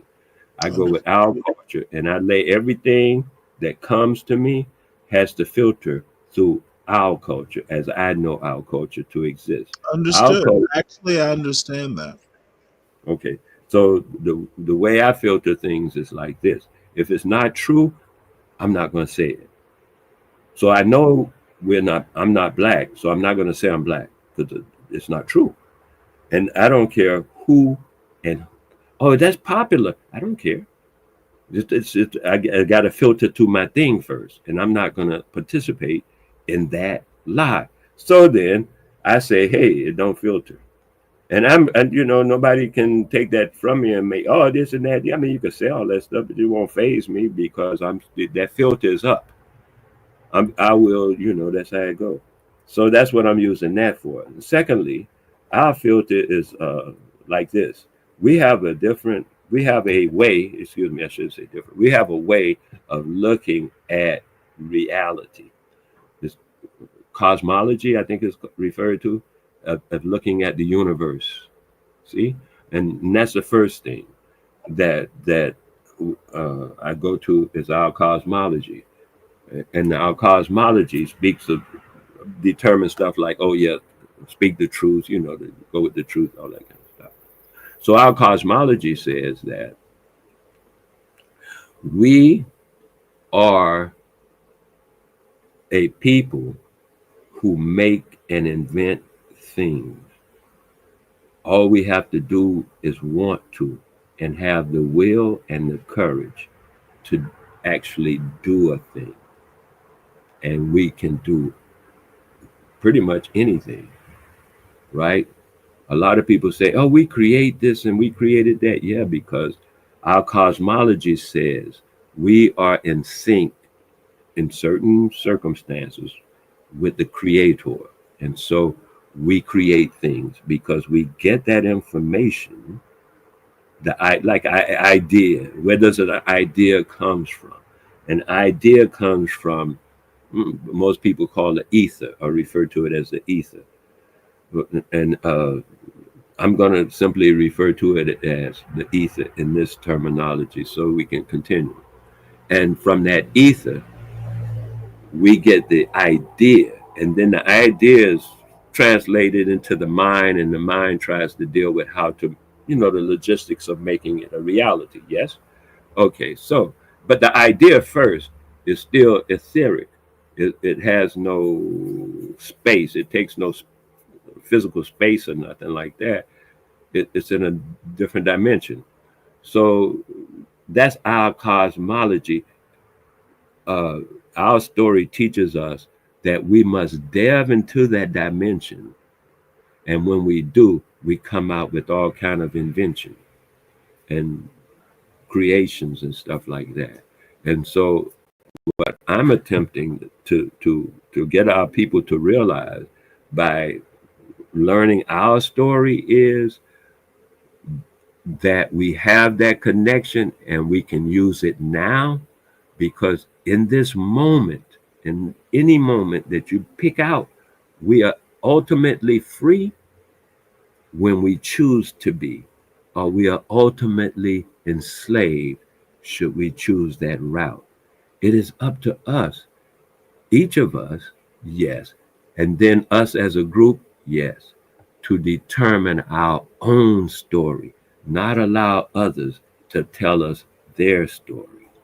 May I give you a short story? It might take 5 minutes. Let me know. I don't want to dominate too Oh much, no, please do. Please do. I It got it came to me when I was a youth. I say a youth. I was about 25, maybe. Yeah, I was about 25. And it came to me, the idea came to me like this. It said, wait a minute.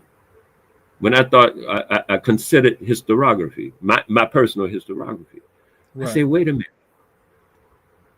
I'm getting all this from the cracker. Everything I know. And I went back to when I was a child and how I used to, I was like 3 years old. I think they taught me to read before I was 5. I know I knew how to read before I went to kindergarten. I knew how to read. And then after that, my grandmother would have me read to her often. So I was reading at that young age, not a very young, at that young age, books and stuff. And I became a ferocious reader as a result. So what I am getting to is we had a concept of that fourth dimension that we don't have now. It's been schooled out of us. Okay, back in the day when we woke up, the grandmother would say, anybody we already knew, but I mean, anybody had a dream, they would take the dream to grandma. That's the fourth dimension. That's what I mean. Like I was saying earlier, when they started doing the numbers, when they started running numbers up in New York in that area, people would get dreams on the numbers and win, because that's the fourth dimension. That's the next dimension. I ain't gonna say fourth or third. I don't know by number. You know what I mean? I'm just saying it's another dimension that we are ignoring, and we don't have to ignore that dimension. We have been schooled to ignore that dimension, when that dimension is the dimension of that we need to focus on, actually, because other stuff we can pick up.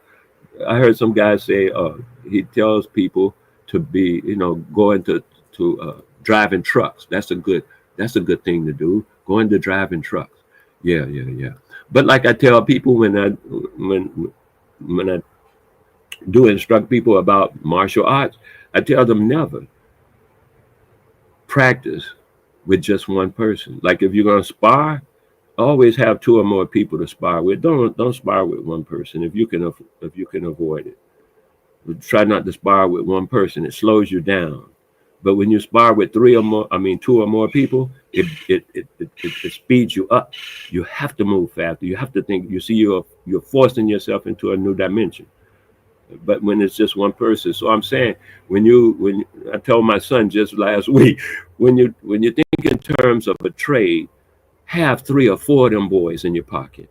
Learn the trade of driving a truck, learn that stuff about welding, and learn carpentry.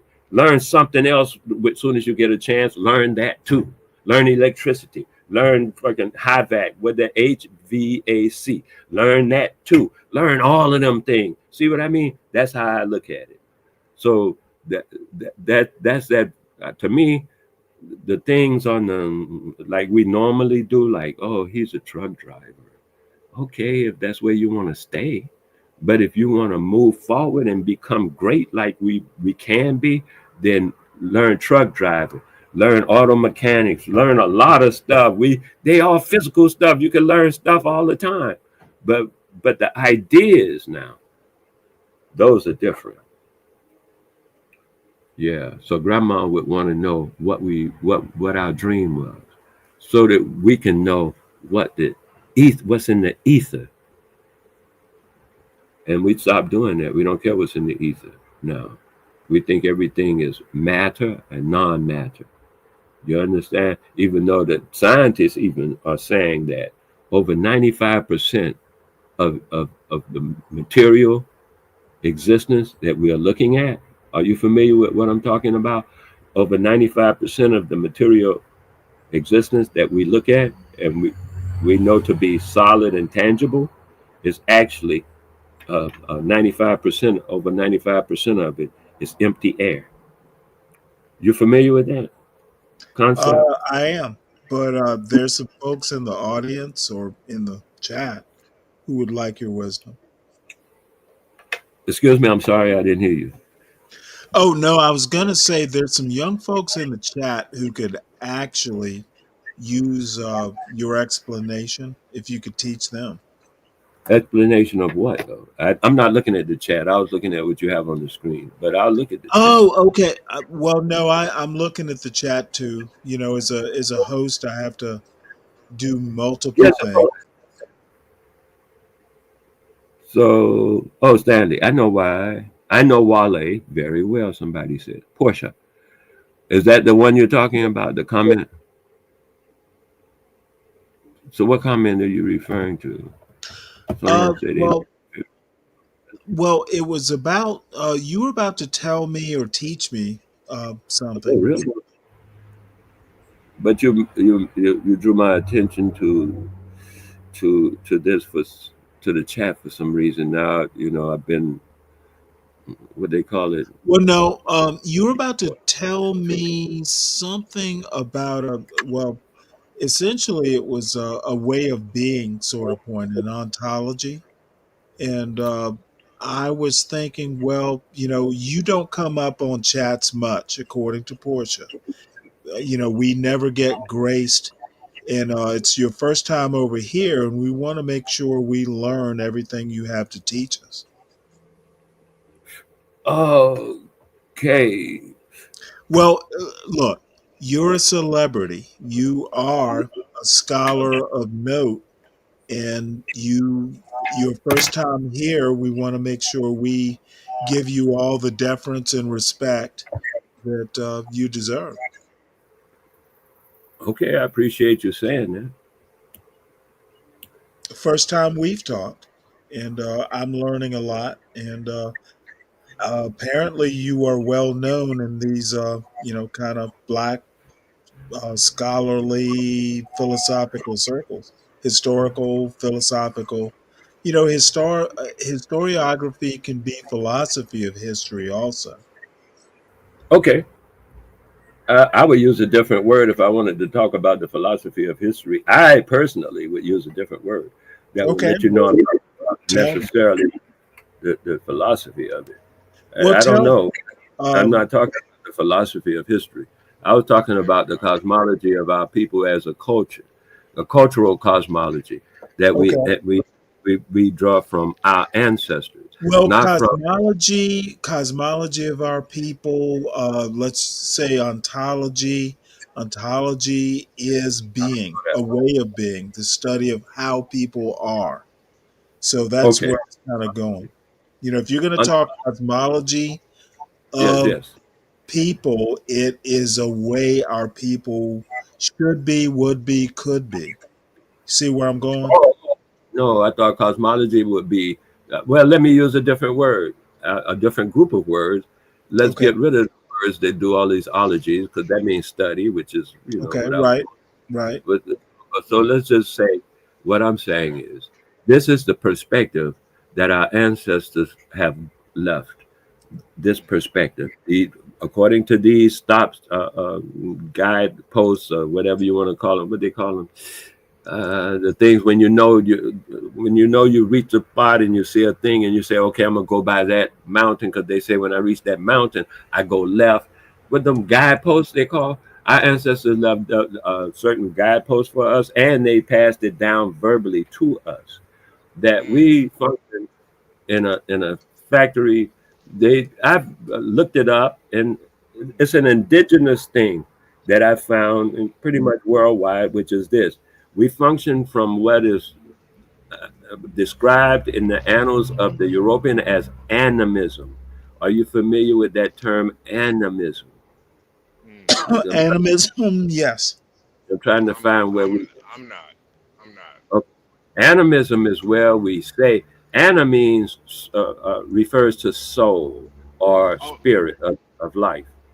Ana. Animism means everything. Animism, in its use as a as the word that I'm using it for, means that we recognize the spirit of life in everything. Like Tree. the Navi. I don't know the Navi right off by that name, but if they're animists, then yes, I must say yes. Because what is that, like a South American? Oh no, the Navi is from the movie The Avatar.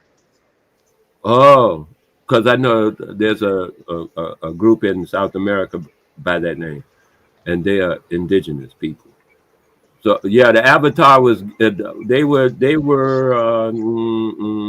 depicting. They were depicting an animist perspective. Yes, Right. that's what they were doing, depicting an animist perspective, which is yeah, and that's what most indigenous people worldwide do.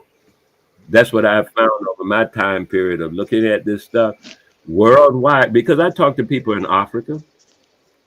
Excuse me, I talk to people on the continent of Africa. They're not really in Africa, they're on the continent of Africa.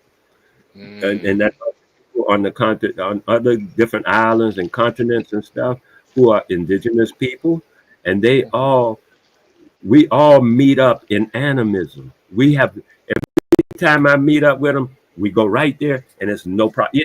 Even in India, they call it Hinduism, but actually it's a form of animism. Right. They have a more intense, well kept, because a lot of this stuff is who were able to keep their records. We had records. Do you know how many of our places were burned down? How many of our towns were destroyed by fire and flood and stuff? We had records.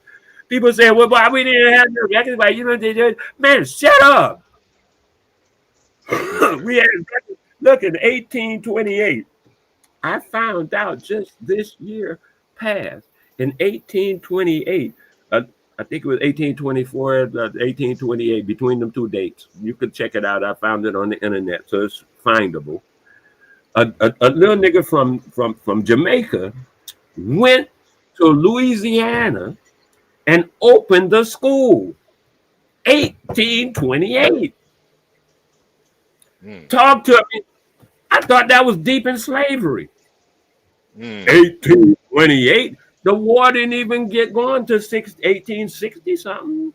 Huh? Talk to me here. The nigga went from Jamaica, I'm telling you, over to Louisiana on his own volition. He was already educated. He went there and opened a school 4 years after his arrival. This is deep. I don't think people are ready for this. I know Stanley's not. Who was it? Paul Cuffey? I mentioned Paul Cuffey earlier. Yeah. So Paul Cuffey, did you know he opened a school? Stanley, you're not ready for this. Paul Cuffey, I think it was Paul Cuffey. If I'm incorrect, I'll be standing corrected. Information is available.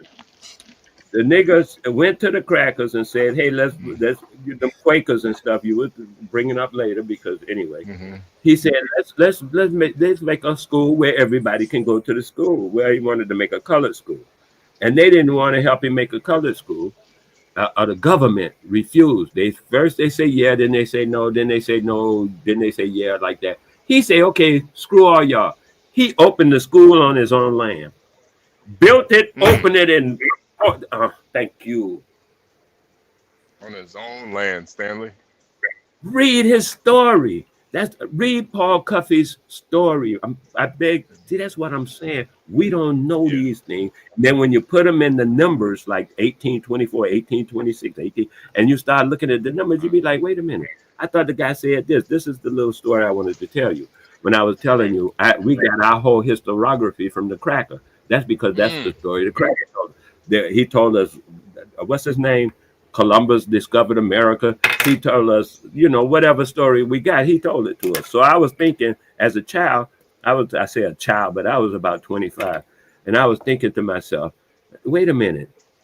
The only story I know is the story the cracker gave me. I wonder what anybody else would say. And I had a dream that night. That like this, it came to me in an idealism like this, as a scene. I had just waken up in a room, and this is how the dream opened. I had just waken up in a room, and for some reason I had a sort of amnesia. And the closest person to me,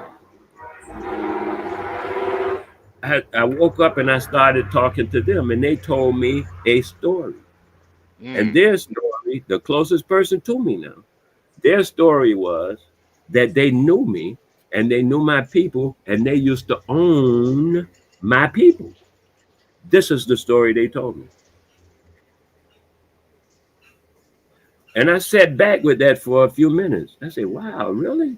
So I'm thinking to myself, wait a minute, where does that put me? Right? I'm dreaming now. This is in the dream. And then while I'm, this is how it came to me as a scene in a dream. While you were asleep, or was this a dream like a Martin Luther King kind of dream? No, this was a dream while I was actually asleep. Okay. Because I had the thought in the daytime. I had the dream that night. And then in the dream, it came out to me like this. I said, wait a minute, I only got this guy's story. And I looked around while I was musing over what he had said, like seeing if that jacket fit. Does that jacket fit me? You understand what I'm saying? Yeah, I know your people. This is what you are. And I'm like somebody say, oh, yeah, I know your people. You're a leopard. You try on that jacket. You'd be like, no, I ain't no leopard, man. That don't fit me right. You know what I mean? So I put it on just to see if it fit. And it didn't fit right. And I was like, wait a minute, this don't feel right. But meanwhile, I look around the room and I saw other people. What kind of jacket was it? Was it like a tweed jacket? No. The jacket was that he knew our people and he owned us. That jacket. It's a metaphorical jacket. Yeah. Oh, you don't know that. That's what we call a jacket. When somebody put, he struggles with metaphors and sometimes. Yeah. I'm a okay, little, so you have to hold his hand through your more metaphysical point. Absolutely. I was actually as an infant, I was dropped on my head, and I hit the one. Yeah, no, I was actually dropped, and I hit the side of the sink counter, and then I hit the floor. And it's apparently there were no towels on the floor to absorb your impact. Hey, you know what though? Who just said that though? I want to know who got hit on the head. Who was dropped on the head? I was hit in the head Let me multiple see who times you are. as a child. Okay, what's your name? My What name is name? HB. Are you Wale? Yes, Okay, I'm HB. HB. Yep. Yes, sir. Reed Runner or something like that. Road Runner. Road runner. Yes, sir. Yes, sir. Okay, I see it. I see it. Okay, the reason I wanted to see that is because that particular incident that you described happened to me 5 years ago. You hit a counter and then fell on the ground. I tripped on my way to the bathroom about 3:30 at night. Mm-hmm. I tripped on a box, and it was dark. You know, I keep the house dark. I sleep in the dark. Yeah, it's the future of HB past. I tripped on the box and hit my head squarely on the sink that was in the bathroom. A blow that most people say would have killed someone. Wow. Because it knocked the sink off the wall, and the sink was held on by steel girders. You know, that actually happened to Stanley too. His bookcase fell on him. No, not quite the same way. Not quite. Oh, I got stories. The thing I'm saying is you survived it, and that's what I realized when that fall was over. I was so happy, and people were like, "Wow, this and that." I was like, "Hey, man, I survived it." Yeah. You understand what I mean? I took pictures of it, and people were like, "What?" People would have died from that kind of movement. And like you say, you fell on this and then fell on that. Children have died from that kind of movement. You're here for something, man. Yeah, no, And here you I should have died. I was actually born. are not should have. I was actually born premature too. So was I. And I was premature and I was delayed at birth. I don't know how I was both, but yeah, it was a tough time. It was a tough time. So was I. And, I was they said premature at birth. However, hey. Well, like, what do you think about the inception of the white man? What? What's your opinion on the cracker? Excuse me, the inception of the cracker. What do you mean by What do you mean by Well, the birth of the cracker. Where do you think the cracker was first born in historically speaking? As far as I know, he claims his history from the Caucasus Mountains. That's all I got on that. That's what he claims. I'm going by his story. He knows his story. To me, a person like you know your story better than I do. So if somebody said, where's HB from? I'm gonna say where he told you. Where you from, HB? Where you from? Where are you from? I'm from Detroit, Michigan. Okay. Are you living there currently? No, not currently. I've moved down to Texas recently. Okay. So now see how you telling me your story? Mm-hmm. That's your story, man. You live that. I don't know your story. So when somebody tell me their story, I take their story for what they say their story is. Mm-hmm. I got my own story. I ain't gonna be trying to be talking about fact checking your story. That's your story. They say they from the Caucasus Mountains. I go with that. I ain't got time. I'm trying to make sure I got my story straight. You understand? That's where I'm at. I know some people be like, well, they did it. Yeah. I ain't got time for that. I'm trying to make sure our story is straight. Hey, Stanley, what's your story? Hey, there you go. My story is one of constant bemusement. Hey, there you go. Did you say bumusement? BEMUSEMENT. Bemusement. New word for you, HB? Wale, just so you know, Would Stanley. you like me to look it up? Just so you know, Wale, Stanley likes to make up words a lot on this channel. Just Yeah. Bemusement is a new word introduced to the English language today. Yeah. Hey. Hey. I hear you, man. I call myself introducing Googleable. Googleable. I think that is the word, Googleable. Of course. I introduced it about Look, 2 years it's ago. already into the dictionary. Right. Wow. Oh wow. Wow, Stanley. Wow. You move I'm fast. quick. Yeah, you move fast. Wow. Now read the definition, HB. Uh, I'm currently hauling 40,000 pounds right Oh, now, I'm Stanley. sorry. Confusion resulting from failure to understand. Oh, okay. Oh, wow. You sound like you're struggling over there. I've been struggling for quite some time. That's from the root word muse, right? Look, Bemusement. that's How from the you? root of the word muse, right? Yes. From the Greek gods of the muses. And it seems like my muse is HB. Oh, I can wow. dig it. I All can I right. dig it. am often confused. Often Oh, confused and Wale. don't be befuddled too. Wale. Hey, Yeah, dude. befuddled is a good word too. Let's hope you're not befuddled too. Oh man. Wale, can you so I was listening and I heard John actually got kicked off a panel. What can you John Galt, he was kicked off a panel. Can you let me know how that went down or how did that happen? Oh yeah. Thank you. Yes, that was Q Butter Station last night, actually, Mhm. where I met Mhm. John. And I had just come on there to do something, so I won't get into that. You're asking me about John's event, right?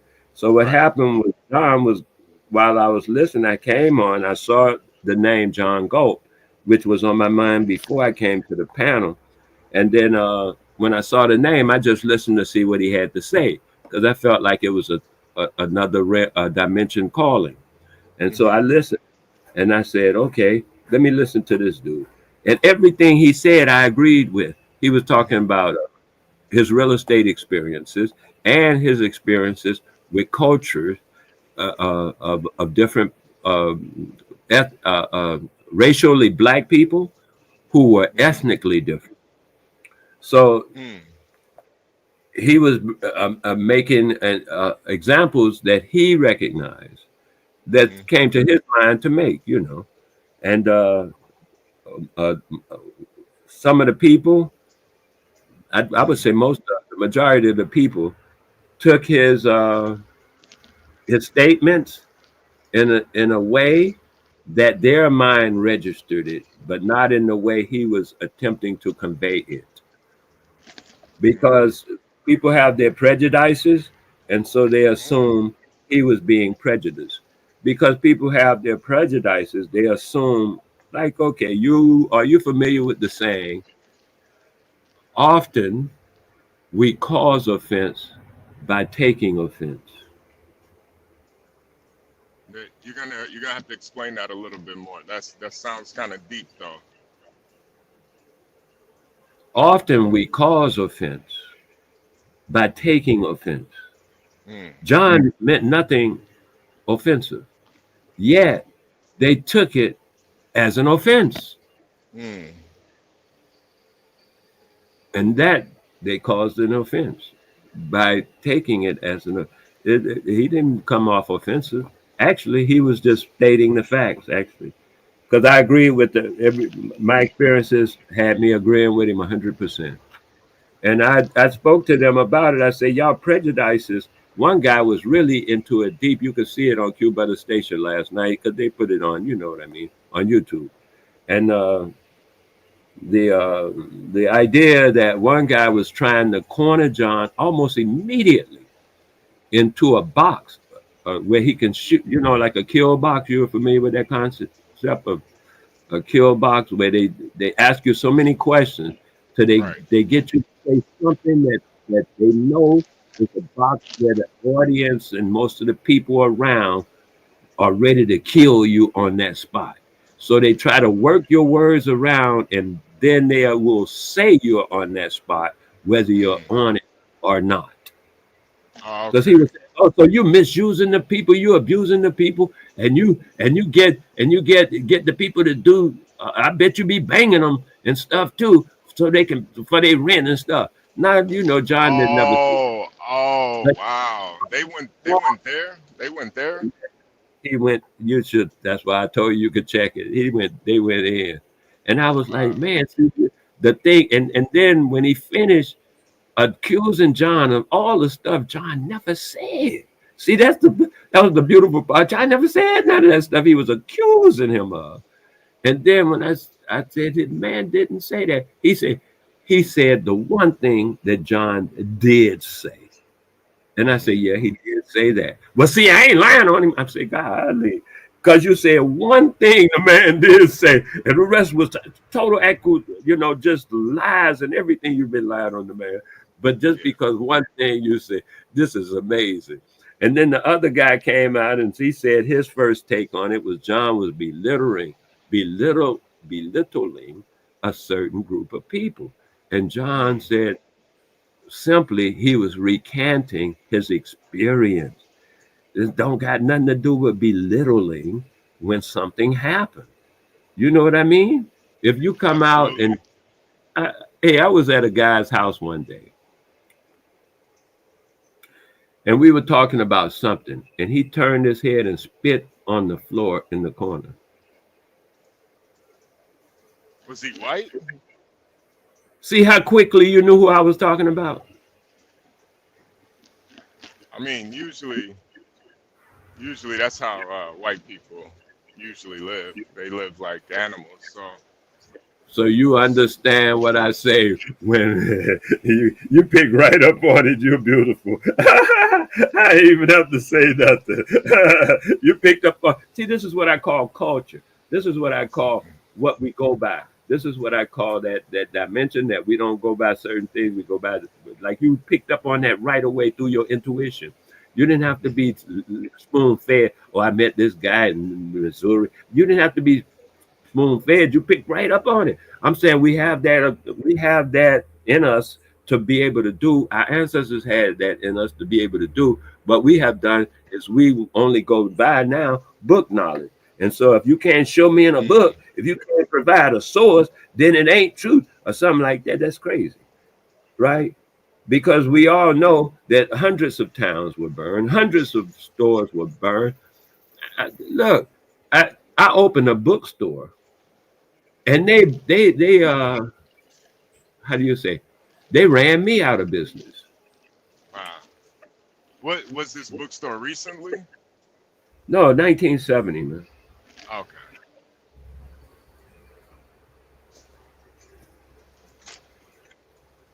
You've been around for a long time then, if you opened a bookstore in the 70s. Yeah, well, there you go. Oh. Wow. That's very interesting. So we have to come out of the slavery mindset and realize that enough of our people are free and were free, and even the ones that are spoke of as being slaves, they were people first, and they were under economic bondage, which meant they can purchase. I ask you a question, and I hate to interrupt, but there's a whole lot of talk about we have to stop slave stuff. How do we account post slavery? How do we account for Jim Crow? Okay. In my opinion, and this is kind of my personal opinion, we don't talk enough about that. And in my opinion, the post, Jim Crow, apartheid, whatever you want to call it, was actually a worse situation than actual slavery was. Why don't we talk about that part of American history more? You're the history guy, right? Stanley Cross. No, you brought up slavery, and I think I know why. I'm just making sure I know who I'm talking with, man. Because No, everybody. I'm sorry, it's Stanley. No, Yeah, I think to your point, Black people, Black conservatives in particular, don't. Here we go. They want to put. Here we go. We talk a lot about slavery, Black conservatives talk a lot about a slavery mindset. Never do we talk about Jim Crow except Black conservatives praise it. Like marriage rates were high and, we were doing our own thing and we were perfectly okay. And I find that almost abuse, almost a um, what's the word? Almost a malpractice of American history and historiography, if you want to use that word. You know what? I was starting with Paul Cuffey because that's where the story I think is a good spot to start the story from that you're asking about. Because Paul Cuffey, he fought in that war of independence and around all that concept about born free, every man is free kind of concept stuff. And that's what he was working with. And he felt that by him working with them, he would be able to live in the country as a free man. And then right away, he found out that the cracker wasn't going to let that happen. The cracker wasn't going to never try to get up off his neck, free or not. I see your He point. so have you seen my point already? No, actually, I do. I'm quick on my feet. Essentially, the same thing happened after the Civil War. The cracker wasn't going to let the newly freed from slavery Paul Cuffeys live free.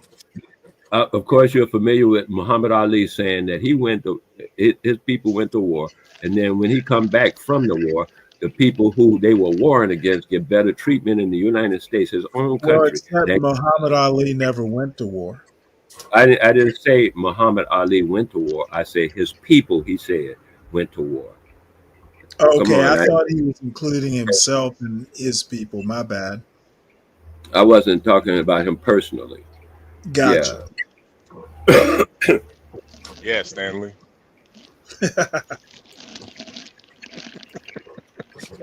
So my point is that Black conservatives in particular, Here we like, go. don't ever. Oh, I'm sorry, the anti-blacks. My bad. Never talk about the deep harm that Jim Crow or the Jim Crow era did. They want to praise and highlight a lot of it, and a lot of it, uh, you know, mother of what is it? Necessity is the mother of invention. That's essentially what Jim Crow and successes during Jim Crow were. Well, let's talk about it. You know what I would like to talk about, Sam? What I think would be Well, interesting? no, y'all never talk about it except to praise it. No, he said, let's talk about it. So let's talk about it. All right. I have been studying also the records of the slave laws of Virginia from 1600s to the Okay, well, 1800s. 1662, 1663, right in that point in time was when, the actual, I think they were more or less black codes, or there's another term they use. That's when slavery actually became real. 1661, 62, 63 in Maryland and Virginia. What do you mean What I'm became talking real? about, What do you what I'm mean talking real? about is basically post Civil War. My What do you mean became real? criticism, if you'll let me finish, is that we talk about slavery when it comes to reparations. We talk about slavery a lot. We rarely talk about how damaging, and in my opinion, post Reconstruction, the failure of Reconstruction through 1964 were the most damaging part of the American culture and the malpractice of freedom, etc., affected Black people. Now you'll get Black conservatives or the anti-Blacks, as I will now call them. They want to say that Blacks were great. Life was good during the Jim Crow era. There were Black businesses, marriage rates were high, etc. My argument is that there were no other choices. You couldn't get divorced as a Black woman during say 1877 to 1964, because there was nowhere else to go. You had black doctors, you had black business, because that was the only way you were going to be able to be successful, is to be a doctor to black people. You weren't allowed to expand beyond the black community. I think it is a false argument. I think it's a bad argument.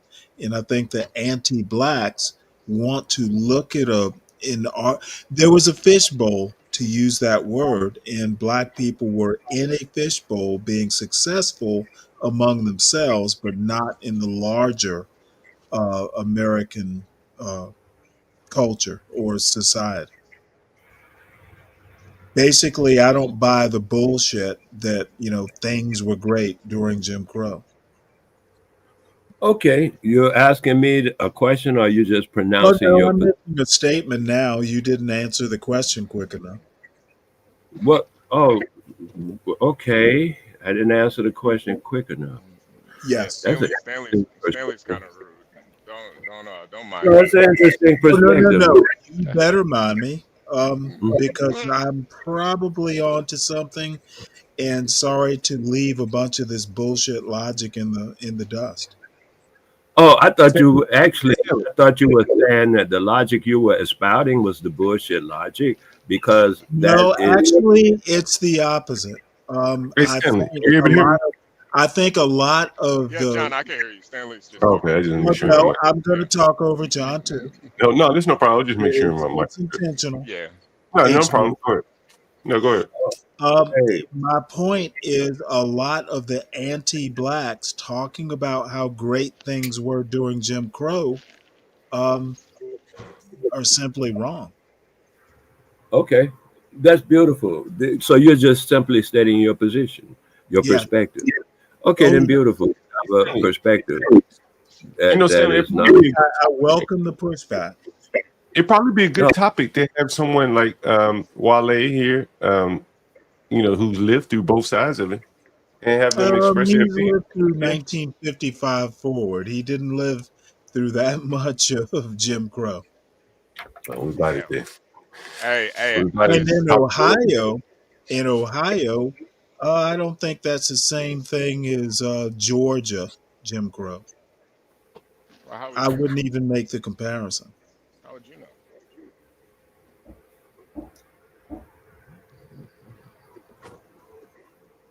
Well, we may get other people that can speak about it that come up. Well, I will talk to them when they come up. Well, let's talk about but the. let's see something here, because I think I just heard a slip here that we need to tuck back under the dress. Now he said he would talk to them when they come up. I have a question about that. Will you overtalk them as well when they come? Oh, I overtalk all the Absolutely. time. Oh, but then there you go. You And get you what know I'm saying? what? You want to know why I overtalk? I'm Because just I can tell when people actually don't have something to say, like you're doing. Also, oh wow. Oh, he's that's so Pharaoh. beautiful. He's That is Oh, so Pharaoh no, no, also. beautiful. no. It's not, it's mean. It's not beautiful. Don't mistake the two. My youth, to me, is beautiful, and so I spoke it. You Mm, disagree? That's up to you. mm, You are mm, welcome. mm. Have you gentlemen heard about the Green Book? Yes. Well, there was a whole movie. Tell us about the movie, HB. Well, I actually never seen the movie. I actually never saw the movie. Me, I never Tell saw us, it either. then you I know more about the Green Book than I thought. Yeah, I Tell us never. about it. Well, the Green Book was a guide, somewhat of an atlas for the American Negro during Jim Crow, where he could stop, where he could eat, where he could sleep, where he could get gas, where he wouldn't have to worry about persecution from the honky. And it was revised yearly, so blacks could move around the country without being persecuted by the cracker. And I don't think it was necessarily a good thing that they had to do that, but even under even under the whip of the white man, black folks found a way, and I think that is beautiful. It's very beautiful. Okay, so what besides describing what the Green Book was and the beauty, tell us some deeper history. I mean, what else do you need to know about it? Oh, you know what? Then I guess I've exhausted your limits. I mean, what? I mean, I pretty Oh much no, gave no, you the no! description of it. What? Don't! You know, we don't want to extend you beyond your borders. I mean, what more do you need to know from? Well, I don't know. What more can you give us? I'm not gonna squeeze blood out of your turnip. Well, turnips don't have blood, but yeah, Oh, I mean, hence, good for you. You get those sorts of analogies. yeah. There was a lot of negative things during Reconstruction and this idea that A lot of negativity, huh? this idea that we worship it or somehow uplift it like it was a good thing is not true, Stanley. I think we just Oh, I never said you think it was a good period of history. I never said Let me that. ask you guys. Let me ask you I'm guys a still. question. He said, Doesn't Cuba do the indigenous Indian thing? Is that what he does? no, not at all. What Is do that you not mean? Cuba? Cuba is a staunchly Pan-African. Right, I knew some African, Pan African. Damn. Oh, there's a school. Okay, Okay, we're Cuba, going to talk the about YouTube. we Let me see what some of these definitely topics. change. So what I was saying about this thing he was mentioning, that he said something about when slavery, the real slavery or something like that.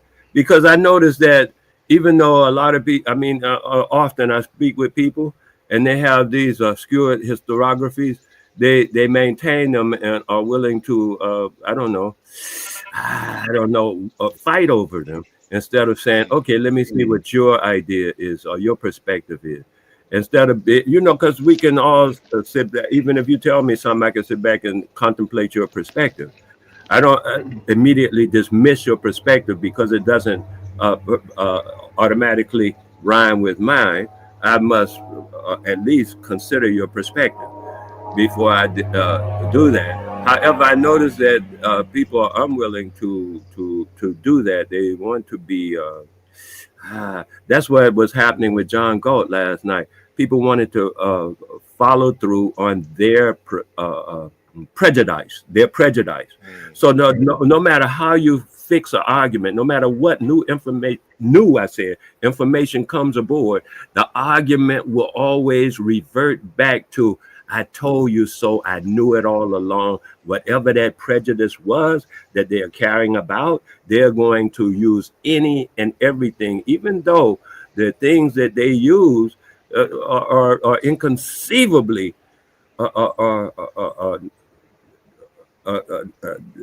compared to what they're asserting is inconceivable. They will still come to that conclusion through the rhetoric and control of the egomania of I'll overtalk you, and therefore that's the egomania set in. So then once the egomania sets in, it's a lost cause. You might as well just go ahead and let them rampage. So that's why I do. You say you will talk with people, or will you, as you admit, will overtalk them, and so that's what you will get. As far as I know, maybe I'm mistaken, but that's what my history has taught me so far. Yeah. So you're basically saying Stanley is an egomaniac. He's pronounced himself to be such by his activities and his admissions. Wow. You picked up on that Well, pretty wait, quickly. whoa. What did I admit? I wasn't on that Q butter thing last night. No, but there was an egomaniac on there. Okay, well, it wasn't me. I got that part. I've never. I know who he is because Oh, you do know it. but I wasn't on there. So You, if oh, there was an egomaniac, it wasn't me. and it wasn't Q Butter either. Okay. Well It was then, a guy that was HB, doing. what are you talking about? Which It was a guy who was egomaniac doing the and same what? thing that you said that you do, will do, and can do, and he was Okay. There we doing go. Well, the. There we go, here's. Stanley. There I we go, think. Stanley. I think that. You got it now, Stanley. HB, You got it. No, I he ain't think got it. HB is Nah, having. I think he's still confused. Excuse me. It won't Give him a take. second. Give him a second. HB, how about you just come clean with what your point? He was describing egomaniac behaviors, which would be over talking, kind of skewing your argument to put you to kind of pigeonhole you HB, into I'll let you. HB, I hate to be mean to you, but sometimes you overstep. I'll leave it there. Egomaniac might not be where you want to go with this sort of critique. I mean, there's nothing wrong Music with it. brought to you by Q Butter Studios here. Didn't say there was a problem. There's a problem with your critique.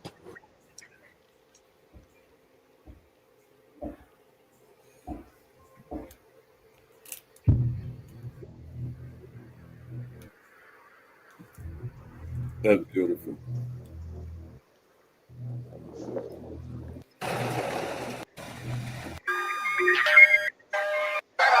Love, swerve on a nigga. Turbo, low bitch, I'm a G like Herbo. Catch up, you a snail, you a Okay, slow poke. hold on, wait. What is Have we switched over yet? Let's put this on the next show. Yeah. What is I'm this? going somewhere. Yeah, I'm going somewhere with this in a minute, Stanley. I'm going somewhere. Give me a second. Oh boy. Okay, I Swerve on can't a wait. nigga. You know I swerve on a nigga, Stanley. Okay, so we're gonna have to mute this. You think it's copyrighted? You think it's copyrighted portion? Let me see. Do you say carbureted? Copyrighted. You think it's copyrighted? Billy B. Yeah, Let me, nigga, copyrighted right here. Copyrighted. Probably though. Probably. Yeah, let me see. We shouldn't. Yeah, no, not that one, John. Yeah. Yeah, I just we got the gist of it though, John. We got the gist. What is this? Is that Q Yeah, Butter? you know, That I think that ultimately the point that I'm making is I think Q Butter Studio. Motherfucker, This is I his could give a website shit here for his less. studio. Who better is? Why am I watching? And so I guess this video is presumably becomes a problem. You become, pro-black and all this kind of shit. Why am I watching this? Go ahead. No, I'm serious. Why is this Well, the point I was important? making is that on one hand, he has a STEM academy, and he wants to help the black kids, and on he one talks about. hand, I could give a shit less about this. Can we do it on another show? Sure. Or Yeah, do I need to be more specific? No, go right ahead, son. No, I don't care about Q Butter. I don't really care about any of this.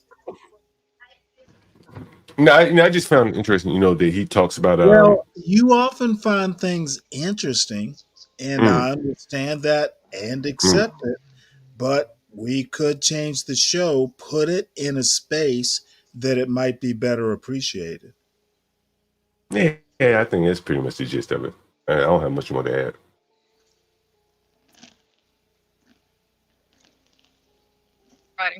by the way, on Gone Trucking today, I do have that in the title. Us doing a react to what took place on Q Butter show. So we'll talk about that on Gone Trucking.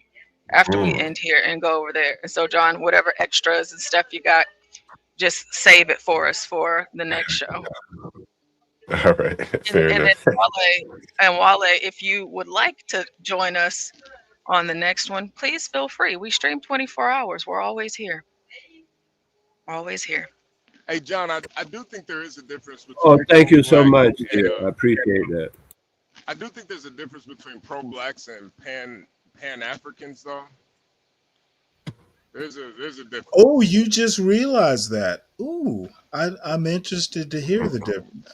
Well, I didn't just realize that. When did you arrive at this epiphany? Well, I mean, they're two different No, words. seriously. I'm seriously like curious to know. Well, I'm trying to answer. It seems like this Q Butter gentleman is more of a pan-African. Well, that was a cliffhanger. Something Oh, you okay.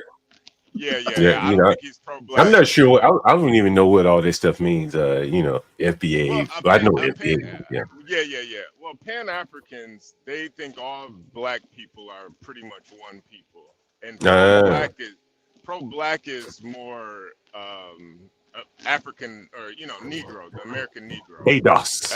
ADOS, yeah. Right. Gotcha. So it's two different and I have to ask you, HB, when did you come to this realization? Did you suddenly read about negritude from the 1970s? When did you come across this? I don't know. You're about 30 to 40 years behind the times if you want to talk Pan-Africanism. Yeah. I don't believe in Pan-Africanism. I think it's well, I don't think you believe you know what the fuck you're talking about. Well, I mean, that's up for argument, but you know what? Yeah, it's probably up for argument, but not with me. I think Pan-Africanism is sort of like Kwanzaa, where you just kind of take bits and pieces. You know what? And when was we watched a whole special on Kwanzaa. When did Kwanzaa come about? Hey, let me ask you this question: hold on, John. When did Kwanzaa come about, HB? Wasn't it 72? Okay, so you're arguing a 1972 point in 2025? I wasn't arguing anything. Okay, no, what you're doing is 66, annoying 66. me. Thank you. Hey, let me ask you this question, Stanley, HB, you guys. Does Pan-Africanism include like Libya, Morocco? It includes anywhere the diaspora is. Yeah, that's where the word pan comes from. It means all. So literally all dark-skinned people fall under Pan-Africanism. So if you live in England only and dark-skinned you're black, you're part of the diaspora. Right, that's what I'm saying. Like, so a Libyan, would they be, and I'm asking out of ignorance here, would a Libyan be part of the diaspora? You know what? I think Gaddafi thought so. Okay. Yeah, indeed he did. He was Pan-African. Because, I've been to Egypt, right? And, I think the blacks that would be, what do they call them? The Nubians would be clearly, I guess part of the diaspora. I'm not sure if the lighter skinned Egyptians, as we talked about here earlier, I think it was last week, the University of California considers Sudanese to be white on their racial classifications, and Libyans too, I would imagine. So are they part of the diaspora? Yeah, I'm just curious. I don't know. Well, a Pan-African would say so, but I don't think they would consider themselves a part of that. Remember the whole Kevin Hart controversy, right? You remember that Kevin Hart controversy? Anyone remember that? He's had a couple. Was it important? Apparently, it's important. Well, he had to cancel an event in Egypt because something he said, Egyptians are black or something to that effect. I don't remember exactly what he said, but I think he was saying the Egyptians are black, and they were like, we're not black, and some shit like that. Hey, it looks like Israel just bombed here. I'm sorry. It's a joke. I had a kid in Egypt when I was in the Navy make a joke to a cab driver, and the cab driver got pissed off. Something about Israel bombing Egypt. Who knows? Just some dumb joke. Samuel Giroux says North Africans are white, according to the U.S. Census. Samuel Giroux is a genius.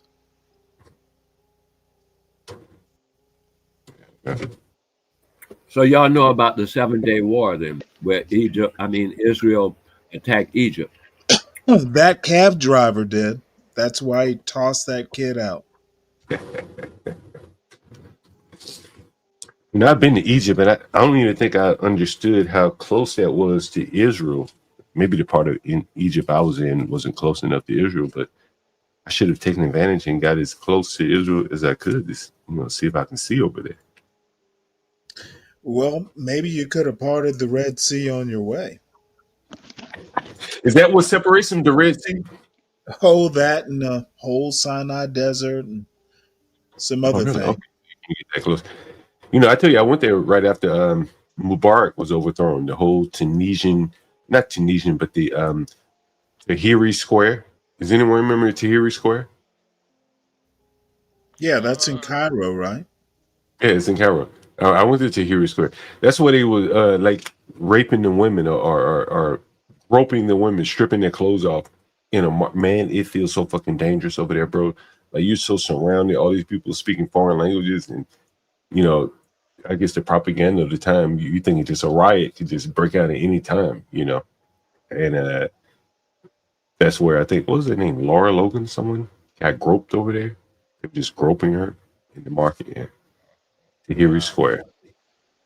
Yeah, it was a girl with white girl privilege who didn't get treated like she had. She didn't get white girl privilege over there. Maybe she did. She got the lust of all those Egyptian men. Well, and all these years later, you are bringing it back up as if you care. No, well, I just went there because they ripped her. Did they rip her clothes off? I can't remember if they did or not. Oh, I don't know. I'd have to go back and research it. Yeah, I can't remember if they did or not. Yeah, I mean, I guess it depends how roughly they roped her. I'm sure a shirt probably got ripped here. I think they did a good groping over there. They grabbed him by the pussy over there, HB. Oh, yeah, I definitely don't need to visit Egypt if that's what's going on. Don't need to be anywhere close to that. Crazy. I was in a cab in Egypt. I was with one of my lady friends, and I think I kissed her. She kissed me, and the cab driver like, "Look, yo, you don't allow that over here. Like, don't do that shit in public." And one of the other things I found interesting over there. So I was staying in an Americanized hotel, right? I can't remember where exactly, in downtown Cairo or whatever. And so you go to order a drink. You say, "Hey, man, give me a rum and Coke."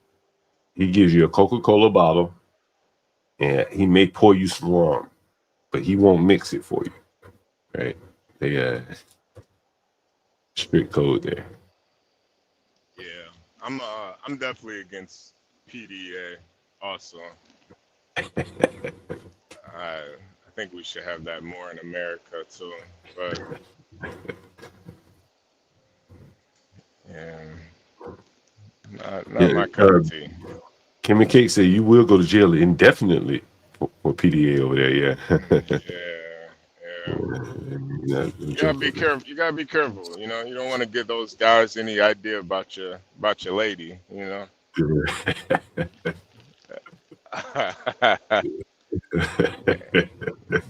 Gotta be careful.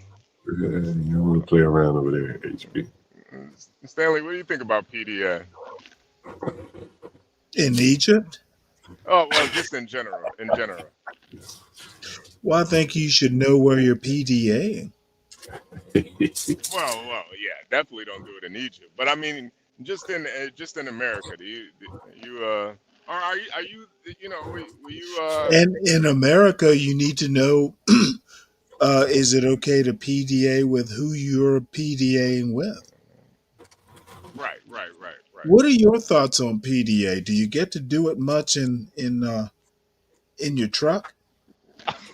Well, it's kind of uh, now that you mention it, I mean, sometimes when I'm on a long trip, I may, engage in lewd acts Do with you myself. confuse your PDA with your gear shift? No, well, since you brought it up, I mean, Because it sounds like that's what you're doing. Do you grind your gears much there, son?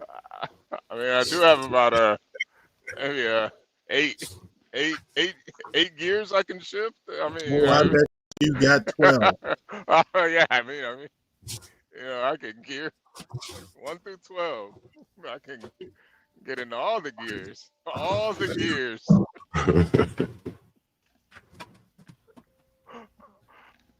But yeah, I was just wondering where people like is. There's people like P-Black. Yeah, God bless P-Black. He's still working on his stroller, Bluetooth stroller. It's going to be a 12-gear stroller now. Make it a manual. Yeah. I think holding hands is. You're giving your lady a old wet, mouth kiss in public. I think it is a little. I guess I'm a little conservative in that way. I think it's kind of trashy. Well, I'm touched that you call it a mouth kiss. Yeah, I mean, tell us about the mouths you kiss. Oh, I mean, You kiss every mouth. I mean, you can kiss a lady in more Do places you than ever her mouth, check for the Stanley. oral hygiene? Do I check? Usually you could tell by the smile. Do you? Oral hygiene is. Really? Yeah.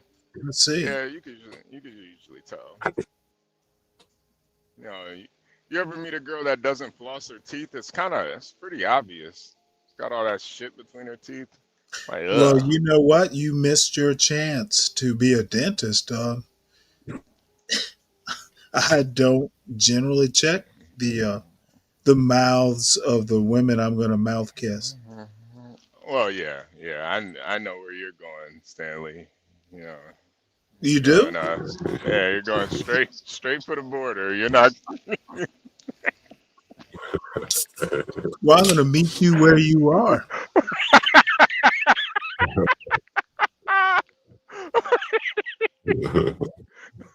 Tastes like candy.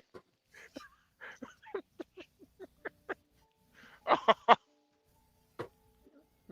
are those cookies, Stanley?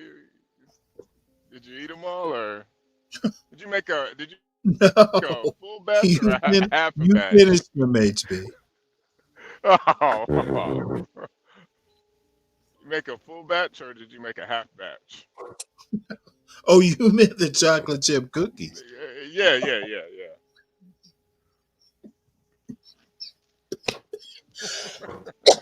Oh, excuse me. Oh, we gotta get you some tea, Stanley. Oh boy. Gotta get Stanley some green tea.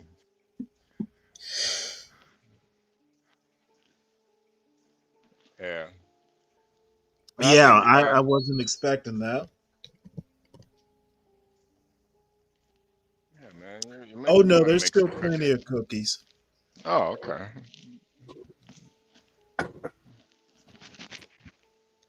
Oh shit. Wale, do you like cookies, Wale? Wale, are you sometimes I do. What does a man at 70 eat? I've often wondered that. I'm eating an orange. Oh wow. Some people still eat. Wale's in the Caribbean. He's eating natural. Oh wow. He's eating organic. He's in the Caribbean. Jeez. Sound like you smoking over there too, Wale. I heard that lighter flick a couple times. Sure, you're right. Oh, I make paper. I make smoking paper. So the paper to wrap. Is that right? Yeah, I make it from the ganja tree. Oh, really? Oh, okay. So yeah. you at 70, you smoked the Mary Jane at 70. That I'm gonna give you a date. 4 11 Mm-hmm. 1844. Okay. I wasn't alive then. Can you elaborate on that Let date? me see if that's enough. I think that's enough to put in Google that Okay. date, and it'll come up with this guy. There was a guy, a color guy. Mm-hmm. What did I say? 11, 1844. Uh-huh. And we're gonna say, like, I'm gonna put a dash or something just to see what they give me. Okay. You're They saying talk he about create that. you're saying he created marijuana? No, I'm not saying that. I'm trying to Okay. find exactly what I'm saying so I can tell you exactly what it was. Okay. Okay. I think I found it, but I'm not sure. There's a guy, a colored guy in 1884 who did, he was a doctor. He was a Mm-hmm. doctor. And he Mm-hmm. came up with the patents for medicine from the marijuana plant, cannabis plant. And that's why he named, the name of his wife is Mary Jane. And I was looking to see, I'm going to just put cannabis after the date. Mm. Just that word, because I'm trying to find it as cheaply as possible. So when people look for it, want to get it concise and they can find it real quick. You know what I mean? Yeah. What Okay, benefits does marijuana give to you at 70? the same, uh, the same ones that it gave to me at 17. Oh, really? Okay, I'm trying to find the history, and I've got to put U.S. I guess. Yeah, he was known as the father of marijuana. This color guy in 1844. I'm How would looking you for. how would you So we're colored but not black. Is that correct? Say that word again. We're Oh, colored. Uh, we're colored, but we're not black. I can see clearly I'm not black. I can see Okay, clearly. mm, and you should be able to hear clearly that I asked you a question. I'm mm, answering your question too. So my question: black is a term for African heritage Americans, but not colored. Colored, not black. Which is appropriate? Because I think colored is a ridiculous term. Of course. Okay, yet you use it. And So I if think you agree that colored's ridiculous, why do you use the term? no, I say I agree that you think that. I didn't say I Okay, agree with well, that. you know what? Then let's agree that I think this colored is inappropriate. Mhm. I'd rather be black than colored. Okay, that's your statement. I Okay, understand. and guess where you are though? You're in this space, not your space or Q Butter space, or you're in my space. So, um, I appreciate your respect, Uh-huh. but you didn't answer my question. Go Is ahead. black worse a term than colored? Is colored a good term for African Americans or Americans of African heritage, however you want to term it? mm. Colored is good. Yes. Okay. Well, you are unique in that opinion. I'll give you that. Stanley, what about the NAACP? Don't ask me dumb questions, HB. Are you mad at the NAACP? No. Why is the NAACP important to talk about now, HB? Well, they have colored in their Okay, title. HB. We were talking about the NAACP, or are you just going to interject a random thought into this? Well, If I no. don't think it is good as a term, Hmm. why would you ask me about the NAACP? A better question would be, am I a member of the NAACP? The Well, answer would be no. The answer yeah, would be no. I know So you're there not. you have your answer. If I wanted to be colored, I would join the National Association for the Advancement of Colored People. Yeah, I agree. I don't particularly You like the can't word. accept your answer, can you? No, I actually agree with you. Obviously, I'm not interested in your thoughts. Well, are you just interested in your thoughts only? Yes. Oh, okay.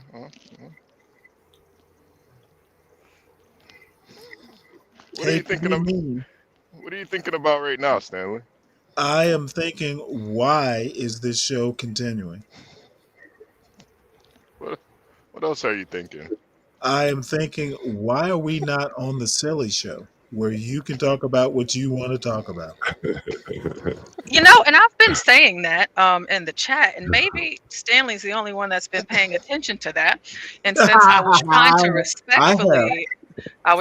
respectfully allow, some time and space for us to wrap it up, but since Yeah, nobody's paying Portia, attention to you are me, always the most we're going warm. to go ahead and wrap it up. We're wrapping it up. See, Portia, Portia pays attention to this sort of stuff.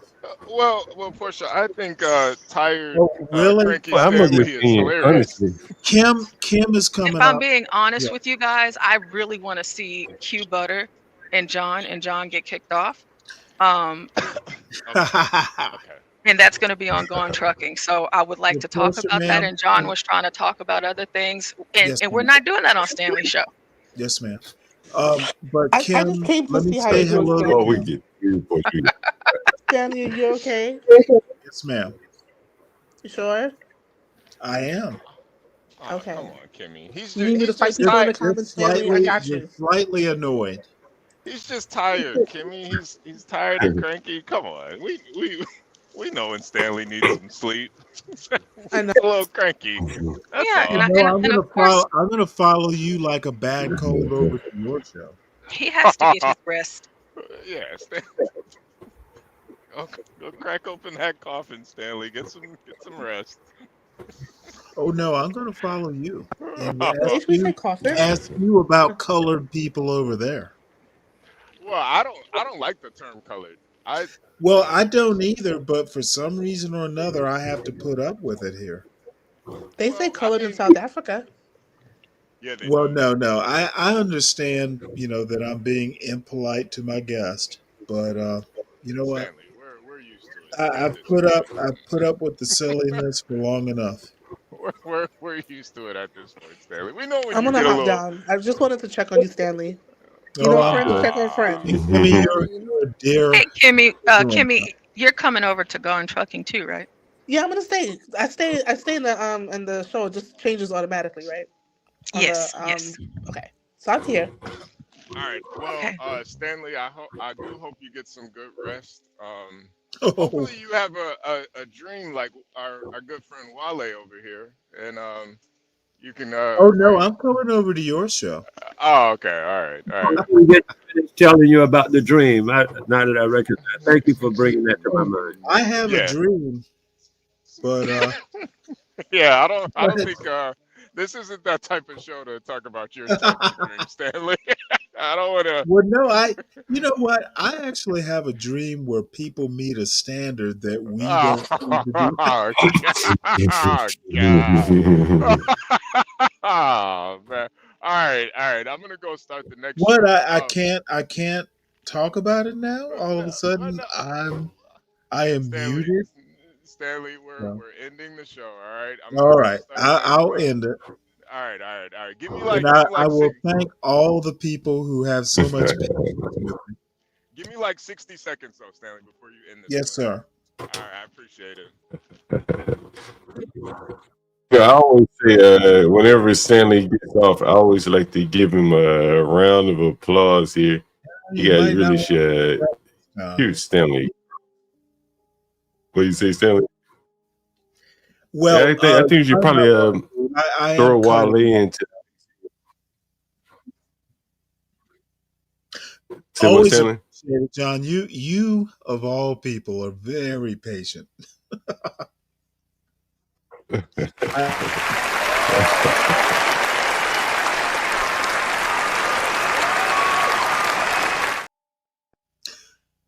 Thank you so much, John. I think that there is a place for the experience. The our elder statesmen, Wale and you, Stanley, and the other guys.